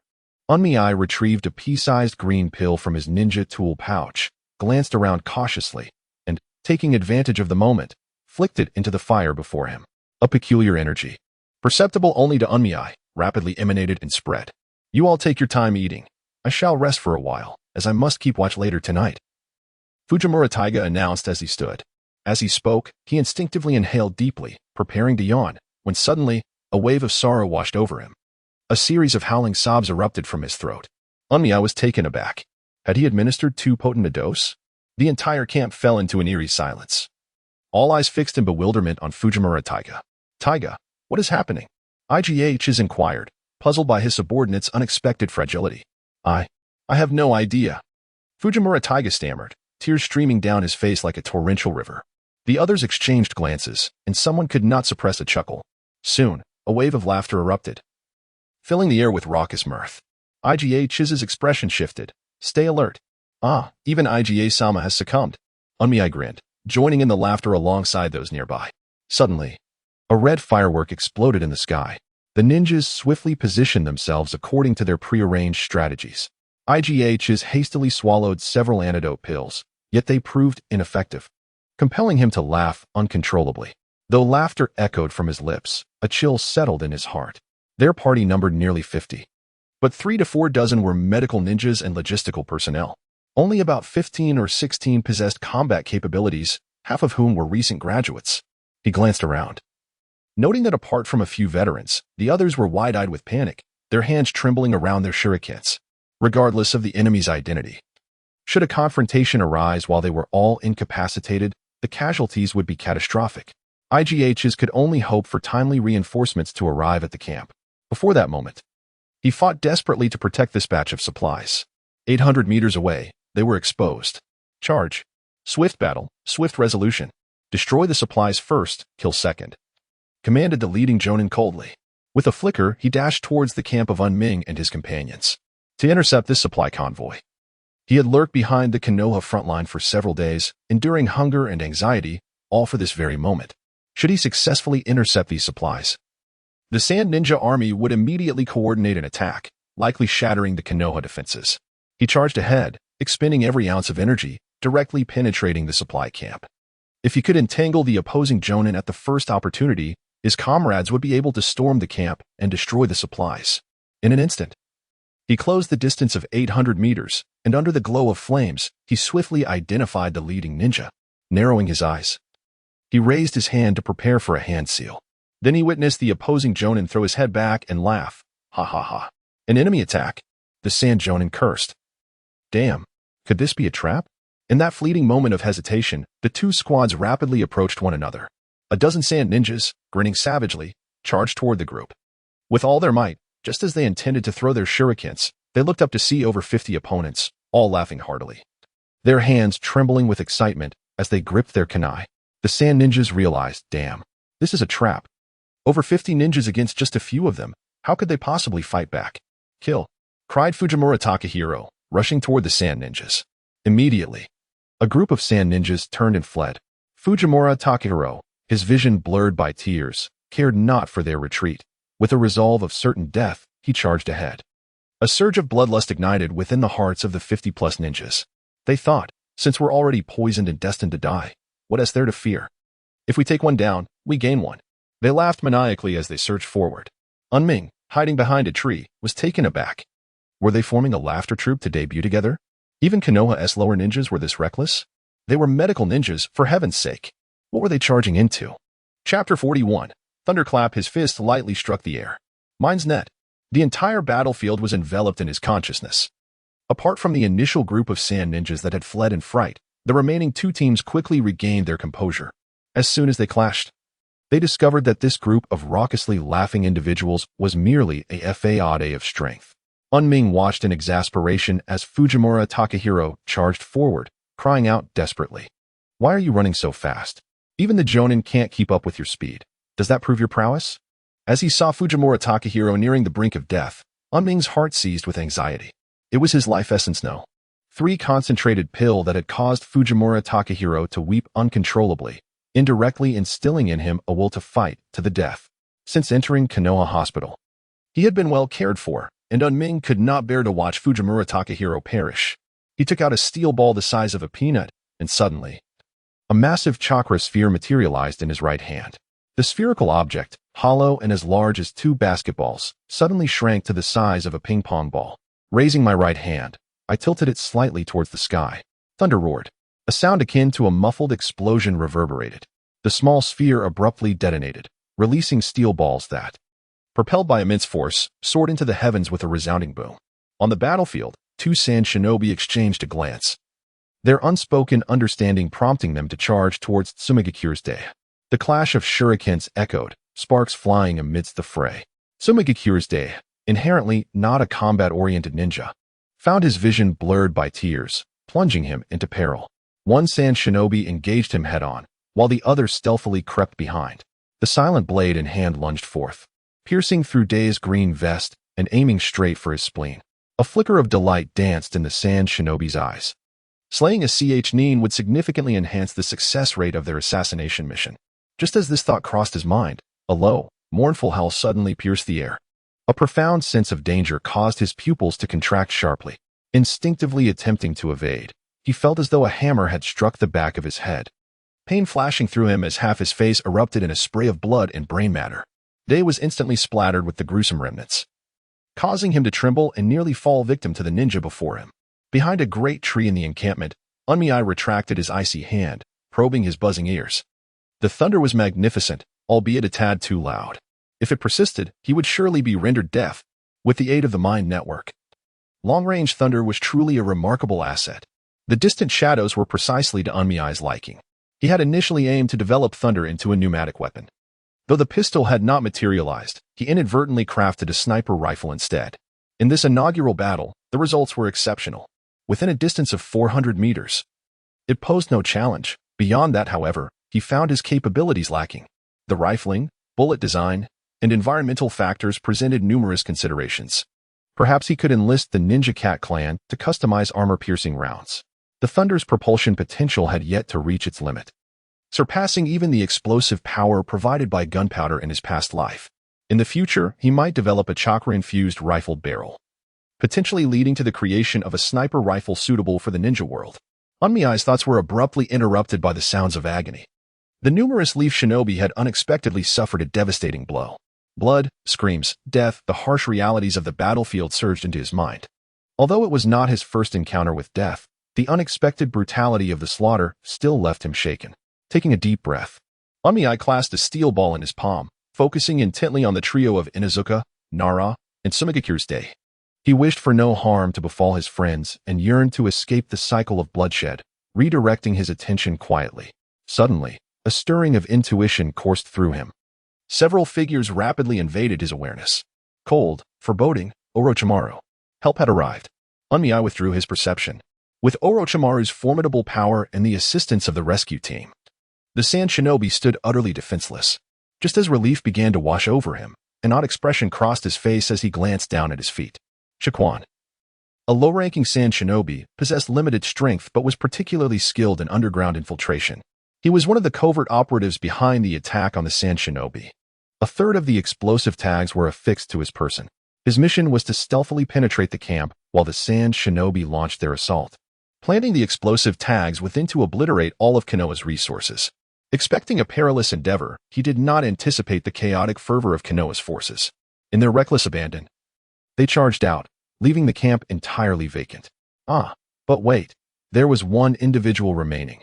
a cowardly soul hiding behind a great tree. Shaquan meticulously controlled his chakra fluctuations to evade the sensory ninja's detection, silently approaching the coward's feet. If he could swiftly pull the opponent into the earth, he could suffocate them without a sound.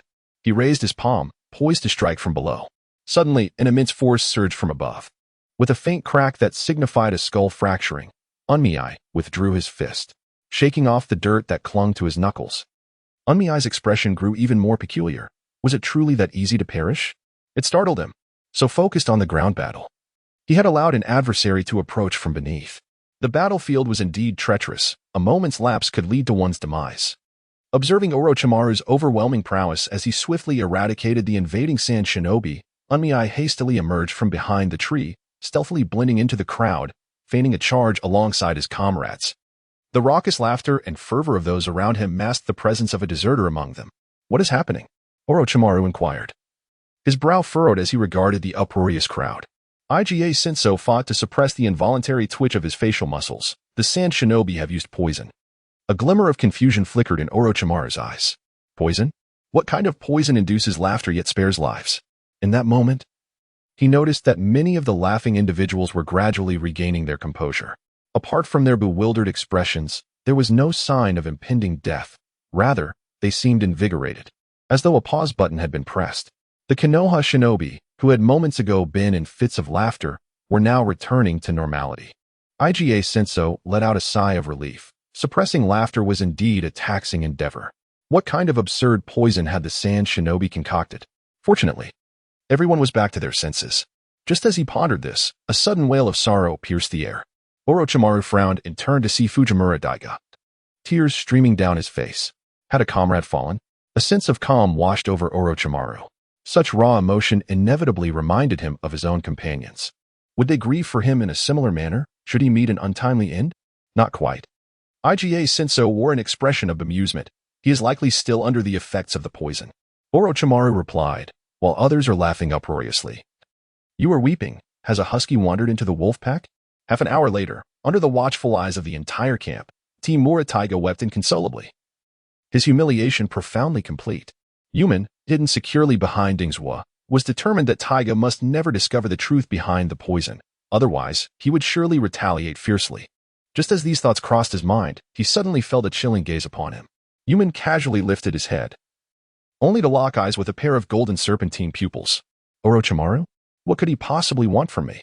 Yumen politely nodded in question, then stealthily shifted his position to allow Rugio to obscure the stranger's view. Orochimaru withdrew his gaze, a faint smirk curling at the corners of his mouth. It was the intriguing young lad he had encountered in the graveyard. Amidst the chaos of poison and the sand ninja's assault, while everyone else was in disarray, this boy remained untouched. How fascinating. The incident of the night raid was not far from the camp. Orochimaru commanded the cleanup of the battlefield, instructing that the bodies of the deceased be sealed and carried away, while the uninjured assisted those who were hurt as the group pressed on through the night. He had originally come to support the supply team but had fortuitously arrived just in time to respond to their distress signal. Had he not arrived so promptly, the fate of that squad could have been dire. The assembled ninjas bore no signs of fatigue from their long journey and ensuing battle. Even the injured appeared remarkably spirited, save for the sorrowful countenance of Team Murataiga. Orochimaru's gaze swept over the ninjas, his eyes reflecting contemplation. Could it be a side effect of the poison? No. It seemed rather to be its true effect. What sort of enemy would employ such potent toxins? With a playful smile, Orochimaru resumed his observation, suddenly recalling the intriguing boy. Ah, there he was, tucked behind the Akimichi lad. Has silent movement become second nature to him? Such a habit of slipping into the blind spots of vision was quite remarkable. Orochimaru could not help but lick his lips in anticipation. Throughout the journey, Yumen had remained concealed behind the trio of Inuzuka, Akimichi, and Nara. Each time he sensed that chilling gaze upon him, his heart raced with fear. What was this persistent serpent's fixation on him? He resolved to be even more inconspicuous, lest he attract the attention of this insistent snake. The group marched swiftly until they finally reached the Konoha camp at 1 a.m. Tsunade was personally at the entrance to greet them. Upon seeing Orochimaru at the forefront, she exhaled in relief. This convoy carried a substantial amount of medical supplies and over 30 medical ninjas. Any misstep would have been detrimental on the battlefield against the sand ninja. Had they encountered an ambush? Tsunade glanced at the weary group. A band of sand ninja had attempted to infiltrate from the rear, aiming to raid the supply convoy. However, they were discovered in advance and fortuitously intercepted by us. So the situation was manageable, Orochimaru confirmed with a nod. As long as there are no issues, Tsunade reassured him. Turning to survey the medical ninja team, her furrowed brow relaxed slightly. Despite the casualties, the decrease in personnel was not significant. With so many medical ninjas arriving, her burden was greatly alleviated. Suddenly, a familiar figure flashed before her eyes, causing her brow to knit once more. Wasn't that boy in the 3rd grade? What was he doing here? Do you know him? Orochimaru inquired, following her gaze and quickly spotting the youth that piqued his interest. His name is Yuhang Weiming. I had intended to take him on as my apprentice. Unfortunately, with the outbreak of war, I had to bring him here, Tsunade explained, her expression complicated. It seems his medical talent is quite remarkable, Orochimaru remarked, his eyes narrowing. He graduated early and has become a medical ninja. Tsunade understood the implications and fell silent. The need for medical ninjas was dire, and the request for transfer had originated from her. How is his ability in drug preparation? Orochimaru suddenly queried. It's average, Tsunade replied, regarding him quizzically, unsure of his interest. His skills primarily manifest in treating external injuries. Is that so? Orochimaru's gaze took on a playful glint. A person who has honed silent movement to instinct. Concealment must be ingrained in him. Moreover, he is acknowledged as a medical prodigy by you. It should not be too difficult for him to concoct a selection of somewhat mischievous poisons. A hint of amusement flickered in Orochimaru's eyes. Those sand ninjas must maintain their initial position at least 800 meters away. What exceptional perceptive abilities. Chapter 42. Display after a night of relentless travel. The group was utterly exhausted. The brief stimulating effects of life number 3 had completely worn off. Upon entering the camp, everyone was eager for a good night's sleep. Tsunade quickly organized the members into designated resting areas. Weiming, possessing the breathing technique, was physically robust and felt little fatigue. In fact, he was more invigorated than usual, as he had not utilized his enlightenment time. Yet, the thought of Orochimaru's sinister gaze sent chills down his spine as he hurriedly followed the main group out of the camp. What did I do to deserve his attention? He lamented, stepping into the tent and locating his designated sleeping spot. Though termed a bed, it was merely a patch of felt blanket laid on the ground, with an inflatable mattress atop it. Bedding and other supplies had been uniformly distributed by Konoha, while he had brought his own. As Weiming prepared his bedding, the other 11 lower ninjas in the tent had already succumbed to slumber on their mattresses. Listening to their intermittent snores, he couldn't help but frown. The sleeping conditions were rather poor. He recalled his past life during his school years, where a roommate snored like a brass bell, waking the other 5 at 1 in the morning with a thunderous racket. Would he have to sleep in such an environment every day? He needed to engage in enlightenment time each day, and a sufficient amount of rest was crucial for replenishing his energy. Clearly, the tent's environment was far from ideal. Guess I'll manage for one night, Weiming thought, removing his vest and burrowing into his bedding. With the index and middle fingers of his right hand together, he tapped his temples twice. A familiar, chilling sensation enveloped his mind. Within his thoughts, techniques such as the decapitation technique, earth flow wall technique, sand ninja's underground infiltration posture, and the transformation of earth release clashed with one another. A minute later, he tapped his temples 3 times to conclude his moment of enlightenment. The earth technique. Just as he halted the enlightenment, his mind felt muddled, yet he was still filled with joy. In the mythos of his previous life, earth release was a remarkable method of movement, exemplified by the character of Tuliyoung-sun from the Investiture of the Gods. Upon acquiring 2 earth release ninjutsu, he resolved to develop the earth technique. With shadow clones on the surface, his true self underground, and a mind network enveloping the surroundings, everything was in place. A sense of security surged within him as a satisfied smile graced his lips, and he sank into slumber. The next day, upon awakening, he felt the tense atmosphere of the battlefield. During mealtime, individuals were assigned to their respective zones and were prohibited from wandering freely. He was assigned to the medical team, with Takagawa being his direct superior. The tasks he performed were akin to those at the Konoha hospital, albeit with more severe and numerous casualties. Each day, new patients were admitted to the medical unit. By the next day, they either left on their own, lively and well, or were carried away beneath white sheets. Though his chakra was not particularly remarkable, relying solely on medical ninjutsu to save lives rendered him nearly ineffective. Nevertheless, he complied with the directives of his superiors. In the face of peril, the one who stands out cannot afford to be reckless. Preserving half of his chakra, He diligently employed healing techniques to assist the injured each day. In the rest area of the Konoha camp, he overheard two lower-ranking ninjas conversing nearby. "Are you all right?" one inquired. "I'm a bit shaken," replied the other, whose face was pale, betraying his lingering fear. "You were merely lifting the injured, outside the range of attack, right?" The first questioned, perplexed. "There was a sand ninja feigning death. While we were lifting a comrade, he ambushed us, rupturing the spleen of Murakami-kun, who died on the spot." He trembled. "Tomorrow, it will be your turn to provide on-site emergency aid. Be extra careful," the first warned earnestly. His expression changed dramatically. He had almost forgotten that the medical team was required to rush to the battlefield for emergency aid. What if he were dispatched one day? What if he were struck down by a shuriken? What if he fell into a trap laden with explosive tags? No, he absolutely could not step onto the battlefield. The following day, he approached Takagawa with a proposal. "Is this truly feasible?" Takagawa questioned, skepticism evident in his gaze. "You know my abilities," he replied. "We can conduct a trial run for a few days." After a moment's hesitation, Takagawa said, "I will consult with the IGA Jonin. I await your news." A sigh of relief escaped him. 15 minutes later, Takagawa hurried back, urgency in his demeanor. "We only have one day." "Very well," he replied, furrowing his brow, aware of the tight timeline. Together, they proceeded to the medical tent. Takagawa summoned 3 individuals. "Minami, these are the ninjas from our team who will utilize healing techniques. Including myself, I entrust them to you. Rest assured," he said, taking a deep breath. In order to avoid the battlefield, he was prepared to unleash his ultimate technique. With both hands forming seals, the shadow clone technique was initiated. Bang! With his right index finger, he tapped the wrist guard of his left hand, where a storage wooden plate was concealed. Bang! 2 packages appeared, containing the meticulously crafted surgical instrument kits he had prepared. Each clone and the original would handle 2 individuals, with him attending to the injuries while the others focused on healing, their roles clearly delineated like a well-oiled assembly line. This was the medical plan he had conceived during his time at the Konoha hospital. From the outset, their extraordinary efficiency was evident. In a single morning, the number of patients they attended to nearly doubled that of other teams. IGA Shinso quickly noticed this and rushed over to investigate. Impressive. IGA Shinso's eyes sparkled as he observed the simplicity and swiftness of his treatment methods. Even the healing speed of the other 2 could not match his pace. Without hesitation, IGA Shinso summoned another group of individuals to assist. The efficiency of the medical team surged, even drawing the attention of Tsunade.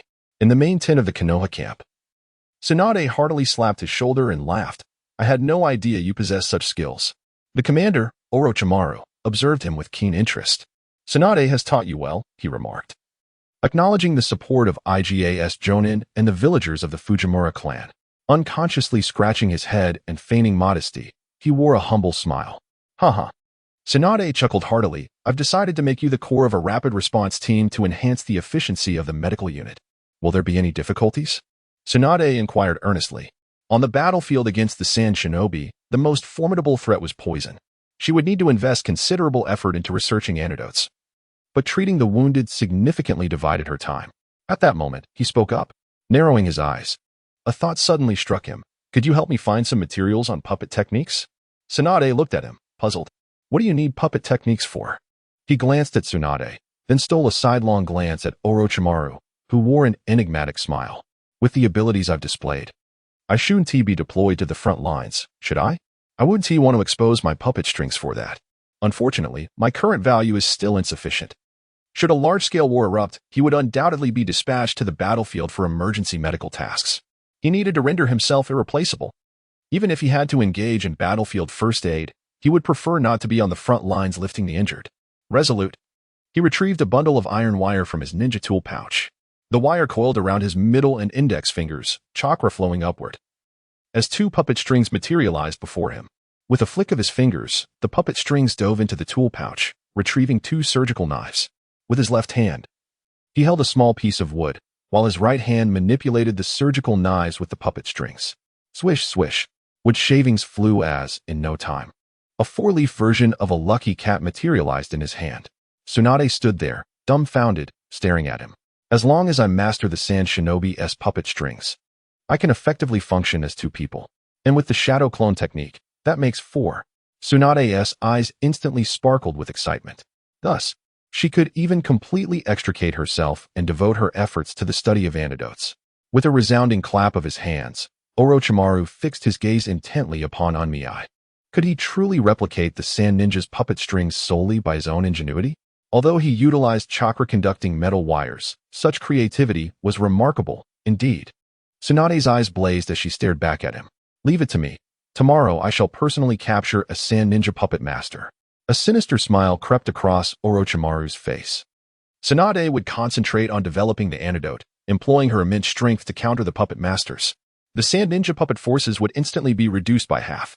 The scales of war would swiftly tip in Konoha's favor. Onmei-kun, you truly are a genius. Chapter 43, The Study Administrator After Departing the Main Tent.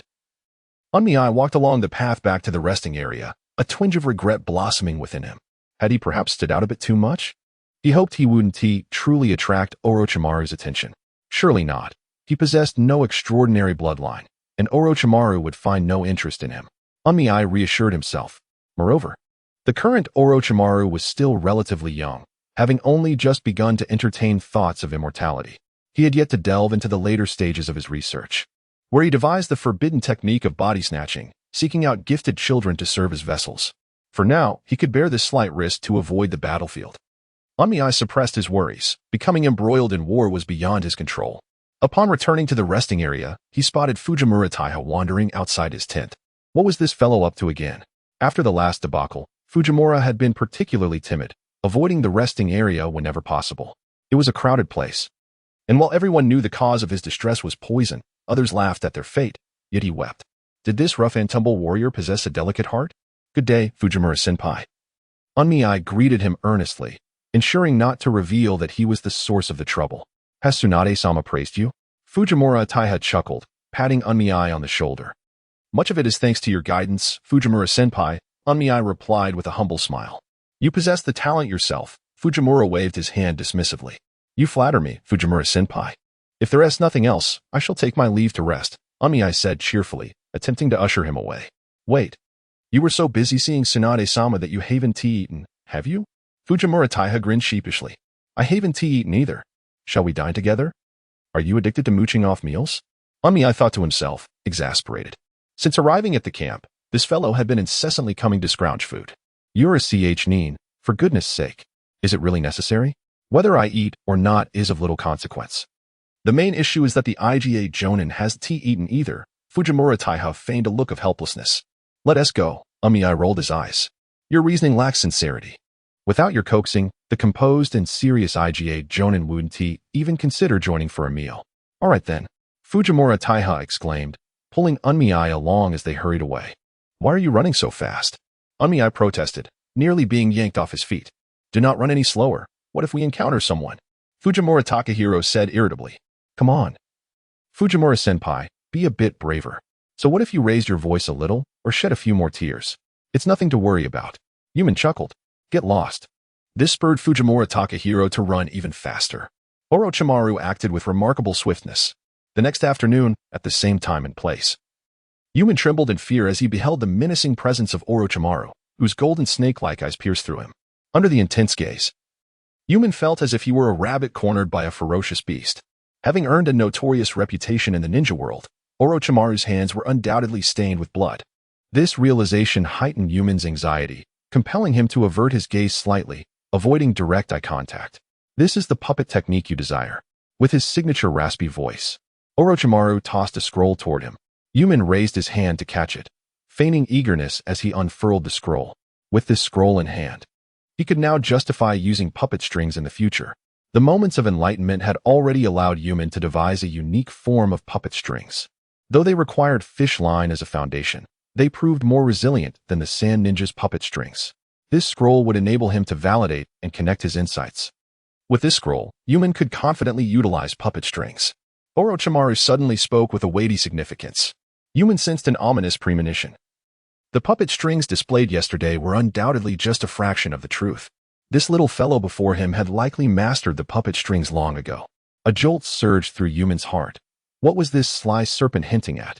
Without your assistance, Lord Orochimaru, I would not have acquired this information. Yumen feigned gratitude. Looking up at Orochimaru, Orochimaru licked his lips, his eyes gleaming with amusement. What a devil you are. What does this sly serpent mean? Lord Orochimaru, now that I have obtained the secret technique, I shall not disturb you further. I need to familiarize myself with this information promptly to enhance the efficiency of the medical team. Yumin prepared to leave. He had an unsettling feeling about remaining near this snake. Tomorrow, Orochimaru suddenly interjected, I expect to see results. That timeline is too tight. Yumin instinctively began to deflect. He had already exposed enough of himself. If he were to return tomorrow with the secret technique and demonstrate newfound prowess by using puppet strings, it would unmistakably reveal to Orochimaru that something was amiss. Yumin, this is not a request. It is an order. Orochimaru maintained his enigmatic smile. Yet the firmness in his words sent a chill through Yumin's heart. Lord Orochimaru, I truly cannot manage that. Yumin immediately adopted a panicked expression, feigning difficulty. Given the current efficiency of the medical team, we cannot provide Konoha with an overwhelming advantage. I require a more efficient medical team. I need Tsunade to have ample energy and personnel to concoct antidotes, and I need everyone to charge toward the Sand Ninjas without hesitation. Orochimaru spoke with indifference. Weary of the protracted tug-of-war that was war, he seeks to swiftly conclude this war, or at the very least, to gain an advantage that would allow him to extricate himself and pursue his dreams. The expression on Wei Ming's face darkens immediately. Orochimaru intends to deliberately escalate the intensity of the conflict, sacrificing countless lives to secure victory. As long as the medical team's efficiency is sufficiently high, for every 5 lives lost on his side, 10 of the Sand Ninjas will perish. This strategy aims to swiftly deplete the enemy's capacity for warfare. You have merely one night. The attack plan remains unchanged. If you fail to accomplish this, then go to the battlefield and serve as a field medic, Orochimaru states calmly. After witnessing Wei Ming's medical ninjutsu skills, he is convinced that Wei Ming was the first to detect the Sand Ninja's ambush and alerted the supply team of the poisonous threat. With exceptional sensory perception and nearly instinctual stealth, Wei Ming's prowess far surpasses that of an ordinary genin. He is a person of remarkable talent, yet possesses an acute sense of self-preservation. To put it bluntly, he is capable but fearful of death. Orochimaru intends to extract every ounce of capability from each ninja to bring this war to a rapid conclusion, with Wei Ming being merely one among many. Yes, Lord Orochimaru. Wei Ming thinks with a desire to crush this deceitful serpent. Although learning puppet techniques is feasible, can the efficiency of the medical team truly be improved to such an extent? I am but one person. No matter how much I strive for enhancement, there are limits. Wei Ming, with a troubled expression, exits the tent, his mind heavy with concern. Even when he encounters Uchiha Fugaku along the way, he can only muster a few perfunctory words before hastily returning to the resting area. Team Murakawa understands that Wei Ming has matters to attend to today and refrains from disturbing him. He even suggests arranging a separate tent for Wei Ming. Without a moment's hesitation, Wei Ming declines. All genin reside in the large tent. He alone would occupy a smaller, isolated one. Should an enemy infiltrate for an assassination, he would be the prime target as an anomalous individual. Upon returning to the resting area, Wei Ming quickly freshens up and immediately burrows beneath the covers, concealed within the blanket. He discreetly forms hand seals. A faint wave of chakra emanates. Earth-style. The soil beside his mattress transforms as if it were water. Seizing the moment when those around him are distracted, Wei Ming deftly rolls off the mattress and swiftly sinks into the ground. Yet, on the mattress, a shadow clone of Wei Ming remains, feigning his presence. Eyes closed, Wei Ming's body is enveloped in a layer of chakra, akin to a fish diving into water, rapidly descending underground. Under the veil of his mind's net, he adeptly maneuvers past the rocks concealed within the earth. In a mere breath, the surroundings suddenly illuminate. Opening his eyes, an underground chamber reveals itself. The space, 3 meters in height and approximately 30 square meters in area, is furnished with an inflatable mattress and bedding, a desk in one corner, and a pile of explosive tag materials on the floor. Several battery-powered lamps hang on the walls, casting a brilliant light throughout the underground space. This sanctuary was established through his mastery of the Earth-style mansion technique, a skill Wei Ming attained through the profound understanding of 2 Earth-based ninjutsu techniques. Claiming to be a luxurious residence, it could merely accommodate an underground storage room. Situated amidst a battlefield, Ming feared for his life, dreading the possibility of being ambushed in the dead of night. On the second day at the camp, he secretly constructed a hidden chamber underground by creating minute ventilation holes. He transformed the basement into a clandestine sleeping quarters. Daily, he let his shadow clones deceive others within the tent above while he rested peacefully beneath the surface. 5 meters down, Orochimaru truly showed no regard for humanity, compelling Unming to single-handedly enhance the efficiency of the medical team, which was nothing short of a deliberate challenge. Unming couldn't help but curse under his breath. The crux was that he had no choice. With Orochimaru's ruthless nature, he could indeed employ the strategy of sacrificing lives for the sake of victory. At that moment, every member of the medical team would be dispatched to the battlefield. No, he absolutely could not go to the front lines. Under Orochimaru's brutal tactics, the level of danger in battle escalated exponentially. One misstep could lead to death or disfigurement. He truly had to perform the work of 4 individuals, he lamented. Yesterday's bravado was merely that. He intended to use his puppet strings to marginally increase speed. 4 individuals were insufficient. He likely needed 6. According to Orochimaru's methods, a slight uptick in efficiency was utterly futile. Another shadow clone would be necessary. Were it not for his development of the breathing technique at level 20, which strengthened his physique and subtly increased his chakra reserves, he would struggle to create so many shadow clones. The key lay in the ability to multitask effectively. Each chakra thread had to function as a hand, allowing both hands to become 2 distinct individuals. He gently tapped his temples twice with his right index and middle fingers. The magical restraint technique, the brain sealing technique, and the shadow clone's transformation, all the knowledge he had acquired coalesced in his mind. A secret technique for splitting consciousness gradually took shape. Unming tapped his temples 3 times to conclude his moment of enlightenment. Despite feeling mentally drained, he couldn't help but exhale in relief. The chakra summoned his spirit. The bookroom administrator technique. Within the realm of his mental space, adjacent to the bookroom shaped by the brain sealing technique, another identical bookroom emerged. A mental consciousness identical to Unming appeared within the room. Pushing open the front window, Unming gazed into the mirror-like bookroom beside him. What was the feeling? The Unming in the first room rolled his eyes. You know very well. By emulating the shadow clone technique to create a second consciousness and utilizing the brain sealing technique to partition and store this second consciousness, a single individual instantaneously transformed into 2.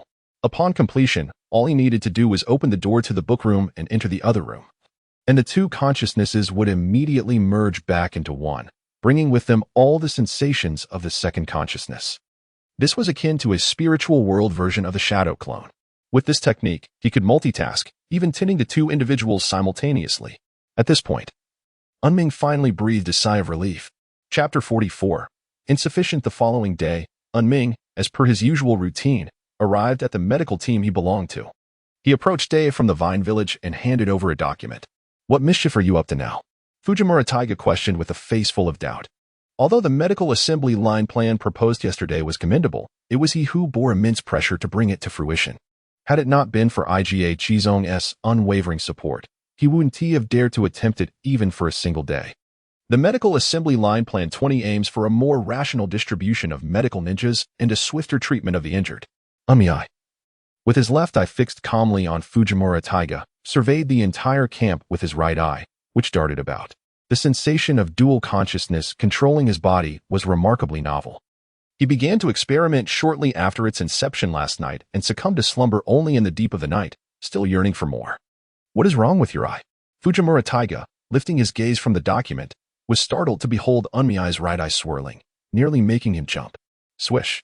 Both eyes fixated intently on Fujimura Taiga. You are mistaken. Fujimura Taiga retorted, am I seeing ghosts? Surely, I am not mistaken. What is the status of the plan? I shall consult IGA Jonin. With that, Fujimura Taiga dashed out of the tent. Shortly thereafter, he returned, accompanied by the stern-faced IGA Chizong. Unmiai-kun. This proposal is fraught with peril. I see no likelihood of success, IGA Chizong stated solemnly. Unmiai raised his hand. 5 chakra threads sprang forth from the tips of his right fingers, wielding 5 surgical knives that danced in the air. IGA Chizong gasped, nearly reaching for a kunai strike.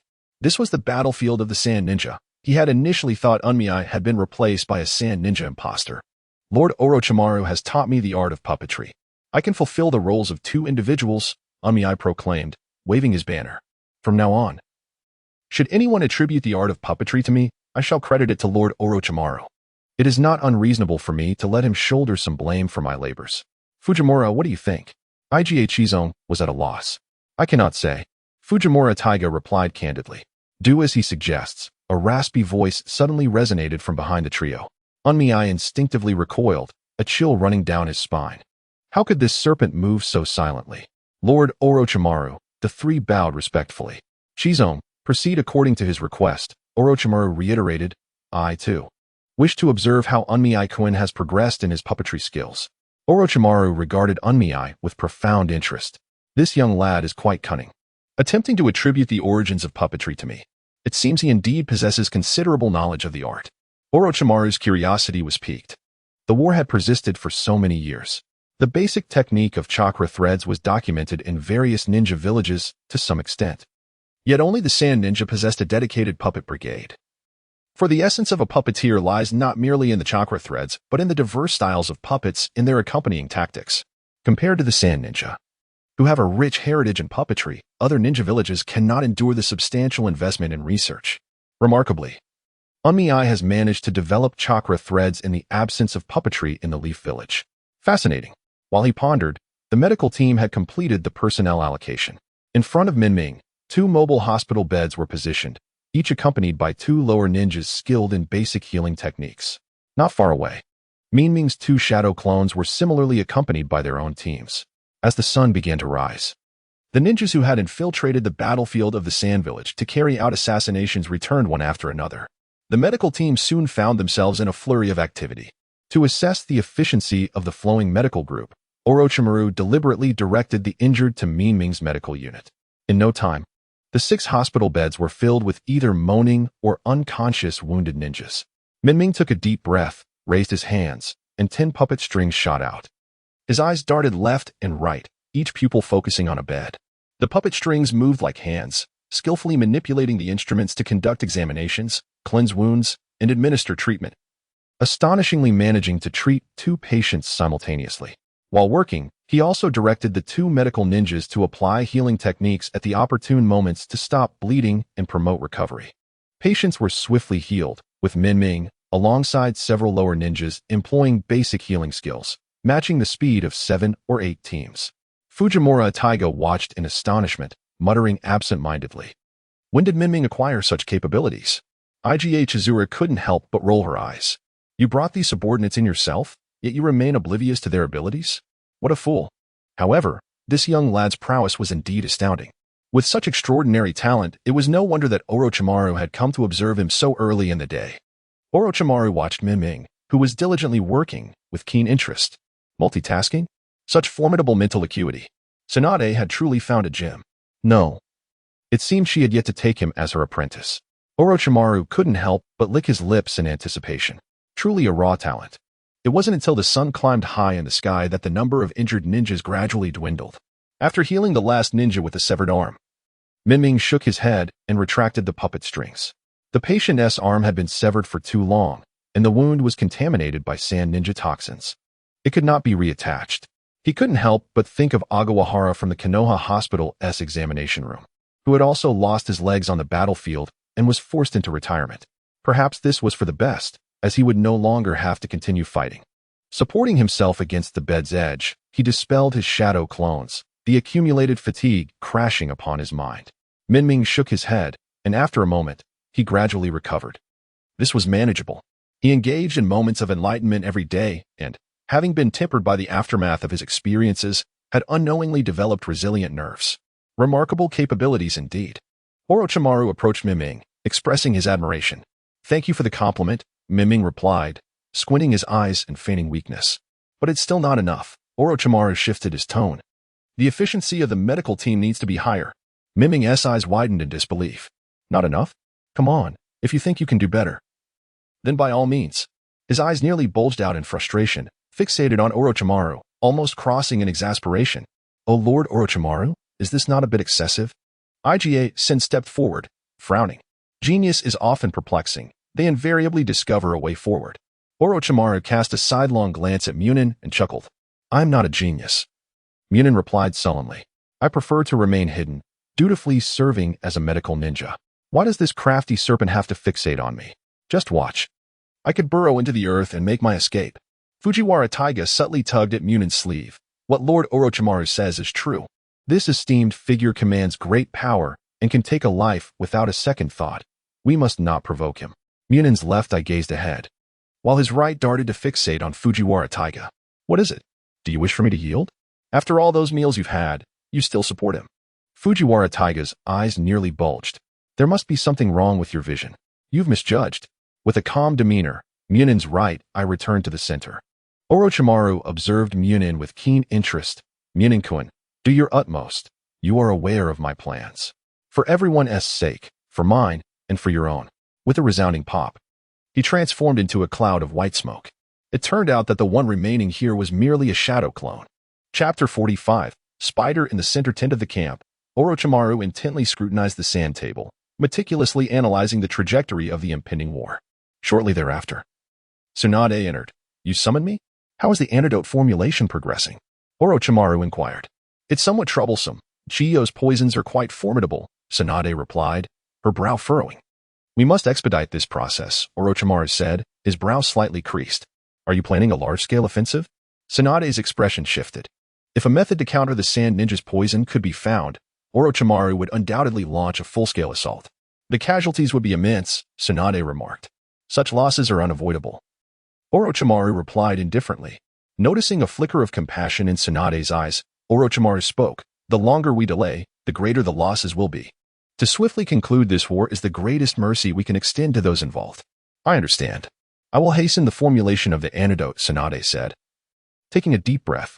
Very well, Orochimaru nodded. Perhaps the casualties will not be as severe as anticipated, he suddenly chuckled lightly. Tsunade gazed at Orochimaru in confusion. Having immersed herself in deciphering the new poison from the Sand Ninja, she was unaware of changes in the camp. The efficiency of the medical team was steadily improving. Orochimaru thought of Munin, the timid youth who, under the duress of war, had demonstrated remarkable prowess, revealing astonishing medical techniques. In terms of healing efficiency, it seemed that Tsunade could scarcely rival him. Has that lad mastered the puppet strings? Tsunade's eyes lit up. Is his streamlined healing method truly effective? Today, she had only received 2 cases of poisoned individuals, a lamentably low number compared to the usual influx. She had assumed that Orochimaru had adjusted the battle strategy to lessen the intensity of confrontation. Now it appeared that Munin had indeed made a significant impact. What method did you employ to facilitate his rapid learning? Tsunade inquired with great interest. The puppet technique is notoriously difficult to master. It requires an exceptional level of chakra control, akin to her immense strength technique. To achieve mastery, especially in a short span of time, both talent and diligence are indispensable. I informed him that should he fail to meet my standards, I would send him to the battlefield, Orochimaru remarked with a light chuckle. Tsunade couldn't help but laugh. That lad is quite fearful of death. Having observed Naruto for over 6 months to take him as a disciple, she understood his temperament well. Without applying some pressure, how could he be motivated to act? Identifying the opponent's vulnerabilities and compelling them to reveal their hidden capabilities amused Orochimaru greatly. If he cannot learn, you wouldn't truly send him to the battlefield, would you? Tsunade suddenly asked. Of course, in this war, no one can escape. Going to the battlefield is merely a matter of time, Orochimaru replied calmly. Tsunade fell silent immediately. In the underground chamber, Naruto sat at his desk. A frown etched on his face. Since arriving at the battlefield, events had gradually spiraled out of control. In an effort to avoid combat, he had exposed the puppet technique, inadvertently drawing Orochimaru's attention. Isn't it merely a matter of providing medical aid on the battlefield? I could hide underground using the earth technique, while my shadow clones assist on the surface. That should pose no problem. He lamented his decision to submit that treatment plan. But what if I encounter magnetic release? What if I face a tail beast bomb? Indeed, I truly do not wish to go to war, Naruto thought, scratching his head. The pressing issue was that if he couldn't satisfy Orochimaru, he would still have to fight. He didn't believe Orochimaru was jesting. But I only have 2 hands. Must I employ my feet as well? Orochimaru is unreasonable. Naruto fumed. If only I had the puppet techniques of Sasori. I recall that he had a technique called 100 machine manipulation, which allowed him to control hundreds of puppets simultaneously. If I could manage that many puppet threads, it would be akin to having countless extra limbs. Perhaps I could construct a unique puppet, Naruto pondered thoughtfully. He retrieved the puppet technique scroll given to him by Orochimaru. It contained not only the method for controlling puppet threads, but also some basic puppet construction techniques. As he meticulously perused the scroll, He tapped his temples twice with his middle and index fingers. A refreshing wave swept through his mind. The limitations on the number of controlled mechanisms, the fundamental puppet structure, material selection, and the intricately dissected puppet spider-esque design, a cascade of information collided and expanded in his mind. A minute later, Naruto tapped his temples 3 times and closed the puppet. A schematic for a puppet materialized in his thoughts, a medical-type puppet spider. The following day, in the area where the medical unit was stationed, Sumaguchi Takahiro looked helplessly at the documents in Naruto's hands. What new scheme do you have now? At the Konoha hospital. This young lad did not leap about in such a manner. Each of his plans was bolder than the last, leaving him in a perpetual state of anxiety. I need to requisition a batch of materials. With a roll of his eyes, Unmei tossed the documents to Fujimura Taiga. I am aiding you all. If the plan fails, everyone will be thrust into battle. Fujimura Taiga regarded Unmei with suspicion. You, a Konoha ninja, are requesting materials for puppet creation? Who taught you this? Fujimura Taiga was perplexed. Oh, it was Lord Orochimaru who instructed me. Unmei replied without a hint of hesitation, casting the blame. It was well known that Orochimaru was erudite, but it was surprising to learn he was also skilled in puppet making, Fujimura Taiga mused. Indeed, quite impressive, Unmei agreed insincerely. Materials for puppets? How intriguing, Orochimaru observed. His interest peaked as he looked at Iga Chizone. Unmei intends to create puppets? Orochimaru was fascinated. He merely sought to extract Unmei's latent talents. Curious about the depths of this young ninja's abilities. To his astonishment, he uncovered remarkable skills. A native Konoha ninja, not only adept at manipulating puppet strings, but also capable of crafting puppets, while his primary expertise lay in medical ninjutsu. Did he harbor even more hidden abilities? Orochimaru could not suppress a flicker of desire to delve deeper into these mysteries. Yes, thanks to Lord Orochimaru's guidance. I had no idea you were also skilled in puppet creation, Iga Chizone admired, gazing at Orochimaru. How was I to know that I possessed such skills? Orochimaru replied, his expression darkening unexpectedly. Grant him the materials, he commanded with narrowed eyes. Was he now seeking a plausible source for his abilities? Orochimaru had not anticipated Unmei would so brazenly attribute this to him. Moreover, he found himself unable to refuse, as the scrolls concerning puppet techniques were indeed provided by him.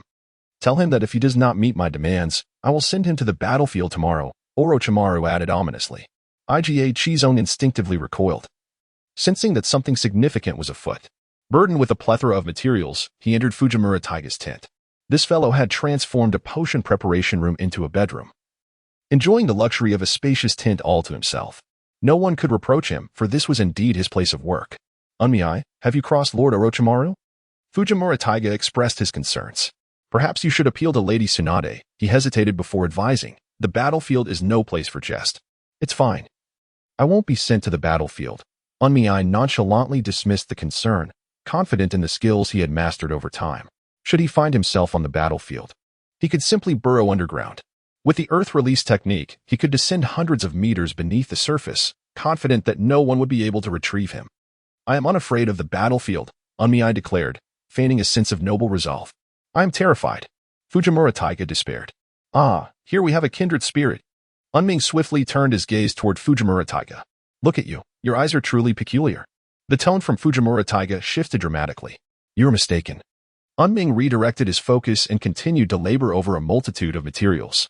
Despite his newfound understanding of the puppet spider, his initial attempts were decidedly clumsy. After much effort, he succeeded in assembling just one. Meanwhile, Fujimura Taiga paced nervously beside him. After lunch, Unmei remained unhurried, meticulously crafting the spider puppets. Drawing from the experience of the mornings, he managed to produce 3 by the end of the afternoon. On the following day, Unmei appeared at the medical unit with 4 spider puppets. First, he clenched his left fist and gently struck the air. Mind web. He adjusted his probing space, directing his focus onto the injured within the tent. The mind web, inherently derived from the probing technique, now served as his eyes, investigating the patients and guiding treatment with remarkable efficacy. Next, he channeled chakra to guide his spirit. Library admin technique. His consciousness split into 4, conjuring 4 identical libraries within his mind. For the third step, he lifted both hands, releasing 10 strands of chakra that entwined around the 2 spider puppets. Rise. The left spider puppet ascended into the air, above 2 beds laid side by side. 10 legs of the puppet descended, equipped with an array of medical instruments. With the pulsations of the chakra threads, all 10 spider legs simultaneously tended to the 2 patients below. The right puppet mirrored the actions. At that moment, Unming single-handedly attended to 4 patients simultaneously. Inside the tent, the lower knee, collaborating with Unming's practical healing techniques, gazed in astonishment at the floating spider puppets. Could it be that someone in Konoha mastered the art of puppetry? And this method of healing? It was utterly astounding. After the initial shock, they immediately sprang into action to save lives. Unming's speed was such that they scarcely had time to divert their attention. It was only by noon that the last patient was seen off, within the entire medical unit. Aside from their group, only 2 other J-nin were attending to critically injured ninja. In other words, their team accomplished the work of all the other groups combined. Unming-kun is truly remarkable. Oh, it's all thanks to everyone's assistance, Unming humbly replied. Unming-kun's medical skills are exceptional. Too kind, too kind. The village has taught well. Unming feigned modesty. How did Unming-kun learn the art of puppetry? It's hardly worth mentioning. It was all taught by Lord Orochimaru. Unming habitually deflected to praise. Just as Orochimaru entered the tent, he remarked, "We were unaware that Lord Orochimaru is also a puppeteer." "I had no idea either," Orochimaru responded. Chapter 46. We're very good. Splendid indeed, Orochimaru said blandly. Unming recoiled slightly, feeling as if his hairs were standing on end. Turning around, he found Orochimaru, with his golden slitted eyes, fixed intently upon him. Unbeknownst to him, Unming was excelling in his studies. Orochimaru observed with a faint, enigmatic smile. "Thank you, Lord Orochimaru," Unming replied, his voice tinged with trepidation. The thought of being exposed for his earlier blunder weighed heavily upon him, leaving him no choice but to feign confidence. Orochimaru, with an air of intrigue, scrutinized Unming for a considerable time before finally averting his gaze and departing the tent. It was merely a matter of leveraging his name. Surely Orochimaru would not be so petty. Unming felt a flutter of anxiety in his heart, reflecting upon his past life's memories. He recalled that as long as he did not impede Orochimaru's quest for immortality and did not possess any bloodlines that piqued Orochimaru's interest, the latter generally disregarded ordinary individuals. Furthermore, having enhanced the efficiency of the medical team, Unming believed he had even less reason to be targeted. After contemplating this, he gradually relaxed. By creating 2 more puppets and splitting into 2 shadow clones, the trio could establish 12 medical lines, thus eliminating any rationale for Orochimaru to send him to the battlefield. Unming felt a surge of excitement at the prospect. In the depths of night, within the tent of the Tenzin River, Unming held a scalpel, its blade enveloped in a soft blue chakra, diligently striving to enhance its cutting attributes. The blade gently descended upon the battered puppet before him, crafted from a special wood as hard as metal, and immediately left a deep mark. After several precise strikes, he successfully carved out a circular plate. The materials used in Suna's puppets were undeniably resilient. Unming tapped the circular plate with his fingers, satisfied with his work. The materials he had previously utilized were commendable. Yet he had not devised any secret techniques, merely striving to maximize the inherent properties of the resources at hand. After extensive use, one of the spider puppets had already succumbed to failure.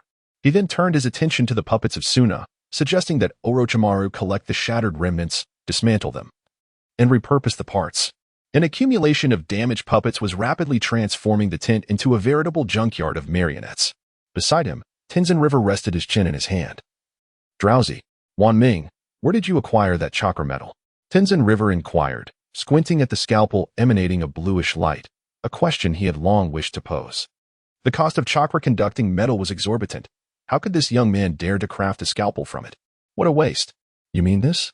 Unming shook the scalpel playfully. Indeed. Would you like it? Who wouldn't? Tenzin River exclaimed, his spirits lifting. Chakra-conducting metal is a rare treasure. What ninja wouldn't covet a weapon forged from it? How about I sell it to you? Unming said, a cheerful grin on his face. Really? Tenzin River's excitement was palpable. Of course, Unming affirmed earnestly. Perhaps it's better to reconsider. You still need it. Tenzin River hesitated, reluctant to part with the opportunity. Unming raised an eyebrow, amused by his consideration for others, before cheerfully insisting, no worries, I have plenty. You have plenty? Tenzin River mused, wondering if this young man might be a hidden wealthy heir. Just tell me, do you want to sell it? How much do you propose? Tenzin River asked, his face aglow with anticipation. Once remelted and combined with other metals, it could surely be forged into an exceptional weapon. Payment is unnecessary. Just let me take some of your medicinal herbs, Wan Ming replied with a beaming smile. Tenzin River hesitated, grappling with the decision before finally conceding. All right. But the quantity cannot be too large. The medicinal herbs available in the village are limited. Are you certain you wish to exchange them? Unnamed appeared to smile enigmatically. Exchange. Do you have any regrets? Whoever regrets is a fool. You said it. Unnamed raised his hand and tossed the scalpel to Takamura Daiga. Be careful. What if you break my scalpel? Takamura glared at Unnamed. All right, your scalpel. Unnamed rolled his eyes and took out another scalpel. Buzz. A faint blue chakra enveloped the scalpel once more. The resilient puppet material swiftly molded into the desired shape beneath the scalpel's edge. You truly possess such skills? Takamura's eyes widened in astonishment. Are you this affluent? Hee, I have my own as well. Takamura grinned foolishly, channeling chakra into the scalpel. This is a bit challenging. Perhaps the chakra is insufficient. Let us try again. Still not working? Maybe I didn't control the speed properly. Let us try once more. After a considerable duration, Takamura. His face darkened, glared at Unnamed. This is merely an ordinary scalpel. Indeed. Unnamed stifled his laughter, feigning surprise as he regarded Takamura. What did you expect? I thought this was chakra-infused metal. Unnamed waved the scalpel, now covered in chakra, and with a smirk asked, Do you regret it? Takamura felt a pang of frustration. Haha. Unnamed's spirits soared, and his movements became noticeably lighter. This was an unexpected outcome stemming from his epiphany regarding puppet threads. Normally, to coat a weapon with chakra, the weapon's material must be conducive to chakra transmission. However, through his insight, Unnamed had ingeniously created a puppet thread version with fishing line as the core and chakra as the outer layer. If fishing line can be enveloped in chakra, then surely a scalpel can too. What a delightful surprise to inadvertently extract valuable materials from Takamura.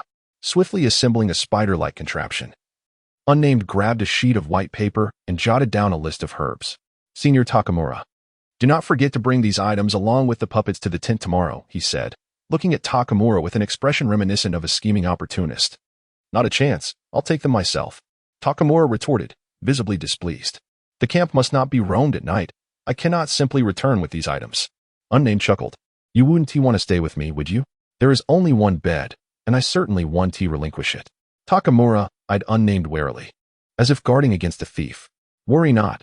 Just remember my items, Unnamed replied, and with a sudden bang, he vanished in a puff of white smoke.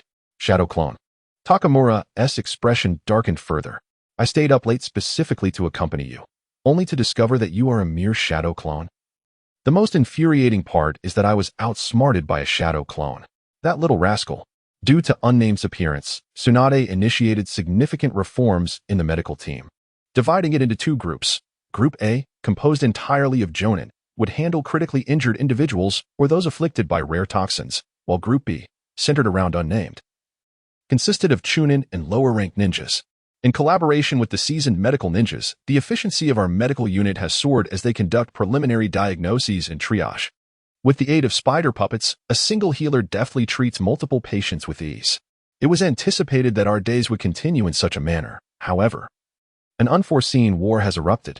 The influx of injured ninjas has surged unexpectedly, overwhelming the entire medical team. From dawn until dusk, even with his robust physique, the fatigue has become unbearable for the healer. The lower-ranked ninjas responsible for practical healing techniques visibly exhibit exhaustion, while the stream of casualties persists. As nightfall descends, the ferocity of the battles intensifies, and the severity of injuries escalates. This situation cannot continue. The healer cast a glance at the 12 lower-ranked ninjas tasked with healing. Despite alternating shifts, their relentless use of healing techniques has left them utterly drained. The steady arrival of the wounded weighs heavily on the healer's brow. If the lower-ranked ninjas are unable to endure, it will severely impact the efficiency of treatment. Failing to meet Orochimaru's expectations would undoubtedly lead to his conscription to the battlefield. From his ninja tool pouch, he retrieved a life number 3 concentrated pill. By applying a chakra-infused heat to the pill, he subtly altered its properties, allowing it to emit a fragrance perceptible only to him. Within the tent, the lower-ranked ninjas visibly brightened at an observable pace. The healer promptly moderated the heating process. Noticing their rejuvenated spirits without any other discernible changes, he finally exhaled in relief. Should they all burst into laughter, it would be a blatant giveaway. The life number 3 concentrated pill is designed to complement breathing technique number 20. By heating the concentrated pill, its effective components gradually vaporize, allowing for absorption through breathing technique number 20. As long as the heating is carefully controlled, maintaining a stable concentration, there will be no undesirable after effects. With the life number 3 to replenish their energy, these individuals should be able to hold on. Moreover, it would also benefit the patients. As he pondered, Fujimura Takahiro rushed in, exclaiming, "Healer, another large batch of injured ninjas has arrived." His face was a portrait of anxiety. "We are critically understaffed." Suddenly, a wave of despair washed over him, and tears streamed down his face. The lower-ranked ninjas in the tent were taken aback. Did he just start crying? Previously, rumors circulated about the Fujimura Senior's sensitive heart, but they thought it was mere exaggeration. Who would have expected the strong-featured Fujimura to be so sentimental? Now, this is what you brought upon yourself, so you cannot blame me. The healer retorted. "Fujimura-senpai, you must pull yourself together. In these dire moments, we need to be strong." A lower-ranked ninja responsible for healing gazed fervently at Fujimura Takahiro, passionately encouraging him. The fervor mirrored that of Ishii Saburo. This only made Fujimura cry harder. Why is Fujimura-senpai crying again? The healer feigned concern, pretending to be worried. "Fujimura Taiga, I truly do not know. I initially believed that this day was merely an anomaly. However, to my astonishment, the subsequent 3 days witnessed an increasing number of injured ninjas. I even encountered individuals requiring treatment on 2 or 3 occasions. Those who were healed on one day found themselves dispatched back to the battlefield by the very next. Orochimaru was strategically exhausting the war potential of the sand ninjas at the cost of our own. The medical ninjas responsible for healing were utterly exhausted. Were it not for the support of the life number 3, some might have collapsed on the spot. Consequently, I was compelled to enhance the concentration of life number 3. Fortunately, the only individuals entering the medical tent were either unconscious patients or medical ninjas enveloped in the effects of life number 3. No one seemed to notice its influence. As someone particularly sensitive to the life potion, I took refuge in the tent under the pretense of concocting medicine and had not seen anyone for 3 days. The scene that day, akin to a public execution, filled me with such despair that I wished to disappear entirely. I lacked the courage to face anyone. Chapter 47. Mourning for you. Raising the concentration of life number 3 allowed the lower-ranking ninjas performing healing techniques to be more vigorous. The injured ninjas recovered more swiftly. However, for an ordinary person, entering such an environment unexpectedly could provoke adverse reactions. Therefore, I instructed that no one be permitted entry during treatment. With my concerns addressed, I unleashed the life number 3 within the treatment room without restraint. The intensity of the war was escalating. The medical team was working tirelessly. I had only 4 hours of rest each day, fragmented into short intervals. Orochimaru aimed to trade injuries for injuries, utilizing Konoha's exceptional medical efficiency to combat the sand ninjas with ferocity. I felt immensely grateful for my choice. Although I had revealed much, I was spared the necessity of entering the battlefield. In such high-stakes combat, whether one is a jonin or a genin, a commoner or a noble, substantial danger lurks for all. Take, for instance, the Uchiha Fugaku lying on the hospital bed before me. He had been stabbed in the abdomen, losing a significant amount of blood, his complexion as pale as parchment. Fortunately, he had not been sent to the battlefield. I felt a shiver of dread. If even the Uchiha clan's young leader faced such a fate, what hope did I, a mere shadow, have for survival? In recent days, most of those brought in for treatment were clan ninjas, while the number of civilian ninjas constituted only a small fraction. The mere thought sent tremors through me. It was not that few civilian ninjas were injured. Many had perished directly on the battlefield. With inherent disadvantages in talent and training resources, they became mere cannon fodder on the front lines. This was the very outcome I had been striving to avert. Just as I was lost in thought, a sudden commotion erupted outside. I chose to remain oblivious. I had witnessed far too much in these past few days. Friends and family members, all eager to see their injured kin, attempted to enter the treatment room. Yet, to protect the secret of life number 3, I resolutely barred their entry. The Uchiha clan's young patriarch has succumbed to rest. How could the others possibly refrain from coming? First, let us attend to this lad's recovery. The clan afflicted with the red-eyed ailment is not to be trifled with. Just as one contemplated taking action, Uchiha Fugaku leisurely opened his eyes. Gazing upon the spider puppet suspended above, its 10 claws gripping glimmering blades. In an instant, his eyes transformed into a blood-red hue, 3 tomos spinning vigorously. His lips, seemingly beyond his control, curled into a menacing grin, and a ferocious laughter erupted. Ah ha ha ha ha. let the puppet perish. With a sudden movement reminiscent of a leaping carp, he prepared to assault the puppet spider. However, Amiai, swift as lightning, stepped forward to stand beside Uchiha Fugaku's sickbed. His palm, akin to an iron grip, deftly seized Fugaku's neck, forcing the young patriarch, who had just leaped into the air, back down to the bed. Skillfully, he extended his thumb and pressed it against Fugaku's carotid artery. Fugaku's eyes widened momentarily before he slumped to the side, unconscious. The lower-ranked ninjas in the treatment room cast a cursory glance and continued their work, having witnessed this sequence of events more than once. Ah, yet another unfortunate soul. And Uchiha at that. Truly, from a distinguished family, his unconscious posture is remarkably elegant. Do not speak carelessly. It is Lord Yoharu's exclusive anesthetic technique, Unmiai remarked, casting a glance at the murmuring lower ninjas, each sporting dark circles under their eyes, yet still animatedly chatting. Is the concentration of life number 3 too high? Regulating the temperature of their chakra, he promptly lowered the concentration of life number 3. This group of lower ninjas had been working tirelessly for days, their fatigue rendering them dull to the effects of life number 3. Yet, the outsiders were different.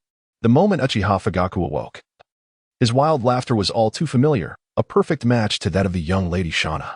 The concentration had reached the limits of what an average person could endure. If Tenjin Village's day were to burst in one day, what a scene that would be. Why do I find this amusing? Surely, it is because the concentration of life number 3 is excessively high. As he reveled in this thought, a sudden commotion erupted outside the tent, accompanied by stern shouts. A figure abruptly flung aside the curtain and charged in, their blood-red eyes fixated fiercely on Unmiai, 3 tomo spinning menacingly. Damn it! What have you done to my family's young patriarch? A throbbing sensation assaulted Unmiai's head, akin to being struck by a heavy hammer. Within the realm of his mind, 12 study rooms trembled in unison before returning to normalcy. Jinjutsu, a jinjutsu cast by the Sharingan. Such arrogance from the clan afflicted with the red-eyed ailment. In the great camp of Konoha, did they dare to unleash jinjutsu upon their own medical ninjas? As he beheld the red-eyed intruder, who had stormed to Uchiha Fugaku's sickbed, glaring fiercely at him, Unmiai could not contain his rising anger. Silently, a concentrated life number 3 pill appeared in his palm, enveloped in searing chakra. As a miniature thunderous pouch materialized, unleashing a potent spray of life number 3 towards the red-eyed assailant. The Uchiha clan's heir was staring intently at the unconscious Fujitaka. Suddenly overwhelmed by a wave of sorrow, tears streamed down his face like a torrential flood, and before long, he was sobbing uncontrollably, gasping for breath as he collapsed in front of the sickbed. The instigator of this emotional upheaval, Uchiha Minoru, was taken aback by such a dramatic reaction. Just as he contemplated easing the atmosphere, a throng of red-eyed individuals burst into the room. Upon witnessing the young heir weeping at Fujitaka's bedside, a chill swept through their hearts. The heir had perished. Someone shouted, and the crowd activated their Sharingan, rushing to the bedside to join in the lamentation. Minoru thought, "This is definitely not my fault. They are the ones crying." It is often said that the Uchiha are creatures of emotion, and indeed, this was no exaggeration. Had they not taken a moment to observe the situation before erupting into tears? Minoru, no longer anxious, quietly administered a dose of life serum No. 3 to stabilize Fujitaka's condition, as he controlled the spider puppets to tend to the other injured. He reserved a portion of his consciousness to enjoy the spectacle of the Uchiha clan mourning. It seemed the Uchiha were truly sensitive to the life series of potions. Not long after, the recently unconscious Uchiha Fujitaka stirred awake, dazedly gazing at the weeping crowd with a look of bewilderment. What on earth is happening?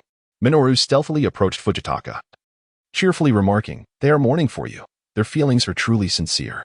Uchiha Fujitaka responded, "Young heir, how is it that you are not dead?" From the back of the crowd, an Uchiha who could not reach the bedside stared in astonishment at Fujitaka. "Do you wish for my demise so eagerly?" Upon realizing that Fujitaka had awakened, the gathered Uchiha understood their mistake and ceased their cries, their faces lighting up with relief. However, one individual remained an exception. Uchiha Tiani, the one singled out by Minoru, was still sobbing uncontrollably. "Brother Tiani, I am fine. Please do not grieve," Fujitaka said, his face brimming with emotion. "But I cannot help it." Tiani was equally bewildered. He had not intended to cry. The scene was too moving. Fujitaka, this brother was truly loyal. Minoru, controlling the spider puppets, applauded enthusiastically. Tiani glared at Minoru, wishing he could strangle him. Is this truly how I wish to express my emotions? As he opened his mouth to explain, a gentle breeze brushed against him. To his astonishment, Tears began to spout directly from his nose, splattering Fujitaka's face and hair. Fujitaka froze, and a wild grin spread across his face, a fierce laughter taking hold. Quick as lightning, Minoru pressed his thumb against Tiany's neck, determined to stifle any further laughter. If anyone were to discover the presence of life serum number 3, it would spell disaster. Tears and mucus streamed down his face, alas. It would be best to wait until he awoke to tend to himself. Leave. Go outside and lament. Wei Ming had no fondness for these red-eyed individuals who approached him with their illusions and dismissed them without ceremony. The group of red-eyed individuals glared at him with indignation, clearly agitated. What? Do you truly wish to make me weep? Wei Ming raised his hands, and the puppet spider he had just prepared to heal came to an immediate halt. If you do not leave, I shall refuse to heal you. Let us see who can outlast whom. The Uchiha's eyes were nearly bulging from their sockets, and ultimately, they could only storm away from the tent in frustration. Wei Ming smirked, truly deserving of their reputation. They were all unbearably arrogant. The cold-faced little girl, Shana, was far more agreeable. Shaking off his thoughts, Wei Ming directed the puppet spider to swiftly attend to Uchiha Fugaku's wounds. If this dragged on, he would genuinely be left lamenting for Uchiha Fugaku. Chapter 48. Assassination at the Sand Ninja Frontline Camp. Chiyo examined the statistical report in her hands, her brow furrowing deeply. The casualties were alarmingly high. Sister, Konoha has also suffered significant losses, Hai Lao Zhang consoled her. No. I have noticed that some Konoha ninjas who were injured on the first day reappeared on the battlefield on the third day. This is unusual, Chiyo pondered thoughtfully. Are you referring to Tsunade? Hai Lao Zhang responded, equally troubled. Poison was the forte of the Sand Ninja's puppet masters, but unfortunately they had encountered Tsunade. She excelled in antidotes, rendering their poisons ineffective after a single use. Moreover, she possessed immense strength, capable of shattering puppets with a single punch, truly a nemesis for the puppet troops. The rapid recovery of Konoha's injured led Hai Lao Zhang to think of Tsunade. It's not her, Chiyo asserted with conviction. No matter how formidable she is but one person. Hai Lao Zhang contemplated for a moment. Are you suggesting that Konoha has sent a batch of exceptional medical ninjas? Close enough, Chiyo sighed, reflecting on Konoha's remarkable resources capable of training medical ninjas en masse. Orochimaru aims to wear us down. Hai Lao Zhang's expression darkened. Have spies infiltrated us? Chiyo's eyes flashed with cold seriousness. Are you suggesting we destroy Konoha's medical system? Hai Lao Zhang's eyes brightened. I will arrange this swiftly. Note the names of those spies. Their families must be given special care, Chiyo said heavily. Infiltrating Konoha's camp to commit murder would leave exceedingly slim chances of survival. At Konoha's frontline camp, Wei Ming arrived at the medical tent as early as ever. Mind Network. Library Administrator Technique. He created 2 shadow clones, habitually executing a series of jutsu and practical training as he prepared to commence a new day's work. Despite having only slept at 2 in the morning, he remained invigorated. Breathing techniques combined with life number 3 slowly and steadfastly transformed his body as he moved through various postures. Even Wei Ming had lost track of his own physical capabilities, only aware that his strength had increased, his reflexes sharpened, and his vitality surged. Thus, he was able to maintain a spirited demeanor in the relentless medical unit, deftly grasping Fugaku's neck and pushing him back onto the hospital bed. Just as he was contemplating Uchiha Fugaku, the latter appeared before him. Thank you, Mune, for your treatment. Uchiha Fugaku expressed his sincere gratitude, feeling an inexplicable sensation akin to the evolution of their acquaintance. It all began with the Sand Ninja espionage incident, followed by clandestine concern, and eventually formal interaction through his cousin, Shana. While they could not be considered friends, they were certainly familiar with one another. He had not anticipated that Mune would be the one to tend to his injuries this time. The healing process was peculiar, filled with laughter and tears, an odd spectacle. He vaguely recalled being knocked unconscious by Mune on 2 occasions. Yet, how could this be possible? After all, he had awakened his 3-tomo Sharingan on the battlefield. There was even someone who sprayed him with water from a hose, which felt rather bizarre. Perhaps it was merely an illusion. Uchiha Fugaku shook off those thoughts. I am prepared to leave. You have internal injuries. It would be best to rest for another day, Mune advised. Medical ninjutsu stimulates rapid cellular division and growth, accelerating healing. However, this would considerably deplete one's vitality. Externally, there may be no visible issues, but one would be more prone to fatigue, and chakra levels would diminish to some extent. A period of rest is essential for recovery. My clansmen are still fighting on the front lines. I cannot be a coward, Uchiha Fugaku replied with a smile. Mune shook his head in resignation. He found the Uchiha clan's tenacity to be rather troubling. Each of them was fiercely competitive. On the battlefield, they charged forward recklessly, while their young clan leader lay in the medical unit, and a multitude rushed back into combat, claiming it was for the sake of avenging their young leader. He could hardly comprehend this combative mindset. Wouldn't it be better to live peacefully and comfortably? Be safe. Mune wished him well, knowing that he was Shauna's cousin. If he were to perish on the battlefield, it might upset the young girl. As he watched the fully armed Uchiha Fugaka depart, Mune retrieved a new puppet spider. After intensive use, he had destroyed another one the previous day. Fortunately, he had prepared several spare spider puppets in advance, which he could deploy immediately, saving precious time.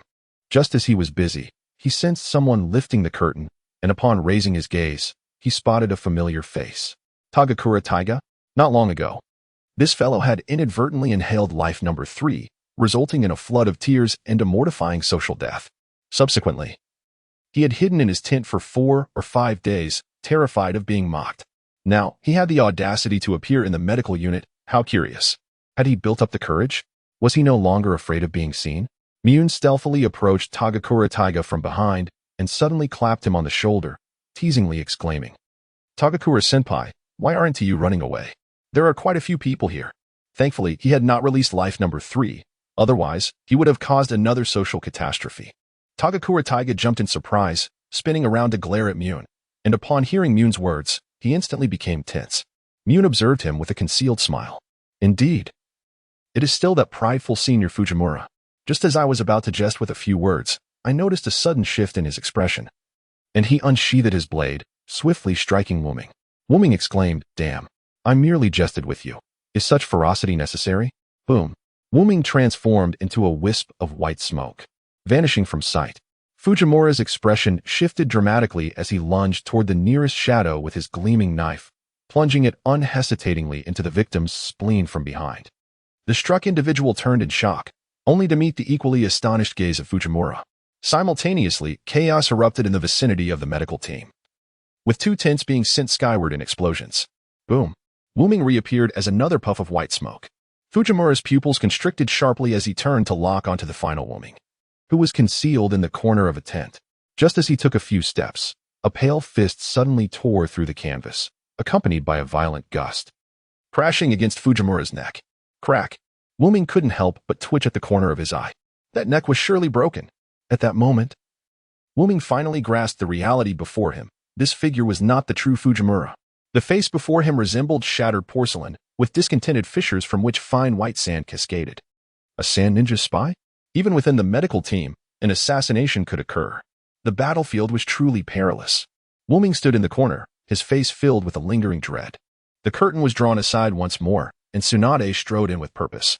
Upon seeing Wuming clutching a spider puppet defensively in front of him, cowering like a quail in the corner, she couldn't help but roll her eyes. This kid's medical ninjutsu was indeed remarkable. Yet it was his lack of courage that prompted her to scoff. Observing his fearful demeanor, Tsunade felt a surge of irritation. She approached Wuming, raising her hand to deliver a firm slap on his shoulder. "Be a man, kid. Show some bravery." Bang! A large cloud of white smoke erupted before Tsunade. She stared in bewilderment at the vanishing Wuming, then turned to survey the now empty tent. If all 3 were mere shadow clones, where was his true self? Surely he hadn't hidden away in some obscure nook out of fear, had he? Tsunade's expression darkened. This truly aligned with his character. Chapter 49. Realization. Konoha Camp. Medical team station. Explosions, flames, clamor, chaos reigned. Tsunade barreled through, dispatching several sand ninja spies with lethal force. More elite ninjas emerged from the shadows, swiftly eliminating the attackers on the medical team. You guessed it, Chiyo indeed sent assassins to target the medical ninjas. Tsunade, her face still etched with anger, remarked coldly, "I should thank her for allowing me to eliminate the spies in one fell swoop." Orochimaru chuckled. In the recent skirmishes, the Sand Ninja had suffered significant losses, while Konoha gained the upper hand thanks to their medical ninjas. The scales of victory have begun to tilt in favor of Konoha. Orochimaru suspected that the Sand Shinobi would attempt to sabotage from the rear and specifically mobilized a contingent to eliminate spies. His preparations extended beyond the Konoha encampment to the logistical supply teams in the rear. He awaited the Sand Shinobi to fall into his trap. Be cautious. If the Sand Shinobi are cornered, they may target you, Tsunade cautioned with a furrowed brow. I fear they may not come at all, Orochimaru replied confidently. He was at the pinnacle of his power, convinced that he could hold his own even against the third Kazekage. Is Minoru doing well? Orochimaru inquired. With his singular effort, Minoru had exponentially increased the efficiency of the medical team, granting Orochimaru the confidence to confront the Sand Shinobi head-on. That lad is just fine, Tsunade retorted, somewhat exasperated. The medical team consists entirely of shadow clones. His real body is likely hiding somewhere. All shadow clones? Orochimaru's interest piqued. Is his physical condition poor?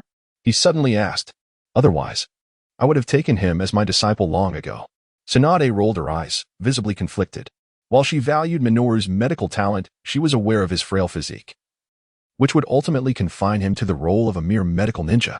Not necessarily, Orochimaru said with a knowing smile. Tsunade was constrained by her previous assumptions and failed to recognize a crucial point. A person maintaining 3 shadow clones all day implies a substantial chakra reserve, which could even be deemed exceptional. If his chakra levels were adequate, his physical condition could not be overly poor. A sickly body, without a special bloodline, would unlikely yield a vast amount of chakra. He could become a fine disciple, Orochimaru remarked enigmatically. Let us discuss it after the war. Tsunade waved her hand dismissively. Even if I were to take on a disciple now, I have no time to teach him, nor does he have time to learn from me. Orochimaru chuckled softly. That may not be the case. In the medical team's rest area, within the underground chamber, the air was dry yet refreshing despite being subterranean. The chamber was brightly illuminated, devoid of any sense of stuffiness or oppression. Minoru sat at a desk, diligently sketching explosive tags. In the upper left corner of the table, an incense burner released gaseous life number 3, filling the chamber as if it were a high-pressure oxygen capsule, saturated with a high concentration of life number 3. If Takamura Daigo were to enter this space, he might faint from the overwhelming atmosphere. Yet, Minoru could utilize breathing technique 20 to inhale and absorb life no. 3 without any adverse effects. Fortunately, he had achieved enlightenment regarding life number 3 in the breathing technique before leaving the village. Otherwise, he would struggle to endure the demands of the war. Minoru reflected gratefully. To avoid the battlefield, he needed to maintain 3 shadow clones as medical ninjas. It was precisely breathing technique 20 that provided him with sufficient chakra. Since the intensity of the war escalated, he spent most of his time in the underground chamber, only emerging for meals, personal hygiene, and other necessities, while devoting his free moments to drawing explosive tags. With the presence of the Sumeru seal, he had no fear of being unable to set them aside. After tidying up the explosive talismans on the desk, Weiming rose from his writing table. Not far away stood a rocking chair, into which Weiming comfortably sank, closing his eyes. His consciousness descended into the realm of the mind, where he found himself within the library of a sealed tome. At this moment, the study had undergone a significant transformation. The space expanded, and the walls were lined with shelves brimming with books. He casually pulled a book from the shelves and began to read leisurely. He had yet to finish the text from the Konoha Hospital's library. Before leaving Konoha, Weiming had deliberately spent 2 moments of enlightenment absorbing the remaining texts, storing them within the confines of his mental library. Now, they served as a delightful diversion from his boredom. As he read, a sudden jolt coursed through his body. Intense pain erupted from his internal organs, lower back, and shoulders, causing Weiming to leap from the rocking chair. This is unbearable, he exclaimed. The rigors of physical training were more than he could endure. This felt like a lethal assault. It was a miracle he refrained from cursing. This cursed battlefield was indeed perilous. Swiftly, Weiming formed hand seals, summoning a shadow clone to emerge from the underground chamber. He opted not to visit the medical unit, where Tsunade was present, as it posed little risk. Moreover, encountering a sand ninja again could lead to further injury, which he wished to avoid. He hurried to the tent of Team Murakawa, hoping nothing untoward had befallen him, especially since he had previously been attacked by a sand ninja disguised as Timura. As he approached the tent, he heard an off-key melody emanating from within. Goodness, he's singing now, Weiming thought, cautiously moderating his footsteps as he quietly parted the tent flap. Inside, Team Murakawa sat at the experimental table, mixing potions while humming along, swaying to the rhythm. As he reached a particularly spirited part of the song, he became animated, lost in his own world. When he finally looked up, he was startled to see Weiming at the entrance, a bemused smile gracing his features. It's not even mealtime yet. What brings you here? Timura asked, forcing a change of subject. I've come for revenge, Weiming replied cheerfully. You just stabbed me to death. What do you propose we do about that? Timura's expression was one of bewilderment. When did I stab you? I was unaware. No need for anything else. Just a few herbs will suffice, Wei Ming declared, revealing his true intention to procure some free medicinal materials. That's impossible. You must have been so engrossed in your singing that you didn't notice the commotion outside, Wei Ming remarked with a knowing smile. A sand ninja spy is masquerading as you, wreaking havoc in the medical unit. Many are seeking you out for trouble. What happened? Timura's demeanor shifted to one of concern. Is anyone injured? No fatalities, I hope? Oh, there's been no death, just 2 serious injuries. Wei Ming responded with faint seriousness. But I have a good rapport with those 2. Look. I'll get you whatever you need. Timura, now flustered, asked, can it be managed? Absolutely, Wei Ming replied confidently. Thus, amidst Timura's pained expression, he joyfully selected his desired herbs. Who are those injured individuals? Do I know them? Are their injuries severe? After much deliberation, Fujimura Taiga finally inquired. You recognize them, don't you? Injured? That's quite serious. They were stabbed on the spot and turned to smoke. Wei Ming chuckled. Smoke? What does that mean? Fujimura Taiga sensed something amiss. Those 2 individuals couldn't possibly be your shadow clones, could they? You were truly astute, Wei Ming replied with a grin, clutching his medicinal herbs and making a hasty retreat. The chaos of the Sand Ninja's assassination attempts soon subsided, but then Orochimaru launched a retaliatory strike. The Sand Ninja suffered significant losses, while Konoha also sustained considerable damage. The medical team, under Wei Ming's command, plunged back into a frenzy of activity.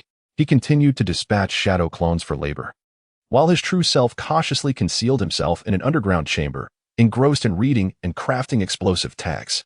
Each day was devoted to deepening his understanding of the texts, transforming the monotony of the underground hideout into a fulfilling routine. For a time, he found joy in this life of diligence. Chapter 50. The infiltrator Shine was a low-ranking sand ninja, a spy dispatched by Chiyo to the Konoha camp. He did not partake in the assault on the medical team, as such suicidal tactics yielded limited results within the confines of Konoha's main camp. Shine was Chiyo's trump card, his existence unknown to his companions. Upon entering Konoha, he swiftly utilized his sand concealment technique to hide underground, meticulously suppressing his chakra to remain undetected. This was his innate talent and the reason for his assignment. Listening to the anguished cries echoing from above, Shine felt a wrenching pain in his heart. The sacrificed predecessors were unaware that their true mission was to draw Konoha's attention, allowing him the opportunity he needed. Suppressing his sorrow, Shine remained hidden beneath the surface. As time passed and the night deepened, Shine awakened from his subterranean slumber, filled with animosity. Following the daytime purge of spies, the Konoha camp had fallen into a temporary state of complacency. This was his moment. Sand concealment technique. The ground transformed into flowing sand, allowing Shine to silently navigate underground. He exhibited remarkable patience, exerting utmost control over his chakra fluctuations as he stealthily approached a tent. This was the resting area of the Konoha medical team. From his ninja tool pouch, he retrieved an explosive tag and buried it beneath the tent. Shine gazed upward toward the ground. Let your lives serve as a tribute to those fallen comrades. Fueled by deep-seated resentment, he struggled to suppress his agitation. Inching toward the next tent, he aimed to fill the entire area beneath the medical team with explosive tags, intending to obliterate those Konoha scoundrels. By around 2 in the morning, Shine's eyes were bloodshot and brimming with exhilaration as he approached the final tent. He had conducted reconnaissance and knew it to be a simple abode for ordinary medical personnel. Though they were termed medical ninjas, they resembled nurses more, responsible for the initial treatment of the injured and their subsequent care. Even if these individuals survived, they would hardly impact the outcome of the battle. Yet the Sand Ninja was determined not to spare any of the medical personnel from Konoha. Each additional presence among them would only increase the suffering of the Sand Shinobi. Gradually maneuvering beneath the tent, he prepared to draw a detonating tag when, suddenly, he felt the ground beneath him give way. The soil transformed into sand and collapsed, sending him tumbling into an underground space. The gentle illumination caused a momentary discomfort in his eyes. Terror surged within him. How could an underground chamber unexpectedly exist beneath the Konoha camp? Gritting his teeth against the stinging pain, he fought to open his eyes, revealing a small subterranean room of about 40 square meters. Simultaneously, he beheld the bewildered figure of a boy named Namikaze, seated on a half-constructed bed, staring back at him in confusion. Panic struck Sand Ninja's heart. Almost instinctively, he lunged toward Namikaze, ready to strike ruthlessly, when an overwhelming sorrow washed over him, blurring his vision with tears. In the next moment, a sharp pain surged through his abdomen. He was violently propelled backward, crashing against the unforgiving wall. Pain radiating from his back and stomach throughout his body. With a gasp, he coughed up a mouthful of blood, desperately trying to focus his tear-filled eyes on his adversary. Yet, all his strength seemed to drain away, leaving him crumpled on the ground. Namikaze, clad in his pajamas, gazed in bewilderment at the now silent intruder.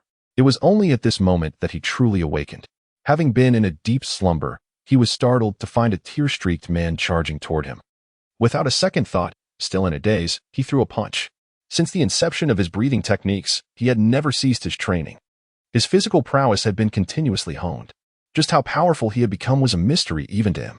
With a single punch, he struck the intruder, who fell without a sound. Dead? Could he possibly be a Konoha ninja? Clenching his left fist, Namikaze quickly struck the air. Heartnet. A hum echoed as a colorful, spherical vision enveloped his mind. The Konoha camp was eerily quiet, save for the sentinels on patrol. Most were ensnared in dreams. Sand ninja? Namikaze noticed the forehead protector concealed beneath the intruder's disheveled hair. He had been silently approached. Had it not been for the sound of the fall, or the life-detecting technique that had alerted him, his life might have been extinguished. In a swift motion, he relocated the underground chamber 5 meters deeper. Had he not feared the underground barrier of the Konoha camp, he would have gladly dug 50 meters down. The battlefield was exceedingly perilous. The following day, Namikaze dutifully dispatched shadow clones for work as usual. The war raged on with relentless ferocity, and every day brought new casualties. He subtly sought information regarding the previous night's incident but heard no whispers of it. The intruder was likely a remnant of an attack on Konoha, a stroke of misfortune for him. Yet, that very remnant had found its way into his underground sanctuary. Namikaze felt an escalating sense of urgency. In the subsequent days, he had to split himself into shadow clones while sleeping at night, perpetually maintaining vigilance over his surroundings. For 3 consecutive days, the calmness provided a slight sense of relief. However, this was not a sustainable solution. Unming reclined in a rocking chair, squinting his eyes to gather his energy. He realized that the expenditure of time drained his vitality, and the simultaneous use of 3 shadow clones brought immense fatigue. Maintaining these clones during the night left him in a perpetual state of drowsiness throughout the day. Unming felt as if he had returned to the time 3 years ago when he first arrived in Konoha, when his daily existence was similarly listless due to the same realization. He needed to devise a means to transform the underground chamber. He contemplated adding a protective shell to it, with the ideal choice being a sealing technique. Yet, he had no means to acquire such knowledge. Should he seek Tsunade's tutelage? Tsunade, a direct descendant of the Senju clan, was the granddaughter of the renowned sealing arts master, Uzumaki Mido. The secret technique of sealing was one that Tsunade employed. Becoming her apprentice to learn sealing techniques would not be difficult. But she might not accept him as a disciple, he thought helplessly. In his initial attempts to evade trouble, he had acted too convincingly, leading Tsunade to conclude that his constitution was inadequate, ultimately dismissing any plans to take him on. He decided to let it go. After much contemplation, Unming relinquished the idea. Compared to the sealing techniques, he preferred to avoid the complications that might come with associating with Tsunade. Should he approach Orochimaru? The very thought startled Unming. That was a mad scientist. How could he, with his limited capabilities, dare to engage with such an individual? He would have to hide in places unimaginable to the ordinary person, much like the scorpion's crimson flow. Unming's eyes brightened. He ceased his attempts to sleep, closing his eyes to enter the realm of his mental space. From the library of his mind, he extracted a notebook densely filled with intricate puppet structures. To ensure Unming's medical efficiency, Orochimaru had continuously assisted him in gathering remnants of puppets. Captured enemies were also subjected to interrogations regarding puppet techniques. All this knowledge was bestowed upon Unming, with the sole request that he maintain the normal operation of his medical team. Unbeknownst to him, Unming had amassed a significant repository of knowledge on puppet techniques, enabling him to attempt the creation of a new puppet. The spider's utility had proven singular, and its shortcomings were becoming increasingly apparent, thus presenting an opportunity for resolution. With his right hand, he tapped his temples twice. The shape of the scorpion's crimson flow, various puppet structures, the components he currently possessed, and a plethora of knowledge related to puppet techniques surged into his mind. A completely new puppet outline gradually began to take form. Unming tapped his temples 3 times to halt the flow of realization, ignoring the faint pain in his mind. He hurriedly recorded the puppet structure. With 2 more attempts, it would be fully realized. In the Sand Ninja encampment, as the frontline commander, Chiyo had her own tent. This space served as both her resting area and her workshop. One side of the tent was cluttered with puppet parts, while the other housed a collection of toxic materials. At this moment, Chiyo was glaring at a piece of intelligence with a grim expression. Damn Orochimaru. Damn Tsunade. The operation had failed. Hirako spoke in a solemn tone. All infiltrators have perished. External signs indicate that Konoha has not suffered significant losses. The Sand Village has also met with failure, Chiyo lamented. This was a prodigy she had high hopes for, tragically extinguished by this war. After a moment of silence, Hirako suddenly remarked, Sister, there are unusual murmurs within the village. What are those old fools plotting now? Chiyo retorted coldly. The elders have suggested that the third Hokage deploy the tailed beasts. Hirako's expression soured as well. Chiyo's eyes ignited with fury. Are they suggesting we have failed to secure victory? Tailed beasts, those entities that cannot distinguish friend from foe, should not be employed lightly. Hirako remained silent. What does the third Hokage say? It took Chiyo a considerable time to regain her composure. There has yet to be any definitive news, Hirako replied softly. The third Hokage is wavering. Chiyo sighed. The elders represent the interests of the majority of the clans in the village. With the war dragging on and no gains in sight, they cannot endure much longer. The third Hokage is also succumbing to the pressure. Tell beasts, Chiyo's brow furrowed tightly. It is easy to unleash those creatures, but recapturing them poses a significant challenge. Only the third Kazekage's magnet release can subdue the tailed beasts. Is the third Hokage preparing to take the field himself? Chiyo pondered silently. Perhaps it is for the best, a final gamble. Pouring all efforts into one decisive action, there must be a resolution, whether of success or failure. After enduring the constant sight of colossal casualties, with the talents she once believed in perishing one after another, she too had grown weary. In the Konoha campsite, within the tent of Fujiwara Okawa, nearly half of the space was overtaken by puppet remnants. The other half housed various medicinal herbs and preparation tools. Fujiwara Okawa's personal space was reduced to a single wooden stool. Even at night, he had to temporarily stow away some herbs before he could lay down on the ground. Fujiwara Okawa cast a resentful glance at the bustling miming. Why do you insist on occupying my space? If you just asked, Lord Orochimaru would surely arrange a separate tent for you. Miming held a scalpel, its blade enveloped in faint blue chakra, emitting a soft hum as it effortlessly sliced through the hard wood of the small divine tree. This was a branch he had intentionally severed from the small divine tree before coming to the battlefield, perfectly suited for crafting a new puppet. Hearing Fujiwara Okawa's complaint, Miming paused, contemplating seriously before replying. I prefer it this way. I do not prefer it. Fujiwara Okawa rolled his eyes in exasperation at Miming's words. Then I shall move out to make space for you. Fujiwara Okawa huffed. That is not permissible, Miming quickly rejected without a second thought. If you move out, it would be tantamount to declaring this as my tent, wouldn't it? That would make it a living target, inviting spies and assassins. Is it not yours now? Fujiwara Okawa retorted irritably. No, in the eyes of others, this is your tent. I merely come here occasionally to discuss work with you. The likelihood of being targeted for assassination is significantly reduced. You, a shadow clone, fear assassination? Fujiwara Okawa shot Miming a glare. But I fear pain. Chapter 51. 5 leaves in the early morning, Wuming arrived at the medical division. He did not hasten to create his shadow clones, but instead, with a clenched fist, lightly struck the air to first activate the sensory network. This had become a habit since the assassination attempt he had endured.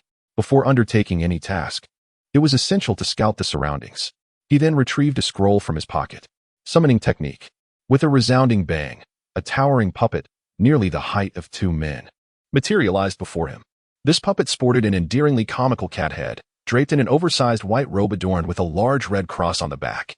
Beneath the robe lay a plump, oval-shaped body, flanked by 2 small paws that could sway back and forth. A thick, purple rope cinched its waist, connected to a matching purple bow on its back. The entire figure resembled a beckoning cat. The members of the medical team were quickly drawn to this charming creation. IGA Chizoku, rarely seen in the medical division, could not help but display curiosity on his usually stern face. Wuming, is this your new medical puppet? The prominent red cross on its back clearly indicated its intended purpose. The durability of the spider puppet was insufficient, Wuming explained. In his early days of puppet crafting, he had been reluctant to use materials from the sacred tree, relying instead on salvage parts from discarded puppets found on the battlefield. However, as his skills had matured, he sought to design a concealed refuge for himself, thus sparing no expense on this project. Not only had he utilized the sacred tree wood, but he had also requisitioned a large quantity of materials, employing the finest remnants from his collection of discarded puppets, despite its toy-like appearance. This charming puppet boasted formidable defensive capabilities, able to withstand multiple explosive tags without faltering. Well then, let us work diligently. You will soon be promoted to Chunin. IGH Izuka remarked, his expression somewhat peculiar before he departed. He still struggled to accept Wuming's puppetry within the Leaf Village. Each encounter felt discordant. Wuming, however, paid little mind to it. During the process of healing, many disoriented ninjas awoke to attack the spider puppet, a remnant of the reputation of the puppet masters from Sunagakure. This accounted for the high wear and tear on the spider puppet. What truly preoccupied him was the notion of promotion to Chunin. Wasn't he that a bit hasty? He had no desire to ascend to such a rank. After all, in just 4 months, he would still be only 10 years old. A 10-year-old Chunin, even in wartime, would certainly attract attention. At least I am being promoted for my healing efforts, Wuming consoled himself. The criteria for a ninja's advancement encompassed various factors, including skill, experience, and the volume of completed missions. During wartime, mission accomplishments and merit held even greater weight. He had treated hundreds of injured individuals, and IGA's revelation about his promotion was merely a product of his healing work. Could this matter be postponed? Wuming pondered privately, before he could devise a suitable plan. His thoughts were abruptly interrupted by the influx of people, compelling him to abandon his contemplation. The puppet strings unfurled, and the cat puppet, resembling a 4-leaf clover, instantly transformed. Holes appeared on the pads of its tiny paws, from which dozens of flexible steel cables, as thick as a thumb, extended outward. At the tips of these cables, the puppet's hands grasped various medical instruments. This time, without the need for shadow clones, he could accomplish all previous tasks single-handedly, in perfect harmony with the cat puppet. After a day of bustling activity, the medical team had tidied up their surroundings. He placed the large puppet squarely on a hospital bed. A meticulous little nurse even took the time to wipe away the dirt from the cat and offered to make it a garment. He found it utterly perplexing to grasp the sentiments of these young girls and could only politely decline. A few of the girls lingered stubbornly, asking, "Does it have a name? A name?" He looked into their sparkling eyes. If he were to say it had none, would they continue to linger here discussing names? Its name is Wuya. He swiftly interrupted their thoughts, considering it a brother to the black cat, Sui. Disappointment flickered in the eyes of the young girls, but they continued to deliberate over Wuya for quite some time before finally dragging their weary bodies away to rest. He departed alongside the others, and soon the medical team's tent was enveloped in silence. Half an hour later, the ground within the tent quivered suddenly, reminiscent of a pebble cast into water, creating ripples. He rose silently from beneath the earth, heart net. With closed eyes, he sensed that no one was around, and only then did he approach the large puppet. Curling his fingers, he rhythmically tapped on Wuye's forehead. With a crack, the perfectly sealed head of Wuye split open like a lotus, revealing a massive opening leading directly to its oval abdomen. He quietly slipped inside, and the cat's head seamlessly closed behind him. From within the sealed wooden tablet at his wrist, he retrieved a small lamp, its gentle, warm glow illuminating Wuye's abdomen. He surveyed the space with satisfaction. It was compact but not stifling, allowing him to sit comfortably without bumping his head, much like a capsule hotel. The walls were adorned with specially crafted sound-absorbing leather, while the external material was composed entirely of small divine tree wood. Not only was the material robust, but it also effectively insulated against chakra fluctuations. Previously, he had only known that the small divine tree wood could conduct chakra. This time, while crafting Wuya, he unexpectedly discovered that enveloping it with the wood could block internal chakra as well. Thus, the likelihood of detection by others was significantly diminished. Unless the Byakugan users from Konoha were specifically scanning for Wuya, they would be unlikely to uncover his presence. Now, he felt at ease. No one would ever suspect that he was tucked away within this large creature, sleeping peacefully. He placed a concentrated life no. 3 pill into the specially designed evaporator above him, causing a rest chamber brimming with life number 3 to materialize. He nodded in satisfaction, nestled into the cozy bedding, and soon drifted into a deep slumber. Who could have imagined that this seemingly medical puppet was, in fact, his sanctuary? The war rages on with unrelenting ferocity. Orochimaru, indifferent to human life, relentlessly engages in brutal combat against the Sand Ninja, relying on the efficiency of his medical ninjas and resorting to self-inflicted wounds. In the medical team, Uchiha Fugako had already encountered the young Uchiha clan leader thrice. Such treatment for a mere child of the Uchiha clan underscores the war's savage brutality. As time progresses, The scales of war increasingly tilt towards Konoha. Thus, despite suffering heavy casualties, the morale of Konoha's forces remains unwavering. In stark contrast, the Sand Ninja camp languishes in despair. Chiyo, exhausted, returns to her tent. She is the frontline commander, the leader of the puppet troops, and the head of the medical team. The battles demand her leadership, and the treatment of the injured equally relies on her presence. Were it not for her brother, Eyes, who silently supports her, Chiyo would have long faltered.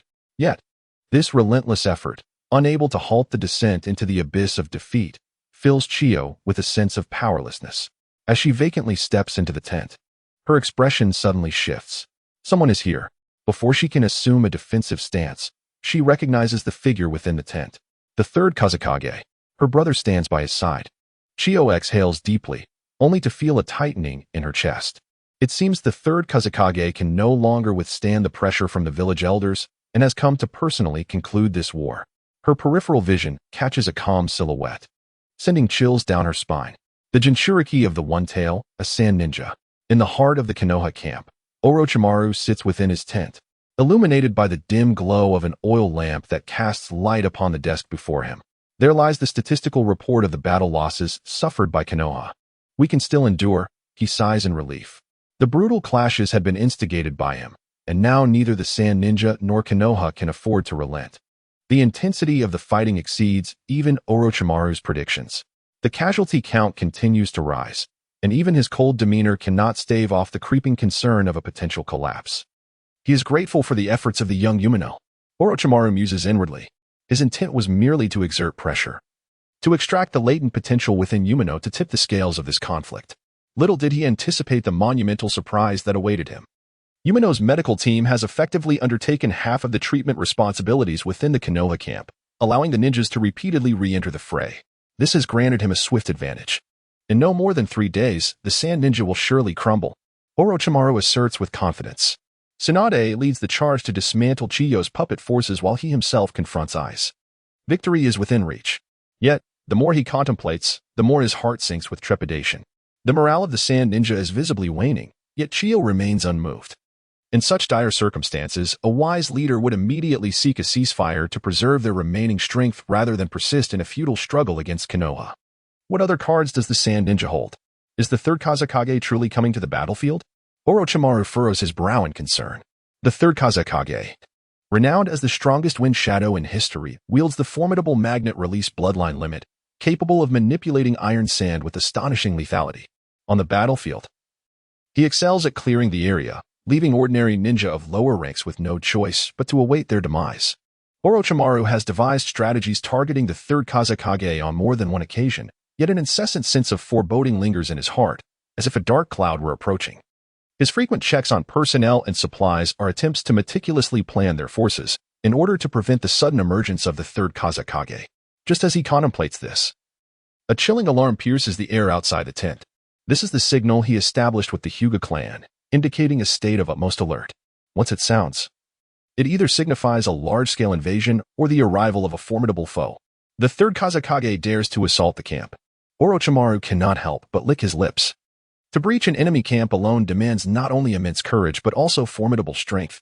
Although he considers it improbable, Orochimaru has nonetheless prepared for such scenarios. If he dares to come, he shall find no return, just as he intends to activate his preordained plan. A wave of terrifying and oppressive chakra surges forth like a tsunami. Not far from the camp, a colossal figure suddenly materializes, bathed in moonlight. This immense shadow envelopes half of the Konoha camp. A piercing roar erupts, reverberating through the night. Orochimaru's pupils constrict sharply. A tailed beast. The entire space vibrates with a low hum. A massive chakra orb rises into the air. Finally, Orochimaru comprehends the source of his unease. The tailed beast bomb. Chapter 52. Caught off guard in the stillness of the night, the shrill alarm abruptly blares. A primal, instinctual dread sweeps through the camp, following an ear-splitting roar. A gigantic chakra orb hurtles toward the Konoha camp like a cannonball. The signature technique of the tailed beasts, the tailed beast bomb. Threefold Rashomon. Orochimaru unleashes his chakra without reserve. Boom. Accompanied by a tremendous cloud of white smoke, 3 enormous iron gates, towering over 10 meters and several meters thick, materialize. The obsidian gates are adorned with the statues of hungry ghosts and Azuras, resolutely blocking the path of the tailed beast bomb. Almost instantaneously upon the gate's emergence, the tailed beast bomb arrives at their forefront. Bang, bang, bang. With 3 resounding explosions, the heavy iron gates topple under the force. The tailed beast bomb is propelled upward by the inclined slope of the gates, narrowly sailing past the center of the Konoha camp. Boom. The ground trembles, and a massive mushroom cloud ascends into the sky. An entire corner of the Konoha camp is obliterated in an instant. The ninja in that direction stand no chance of survival. Orochimaru glances over, his heart easing slightly. That area houses the medical tent of Konoha. During the night, only a few remain to guard, alongside the severely injured. Retreat. Orochimaru commands loudly. He swiftly bites his palms, slamming them onto the ground. Summoning technique. Bang. A fearsome purple behemoth suddenly materialized. The serpent of 1,000 snakes. The tailed beast? Orochimaru, have you lost your mind? Is this truly something I can contend with? Silence. Stall for time. In this moment of crisis, Orochimaru had no leisure to engage in idle banter with the serpent. Almost simultaneously with his summoning of the 1,000 snakes, a colossal plume of white smoke arose not far away, heralding the emergence of a blue and white creature, Tsunade's summoned beast. Orochimaru felt a slight easing in his heart.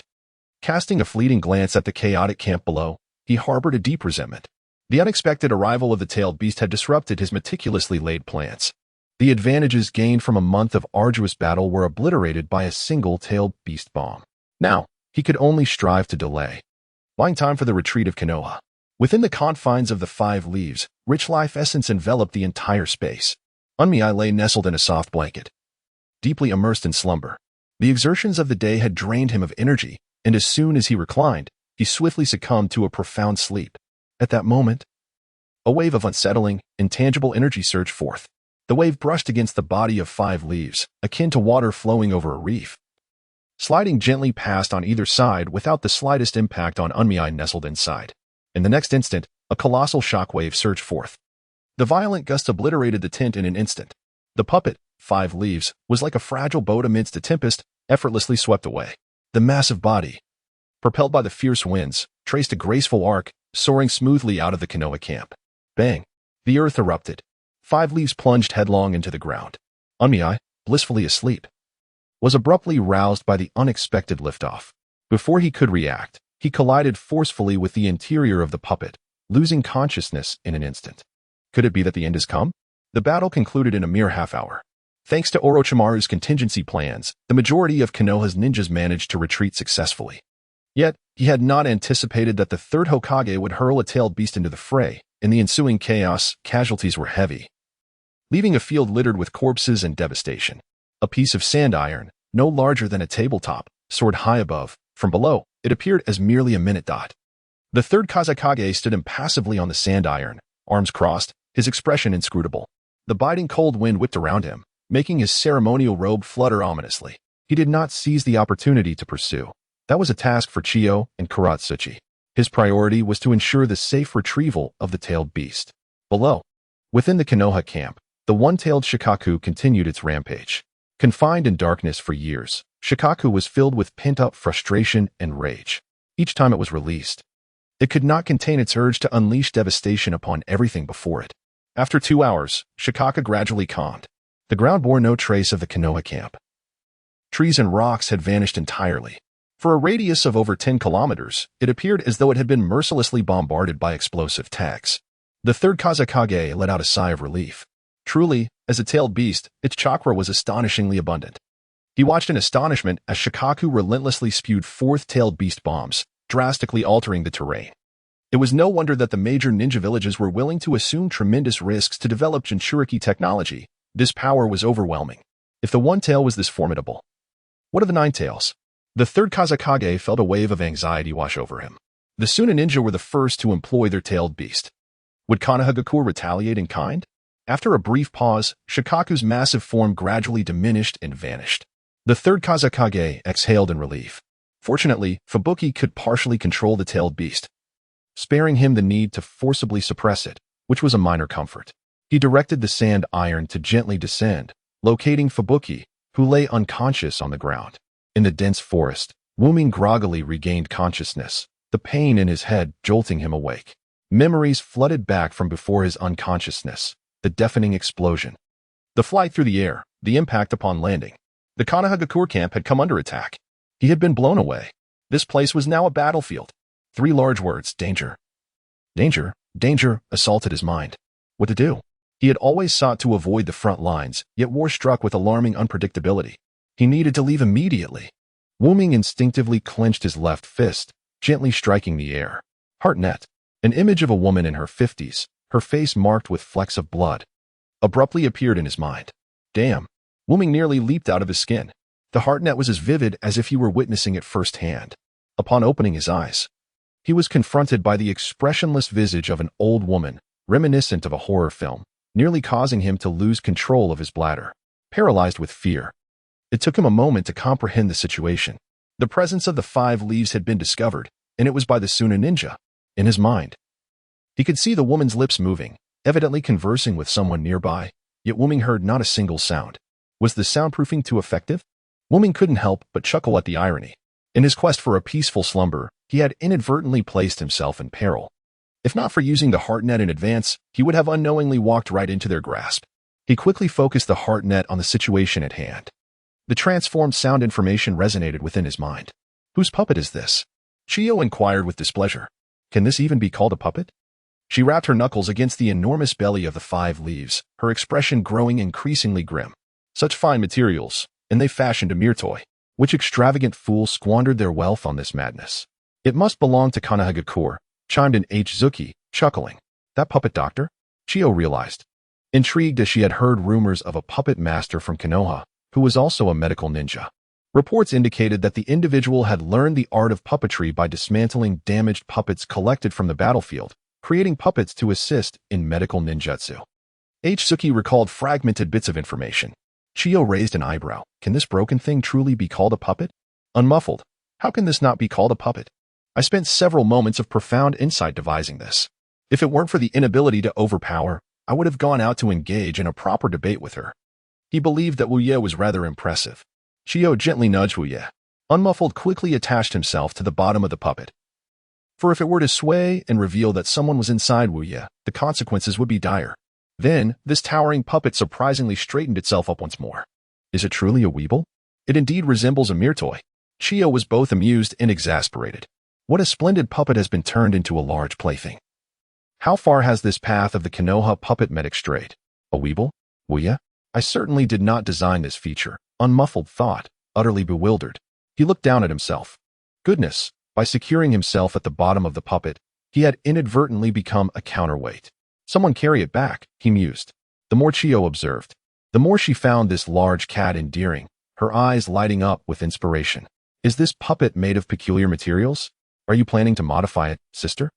Asked Zuki with curiosity. No, I intend to gift it to Sasori. Chiyo replied with a chuckle. Oh, indeed. It is rather delightful, Zuki smiled. Gazing at the large cat, unmuffled, concealed within Wu Ye's belly, thought, what a surprise. He understood that Chiyo intended to send him into Sunagakure.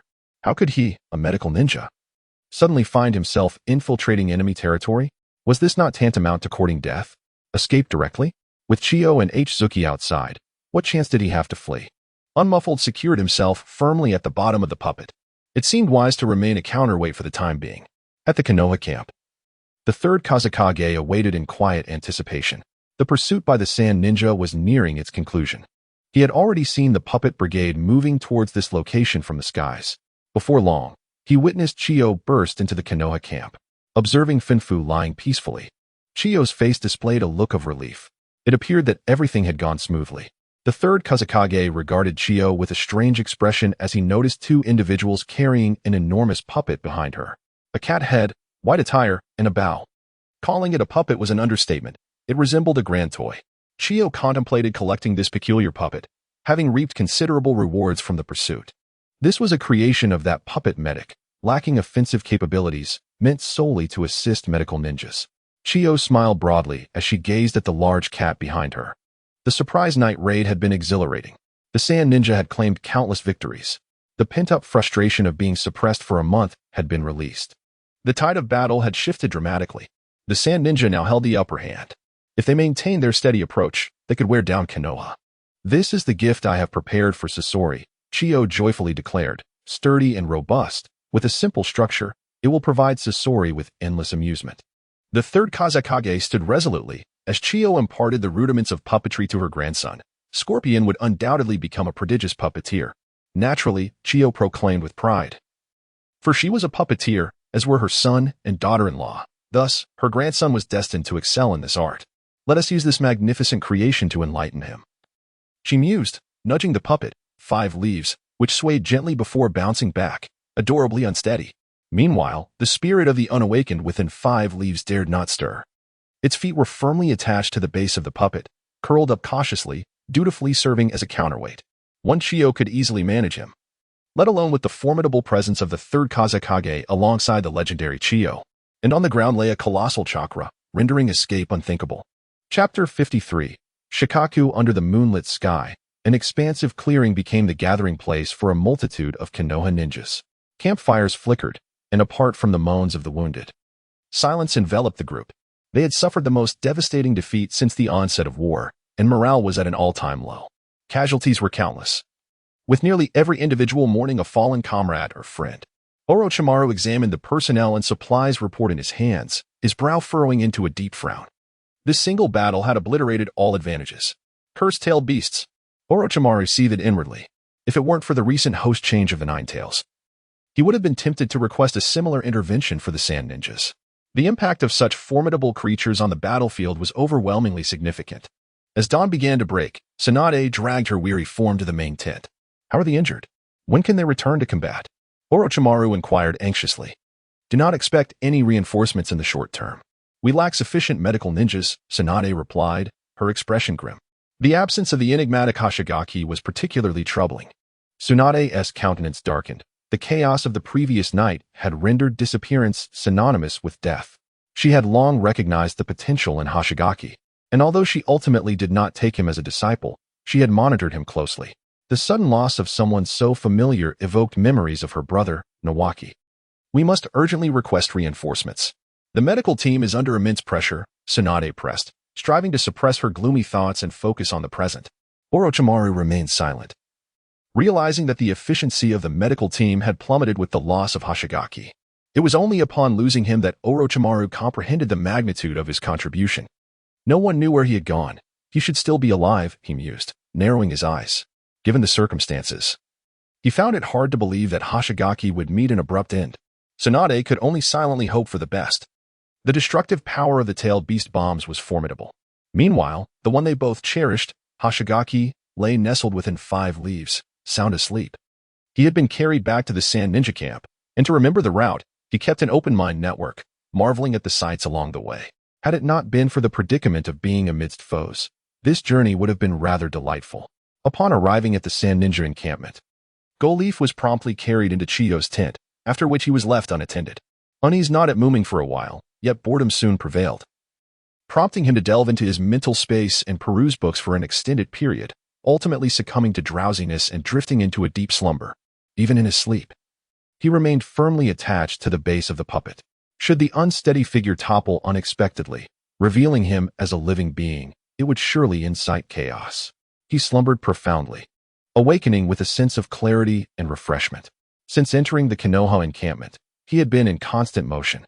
In the initial days, he exhausted his chakra with practical healing techniques, leaving him physically and mentally drained. Later, as he established a medical team, he was either preoccupied with puppet research or engaged in healing the sick. As the war intensified, he hardly found respite, often only managing 4 hours of rest each day. Despite the robust physique granted by the breath technique, mental fatigue remained unyielding. It had been quite some time since he had enjoyed such restful sleep. Especially within the confines of the Sand Ninja encampment, the notion itself was astonishing. Clenching his left fist, he gently struck the air. A kaleidoscope of colors danced before his eyes as an expressionless elderly man suddenly appeared. Startled, Mooming nearly retaliated with a punch, but quickly regained awareness of his situation and remained still and silent. This man must be Chiyo, he pondered, as the individual meticulously brushed away the dust from Goleaf's form. Even Mooming, the master, had never shown such meticulous care. Was this truly intended as a toy for Scorpion? It was evident that this was a puppet. Why did everyone treat it as merely a plaything? Sitting quietly within Goleaf's abdomen, Mu-Ming commanded his heart net, scanning the entire encampment. The Sand Ninja base, much like Konoha's, was nestled within a dense forest. The central trees had been felled, creating a vast clearing bustling with Sand Ninja moving about.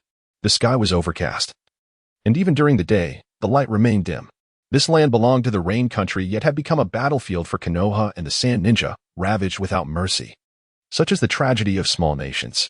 Even a year prior, when Hanzo of the Salamander had vanquished Konoha's 3 ninjas and brokered peace, the fate of the Rain Country remained unchanged. The heart net, forming strands, whirled around the encampment, simultaneously storing all observed details in his study space to aid in a future escape. In a corner of the Sand Ninja camp, a solitary tent caught Mu-Ming's attention. The nearest tent was situated over 200 meters away, standing apart like an outcast horse.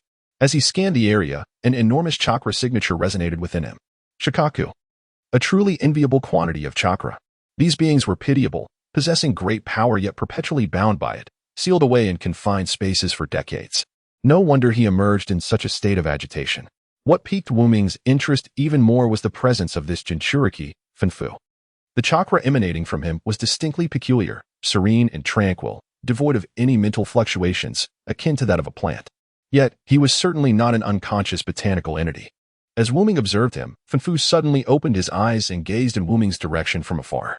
Instantly, Wu-Ming withdrew his mental connection, beads of sweat forming on his back. Could this have exposed him? Within the confines of the tent at the edge of the camp, Funfu's gaze pierced through the fabric, scanning the distance. Just moments prior, he had sensed a probing presence. This sensation was unlike any he had encountered before. It bore no trace of fear, reverence, or disdain, but rather a subtle curiosity, admiration, and a hint of regret. This was a gaze he had never felt before. Shikaku, you sensed it too, didn't you? Funfu whispered. What are you sensing? I feel nothing. Shikaku retorted, agitated. The tailed beasts could perceive the malice of others. In the entire Sand Ninja camp, there was not a soul who harbored goodwill towards him. Every pair of eyes that met Funfu's were laden with fear and loathing, igniting a fury within Shikaku on Funfu's behalf. They had been companions for over 50 years, having been together since Funfu was a mere child. I can speak harshly to Funfu, but no one else can. As for that benevolent gaze, it was evidently not that of a Sand Ninja. How amusing it was that someone who was not a Sand Ninja would hide within the Sand Ninja camp. Shikaku had no intention of revealing this individual. A smirk crept upon Funfu's lips. Shikaku, are you actually concerned about humans? He teased. After decades of companionship, Funfu understood well that this great beast's thoughts were not as formidable as his appearance suggested. Rather, he was like a child, perceiving the world in black and white. Was it a desire to protect that kind gaze? I care about humans. Nonsense. Shikaku bellowed. For Funfu's sake, helping the Sand Ninja once is enough. Beyond that, do not even think about it. Chapter 54. The Way of Coexistence in the Sand Ninja Camp. Within Chiyo's tent, the affairs were numerous. As high-ranking officials of the Sand Ninja, Chiyo and Eyes were perpetually engulfed in endless tasks. Seizing a moment when the tent was unoccupied, Wu-Ming leaped from Funfu's belly and, employing the Earth-style technique, burrowed 5 meters underground. Earth-style, mansion technique. Wu-Ming felt fortunate for the existence of the mansion technique. Otherwise, the thought of conducting all his affairs within Funfu's belly was quite unappealing. He pressed his wrist to seal a card. With a series of thuds, an array of items appeared: vacuum-sealed food, dining utensils, a bathrobe and bathtub, toiletries, and a multitude of other essentials. Wu-Ming had even utilized the mansion technique to create a private restroom. This was not out of a desire for prolonged combat preparation, but rather a necessity. The Earth-style technique was indeed formidable, yet it was not impervious to the barriers that lay beneath the Sand Ninja camp. If he dared to dig deeper, he would surely be discovered. After all, which household lacked a few ninjas skilled in Earth-style? Once discovered, he must be extracted immediately. For now, it would be wise to hide for a while. Chiyo intends to present the 5 leaves as a plaything for Scorpion. Only after exiting the Sand Ninja encampment will he have the opportunity to escape. He needs to devise a strategy to counter the sealing technique. Suddenly, an idea struck Minami. The 5 leaves are of considerable size, and for ease of transport, it is certain that a sealing scroll will be employed. However, with a living person concealed within, ordinary sealing techniques would be insufficient. If forcibly sealed, survival would be impossible. With his right hand, he pressed his index and middle fingers against his temples twice. A refreshing sensation enveloped his mind. The Suvami sealing technique reference material unfurled before him. Utilizing sealing techniques to counter sealing techniques would be the most effective approach. A minute later, Minami paused, taking a moment to breathe a sigh of relief. The 5 leaves were already inscribed with the Suvami seal, containing numerous medical instruments. It effectively served as a large repository. With minor modifications, it could disrupt and repel sealing attempts. There was no longer a need to fear being sealed away and suffocated. With the immediate concerns alleviated, Minami began to eat and bathe, attending to personal hygiene. After tidying himself up, he donned a bathrobe and emerged from the underground, ensuring that no trace remained on the surface before stealthily re-entering the belly of the 5 leaves. In the deep of night, Chiyo returned to the tent, weary. Sitting before her workbench, she finally exhaled deeply.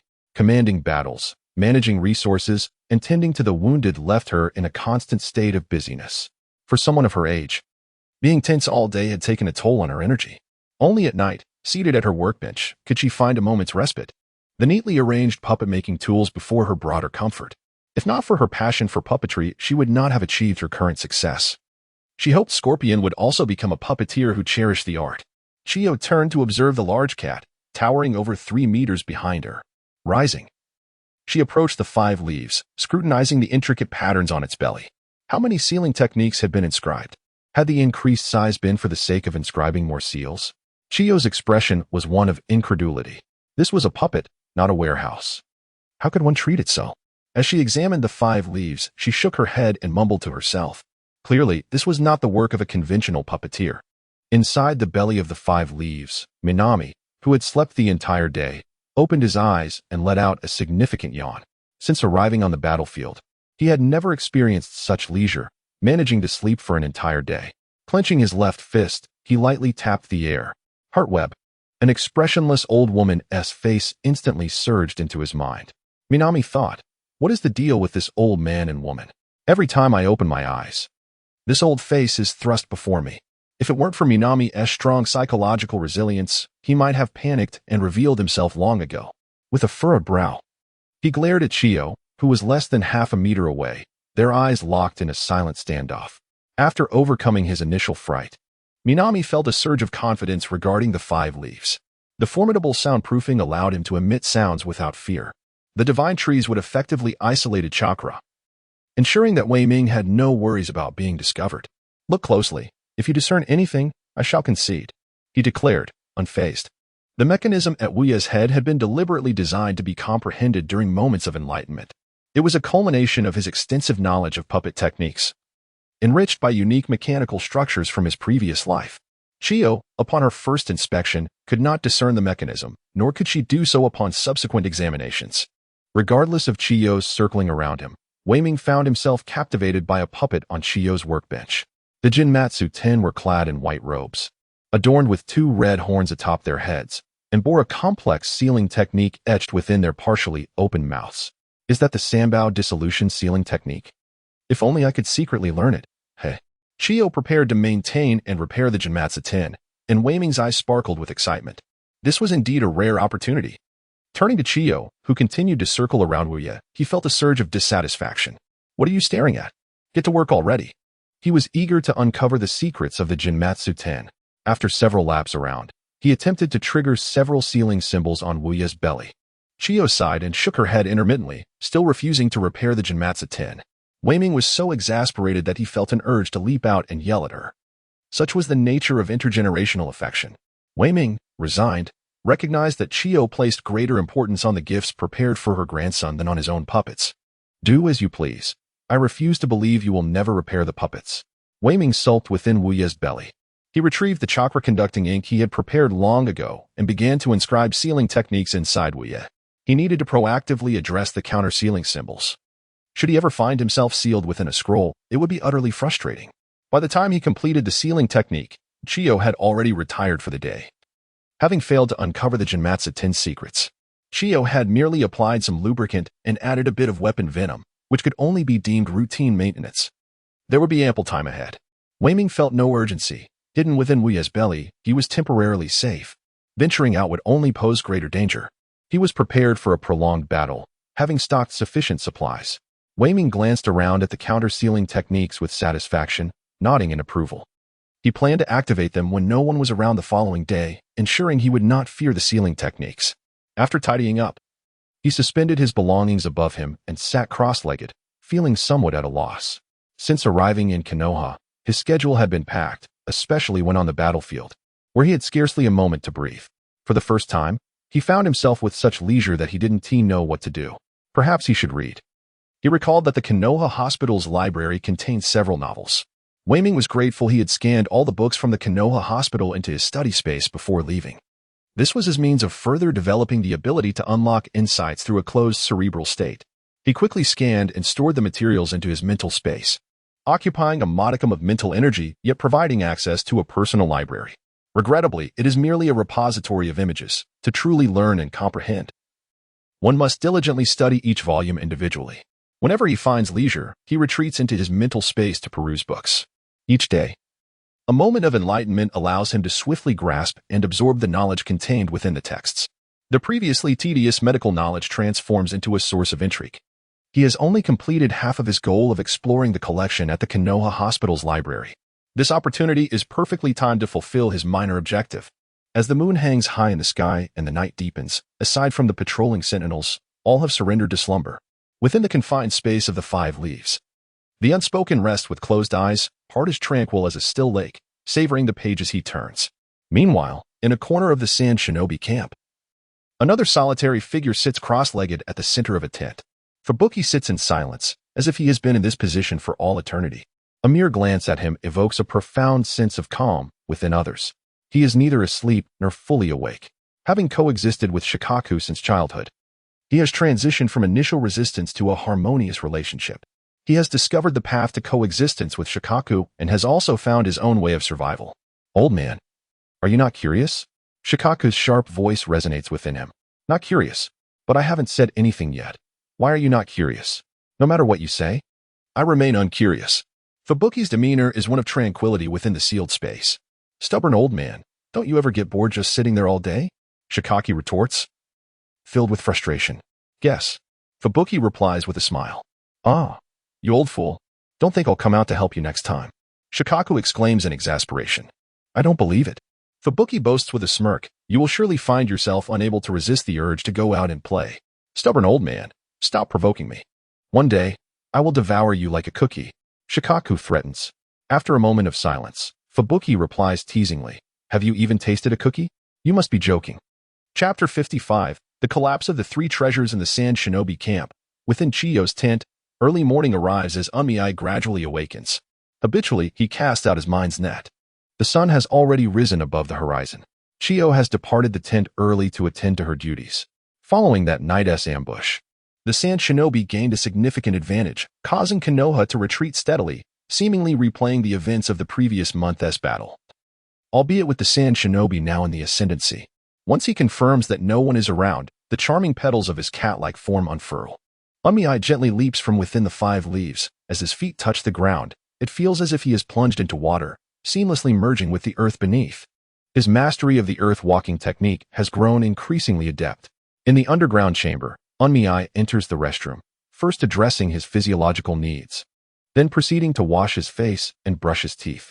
He has even hung a mirror in this small restroom. Even while situated within enemy territory, he strives to maintain a quality of life. Unmei muses cheerfully. After tidying himself up and donning a fresh outfit, including large shorts and slippers, Wuming returned to the hidden chamber to enjoy breakfast. He pressed his hand against the ceiling wooden plaque, adeptly channeling chakra. Suddenly, a square wooden box, the size of a human head, materialized. Crafted from the rare divine tree wood and enhanced with a special sealing technique, this box served to preserve and keep items fresh. It had been specially designed for Shauna. As long as it remained unopened, a braised pork knuckle placed inside would retain its flavor for up to 5 months, and its quality would remain intact for a year. Only after a year and a half would it begin to spoil. The side effects of the Life series were beyond words. Shauna, the little girl, had ignored him for over a month. The Divine Tree Preservation Box was his thoughtful gift, proving to be quite helpful. Before departing from Konoha, Wuming had frantically prepared various supplies. It was precisely because of this preservation box that he felt confident in storing a vast amount of food. He feared becoming stranded in the ninja world, lacking clothing and sustenance, and now it was indeed proving useful. It was always wise to be prepared. Curiously, he opened the box to see what breakfast had to offer. In pursuit of nutritional balance and the enjoyment of delightful flavors, he had categorized the meals into three main categories for breakfast, lunch, and dinner, with different dishes in each box. The order of the items had been deliberately mixed when stored in the sealing card, ensuring that each opening would bring a surprise. Inside, he found sesame meat floss seaweed rice balls, fried eggs, milk, and a vegetable salad, a long-awaited combination. When he first arrived in Konoha, he had struggled to survive on the meager orphan relief funds. This combination was the initial recipe he had conceived, balancing both taste and nutrition. He took out the slightly chilled vegetable salad, resealed the box, and embraced its sides with both hands. Chakra flowed slowly into the box, permeating the food, which he then skillfully heated. Having learned the fire release technique, Wuming had experimented with chakra nature transformation, albeit in a rather unconventional manner. While others aspired to master powerful jutsu, he had turned it into a microwave for the ninja world. After 3 minutes and 20 seconds, he lifted the lid once more. A gentle plume of white smoke rose, accompanied by the aroma of sesame, and Wuming nodded in satisfaction. The timing was just right. He took a gentle bite of the rice ball. Ah, as delicious as ever. It was indeed the exclusive recipe he had realized, perfectly aligning with his taste buds. Have you ever tried rice balls, old man? A sharp voice suddenly pierced the stillness of the dark space. Every day, Finfu replied, squinting as if caught between sleep and wakefulness. Are they tasty? Asked Shikaku. Well, it's hard to generalize. Each rice ball has a different flavor, Finfu replied slowly. It depends on the choice of ingredients and the chef's skill. If I had to choose, the rice balls made by that chef 19 years ago were the best. Finfu reminisced, a look of nostalgia crossing his face. He was one of the rare good souls who didn't mix sand into the rice balls. Isn't that person the one cooking for you now? Did he pass away? Shikaku inquired curiously. Finfu glanced at Shikaku's imposing figure. He was not so fortunate. Was it war? How tragic. No, it is even more pitiful. He was reduced to a pulp by some capricious giant, remarked Finfu with an air of tranquility. Shoha shrank his large head. Is this my fault? Impossible. It must be that little demon shaman who stole my power, and the backlash caused an unfortunate incident. Shoha insisted, his expression betraying an air of guilt. Do you not remember the chaos you caused 19 years ago? Finfu teased, you were quite tempestuous during that period. Nonsense. It could never be me. Shoha retorted, defiantly puffing out his chest. Finfu chuckled lightly, an expression of gentle benevolence washing over his aged features, making Shoha feel quite uneasy. After a prolonged silence, he finally inquired, what does a rice ball taste like? Finfu pondered for a moment before responding, well, it should taste somewhat similar to a cookie. Haven't you had cookies before? It's just like that. Shoha exclaimed, are you still hung up on the cookie incident? You old fool. One day, I shall devour you whole. Just like a rice ball. Shoha fumed. Oh, so you've had rice balls? Finfu exclaimed in feigned astonishment, his eyes twinkling with mischief. After satisfying his hunger, with the aid of the earth-walking technique, Wuming descended into the underground chamber, re-emerging within the confines of Five Leaf's belly. Though small, Five Leaf's interior provided a shield against prying eyes, far more secure than any underground mansion. It was time to get to work, adjusting to a comfortable seated position. Wuming closed his eyes and entered his mental space. Instead of reading as he usually did, he sat contemplatively at his desk. The techniques of brain sealing, room administrator, and information scanning were all simultaneously occupying his mind too heavily. The brain sealing technique divided space to construct the study. The room administrator divided consciousness to create an awareness clone, and the information scanning also required division of spirit to record information. These three could be seamlessly merged into a singular technique, thus conserving the unnecessary division of spirit. Previously, at the Konoha camp, he had been too preoccupied with saving lives to contemplate this. Now, hidden within the Sand Ninja camp, he had the perfect opportunity to comprehend a new skill. With his right hand, he brought his index and middle fingers together and tapped his temple twice. Instantly, a refreshing sensation enveloped his mind. He meticulously reviewed the initial magical shackles technique, the later shadow clone technique, tracing their roots to develop an entirely new ninjutsu. The connections between the three techniques were becoming increasingly intricate. After a minute, Wuming concluded his moment of enlightenment. With hands pressed together, he guided his chakra into the shadow transformation, invoking the Grand Library technique. Thus, the landscape of the consciousness space transformed dramatically. 12 identical studies appeared simultaneously, intricately connected to form a circular arrangement. Each study was flanked by a pebble pathway that led directly to a central courtyard. In the center stood a magnificent tree. brimming with vitality, its expansive canopy casting a shadow over the entire courtyard. Wuming, seated within one of the studies, gazed outward, a deep sense of satisfaction washing over him in this familiar environment. A sudden stir within his heart, and an identical version of Wei-Ming emerged from his being. The left side of Wei-Ming's face remained as tranquil as a still lake, while the right side contorted with a crooked mouth and squinting eyes, the pupils darting about in an eccentric manner. The familiar sensation of dual focus enveloped him. He fortified his defenses against illusions, stored vital information, and divided his consciousness to multitask, ensuring that all desired functionalities were preserved. A sense of satisfaction washed over him, akin to the refreshing feeling of shedding heavy winter garments as spring warmth arrives. Previously, maintaining 3 mental techniques simultaneously had indeed imposed a considerable burden. "Why don't we play a game of landlords?" The newly formed consciousness suggested eagerly. "Brother, we are currently in enemy territory, and you wish to play landlords? Have you even accomplished your minor objectives before indulging in such leisure?" Wei-Ming furrowed his brow. "Fine," he declared, promptly creating another doppelganger. The 3 identical figures gathered together, surprisingly engaging in a jovial game of landlords. As night deepened and silence enveloped the surroundings, Chiyo returned to the tent, weary yet determined. Soon, given the current circumstances, the outcome of the war will be determined swiftly, she mused with a sense of reassurance. Prolonged delays had sown seeds of war weariness among all sand shinobi. In such precarious times, one must remain vigilant. A single misstep could lead to utter ruin, just like the opposing Konoha, whose tailed beasts had breached the encampment, obliterating a favorable situation in an instant. Chiyo unsealed a scroll, retrieving the 10 of puppets. As was her custom, she began to maintain her puppets, with frequent battles. The wear and tear on the puppets had been significant. Fortunately, these were of an ancient lineage, with standard replacement parts available, skillfully replacing the worn-out components. Chiyo took out a second puppet. With a sniff, she gathered her focus, concentrating on the puppet before her. The sealing technique of the 3 treasures was showing signs of damage. Chiyo had been studying and utilizing the 10 of puppets since her youth, having replaced parts countless times. The intricacies of the 3 treasures technique were firmly embedded in her mind. Producing a special ink, she lifted her brush and began to inscribe the technique onto the specially crafted components. Within the belly of the 5 leaves, Wei-Ming dared not breathe, his gaze fixed intently on Chiyo. He cautiously controlled his mental web, fearful of being discovered by her.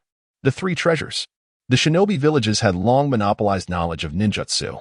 As a commoner, Wei-Ming had no access to such information, especially regarding the Sand Shinobi's 3 treasures sealing technique. He committed every detail of the symbols and the sequence of strokes to memory, allowing himself a sigh of relief. It was not in vain. With this discovery, the frustration of hiding within the 5 leaves was rendered trivial. Regrettably, he had only obtained a third of the knowledge. Wei-Ming felt a pang of greed. There would always be another opportunity to see it all. In that moment, his urgency to escape the Sand Shinobi waned. What a splendid opportunity this was. Chiyo was the supervisor of the puppet division, skilled in puppet manipulation, creation, and poison development. Such techniques were tantalizing to contemplate. Chapter 56. Is it delicious? Within the subterranean mansion of the Sand Shinobi encampment, Wei-Ming retrieved a wooden box from the ceiling card.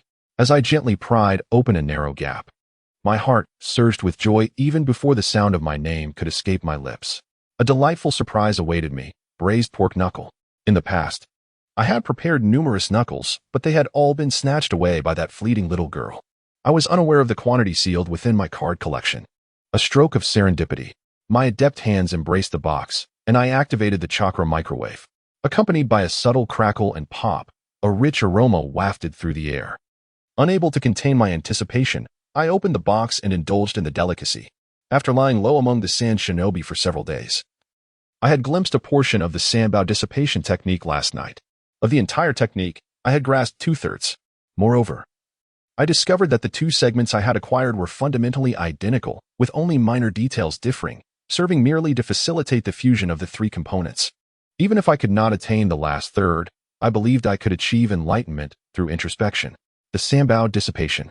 Contemplating the bounty from this endeavor, the tender and delicate braised pork knuckle tasted even more exquisite. Chiyo seemed to repair puppets almost daily, and I had also garnered a general understanding of the Jainin puppets. The Jainin was the pinnacle of Sand Shinobi puppet craftsmanship, embodying the essence of puppet warfare. With these references, I could even design puppets rivaling the Jainin in sophistication. Feeling elated, I took a hearty bite of meat, squinting my eyes in blissful savoring. After swallowing the morsel, I opened my eyes, ready to continue my gastronomic delight. However, as I lifted my gaze, I beheld three enormous characters materializing on the wall not far from the dining table. Is it delicious? The once smooth and sturdy earthen wall had vanished, replaced by a layer of fine yellow sand. The sand rose, forming three clearly delineated characters the size of the dining table, and there stood a large question mark. I froze in place, struck dumb by the revelation. This was a serious breach of concealment. Before I could react, a large mass of fine yellow sand surged from the wall and coalesced in midair, materializing into a giant eye. My heart raced, and my complexion turned pale. Was this not Gaara's signature reconnaissance technique from my previous life? The eye, crafted from sand, could see everything I could. Gazing at this enormous eye, I realized I had been ensnared by the third Kazekage. This was a disaster. The eye seemed to perceive my rising panic, narrowing slightly as if in amusement. Perhaps it was mere illusion, but I could almost discern a smirk. Was this akin to a cat playing with a mouse? My despair deepened as the pork knuckle in my hand lost its allure. The wall of sand began to shift once more, forming a new string of text. Do not fear, I am not a good person. My heart sank further. I am even more terrified. The amusement in the eye intensified. Is it delicious? The wall echoed with the same three words again. I stood rigid, nodding vacantly, my mind flooded with memories of the spy dramas from my past life. Bound in a cross, with whips cracking, branding irons searing, the tiger bench, and pepper water. This was the end. The world of Naruto is exceedingly perilous. What should I do? What intelligence should I divulge to Konoha to evade torture? Onmiai's mind raced to gather information. Jiraiya's lecherousness? Tsunade's gambling addiction? Or perhaps the third Hokage's penchant for peeping at the women's bathhouse? What purpose does that serve? The large, curious eyes circled around Su Chong, fixated on the half-eaten braised elbow, filled with intrigue. Can I have a taste? The words on the wall shifted again. Give. Whatever you want, just say it. Onmiai raised the braised elbow high. If he could please the third Kazekage, perhaps he could endure fewer lashes. A flurry of fine yellow sand erupted, enveloping half of the braised elbow, forming a sandball the size of a head. It then gently sank into the sandy wall, as if descending into a tranquil lake, quickly vanishing from sight. You should return quickly. It seems Chiyo is heading back to her tent. The words on the wall transformed once more. Onmiai was taken aback. What does that mean? Isn't this fellow the third Kazekage? Why is he warning me to be cautious of Chiyo? Clenching his left fist, he lightly tapped the air. Mindweb. Indeed, Chiyo was swiftly moving towards the tent. With no time to ponder further, Onmiai swiftly emerged from the ground and leapt into the belly of the five-leaf cat, gently closing its large head. Inside the five-leaf cat's belly, Onmiai watched as Chiyo dashed into the tent, hastily gathered various herbs, and then rushed out again, filled with confusion. Why did she not capture me after discovering my presence?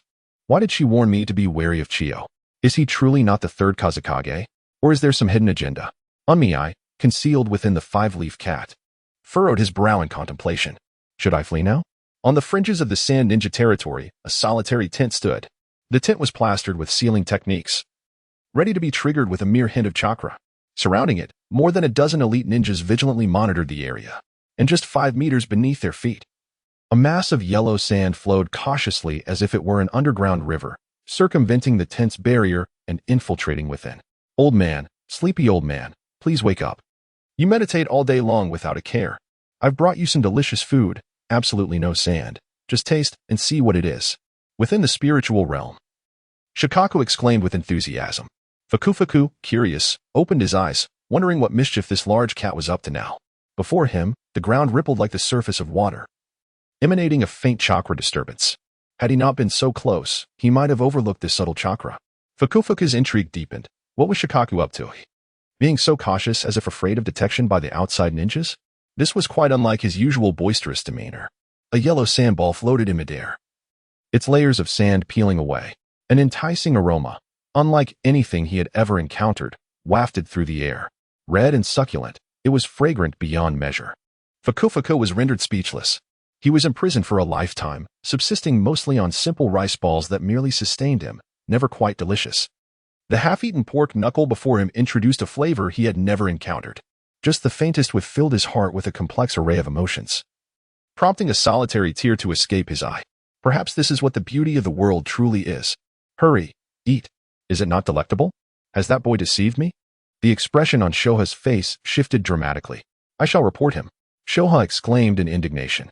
No, it must be delightful. This is a taste I have never experienced. A radiant smile adorned Finfu's face as he reached out to tear off a piece of skin the size of his thumb and placed it in his mouth. Savoring it gently. Thank you, Shoha, he said after a moment of silence, laughter bubbling forth. Oh, it's nothing. How does it taste? Describe it to me, Shoha chuckled. The finest flavor one can find in this world, Finfu replied earnestly. Huh, I'm glad you like it. I'll go snag another rice ball shortly. It should be equally delightful, Shoha murmured cheerfully. That boy must be too frightened to show himself. Let us not let him escape. No, I must keep a watchful eye. Wei Ming had spent the entire day hidden within Wuya, his heart fluttering with anxiety. He dared not retreat to the Grand Library to read. Fearful that if he closed his eyes, a horde of sand shinobi would surround Wuya. He opened his heart network, keeping a vigilant watch over the sand shinobi encampment. He resolved that at the slightest hint of danger, he would flee. Even if it meant risking everything, he could not simply sit idly by. Yet, as dusk settled, Wei Ming's stomach growled in hunger, and no one approached to trouble him. Who was that person? If they discovered me, why did they not come to seize me? Are they truly so kind-hearted? Absolutely impossible. They have declared themselves a villain. He rubbed his empty stomach, his expression one of resignation. I suppose I shall wait a little longer. Hiding within Wuya still offers a glimmer of hope. Should I hide in an underground mansion, and a sandstorm ensue, I would surely meet my demise. In the dead of night, Chiyo returned to the tent, as always repairing puppets and concocting poisons. Wei Ming observed attentively this time. He realized he might not have another opportunity to learn. Once Chiyo fell asleep, Wei Ming still dared not close his eyes. Deep into the night, he meticulously scanned the sand shinobi encampment with his heart network. Only when the clock struck 4 or 5 in the morning, utterly exhausted, did he lean back against Wuya's belly and drift into a hazy slumber.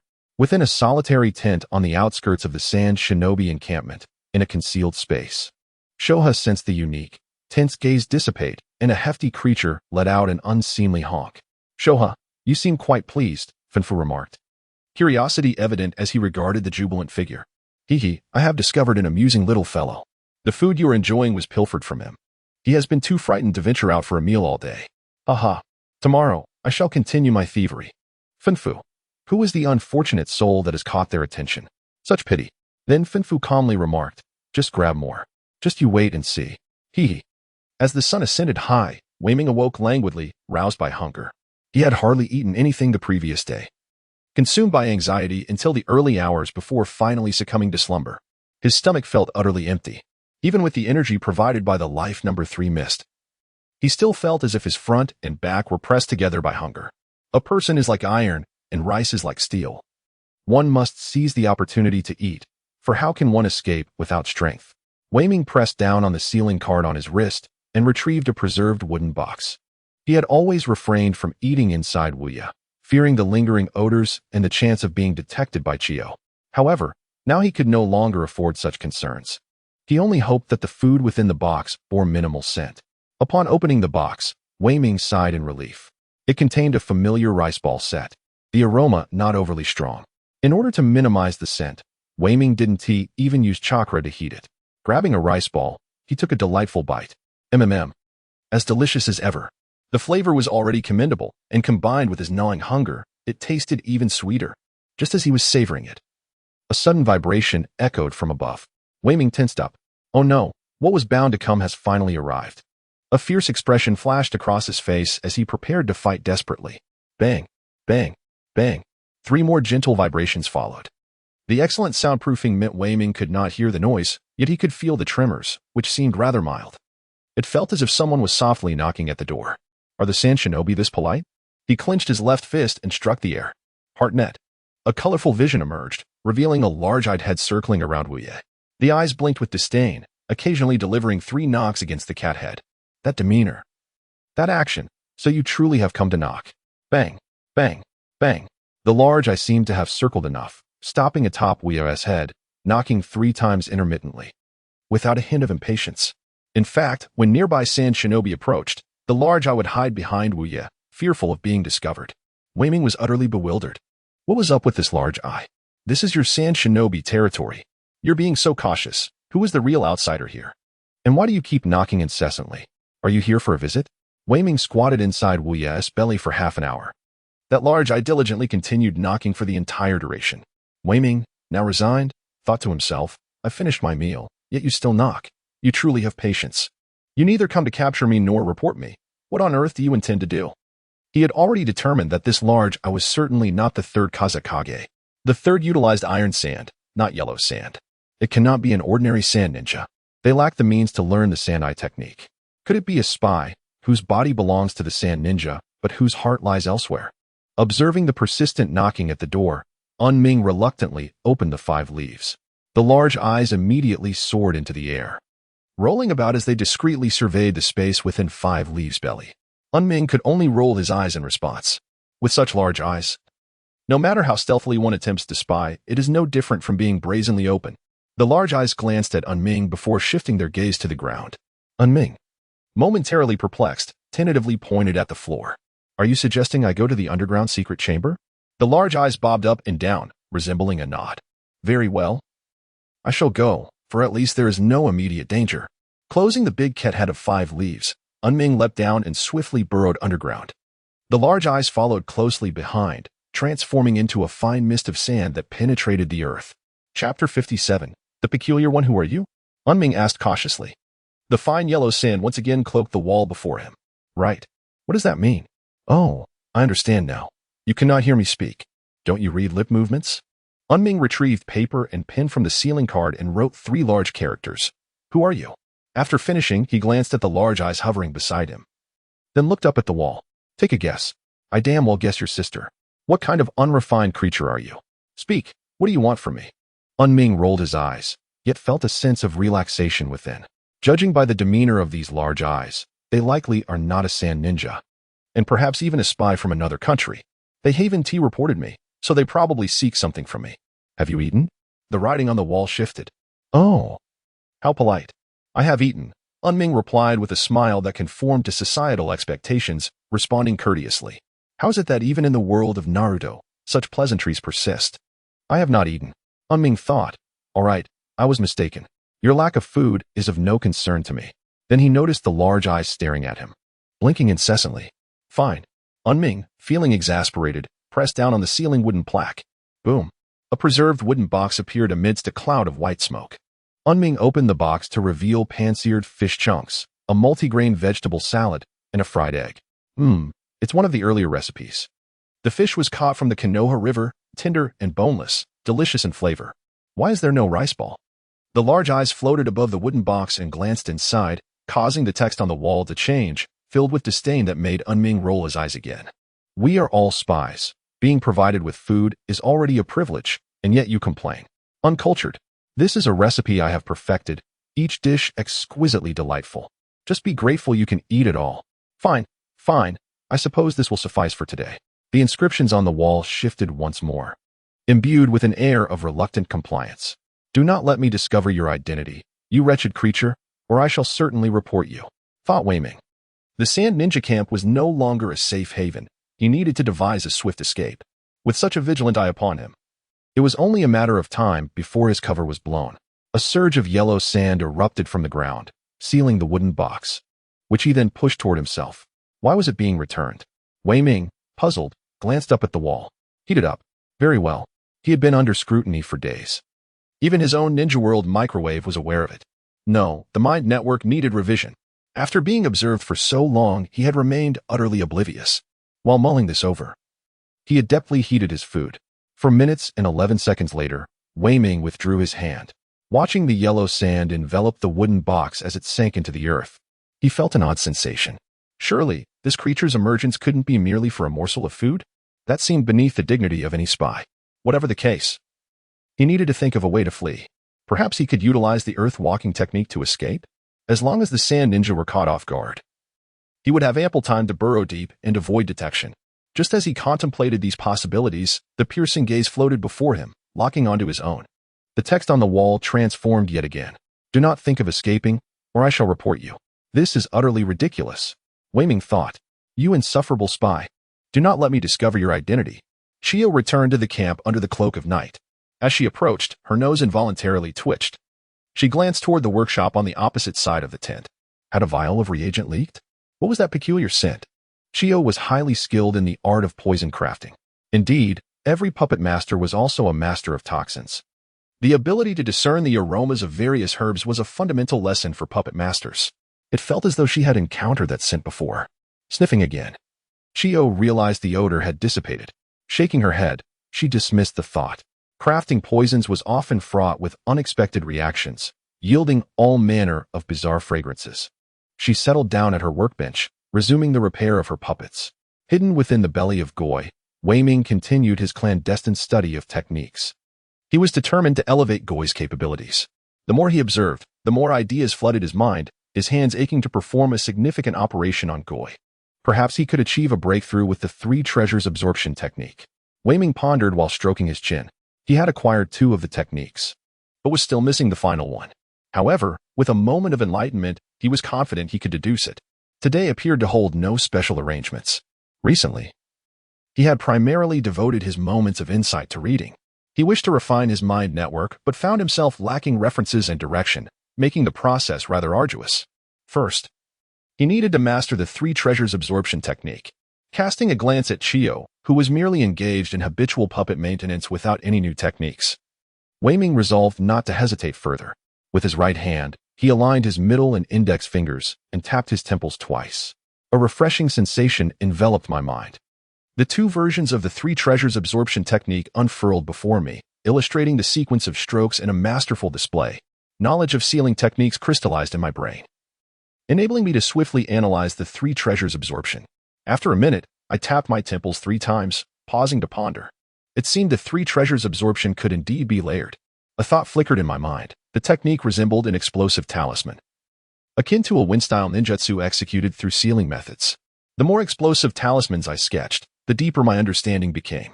To me, the explosive talisman represented a fire-style ninjutsu manifested through sealing techniques. One version of the absorption technique lacked sufficient suction. Beyond 3 versions, the structure of the technique grew increasingly complex. No wonder there were only 3 treasures. 3 versions provided robust suction, a stable structure, and relative simplicity, making it suitable for inheritance and learning. Yet, with my moment of enlightenment, I was unperturbed by complexity. I could undoubtedly devise a 4 treasures absorption, or even a 5 treasures absorption.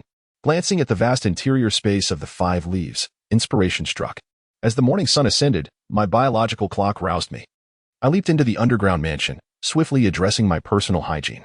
Donning casual attire, I pressed my left hand against my wrist. Suddenly, 2 wooden boxes materialized before me. I opened them to inspect the offerings, selecting my favorite dish to place on the left. Cradling the wooden box in both hands, I skillfully transformed the chakra's nature to heat the contents. One dish required 17 seconds, while the other needed 4 minutes and 3 seconds. I set the box on the ground, and a swirling vortex of yellow sand appeared, gently enveloping the box as it sank into the earth. I paid it no heed, opening my meal box to relish breakfast. This lifestyle had become my routine for the past fortnight. I had come to a realization. That large-eyed creature appeared before me solely for sustenance. Where were the rice balls? The yellow sand on the wall writhed to reveal a line of script. I channeled my chakra through my feet into the wall, causing the fine yellow sand to shift. Having something to eat was good enough. Yet it still dared to be picky. Indeed, to facilitate conversation, I tentatively inquired about the manipulation of sand. To my surprise, the creature generously shared its knowledge. My prepared words were rendered futile. With my moment of insight, I swiftly learned the art of sand manipulation, albeit only for writing. Don't you tire of hiding in that little black toy every day? The large-eyed creature asked curiously. Little toy? Surely, you misunderstand the scale, I replied. Could a sand ninja puppet match the size of 5 leaves? I have books to read. It occupies my time, I casually answered while enjoying my meal. You're lying. There are no books in that toy of yours, the large-eyed creature retorted, eyes wide with disbelief. Uninformed. I have books in my mind, I replied with a grin. Then, there ensued a prolonged silence. Impossible. You cannot contain that many books in your mind. After a while, the large-eyed creature resumed its inquiries. Had it just asked if others were aware of my existence? Did anyone else know of my presence? Why hasn't that fellow reported me? Wei Ming's expression was peculiar.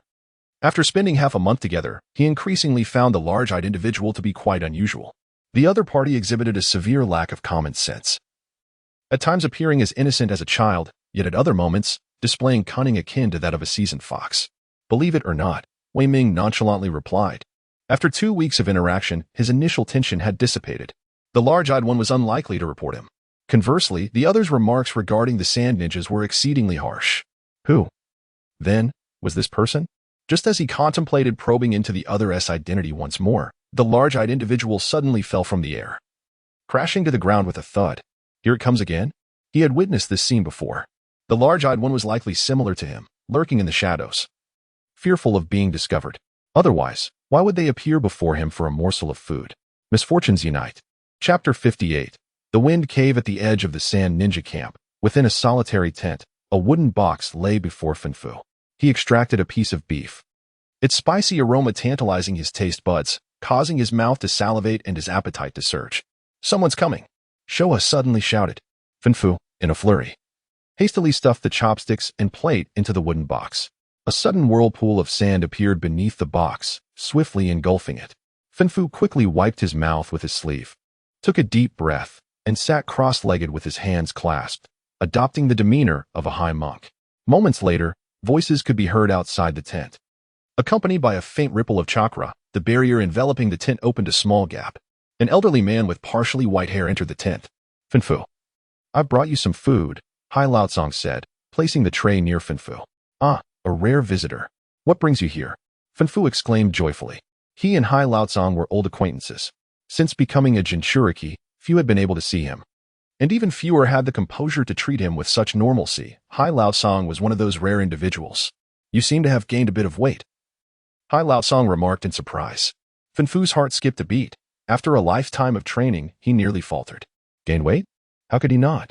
With every meal consisting of rich meats and no physical exertion, it would be strange not to gain weight. Ah, the rations at the front lines are quite good, Fin Fu evasively replied. Hai Laotsong fell silent. Good food at the front lines? If any other ninja had uttered such words, Hai Laotsong would have assumed they were mocking the monotonous and greasy meals.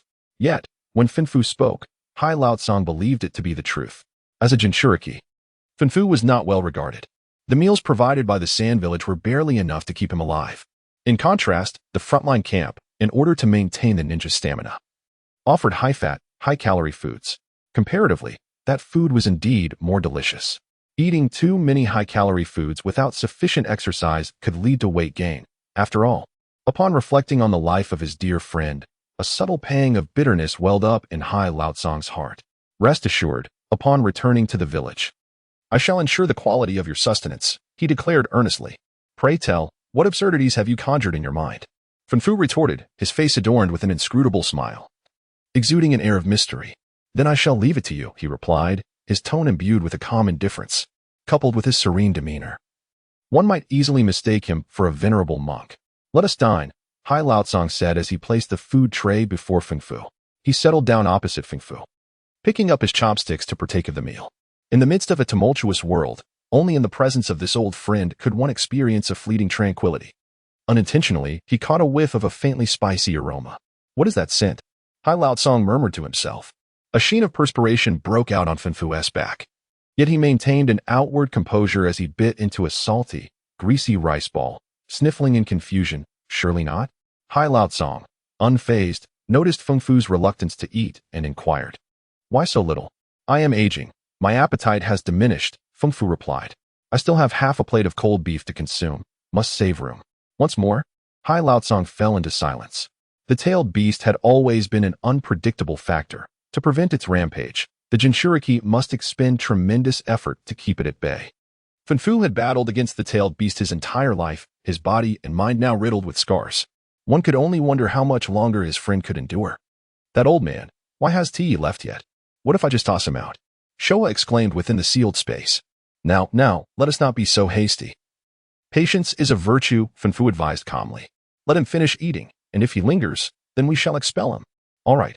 Hai Laotsong felt a chill run down his spine, his hair standing on end as he glanced around, bewildered. Why do I have a foreboding sense of dread?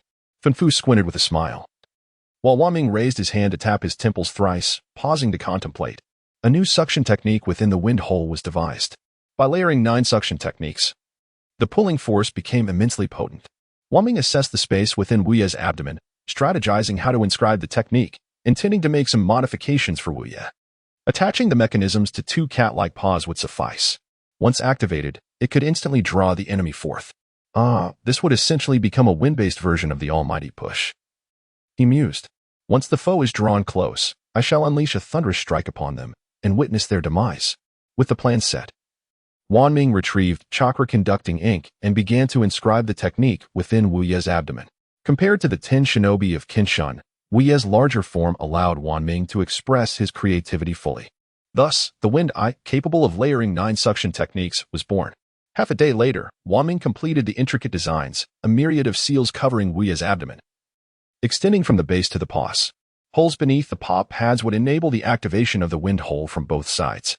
With a sense of satisfaction, the technique was activated, and the entire puppet suddenly began to sway. Startled, Weiming quickly steadied the ink bucket, firmly adhering himself to the base. He clenched his left fist and struck the air. Heart network. Unbeknownst to him, Chio had returned to the tent.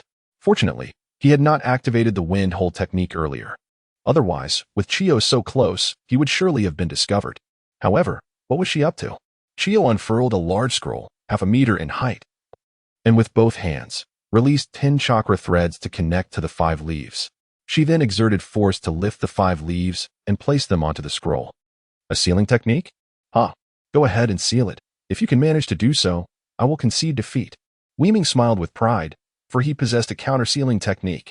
Suddenly, half of the 5 leaves vanished into the scroll. Weiming's heart nearly leaped from his chest. He immediately leapt up, pressing his hands and feet against the inner wall, clinging to the height. His original standing position had transformed into a pitch-black expanse, resembling the mouth of an unfathomable abyss. Had the counter-sealing technique failed? Weiming's eyes widened in disbelief, fixated on the dark opening below. The black void rapidly ascended, slowing only after enveloping half of the 5 leaves. Weiming dared not relax, his gaze locked on the shifting darkness. When 2/3 of the void had risen, it finally came to a halt. He could not help but exhale in relief. Fortunately, the counter-sealing technique had taken effect. Otherwise, he might have met an unclear demise. Outside, Chio furrowed her brow, beads of sweat forming on her forehead. The sealing process had reached its midpoint, and the difficulty had escalated sharply. It felt akin to filling a ball with water. Initially, it was effortless, but as the ball filled up, the pressure required to add more water increased significantly, countering the ball's constricting force. Now, she felt that same exhausting sensation, as though the sealing space was insufficient, compelling her to forcibly insert the 5 leaves. Yet, when the sealing reached 2/3, no matter how much effort she exerted, she could not seal even a fraction more. The immense resistance was causing beads of sweat to form on her forehead. Withdrawing her chakra, she gradually released the 5 leaves and ceased her attempts. She had a premonition that if she forced the sealing, it would only rupture the scroll. This shouldn't be happening. Chio approached the 5 leaves, pondering.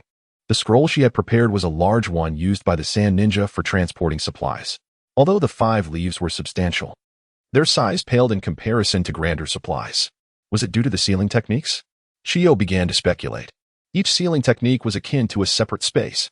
The numerous sealing techniques adorning the 5 leaves compounded to create an astonishingly vast space. The ingenuity of the creator was indeed remarkable. Chio smirked, expressing her helplessness with a sigh. She had intended for the returning team to deliver the gift to her grandson, but unexpectedly found herself unable to seal it. It seemed she would have to wait until the war concluded, or perhaps personally return to the Sand Ninja to bring it back. Ever since the sealing failure, Chio had moved the 5 leaves to a corner. Weiming finally relaxed his anxious heart. Chio had abandoned the plan of sealing, allowing Weiming to breathe a sigh of relief. However, the moment when Chio would send Wu Ye out of the camp remained indefinitely distant. Fortunately, the supplies were abundant. The food within the seal card could sustain him for a year, as long as he was careful not to be discovered. A cautious approach was always prudent. On this day, Weiming was nestled within Wu Ye's belly, engrossed in a book. Suddenly, a series of loud thuds reverberated from outside. Reluctantly, Weiming opened his eyes. Upon lifting Wu Ye's head, he indeed found the large, round eyes staring back at him. Rolling his eyes at the large orbs, Weiming leapt down and burrowed into the ground. "How utterly idle you are," Weiming remarked, manipulating the sand to express his thoughts against the wall. "Very idle," the large eye replied honestly, idly anxious. "You certainly live a comfortable life as a spy," Weiming retorted, rolling his eyes once more. "I am not a spy," the eye corrected him earnestly. All right. If you say so, Wuming dismissed the argument lazily. What do you want from me? Wuming shaped the sand, inexplicably reminded of past conversations through WeChat. Nothing much. The eye replied, just idly bored. Are you really reading? The large eye asked, half skeptical. Staying in such a cramped, dark space all day without any entertainment would drive anyone mad. Wuming had been hiding for nearly 2 months without losing his sanity. Believe it or not, he replied. Should I tell you that I have an entire library hidden in my mind? May I see it? The large eye inquired curiously. I cannot show you. All the books are in my head. This fellow truly had too much time on his hands. Which village aspire you? Your village chief must be aware of your lazy demeanor. Oh, disappointment filled the large eye. After spinning in midair, it suddenly brightened. Let us play Gamoku. I have no time. Wuming wore an expression of expected exasperation. He couldn't fathom where the other party found such energy. The day they began playing Gamoku, the large eye had engaged him for an entire day. Had it not been for Chiyo's late-night return, they would have undoubtedly played through the night. As if he were a youth addicted to the internet. Why don't you go find that old man to play? Wuming probed cautiously. After spending so much time together, he had gleaned quite a bit of information from the large eye, such as the fact that he was currently with the elderly man referred to as the dead old man. He can't move freely, nor can he act impulsively. Almost as if he were imprisoned. Surely, he isn't a captured spy? That shouldn't be the case. Otherwise, he would be subjected to daily interrogations. Not living so leisurely as he currently does. The old man is asleep, the large eye lamented. Wake him up to continue playing. Wuming mischievously suggested. If you can't continue, he shouldn't be allowed to sleep. I've called, but he won't wake up. He's in a deep slumber. The large eye expressed frustration. That old man is likely just pretending to sleep. It's strange that you actually believe him, Wuming thought, realizing the old man must be quite troubled by the large eye. Wait a minute, if that fellow is feigning sleep. Won't the large eye come to bother me instead? Indeed, it seemed the old man was quite cunning. Do you have any new games? The large-eyed one inquired eagerly. No, Wuming decisively replied. I would be insane to share new games with you. How annoying. A colossal word appeared on the wall. The large-eyed one circled restlessly in the cramped 40-square-meter chamber, making Wuming dizzy. Where on earth was this fellow? It felt as though he would burst from the confinement. Enough spinning. Let me think of a solution, Wuming urged, wanting the incessant motion to cease. Otherwise, the large-eyed one could whirl about in the underground room for an entire day. What solution? The large-eyed one shot back, hovering before Wuming. Don't disturb me. Wuming pushed the large-eyed one aside and sat at the desk, beginning to ponder. Could the Grand Library be open to others? The essence of the Grand Library lay in the art of magical shackles, originally intended to ensnare others, drawing them into a mental space to control their illusions. Furthermore, this illusion technique boasted a remarkably high ceiling. It was said that Uchiha Madara controlled the Nine Tails using this very illusion. Later, both he and Obito manipulated the Mizukage of the hidden mist village with the same technique. It was not only uncomplicated, but quite straightforward. Wuming soon found clarity. Unfortunately, the time for enlightenment today had elapsed. Otherwise, he could have grasped it immediately. Come back tomorrow. I have a way for you to see the books in my mind. Wuming declared, rising to usher the large-eyed one out. Can I really enter your mind? The large-eyed one asked with newfound enthusiasm. Clearly intrigued by the books and eager to delve into Wuming's thoughts. Get lost. Hurry up. Wuming rolled his eyes, tossing a preservation box to the large-eyed one. Then leaping out of the chamber into the depths of Wuye's being. First, he would attain enlightenment regarding the wind cavity, then design the technique. Exhausted mentally, Wuming's head throbbed painfully. He had no time to bicker with the large-eyed one. All he desired was to nestle within Wuye's embrace for a restful slumber. Chapter 59. You can always believe when he awoke, it was well past midnight. Stretching, Wuming yawned comfortably. Tiredness led to sleep, hunger to food, and whenever he had leisure, he would delve into the library to peruse books and explore intriguing ninjutsu. Though amidst enemy territory, it was one of the rare moments of tranquility for Wuming. He clenched his left fist and struck the air. A colorful vision emerged. Chiyo had already commenced her restoration work, initially thought to be routine maintenance. A closer inspection revealed something novel. Chiyo seemed to be attempting to develop a special sealing technique. Wuming's interest was piqued. With an adequate grasp of techniques, he might one day abandon hand signs altogether. Perhaps he could simply join his hands and summon whatever he desired. Puppet masters relied entirely on their puppets for offense. Hidden weapons, weaponry, and poison were traditional means of attack. Chiyo evidently was not a conservative puppet master. She was experimenting with new techniques, incorporating the shadows of the three treasures, along with various other techniques, solely to employ them in ninjutsu. Sand ninjas likely possessed numerous similar sealing techniques. Wuming couldn't help but think of Sasori of the Red Sand. In the recesses of memory, the adversary transformed me into a mere puppet. My hands could unleash jets of high-pressure water and flames, all made possible by the enchanted scroll sealed behind me. This artifact appeared to be intrinsically linked to the lineage of the three treasures. It seemed to embody a defensive technique. Onmei could vaguely discern its purpose. Urgently, he encouraged Chiyo to develop it, as he lamented the lack of defensive measures. However, Chiyo, being of considerable age and situated on the battlefield, was burdened by multiple distractions. She could only briefly summarize and test 3 proposals before she stored the materials away. "Why have you halted?" Onmei's dissatisfaction grew. Chiyo, yawning, lay on her bed, desiring quick slumber to rejuvenate for the arduous tasks of the following day. As she lay there, she realized, to her surprise, that sleep eluded her.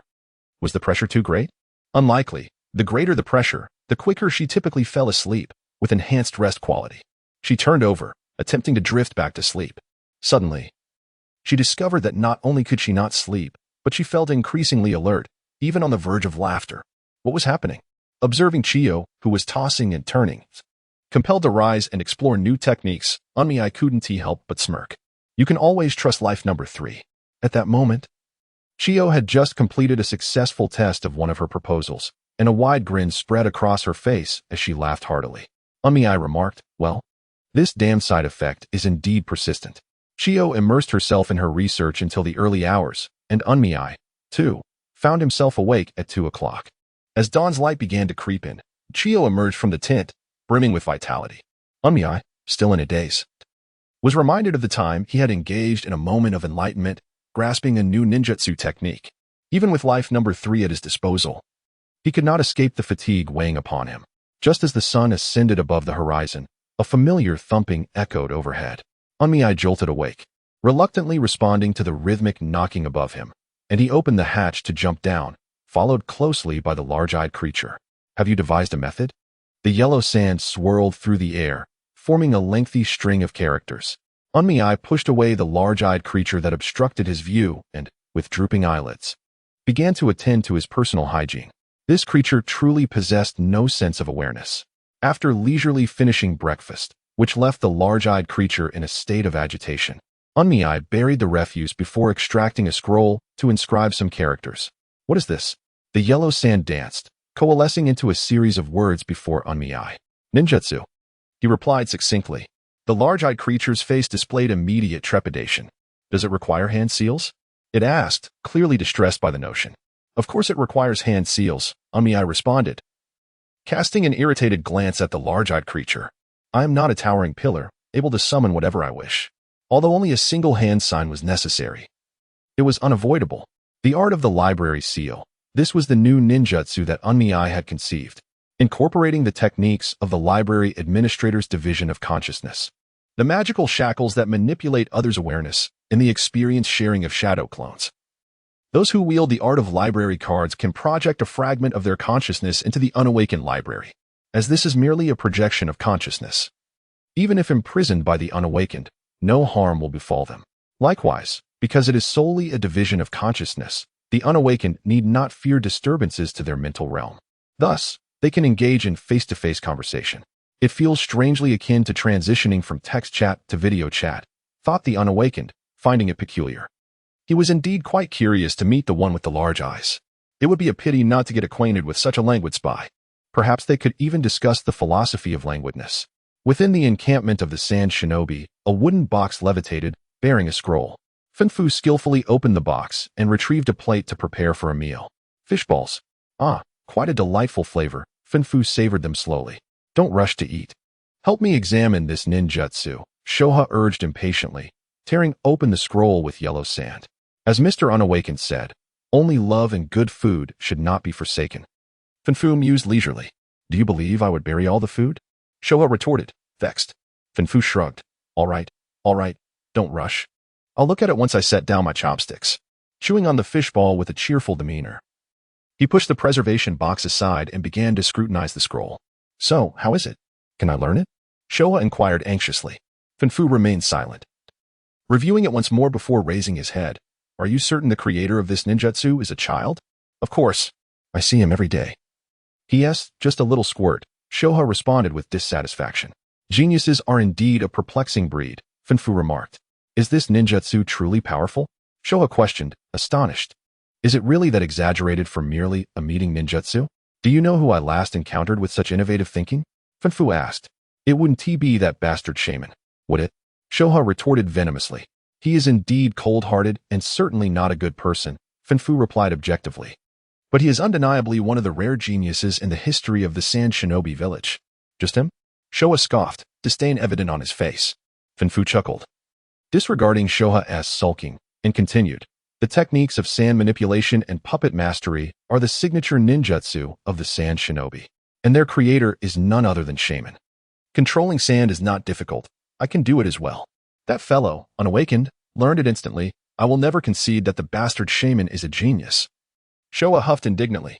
Fu smiled. He had no intention of persuading Shoha to forgive Shaman, for the latter had used Shoha as a subject for experiments in the development of sand manipulation techniques. Fu himself could not forgive Shaman either. It was because of Shaman's desire to study Shoha's powers that he had become a Jinchuriki, living a life akin to that of a prisoner. Although the current outcome was not entirely unfavorable. However, Funf often contemplates what a life filled with brilliance he might have led had he not been a human pillar. If Wei Ming excels in his studies, it only further attests to his genius, Funf remarked with a smile. Regardless of genius or not, does this ninjutsu serve any purpose? Shoha retorted with urgency. After a moment of silence, Funf replied, Shoha, you are indeed exceptional. Are you certain you wish to meet Wei Ming? Not just me, but all of us. Shoha responded nonchalantly. What if he cannot accept your identity? Funf inquired. To those unaware, tailed beasts were perceived as fearsome monsters.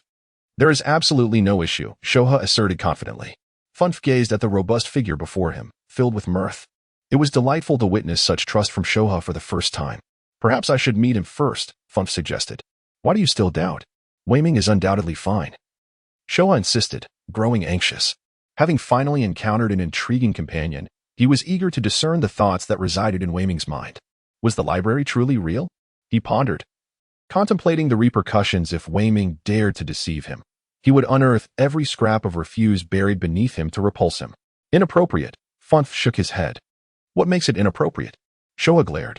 Do you believe I won't pluck every hair from your face? Funf's brow twitched in irritation. Pluck my hair? Who taught you that? That little rascal, named Wei Ming? He suddenly felt as if his own child had been led astray by a mischievous peer. Can you form hand seals? Funf asked calmly. I can't. Shoha looked at his claws, a dejected expression crossing his face. Don't be so sure.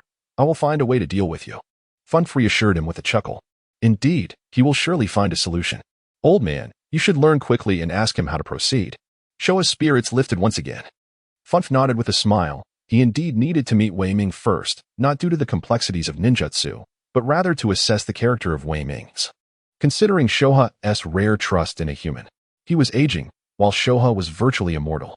Shoha required new friends to help navigate the darkness within the confines of his seal. Chapter 60. The meeting today, Wei Ming exhibited unusual behavior, remaining in the underground chamber rather than immediately seeking refuge within the belly of Wuya. He wished to observe the effects of the library card technique.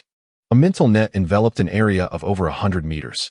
Suddenly, a mass of chakra entered Wei Ming's field of vision. Had he not seen it emerging from underground, he might have retreated into Wuya's belly in fright. The spherical mass of chakra approached the underground chamber directly. Wei Ming extended his hand to catch the gentle chakra, which swiftly permeated his body. At that moment, Wei Ming felt the presence of another individual in the library. The art of earth walking emerged from the depths, leaping into the belly of the 5 leaves, while Unming closed his eyes and entered the library. In the center of the courtyard, beneath the shadow of a small divine tree, stood an elderly man with white eyebrows and a bald head, quietly gazing upwards at the towering tree. Sunlight filtered through the gaps in the leaves, casting a gentle glow upon him. Unming, upon seeing him, was instantly enveloped by an aura of tranquility, slowly approaching from behind. He smiled and remarked, "Isn't my library quite impressive?" The old man turned, a hint of surprise in his eyes as he regarded Unming. Remarkable indeed. At such an advanced age, why not return to your village and enjoy a peaceful retirement? Unming was intrigued. Ninjas seldom indulge in leisurely pursuits. They are a breed that thrives on the vigor of youth. Few remain active in the field at such an old age. The village chief is quite the rogue. Preventing me from resting properly, Fanfu replied with a grin. Surely, you cannot be the big-eyed one? Unming sensed something amiss. The big-eyed one is akin to someone with hyperactivity. This old man is far more composed. How did he describe me? Fanfu inquired curiously. Old codger, Unming retorted. That's a term commonly used by the big-eyed one. I only know you as an old man, and the big-eyed one has quite a tight-lipped demeanor. Unming shrugged. That fellow is tight-lipped? What a joke. Young one, which village do you hail from? How did you come to Sand Ninja as a spy? Fanfu harbored doubts about Unming's village chief, suspecting him to be just as mischievous. The creation of a library and a series of remarkable ninja techniques made him a genius. Would such a talent truly be sent to another village as a spy, without fear of being enticed or turned? Ah, I'm from Cloud Hidden Village. Our chief has always been a brash fellow, Unming replied candidly. Fanfu squinted and smiled. Cloud Hidden. He surveyed the 12 identical studies. Cloud Hidden does not possess this architectural style. This lad is not being truthful. Which village do you belong to, esteemed elder? Unming asked with curiosity. Ah. I am from Leaf Village, Fanfu responded, grinning widely. Unming thought, what a deceitful old man. The big-eyed one was indeed correct. This was a crafty old codger. In the late hours of the night, within Chiyo's tent, she was fervently sketching techniques on a scroll. Recently, her inspiration had surged, propelling the development of new techniques forward. It seemed as if she had rediscovered her youthful vigor. Once immersed in the crafting of puppet techniques, her energy was boundless. In a corner of the tent, within the belly of 5 leaves, Unming's mind network focused intently on Chiyo. He carefully monitored the concentration of life number 3, ensuring that no ghastly side effects would arise again. Hurry up. Once the research is complete, I will immediately cease the process. Chiyo had been developing new techniques for quite some time. With the assistance of life number 3, her research accelerated, and the general outline of her work was becoming visible. At 2 in the morning, after Chiyo took a rest, Unming retracted his mind network. He realized that he could not rely solely on Chiyo. What suited him best was ultimately the most effective. With his right hand, he brought his index and middle fingers together, gently tapping twice on his temple. A familiar, refreshing sensation swept through his mind. The transformation of chakra forms, the nature alteration of wind chakra, the interwoven structure of chakra, and the arrangement of techniques. All these elements converge and collide continuously. A spherical ceiling technique outline emerges, awaiting Chiyo to complete the pivotal core arrangement, thereby finalizing my new technique. With a smile, I contemplate this. Chiyo must consider the size of the puppet, meticulously calculating every inch of space. However, with the colossal form of the 5-leaf, he can paint freely, significantly reducing the difficulty of development. Now, only the core technique remains. For 5 consecutive days, the old man appeared punctually at the library, engaging in little more than perusing books and aimlessly chatting with me. I quite enjoy this leisurely interaction. He is not a true spy, so he need not overthink when silence prevails. Though the old man possesses a cantankerous disposition due to his age, he exudes a calming aura that I find quite agreeable for idle chatter. Has the big-eyed one yet to master the library card technique? I leaned against the pillar of the corridor outside the study, lazily perusing a book with one hand. Fanfu sat cross-legged beside me, his hands habitually clasped together, embodying a tranquil demeanor. He is a bit slow. The old man winked and chuckled. Don't let him hear that, I replied cheerily. Or he might pluck your beard clean. Fanfu stiffened. No wonder the old crane has been threatening me with his beard lately. It's all your fault, you little rascal. Is it really that difficult to learn? I questioned, harboring some doubts.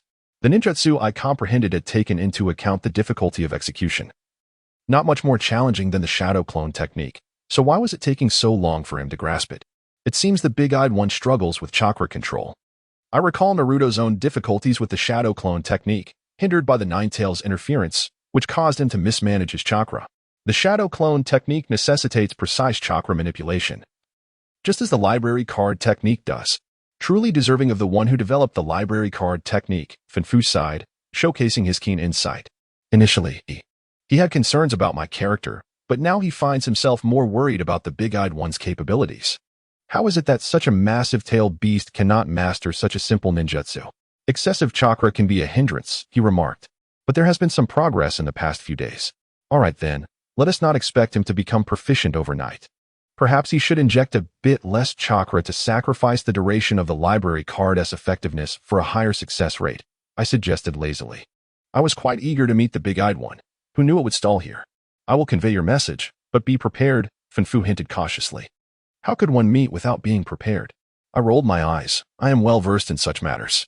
In my previous life, I had encountered numerous incidents of meet-up failures circulating online. He is quite the hefty fellow, Fanfu chuckled, emphasizing the word big. Who isn't a bit hefty? I shrugged, unfazed. After all, I was no stranger to being on the heavier side in my past life. It is not as if one is seeking a romantic partner who truly cares about physique. The large eyes remained fixated on the art of puppetry. However, Chio did not falter and made remarkable progress in her research, ultimately completing it in just 3 days. She gazed with satisfaction at her accomplishments, a surge of fulfillment washing over her. This is precisely why I devote myself to the art of puppetry, she mused joyfully. The delight of developing an entirely new puppet structure invigorated her spirit, fueling her relentless passion. Within the confines of Go-Yi's belly, Unmi retracted his fingers from his temples. The barrier technique had finally been mastered, and a broad smile adorned his face. In contrast to Chio's elegant and nimble technique, Unmi's barrier technique was grand in both formation and effect. Naturally, it consumed a significant amount of chakra, but its power was formidable. Regrettably, without any reference to barrier ninjutsu akin to the Four Purple Flames formation. Its potential could have been even greater, he thought greedily. There would always be opportunities for refinement in the future. Unmi was optimistic. Life stretched out before him, and he would find ways to improve gradually. If there were no opportunities, he would rely on enlightenment to force his way through. With an advantage like his, he felt no fear. Tomorrow, he would begin working on equipping Go-Yi. Unmi promptly sank into a deep slumber. The following day, shortly after Chio departed, he hastily consumed his meal. Splitting his consciousness, he sent a shadow clone to converse with the old man while he himself plunged into Go-Yi's belly, armed with chakra ink. This time, he could only draw on her head, as her belly was already occupied by the wind hole and the reverse sealing technique. What purpose does this technique serve? In the realm of mental space, Bunfuka tilted his head toward the sky, where Unmi's perspective unfolded. It was merely a defensive barrier, Unmi declared with pride. With this, Go-Yi would be more resilient, significantly enhancing the success rate of escape. Poor Chio, all her painstakingly developed techniques would serve merely as a wedding garment for him. Bunfuka chuckled. Well, perhaps he could express his gratitude to her in the future. Unmi chuckled slyly. After all, she was the one who carried him back. The large-eyed pupil had nearly mastered the skill, and they would likely meet tomorrow, Bunfuka suddenly remarked. Has she truly learned? With that level of skill, does she really intend to become a spy? Wouldn't that make her an easy target? Unmi scoffed, exuding incredulity. The average person would struggle to catch him. Bunfuku recalled the imposing figure of the guardian crane, whose boundless chakra seemed endless, shrugging slightly. Ah, this hefty fellow possesses some skill? Unmi inquired with curiosity. If learning a ninjutsu is this challenging, what other abilities could he possibly have? Is he perhaps solely focused on physical techniques? That would be no ordinary feat, Bunfuku replied, his tone laden with significance. The next day dawned bright and clear, a rare sunny day in the land of rain. Unmi awoke early, completed his morning rituals, and awaited patiently in the underground chamber. As the sun ascended into the sky, the sand shinobi finished their breakfast and began to emerge from the camp to undertake their missions. A substantial and diminutive presence of chakra permeated Unmi's sense network. The tranquility of the small group contrasts sharply with the fierce restlessness of the larger one. The old man was not mistaken. The large eyes possessed considerable prowess. Naruto raised an eyebrow, discerning from the chakra emanating from his opponent that it must be substantial. How enviable! The quantity of chakra he possessed was his Achilles heel. Extending his hand to grasp the 2 orbs of chakra, Naruto emerged from the underground chamber, retreating once more to the belly of the 5 leaves. He then closed his eyes and entered the library. As he stepped out of the door, he was greeted by the sight of a colossal figure. Towering at nearly 2 meters, reclining beneath the small divine tree. Its body appeared as though formed from condensed yellow sand, adorned with enigmatic blue markings, a rotund belly, and a comical head. Naruto froze, his eyes widening uncontrollably. This was indeed Shikaku. He had prepared for the possibility of a meeting, but he never anticipated it would be so utterly overwhelming. They say one cannot discern whether the person on the other side of the screen is human or ghostly. It was evident that this was no mere human. What a surprise, indeed. Shikaku, clutching its belly with both hands, wore an expression of mischievous triumph. This familiar childlike exuberance compelled Naruto to roll his eyes. This was not a surprise, it was a fright. He glanced at the old man beside him, who appeared to relish in his amusement. That old rascal was quite devious. Meanwhile, Fuku shrugged nonchalantly, wearing a smug expression as if to say, "What can you do about it?" Naruto couldn't help but chuckle at the two scoundrels. Chapter 61. Rice Ball in the Deep of Night. Chiyo returned to her tent. Dragging her weary body, she settled at her workstation, preparing to develop a new type of poison. Reinforcements from Konoha continued to arrive, and the battlefield once again fell into a stalemate. The advantage brought by Shikaku's surprise attack was gradually dissipating. Chiyo felt the weight of pressure. If she could create a new toxin, as long as Tsunade could not discover an antidote, it would suppress Konoha's arrogance. Yet for some inexplicable reason, she could no longer find her previous state of mind.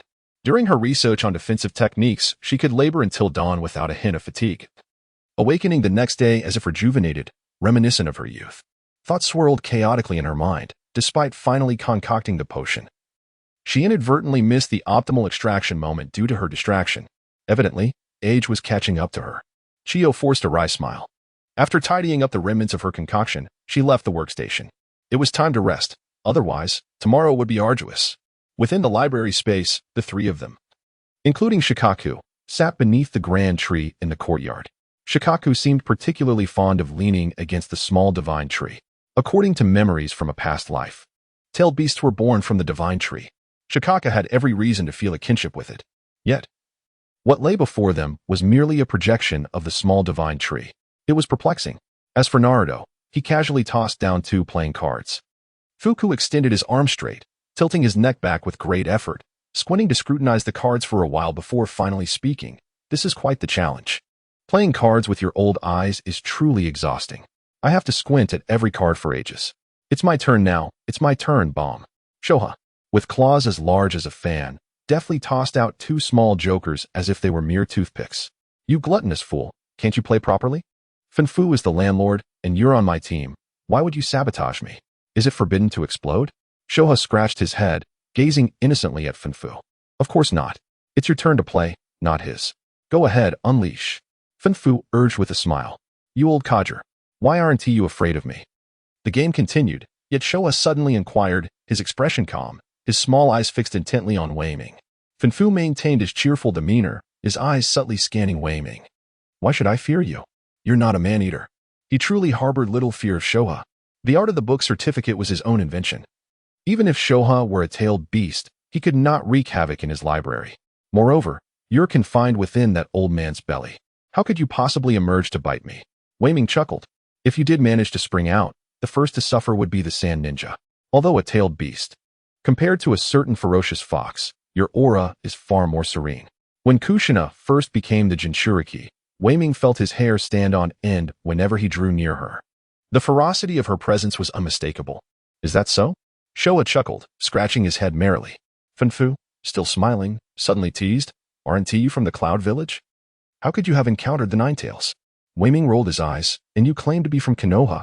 How come you harbor a Shoha in your belly? They exchanged knowing smiles, as if an old fox were observing a young one. Another exhausting night unfolded. Chiyo sat at her workstation, enveloped in restlessness. She could no longer find her previous vigor. That state of boundless energy and creative inspiration was something she deeply missed. A fleeting moment of brilliance, perhaps? Chiyo mused wryly. As the years passed, her capacity to develop new techniques diminished. The burdens of daily affairs and the pressures of war consumed much of her energy. With age, her innovative thinking waned, and the recent state she had experienced felt almost like a final blaze of glory. She sensed that unless extraordinary circumstances arose, she would never again attain that level of creativity. The prospect of developing new techniques seemed nearly impossible. How she longed for that feeling. Akin to the exhilaration brought by a stimulant, yet devoid of any side effects. Chiyo sighed in resignation. Better get some sleep. Tomorrow holds many tasks. With a heavy heart, she tidied her workstation and lay down fully clothed at her bedside. In the liminal space between wakefulness and slumber, a sudden flash of inspiration surged through her. Chiyo shot upright. Something was amiss. That state was decidedly abnormal. Her expression grew grave, given her age and physical condition. Such exuberance could not manifest without a profound inner drive. Yes, exuberance. An unnatural exuberance. Poison. That seemed unlikely. There were no signs of poisoning. Not only was there no poisoning, but it also brought benefits to the body. What on earth is happening? In the spiritual library, 3 individuals sat beneath a grand tree. I explode, Shoha exclaimed, raising a deck of cards high before slamming it down onto the table. Why are you exploding me? Finfu glared at Shoha, exasperated. We are on the same team. Wei Ming quietly placed down 4 twos. I also explode, he said, grinning at the bewildered Shoha. Ignore that old fool and explode at will. Finfu, in a fit of anger, puffed his cheeks and glared. Wei Ming chuckled, remarking, it's the turn of fortune. This year it's my family's time. Who told you to encourage Shoha to explode recklessly? Now you're facing retribution. With Shoha causing chaos, it was no surprise that Wei Ming, the landlord, emerged victorious. Old man, how do you play cards? The landlord wins again. Shoha bellowed. Finfu nearly choked on his breath. You have the gall to say that? You're still a tail beast with that level of skill. In the study behind them, Wei Ming's split consciousness was engrossed in reading, hearing the commotion beneath the tree. He smiled and shook his head before returning to his book. In 2 adjacent studies, another 2 of Wei Ming's split consciousnesses were busy organizing ninjutsu materials. The inspiration for the librarian came from the shadow clone technique. Shadow clones can share experiences and assist in training. Similarly, the librarian can share knowledge and aid in learning. The main consciousness can indulge in play while the split consciousnesses engage in study. As long as he can withstand the fatigue brought on by the clones, he can enjoy himself and still achieve academic excellence. Old man, I have a question to ask.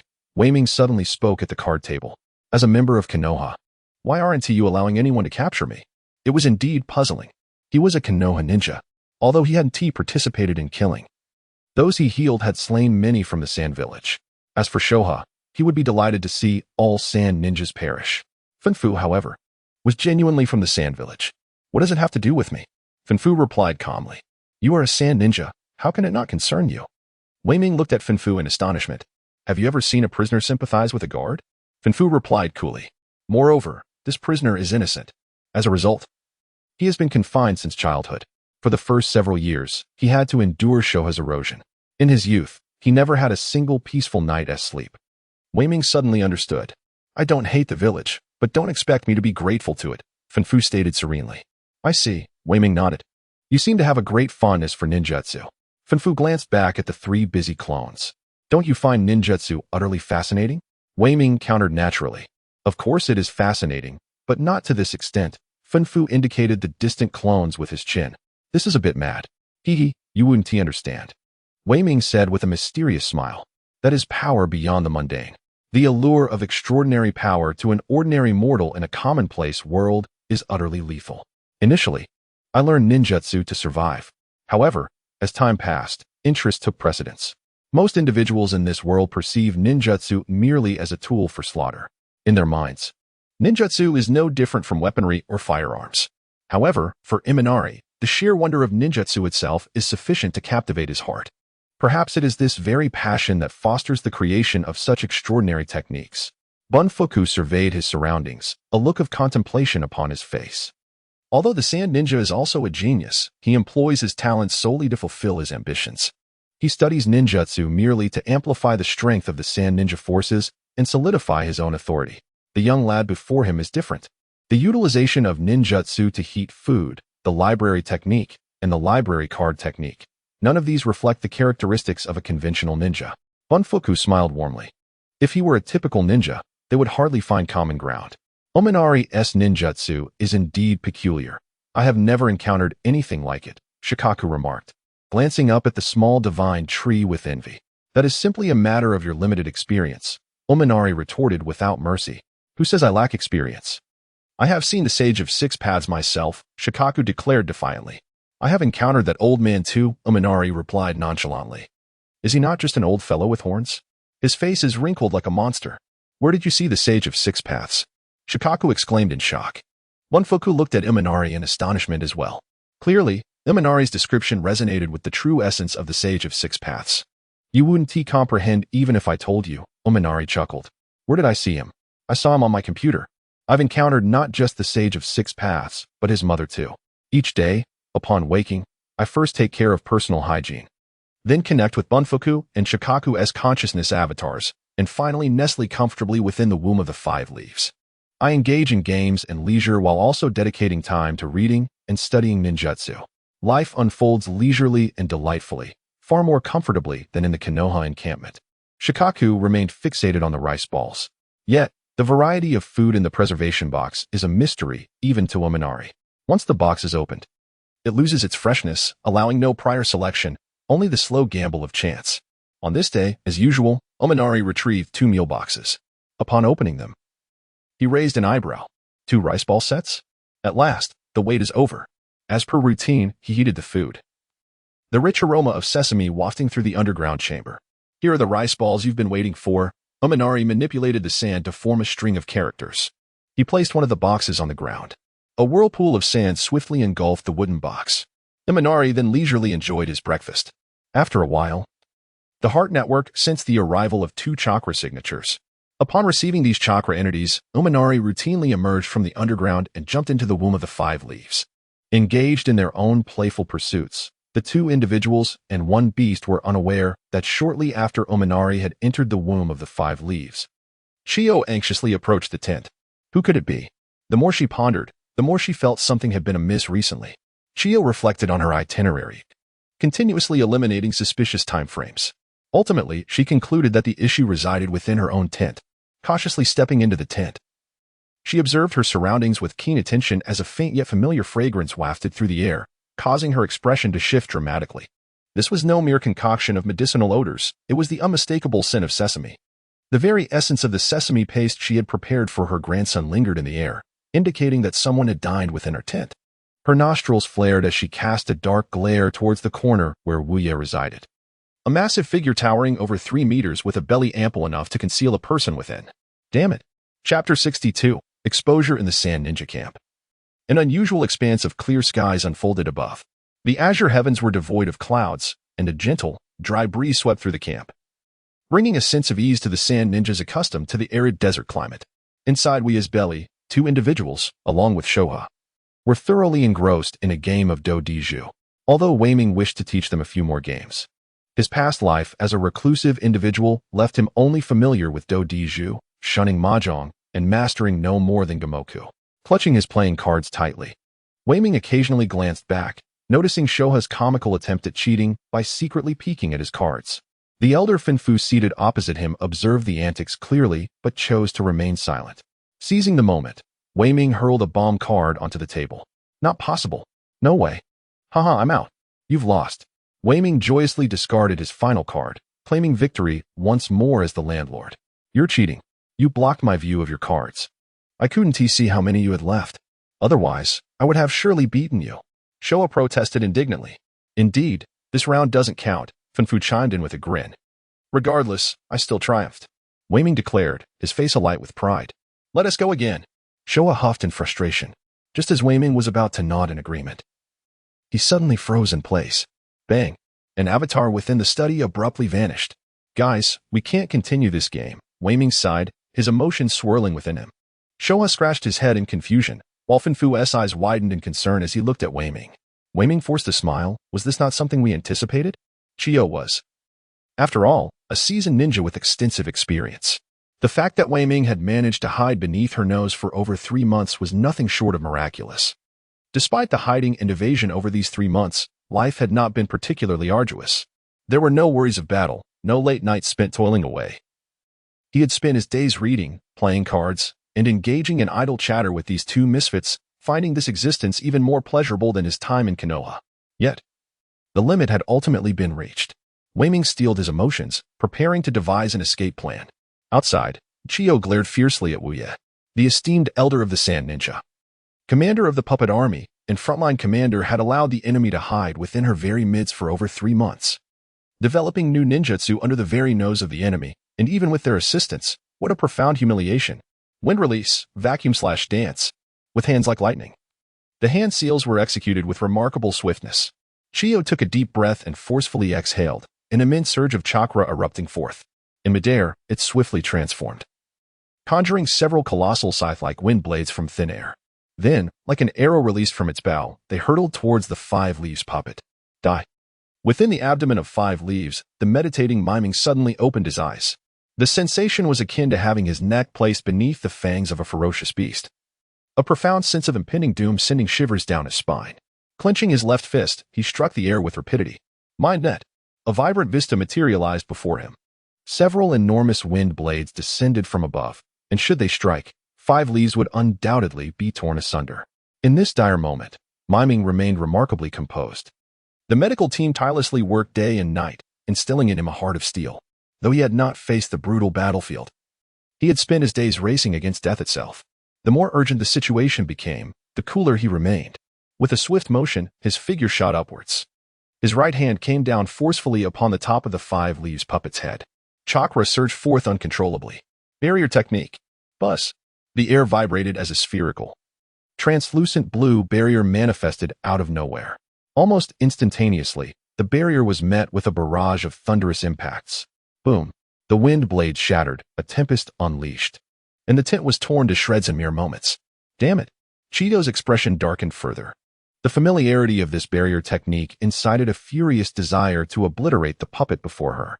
To have her own developed sealing techniques turned against her was nothing short of a blatant mockery. She had thought it was a moment of inspiration, only to find herself reduced to a mere tool, her innovations serving another's purpose. Suppressing her rising anger, Chio coldly scrutinized the spherical barrier. The opponent had made improvements. The giant cat puppet's body was substantial, allowing for the deployment of more techniques and bolstering its defensive capabilities. It would not be easily shattered in a short time. Chio squinted. Lacking powerful offensive measures was a common shortcoming among puppet masters. While they achieved remarkable feats against mid- and low-ranking shinobi with cunning traps and insidious poisons, they often fell short in delivering a decisive blow against higher-ranked foes. Chio racked her mind for every ninjutsu she knew. Yet she still lacked the confidence to breach the barrier's defenses. Then I shall ensnare you. Chio resolved fiercely, raising her hands. She deftly manipulated 10 threads of chakra that shot forth. The transparent strands danced and intertwined, gently enveloping the barrier technique in a great net. If she could hold it for just a moment until the third arrived, a grand sand and iron burial would ensure the foe's demise. Chio's thoughts were filled with malevolence. Inside the abdomen of 5 leaves, Miming raised his head, calmly observing the puppet strings that firmly bound the barrier. Do you intend to trap me? Within the sand village. There are the third, the elder, and countless ninjas. Falling into their grasp would mean certain death. My time grows short. He pressed his right hand against the technique to maintain the barrier. The consciousness of the doppelganger seized control of the left hand, and 5 chakra threads sprang forth. The plush pad of the 5-leafed feline paw suddenly collapsed, retreating into a dark abyss, where dozens of black steel cables surged forth like a flood unleashed. Armed with a sharp scalpel, they lunged violently towards Chio. Her expression shifted dramatically as she strained to maintain the puppet strings, swiftly leaping back 7 or 8 meters to evade the assault of the cables. At that moment, the oversized feline head split open, revealing numerous cracks. Blossoming like a lotus flower, Unmiai's right hand remained steady, sustaining the barrier, while half of his upper body protruded from the belly of the 5-leafed beast. With his left hand raised, he locked onto his target with a mental net. Buzz. A colossal chakra sphere, measuring 1 meter in diameter, suddenly materialized. In the blink of an eye, the sphere compressed to the size of a ping-pong ball. A thin stream of liquid appeared at the center of the small orb, with gleaming steel beads undulating within. Thunder roared. Chio, witnessing the feline head bloom, realized her opponent was but a child, her mind filled with uncertainty. She observed the adversary's left palm aiming at her from a distance. A wave of lethal threat washed over her heart. I will die. There is no escape. I will certainly perish. Her acute combat instincts compelled her to raise her arm immediately. As if wielding a battle rope, she forcefully swung the chakra threads. The supple strands morphed in nature, resembling flexible white wax rods, their elastic strength rebounding against Chio. It was akin to the crack of a whip. As the accumulated force propelled the tip of the whip to shatter the air, with Chio as its swiftest point. Bang! Accompanied by a thunderous sound. A barrage of steel beads shot forth.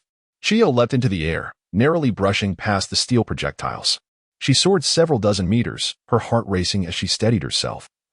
Her back drenched in sweat. So close. Just a hair's breadth away from being turned into a sieve by those steel beads. She glared fiercely at Unmiai. Damn that little brat from Konoha. In the mental library, 3 individuals sat beneath a grand tree, gazing at the shifting play of light in the sky. a reflection of Unmiai's perspective. I must admit, you are quite impressive, managing to force Chiyo back, said Bungpu in admiration. At just 10 years old, given time, he might even reach the level of a village leader. It's nothing special, scoffed Shikaku, dismissing it with a curl of his lip. Unmiai rolled his eyes. Did he not have a sense of his own standing? He was merely a mortal. He had simply seized the initiative. Facing Chiyo head-on would undoubtedly lead to his demise. Unmiai maintained a clear awareness of his own capabilities. As a former recluse from a past life, how could he possibly contend against the battle-hardened Chiyo? I'm leaving now. Allow me to gift you something, Unmiai said, reaching out to separate a portion of his consciousness, transforming it into a sphere. This was a reverse application of the library technique. Much like the shadow clone technique, which creates a doppelganger capable of carrying information.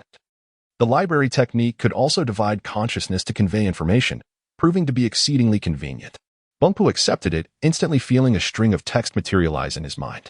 Are you truly willing to share the library technique with me? Bungpu exclaimed in surprise, gazing at Unmiai.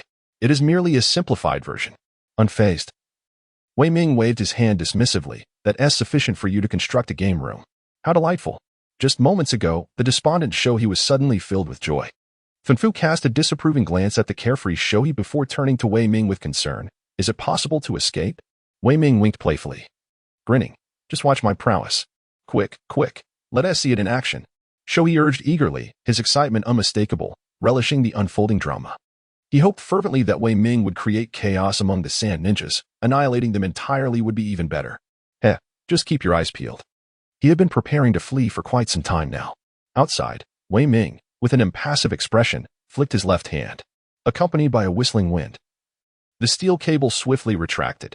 He cast a glance at the startled Chiyo before leaping into the belly of the 5 leaves. The cat's head merged instantly. Chiyo, perplexed, understood all too well that she could not allow him to escape. Bang! A cloud of white smoke erupted, revealing 10 white-clad puppets beside her. The 10 shinobi. One person controls 10 puppets, agile and immensely powerful. This was Chiyo's pride. However, her expression soon darkened. Over the past 3 months, she had repeatedly repaired and maintained the 10 shinobi. The secrets of the puppets had undoubtedly been exposed to her adversary. He must not escape. If the information regarding the 10 shinobi were to leak, the Sand Ninja puppet master forces would suffer a devastating blow. Yet, before she could launch her attack, she observed the large cat opposite her rotating its dual claws, the paw holes aimed at the sky. In the next moment, a formidable suction force erupted. The low, rumbling hell made Chiyo's face shift dramatically. The 3 treasures are collapsing. This fellow had indeed grasped the secrets of the 10 shinobi. Bang! A thunderous explosion echoed as the bottom of 5 leaves began to rotate and constrict, splitting open a hole the size of a human head. A transparent sphere materialized and abruptly detonated, unleashing a fierce gust of wind. It was as if an invisible thread had ensnared 5 leaves, pulling it violently into the sky. Trying to escape. Chiyo's expression shifted alarmingly. The 3 treasures are collapsing. 3 puppets arranged in a triangular formation lay suspended in midair, aimed at 5 leaves. A powerful suction force erupted suddenly, and the air rippled with white streaks. The massive body of 5 leaves came to a sudden halt. Wei Ming, concealed within the cat's head, peered through the opening below, catching a glimpse of Chiyo's piercing gaze. Thinking to use the 3 treasures to hold me back? Wei Ming remained impassive, his right hand pressing against a vortex pattern on the neck of 5 leaves. Wind hole 9 extremes. The cat's claws surged with increased suction. The sound of wind became sharp and piercing. Bang, bang, bang. The air bubbles at the tail end erupted in succession. The formidable thrust surged against the 3 treasures. Escalating steadily. Wind hole, thunder roar. This was Wei Ming's puppet version of the moonwalk. Chiyo unleashed her chakra with reckless abandon. Yet, in despair, I could only watch his whooming sword into the sky, swiftly escaping the range of devastation. Chapter 63. Farewell is merely a prelude to reunion. You must return. You are too far away, and your consciousness fragments cannot fully return, Wu Ming remarked with a shrug and a smile within the library's expanse. Fanfu gazed at the little fellow with a complex expression. The other had always regarded him merely as an ordinary old man, without the reverence or disdain typically associated with the identity of a Jinchuriki. This was an attitude he had never experienced among the Sand Shinobi. No wonder Shikaku preferred to stay here. With this departure, the outcome was uncertain, and this rare little friend might not have another chance to meet again. It has been said that farewells are simply a precursor to reunions, so do not be sorrowful. I shall come to see you all, Wuming smiled. It's settled. If you do not come, I shall seek you in Konoha, Shikaku declared earnestly. Be cautious. The true danger within this camp is not Chiyo, Finfu cautioned. I understand. Wuming replied, gazing up at the sky. There, a small dot hung suspended in the air. Mastering magnet release and controlling iron sand, the strongest Kazekage of the Sand Shinobi. Farewell. Farewell. Bang. The dust cleared, and Funfu and Shikaku vanished from sight. Wuming's smile faded, replaced by a grave expression as he looked toward the sky. Buzz. Suddenly, darkness enveloped his vision. A massive black iron sand brick materialized from thin air, its edges swirling with their currents, white smoke billowing forth. With astonishing speed, it slammed toward Goyo. If it struck true, Goyo would undoubtedly be reduced to nothing. Such swift magnet release. Wuming's left hand swiftly flicked out 5 puppet strings. 5 small air orbs appeared, encircling Goyo's tail. Within the realm of consciousness, 5 consciousness clones emerged in an instant, each controlling an air orb. Bang! One small orb exploded abruptly.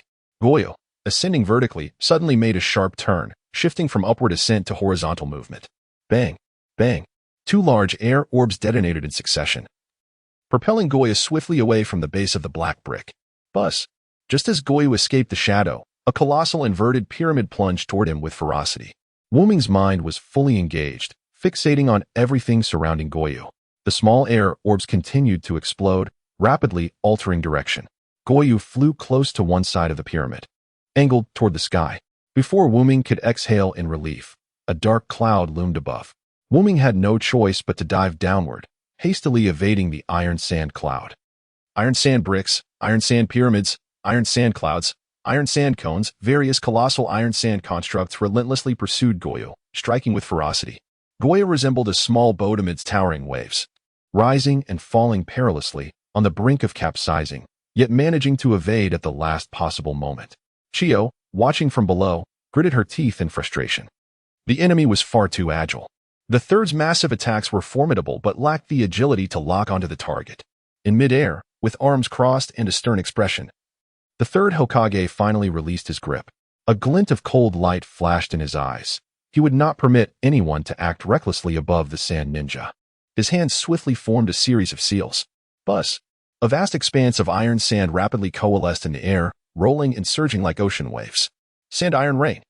The swirling, floating iron sand contracted, gathered, and elongated, manifesting into numerous spindle-shaped projectiles, each the length of a hand, densely populating the sky.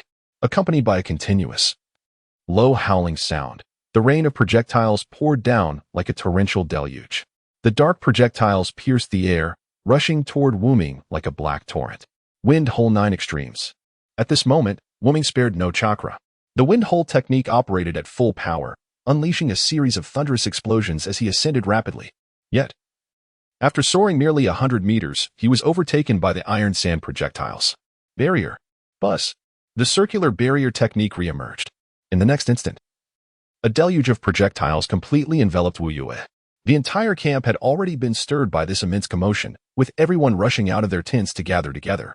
A large, human-sized eyeball floated silently in a corner of the camp. Within the mental space, Showa shared vision with Fuxiang. This is bad. Little Wuming has been struck by that scoundrel's iron sand. Showa fretted anxiously. Old man, please help him. Just wait a moment.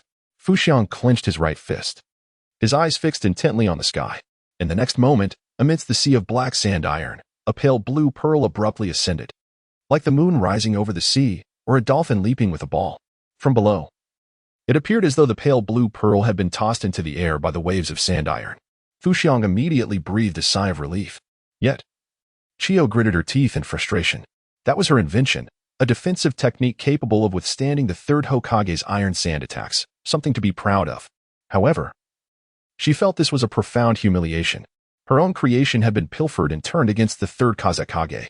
It made her wish she could fly up and smash that giant to pieces. In the sky, Wuming, pale-faced, stared down at the sea of sand.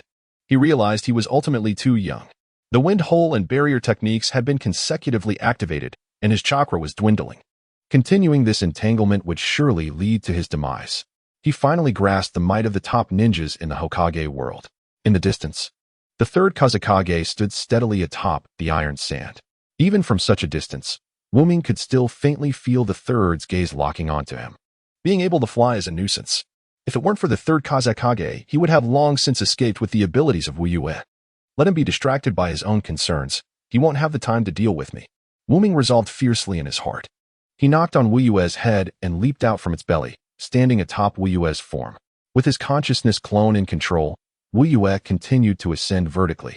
A fierce gust of wind blew from behind, causing his sleeves to flap noisily. His right index finger pressed against the wrist seal card. Bang! A tome. The size of 4 sheets of paper and as thick as a palm, emerges, crafted entirely of wood. The weighty volume, from its cover to the inner pages, consists of 2 mm thick panels of divine wood. Perforated on the left side, it is bound by a series of gleaming steel rings. This is an artifact made from the trunk of the divine tree, specially sealed. With both hands raised, the tome is opened, and chakra surges forth. Summoning jutsu, activate. With a series of explosive sounds, dark shadows burst forth, accompanied by a cloud of white smoke, revealing no fewer than 10,000 shurikens suspended in midair. Each shuriken is fitted with a ball of explosive tags at its center. Swiftly, the tome is closed, and with a swift hand seal, the incantation is uttered. Fire release, dragon fire technique. A massive orb of chakra erupts from his mouth, transforming into numerous fiery spheres, each enveloping a shuriken. The shuriken, in free fall, accelerate dramatically, trailing long tails of flame as they charge toward the sand ninja encampment. Fire rains from the sky, darkening the atmosphere, akin to meteors descending with searing heat upon the ground. The ever-composed third Kazakage's demeanor shifts dramatically. Chakra is unleashed recklessly, and black iron sand swiftly gathers into a cloud, enveloping the central area of the camp. Almost instantaneously, the shuriken collide with the ground. Explosions resound, reverberating through the air.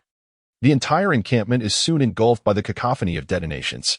The third Kazakage's eyes widen in fury, bloodshot and strained as he exerts all his strength to lift the iron sand. The explosions from the tags continue relentlessly for 20 seconds before gradually subsiding. At this moment, the figure of 5 leaves has shrunk to a mere dot in the sky. With a pale face akin to parchment, Yumin hastily retreats into the depths of 5 leaves. His chakra nearly depleted, having squandered years' worth of explosive tags. He has truly reached the end of his resources. Do not even think about escaping. A furious roar echoes ominously. Yumin's heart sinks. His mind expands like a fan, sweeping towards the encampment below. He observes 3 figures, their eyes bloodshot, leaping onto the iron sand clouds, charging unhesitatingly into the sky. It is over. In an instant, Yumin feels as if he is plunged into an icy abyss. Ah, little Yumin is indeed impressive, Finfu chuckles. Mediocre at best, Shikaka scoffs, arms crossed disdainfully. From here on, it's your turn, Finfu declares, sitting cross-legged with hands pressed together. Please spare my old bones some trouble. Enough with the chatter. Shikaka snaps impatiently. In the next moment, an overwhelming chakra surges forth. Fine yellow energy rapidly envelopes Finfu, stacking upon itself to form a colossal figure. The barrier seals of the spacious tent are instantly torn to shreds. Ha ha ha, I am back. A sharp, booming voice pierces the air. The sand ninja, recently battered by the explosive tags, gaze in despair toward the edge of the camp. A towering figure, nearly 10 meters high, adorned with eerie blue markings, emanates a terrifying chakra aura. A tailed beast. The tension within Shikaku's heart snapped like a taut string. A piercing scream, the origin of which was unknown, shattered the silence of the camp. Countless lower-ranked shinobi swiftly fled, their movements a blur. Only the elite jonin maintained their composure, steadfast in their resolve. Observing the chaotic retreat of the sand shinobi, Shikaku could not help but burst into hearty laughter, clutching his belly. A surge of chakra discreetly separated and soared into the heavens. With a smile gracing his face, he glanced at the diminishing point in the sky and turned to flee. Uninterested in squabbling with these insignificant pests, as it would only complicate the situation for his companion. But he could run, and he was confident they would pursue him.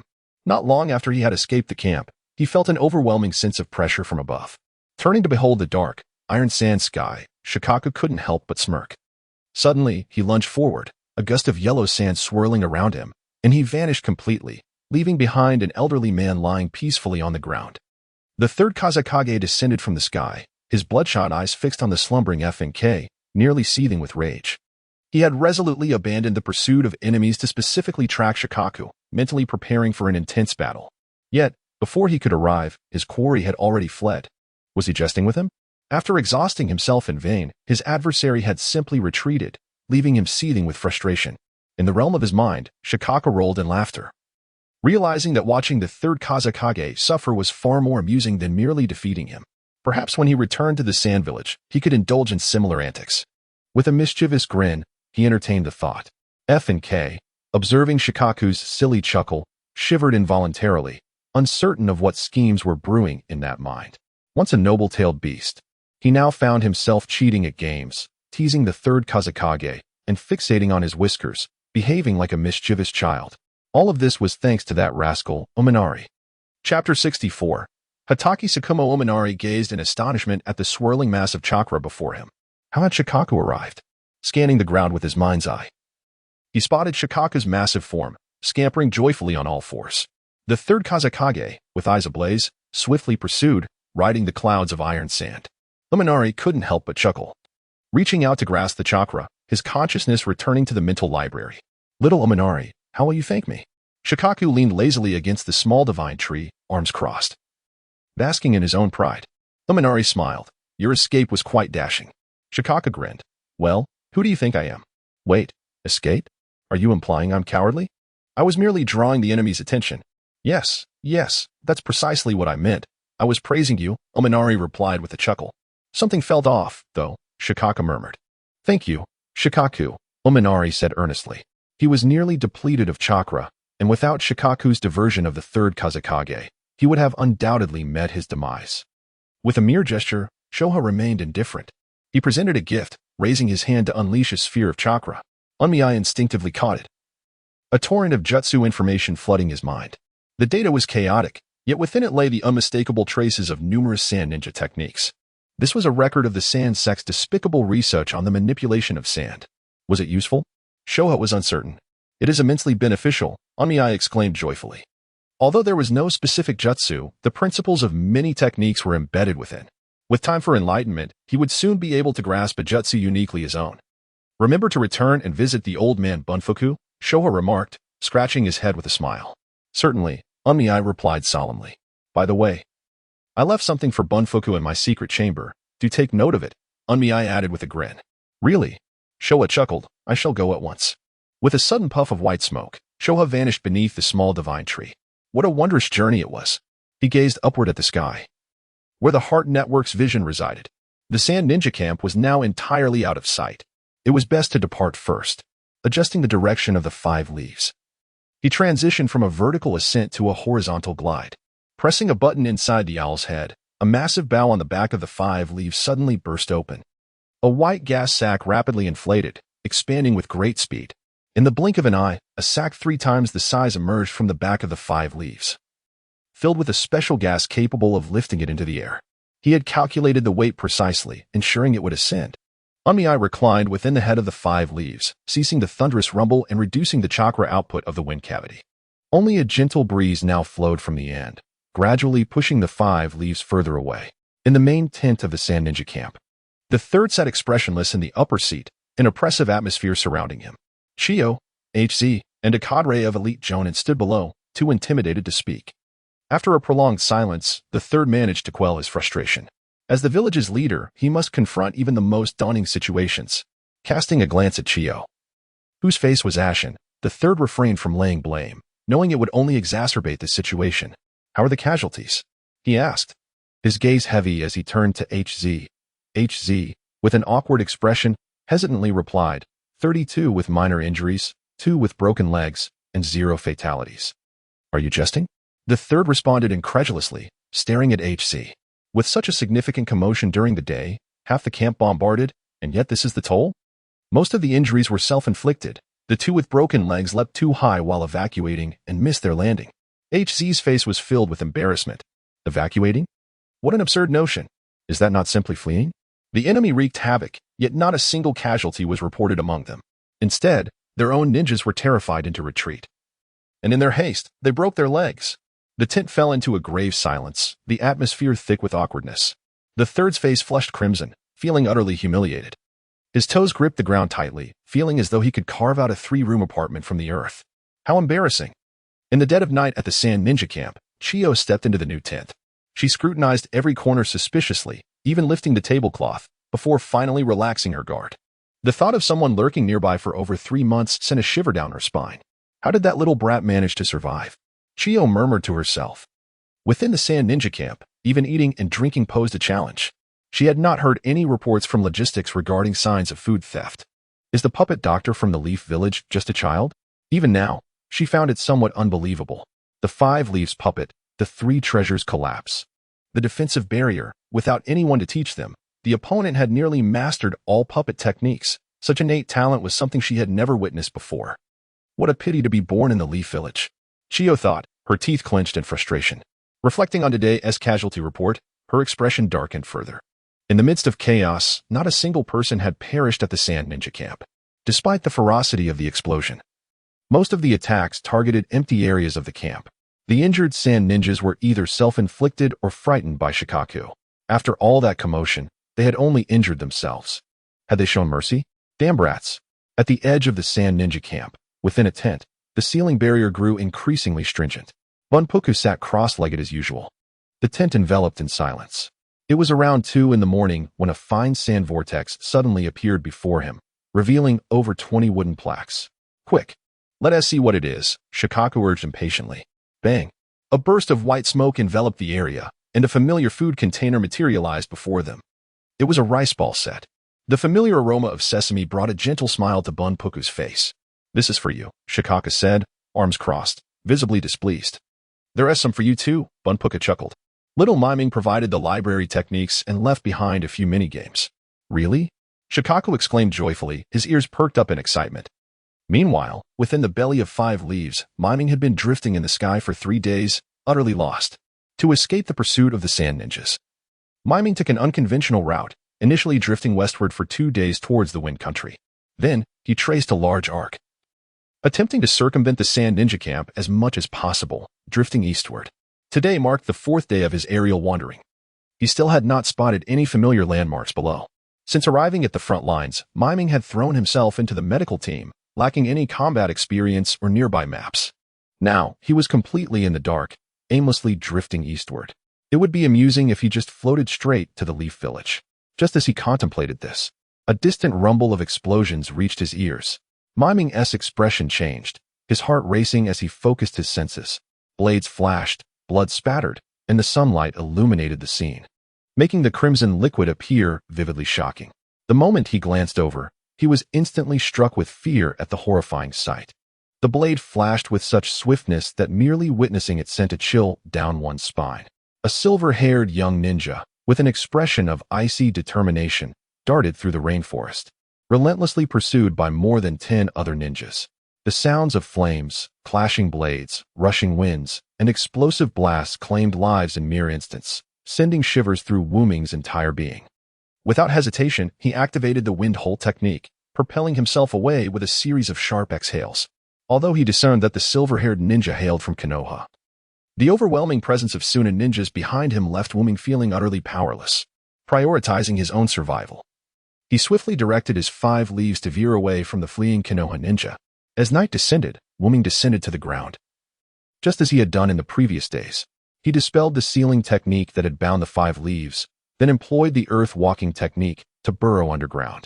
Utilizing the earth escape grand mansion technique, he excavated a space 10 meters below the surface, where the earth heaved and shaped itself into a cozy room of over 40 square meters, complete with a restroom. In the past, he could only create a simple basement, but now he could even include a bathroom. Perhaps one day he would master a 3-bedroom, 1 living room technique.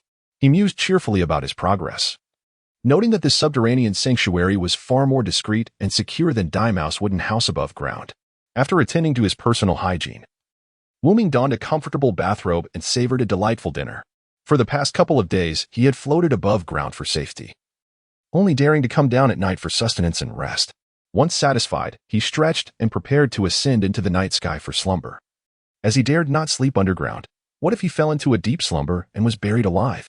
The sky was far preferable. Few could fly, habitually extending his mental network. Wuming froze in place.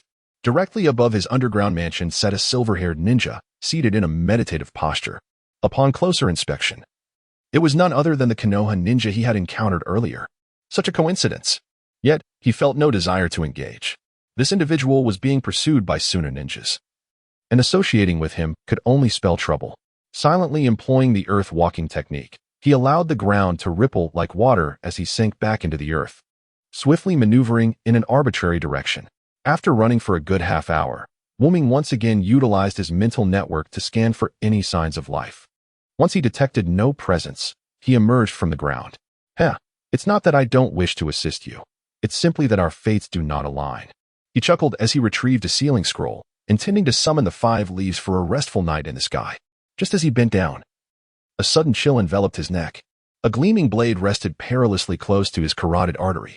With his left hand clenched in a gentle tremor, he exclaimed, "Mental network." A cold, silver-haired youth stood behind him, exuding an aura of icy resolve. "What the hell, it's you again. I surrender. Don't harm me. I'm also from Konoha," Wuming shouted. Kiki Tsukumo couldn't help but roll his eyes. "Of course, I know you're from Konoha. Otherwise, why would I be chasing you?" As the frontline commander of Konoha, he was well acquainted with the profiles of all frontline ninjas. As he glimpsed the enormous feline drifting across the sky during the day, he began to form a suspicion. After infiltrating the Sand Ninjas' rear to sabotage their supply lines, he was relentlessly pursued for days, sustaining grave injuries and nearing the brink of exhaustion. Thus, he fled in this direction, hoping to locate the puppet doctor, Yuho Minato, who, it seemed, possessed the ability to fly. "Who are you?" Chimu Tsukumo habitually verified the identity of the stranger. "I am Namikaze Minato, a freshly graduated elementary student. If there is any way I can assist you, I shall do my utmost." "Of course, it cannot be too difficult," Minato replied earnestly. "Damn it, Namikaze Minato." Chimu Tsukumo emphasized the name with a distinct accent. "I have at least 20 ninja trailing behind me. What are your thoughts on escaping this pursuit?" "Goodness. This person knows me," Minato thought, bewildered. "If you know me, why do you have a blade at my throat? Can our pursuers fly?" Minato maintained his composure, as if he had not just been impersonated. "No," Chimu Tsukumo replied after a moment of silence. "This guy certainly has a thick skin. I can fly." Minato exhaled with relief. "How about you lower your blade first? We can take to the skies and converse," Minato tentatively suggested, but the figures behind him remained silent.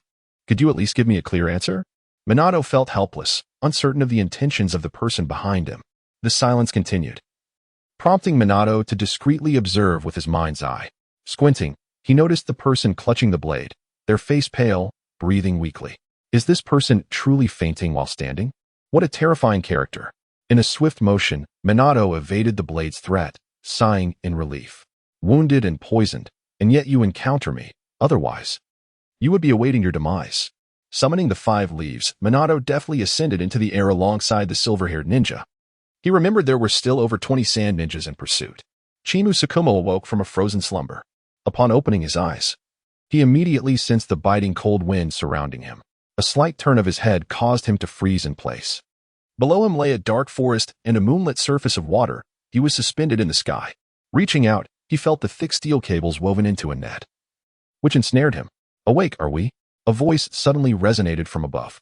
The 5 leaves unfurled like a cat's flower petals, revealing Minato's half-figure as he greeted Chimu Tsukumo, who was dangling beneath the 5 leaves. "You have fractured 2 ribs, your body is afflicted by 7 toxins, and your internal organs have suffered significant trauma. I shall proceed to heal your wounds, if that is agreeable." Minato spoke cautiously. His caution was warranted. This individual, clearly familiar with him, had initially threatened him with a knife upon their first encounter. Without clarifying matters further, if he were to wield a blade against him, there was a risk of being misunderstood and inadvertently harmed. Chimu Tsukumo nodded to indicate his understanding. With a cautious heart, Minato leaped into the steel cable-woven basket, commencing the treatment for Chimu Tsukumo's injuries, cleaning and suturing external wounds, realigning bones, dispelling bruises, and detoxifying. As I observed the unyielding Unmei extracting the poison with meticulous care, administering it into his system through both oral and intravenous means, I found myself in awe of his skill. The formidable poison of the Sand Ninja, which I once deemed most troublesome, was effortlessly neutralized. While the other wounds had been treated and the toxin countered, the damaged cells within his body remained. We could only await our return to the camp, where the medical ninjas could employ their specialized techniques to extract the necrotic cells. After a sigh of relief, Unmei expressed his concern, admitting he had yet to master the extraction technique. "How did you come to possess an antidote?" questioned Shikamaru, his brow furrowing in sudden suspicion. It seemed rather peculiar that, having cultivated 7 types of poison, Unmi fortuitously had the means to neutralize them. Could he have been swayed by the sand ninja? Was my own ambush part of a larger conspiracy? As a physician, it is quite reasonable to carry a few antidotes, Unmi replied, puzzled by Shikamaru's skepticism. But to carry 7 different antidotes seems excessive, Shikamaru retorted, his expression stoic as he discreetly grasped the hilt of his weapon. 7. No, that would surely be inadequate. Unfortunately, I could only concoct 56 due to a lack of materials, Unmi lamented. 56? Which medical ninja would carry such a vast array of antidotes? That is madness. Shikamaru exclaimed in disbelief. Chapter 65. The irreverent ninja under the luminous moonlight. The 5 leaves floated gracefully in the air, swaying gently with the breeze. Unmi pressed down on the ceiling card affixed to his left wrist. With a resounding pop, clouds of white smoke erupted, revealing 2 items each of air cushions, thick blankets, and pillows. He laid the air cushion down and added the thick blanket, feeling a twinge of guilt as he handed them to Shikamaru. What about you? Shikamaru inquired, astonished. I have more. Unmi pointed toward the ample space within 5 leaves' abdomen. How many sets did you bring? There must be at least 3. Perhaps 7 or 8, Unmi replied, waving dismissively, just in case, and look, they're being put to use now. Shikamaru remarked, isn't your preparation a bit excessive? The space within 5 leaves was limited. And Unmi felt a pang of regret for his senior. Regret? Pressing down on the soft mattress and feeling the plush new blanket. He realized that beneath him lay the vast earth while above stretched the infinite starry sky, a far more comfortable arrangement than he ever experienced in Konoha. This hardly felt like a hardship. Rest well, senior, Unmi said, rolling back into the warmth of 5 leaves interior. The space within was indeed substantial enough for 2. And ninjas, trained in the art of quick slumber, could fall asleep even while seated. However, sharing the space was never as comfortable as being alone. And Unmi had no intention of compromising his own comfort for another. With a gentle closing of his eyes and the cessation of his thoughts, Unmi nestled into the soft bedding, swiftly succumbing to the realm of dreams. The following day, Wei Ming was roused from his slumber. Wu Ye swayed like a small boat amidst tumultuous waves, while his left fist lightly tapped Mine's net as he unfurled his colorful vision. A sudden gust of wind propelled Wu Ye uncontrollably forward. Below the wooden leaves, Kiki Tsukumo's complexion turned pale, his gaze fixated on the ground. Why were these people still relentless? Wei Ming popped his head up, lazily yawning and complaining. Kiki Tsukumo glared intently at Wei Ming. This group of sand shinobi had appeared in the dead of night, persistently attempting to assault Wu Ye. Kiki Tsukumo had spent a sleepless night in anxiety, fearing he would be struck down by the sand shinobi. Eventually, they began to use wind release to push Wu Ye westward, aiming to drive them into the territory controlled by the sand shinobi. Kiki Tsukumo panicked at the thought. If they truly entered enemy territory, they would be at the mercy of their foes. He had struck at the puppet for half the night, yet Wei Ming remained unresponsive. While he was flustered and agitated, the fellow beside him slept soundly, and seeing the nonchalant expression on his face made him feel a tightness in his chest. Wei Ming, puzzled, asked, is there something the senior needs? Nothing. Kiki Tsukumo replied coldly. Senior, what have you done to provoke their relentless pursuit? Wei Ming inquired with a hint of curiosity. Kiki Tsukumo coldly began to speak, but before he could finish, Wei Ming raised a hand to interrupt. Perhaps you should refrain from elaborating. I have no desire to know. Kiki Tsukumo was momentarily taken aback. If you don't wish to know, why ask? Wei Ming thought to himself how fortunate he was. To be pursued by so many must mean this senior had committed significant acts. It was better not to know, lest he be embroiled in trouble. We cannot enter the sand shinobi's encampment, Kiki Tsukumo reminded, suppressing his agitation. There are those who can fly among the sand shinobi. We truly cannot return. If the 3rd Kazekage sees us, no one will draw his attention away. Let me down, Kiki Tsukumo directed coldly at Wei Ming. Upon seeing the murderous glint in the white-haired youth's eyes, Wei Ming's heart skipped a beat. What for? To kill? Truly, this is the world of the Hokage. The most straightforward solution to problems is often so simple and brutal. Your injuries have yet to heal. There is no need for such trouble. Wei Ming pressed down the seals of his technique. Wind hole. A deep, resonant wind howled. As Wei Ming adjusted, Wu Ye ascended, gradually rising until it surpassed the range of the sand shinobi's wind release. Then, with a mournful sound, it began to drift slowly towards the east. I can eliminate them. Kiki Tsukumo frowned. The primary directive he received when sent to the front lines was to incapacitate as many enemy combatants as possible. Wei Ming couldn't help but roll his eyes. Why did they all seem like muscle-bound simpletons? They didn't even consider their pale faces. Were they truly unafraid of death? As night fell, Wei Ming's mind's net scanned the area, discovering no traces of the pursuing sand shinobi. Only then did Wu Ye land. This is not the Leaf's encampment. Kiki Tsukumo assessed their surroundings. I am aware, Wei Ming sealed Wu Ye. Why have we stopped? Kiki Tsukumo inquired, frowning. To eat, of course. Aren't you hungry? Uncharacteristically. Wu Ming gazed at the silver-haired elder. There are military rations, stated Hatake Tsukumo succinctly. His implication was clear. They could travel through the night, and, if hunger struck, they could rely on the military rations to sustain them. This was the norm for esteemed ninjas on missions. It tastes terrible, Wu Ming rolled his eyes. Those rations were intended for dire situations, designed for rapid energy replenishment, yet their flavor left much to be desired. Earth release, underground movement technique. The ground instantly transformed into a surface akin to water. Elder, grasp my shoulder, Wu Ming instructed. Hatake Tsukumo observed the ground intently for a moment, a flicker of peculiarity crossing his eyes before he seized Wu Ming's shoulder. The two swiftly descended 10 meters underground. Earth release, luxury underground technique. They emerged into a spacious chamber of over 40 square meters, complete with a room and a bathroom. Hatake Tsukumo stared blankly at the hidden chamber beneath the earth. Was this the secret technique the enemy employed to conceal themselves last night? Intelligence indicated that Yohara Wu Ming had been missing for 3 months. The enemy's puppet had been reclaimed by the Sand Ninja's puppet unit. Orochimaru speculated that Wu Ming was likely hidden within the puppet, transported to Sand Ninja territory. It seemed the enemy had indeed utilized this earth-release ninjutsu to hide among the Sand Ninja. However, it appeared that Konoha did not possess such a technique. Hatake Tsukumo's eyes flickered. Could it be that the enemy had developed it independently? It was quite plausible. Tsukumo couldn't help but recall the enormous puppet capable of flight. Allegedly, that puppet had significantly enhanced the efficiency of the medical team.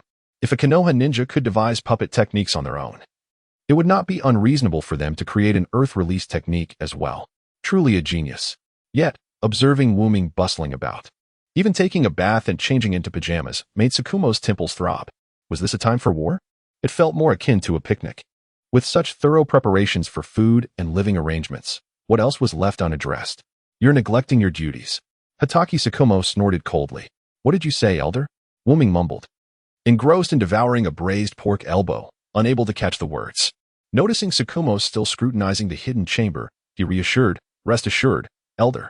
Unless there are powerful sensory ninjas, we are currently safe. Please hurry and wash up so we can eat. As the enticing aroma wafted through the air, Hatake Tsukumo swallowed hard, his resolve faltering. He longed to produce the military rations and remind the young man before him how a true ninja ought to behave. However, the fragrance was simply too delectable.